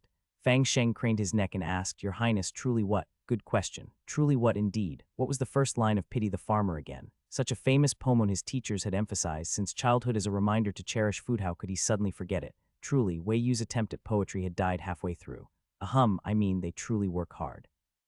Wei Yu smiled without missing a beat, tugged on the reins, and motioned for his horse to move forward. Damn it. Clearly, composing poetry like a literary master was not his calling. Fang Sheng didn't take his highness's embarrassing moment to heart. As a subordinate, some things were best left unseen. The horses trotted along the dirt path, kicking up a fair amount of dust. The group, finely dressed and mounted on horses, were immediately recognizable as not being common laborers. The farmers working in the fields could tell at a glance that these were people of status. Unclear about the visitors' intentions, some continued working indifferently, some grew wary and alert, while others left the fields and ran toward the estate, not doubt to inform the steward. Wei Yu noticed all of this but didn't react much. He kept a gentle smile on his face from the moment they rode in. After all, these people would all be his future employees. As a boss, being too fierce was no good. It would breed resentment. Resentment led to low motivation. Low motivation led to slacking off. Slacking off lowered productivity, and over time, with low employee satisfaction, the boss's pockets would also be left sad and empty. So one must smile. The horses continued forward. When they reached a large tree, Wei Yu suddenly noticed a piece of cloth peeking out from behind it. "Your Highness." Fang Sheng reacted faster than him. Even before Wei Yu had fully registered what he was seeing, Fang Sheng had already ridden ahead, drawn his sword, and barked, "Who's there? Come out." Whoever was behind the tree was clearly startled. The piece of cloth quickly vanished, and Wei Yu heard a soft gasp. Then came a bunch of rustling noises, whispers, and overly loud attempts at shushing. "SHH, quiet. SHHH. SHHH, stop making noise, you'll get us caught by the kidnappers." Wei Yu, Fang Sheng, and the guards. Wei Yu smiled helplessly. He raised his hand and lightly tapped Fang Sheng's arm with his whip, signaling him to step back. "Just a few kids. Put the sword away, don't scare them." Sure enough, the voices behind the tree were those of children, both boys and girls, at least 3 of them. False alarm. Fang Sheng obediently sheathed his sword and turned his horse around to return. However, Wei Yu dismounted at that moment. Since his highness had gotten off, the others naturally did too. The whole group followed suit. Wei Yu handed his reins to a guard and tiptoed toward the tree. Kids' imaginations were hard to understand, calling him a kidnapper out of nowhere. Wei Yu had to at least take a peek at these brainless little rascals. How could someone as handsome and talented as him look like a kidnapper? But when Wei Yu finally leaned over and saw the scene behind the tree, he was completely stunned. Behind the large tree, there was a pile of dry grass, and among the dry grass, 4 children, barely clothed, were squeezed inside. Describing the condition of these 4 children as barely clothed is actually a more subtle way of putting it. These children were practically naked. One of them was wearing a small patched cloth, but the other 3 were completely bare-chested, their dirty and thin bodies visible, and their lower halves hidden in the dry grass, making it hard to distinguish their gender. Their filthy, emaciated appearance gave off the impoverished feeling of extreme poverty, immediately leaving Wei Yu stunned. How should he put it? He had heard from the Grand Tutor before, and knew that many of the common people of Great Wei were barely clothed and often went hungry. Some farming families even had 5 or 6 members, yet they were so poor that they only had 2 sets of clothes to change into. During the day, the able-bodied would wear the clothes and work, while those without clothes would stay at home, lying on their beds. It was only at night, under the cover of darkness, that they could go out to do what they wished.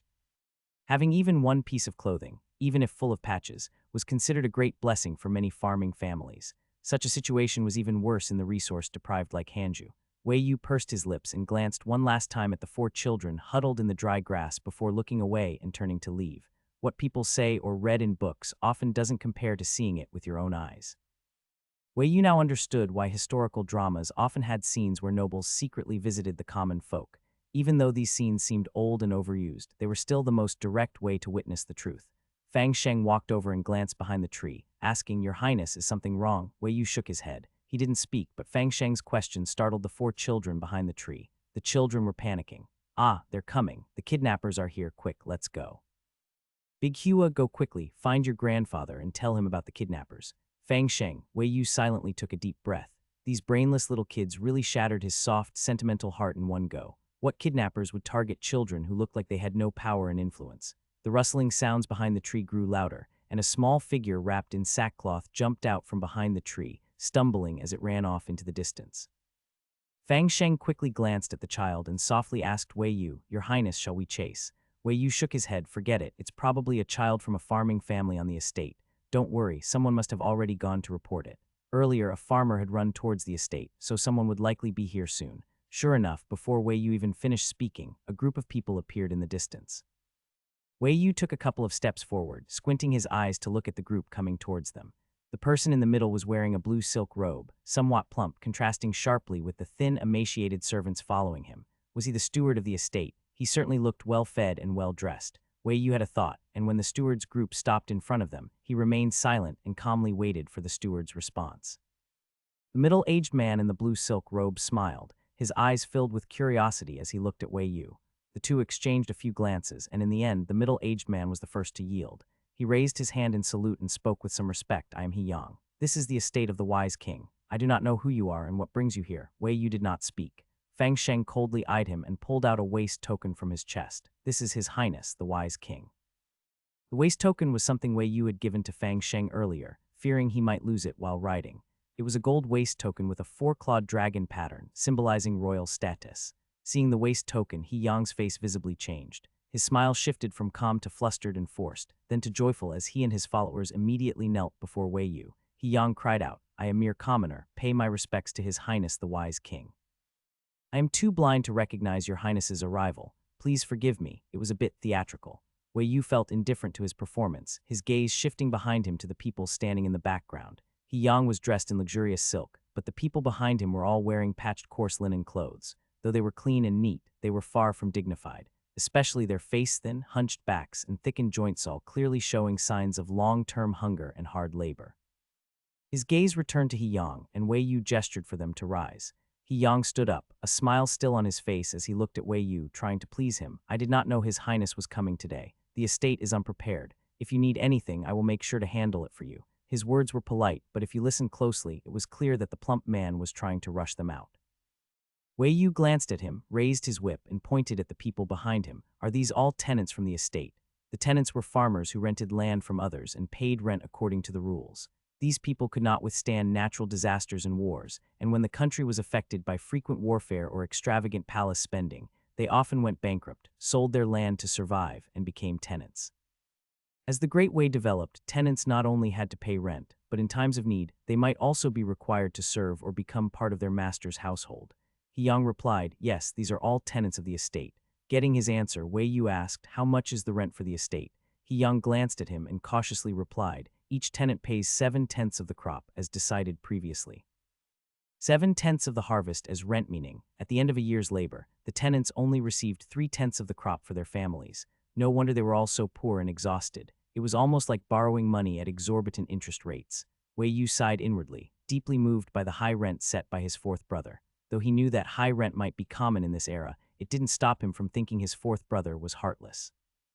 Looking at the thin, exhausted, and numb faces of the people, Wei Yu sighed again. Perhaps he would never learn to kill his conscience and be a completely cold-hearted, deaf, and mute person in this era. Seeing others suffering, he couldn't help but want to meddle.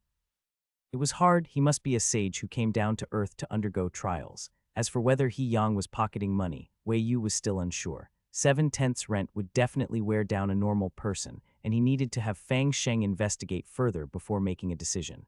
As for now, Wei Yu looked at the guards behind him. There are 3 more children behind the tree. Take off your outer clothes and bring the children into the estate. The guards brought out 3 naked children from behind the tree, and when He Yang saw them, he awkwardly smiled. This, please forgive me, Your Highness. Since it was already seen and His Highness didn't seem like he was going to get angry, He Yang decided not to say anything more. Wei Yu lifted his foot and moved forward. All right, I'm going to take a look at the manor. You lead the way. Yes. He Yang smiled and moved forward to lead Wei Yu. The tenants standing to the side lowered their heads and did not dare to make a sound. Wei Yu did not notice this ahead, but Fang Sheng, walking behind, noticed that a few tenants at the back quietly retreated. Something didn't feel right. Fang Sheng gave a signal to the guards behind him. The guards understood and followed the retreating tenants quietly, without anyone noticing. On the way, knowing that Wei Yu was unfamiliar with the manor, He Yang introduced the situation of the manor to him. From what crops were planted per acre, to the yearly harvest, when the manor started raising chickens and ducks, how many fish were in the pond, and how many families of tenants there were, along with how many children each family had. Wei Yu caught on to something. You seem to know the manor very well, he remarked. This visit was impromptu, and no one could have prepared in advance, so it was impossible for He Yang to have arranged all the details. He truly knew everything about the manor. He Yang smiled awkwardly and lowered his head. Your Highness flatters me. I am the steward of this manor and have been here for over 20 years. It's hard not to know all the details. If someone else were to take over, I believe they'd know just as much. Not quite the same. If someone who didn't manage the affairs and only enjoyed the benefits and exploited others, they might not know a thing. And this wasn't something Wei Yu had asked. He Yang had brought it up himself. This showed that He Yang had no guilt at all about being a manager for so many years. Wei Yu glanced at He Yang, still harboring some doubts. If this person doesn't have guilt about his years of stewardship, why had he shown such panic when he first learned about his identity? Something's off. Wei Yu followed He Yang into the manor. The manor was divided into 3 courtyards, and as soon as they entered, Wei Yu was led to the front hall. Wei Yu sat in the main seat. Fang Sheng stood behind him holding a knife, while the other guards dispersed to check and stand watch at various parts of the manor.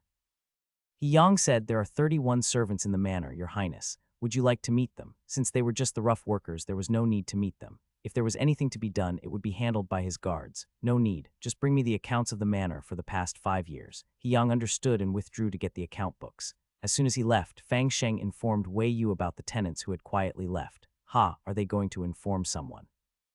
Wei Yu thought for a moment and turned to look at Fang Sheng. It's just the 2 of us here. Be honest with me, if I had you and your team of 10 or so handling everyone here, could you ensure my safety? Fang Sheng replied, Your Highness, I believe you're looking for a one-man army, but we're just ordinary people. Wei Yu, just say you can't do it. Otherwise, it makes me seem unreasonable. Fang Sheng kept a neutral expression. Wei Yu sighed and turned back, tapping the desk.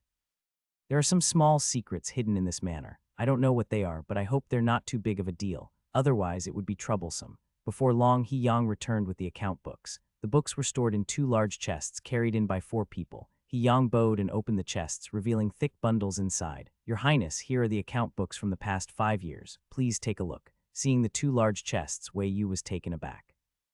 He knew that the records were tedious, but seeing and flipping through them in person was something else entirely.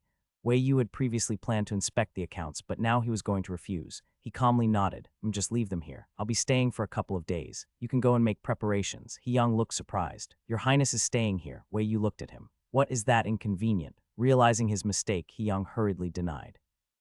No, Your Highness, it is our honor that you would stay here. I just thought the manor is rather simple, and I was worried that Your Highness, being of noble status, might not adapt well. I didn't mean to disrespect you. Wei Yu replied, You don't need to worry about that. I'm not someone who's hard to serve. Just make sure the horses are taken care of. He Yang muttered an acknowledgement and left. Once he was gone, Wei Yu immediately changed his attitude.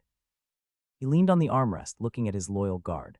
Fang Sheng, now that your master is in trouble, it's time for you to step up. Tell me, shouldn't you be helping your master out? Wei Yu looked at Fang Sheng with expectation. Fang Sheng's chest visibly rose and fell. With a serious expression, Fang Sheng kept his gaze forward, speaking sincerely. Your Highness, I can't read. Wei Yu silently stared at him. Fang Sheng added, Your Highness, the other guards can read. I can ask them to help you with the accounts.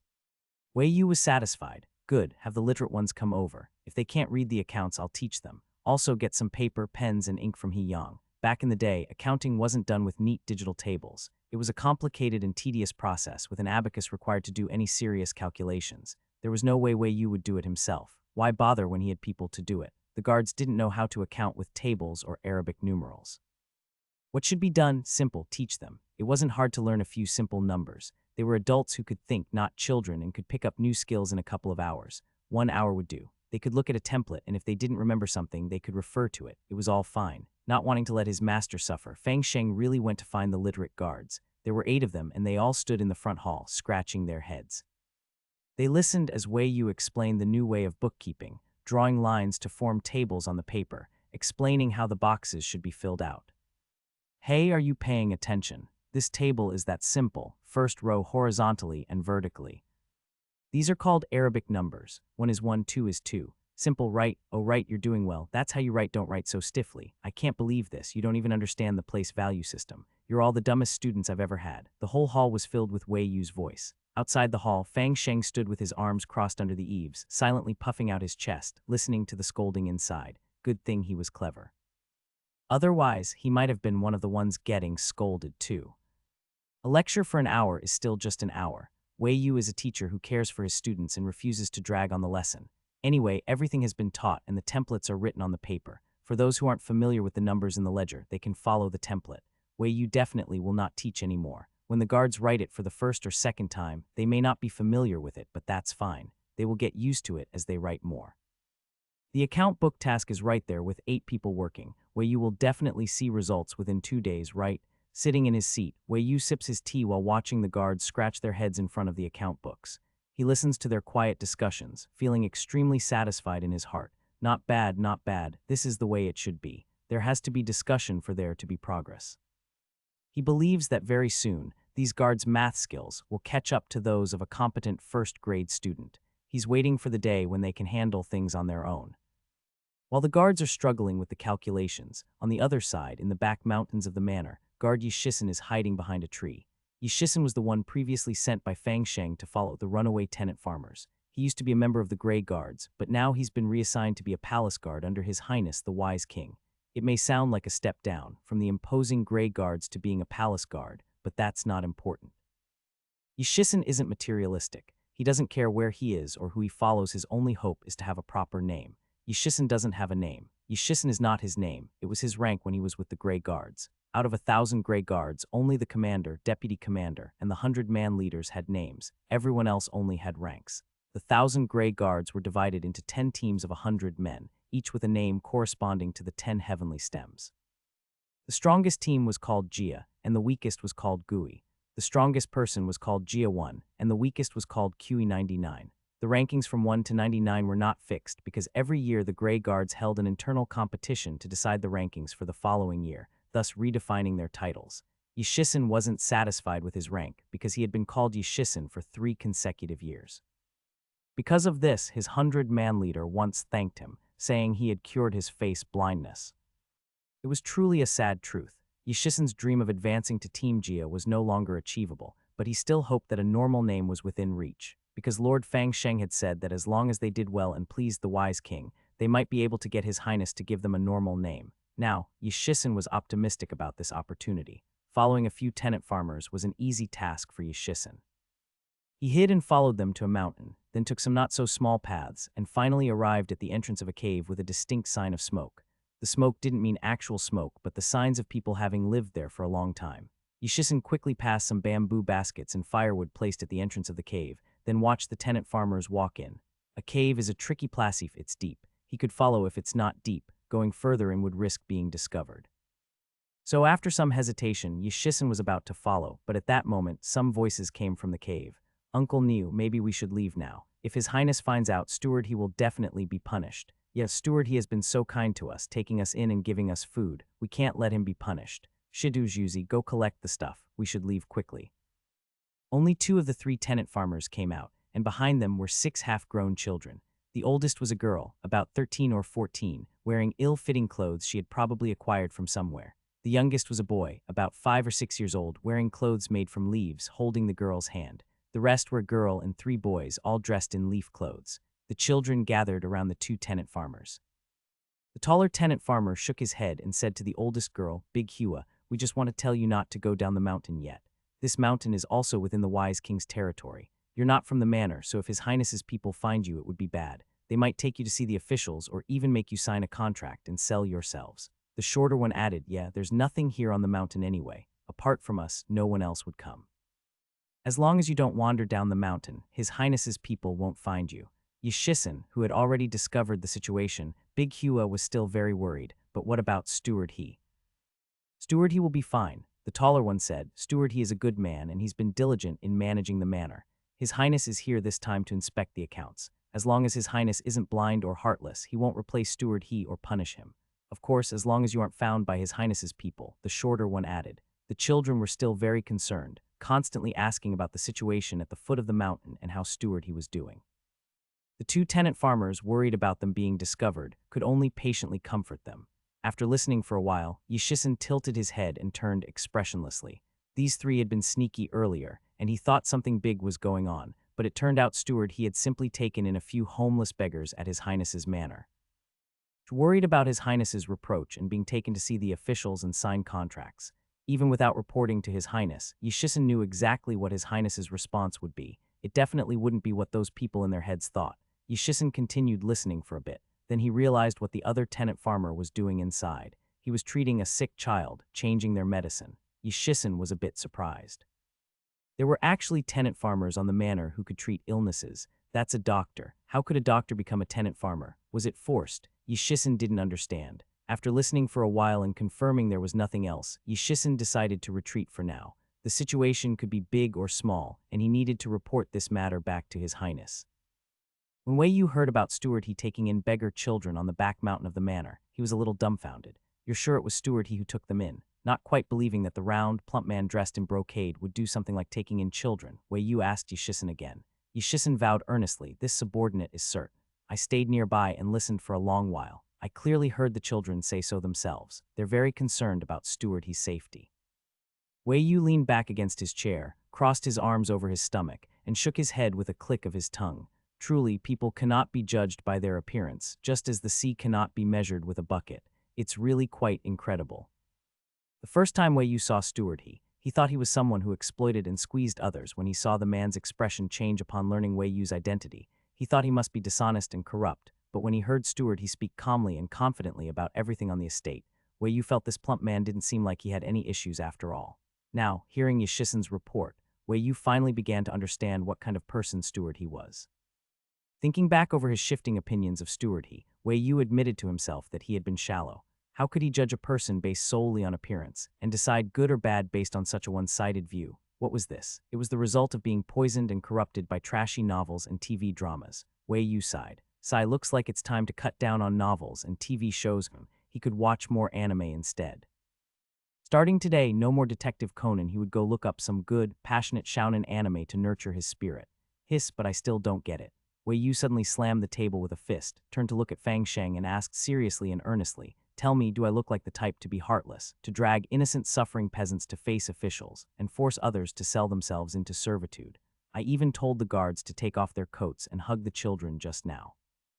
Didn't they see that? Fang Sheng glanced at him. Your Highness, it's no use if I see it. The farmers have to see it themselves. Wei Yu's heart hurt. He realized that the few subordinates around him didn't seem to be the thoughtful types. Couldn't they just flatter him a little, in line with what he wanted? Wei Yu missed the little flatterers back in the palace. Yishisan, a little clever fox who seized every opportunity, noticed the prince was dissatisfied with Fang Sheng's answer. His eyes lit up and he immediately volunteered. Your Highness, this subordinate requests permission to patrol the area once more to find out the truth for you. Wow, promising, very promising. Fang Sheng, open your eyes and look. Wei Yu looked at Yishisan, hands trembling with excitement as he pointed, determined to make Fang Sheng learn how to be quick-witted like his peers. Look at his attitude, then look at yourself. Can't you learn a little? This is what a good subordinate looks like in the master's eyes. Fang Sheng remained unmoved. Forget it, this hopeless piece of wood couldn't be saved. Better to cultivate new people. Wei Yu turned back to Yishisan, smiling kindly. You're pretty good. What's your name? I need to remember it. Yishisan straightened his back proudly and said loudly, reporting to your Highness, this subordinate has no name. Please bestow one upon me. Ah, no name, then what do others call you? Wei Yu was slightly stunned. Yishisan replied, in the past, we only had ranks. I'm number 13 in Team Yi, so people call me Yishisan. Cool. Wei Yu's eyes lit up. He had only known about Commander Huo Tingyu before, and hadn't really understood the customs among the Grey Guards. It was the first time he realized they addressed each other like this. Such a name was seriously cool. Yishisan, Yishisan, Shisan Zio, Shisan Lang, TL equal little 13th young master. I've got it. Wei Yu clapped his fist into his palm, eyes shining as he looked at Yishisan. How about from now on you'll be called Zio Shisan Lang? Fang Sheng, Yishisan no. Wasn't it said that Ninth Prince was exceptionally wise and talented? Why was the name he gave even worse than Yishisan? Watching Yishisan, who had rejected the name Zio Shisan Lang and left, Wei Yu felt very melancholic. Fang Sheng, why do I feel like his back looks so bleak and filled with resentment? Isn't Zio Shisan Lang a good name? It's obviously so unique. Fang Sheng, as long as your Highness is satisfied. Sighing that there were no kindred spirits in this world, Wei Yu clasped his hands behind his back and strolled toward the backyard, muttering as he went. Fang Sheng, your prince is very troubled right now. Not a single person around me understands me. What should I do? Should you maybe find a teacher and learn how? I think Yishisan is pretty good. In the future, transfer him to serve by my side. Yes, your Highness. Tusk, you're really boring, you know that. Forget it. Tonight, go act like a gentleman on the roof and see if Steward he has any little secrets. Your Highness, may I ask, how can you speak so frankly about something as shady as sneaking around? Go, don't ask what you shouldn't ask. As for whether Fang Sheng had become a gentleman on the roof that night, Wei Yu, who slept soundly till morning, had no idea. But when he got up early, he saw Yishisan waiting outside his door. Wei Yu stood at the entrance, glanced around the little courtyard, and didn't see anyone else. He couldn't help but ask, "Why are you here alone? Where are the others?" Yishisan replied with a blank face, reporting to Your Highness, Lord Fangsheng did not return last night. Aside from the guards, everyone else is busy accounting. Wei Yu paused, giving him a suspicious look. Since Fang Sheng didn't return all night, you didn't stand guard outside the whole time, did you? Yishisan smiled slightly. Yes, Your Highness. Wei Yu, why did that smile feel a bit passive-aggressive? Leaving that question aside for now, Wei Yu stood in the courtyard, stretching his body while asking what Yishisan found out during his patrol yesterday. Reporting to Your Highness, I counted yesterday. There are 37 tenant households on the manor. 34 of them live on the west side. The remaining one family of 4 watches over the fish pond and duck pens on the east side. One is a widower living near the chicken coop, and another is a grandfather and granddaughter living at the foot of the mountain. Speaking of the grandfather and granddaughter, Yishisan added a few more details. The old man is the one who previously treated the children on the mountain. His granddaughter is the one who hid behind a tree and then ran off saying she was going to report to the authorities. Ah, so that's how it is. Wei Yu connected the dots in his mind. Thinking for a bit, he focused on the grandfather and granddaughter. Why does the old man live at the foot of the mountain? Is it because it's convenient for him to forage for herbs? Doesn't he farm? How does he pay rent then? Could there be some special reason? Since he had so many questions, Wei Yu turned to look at Yishisan again. Go ahead and tell me. Judging by your confident look, you must know the answer.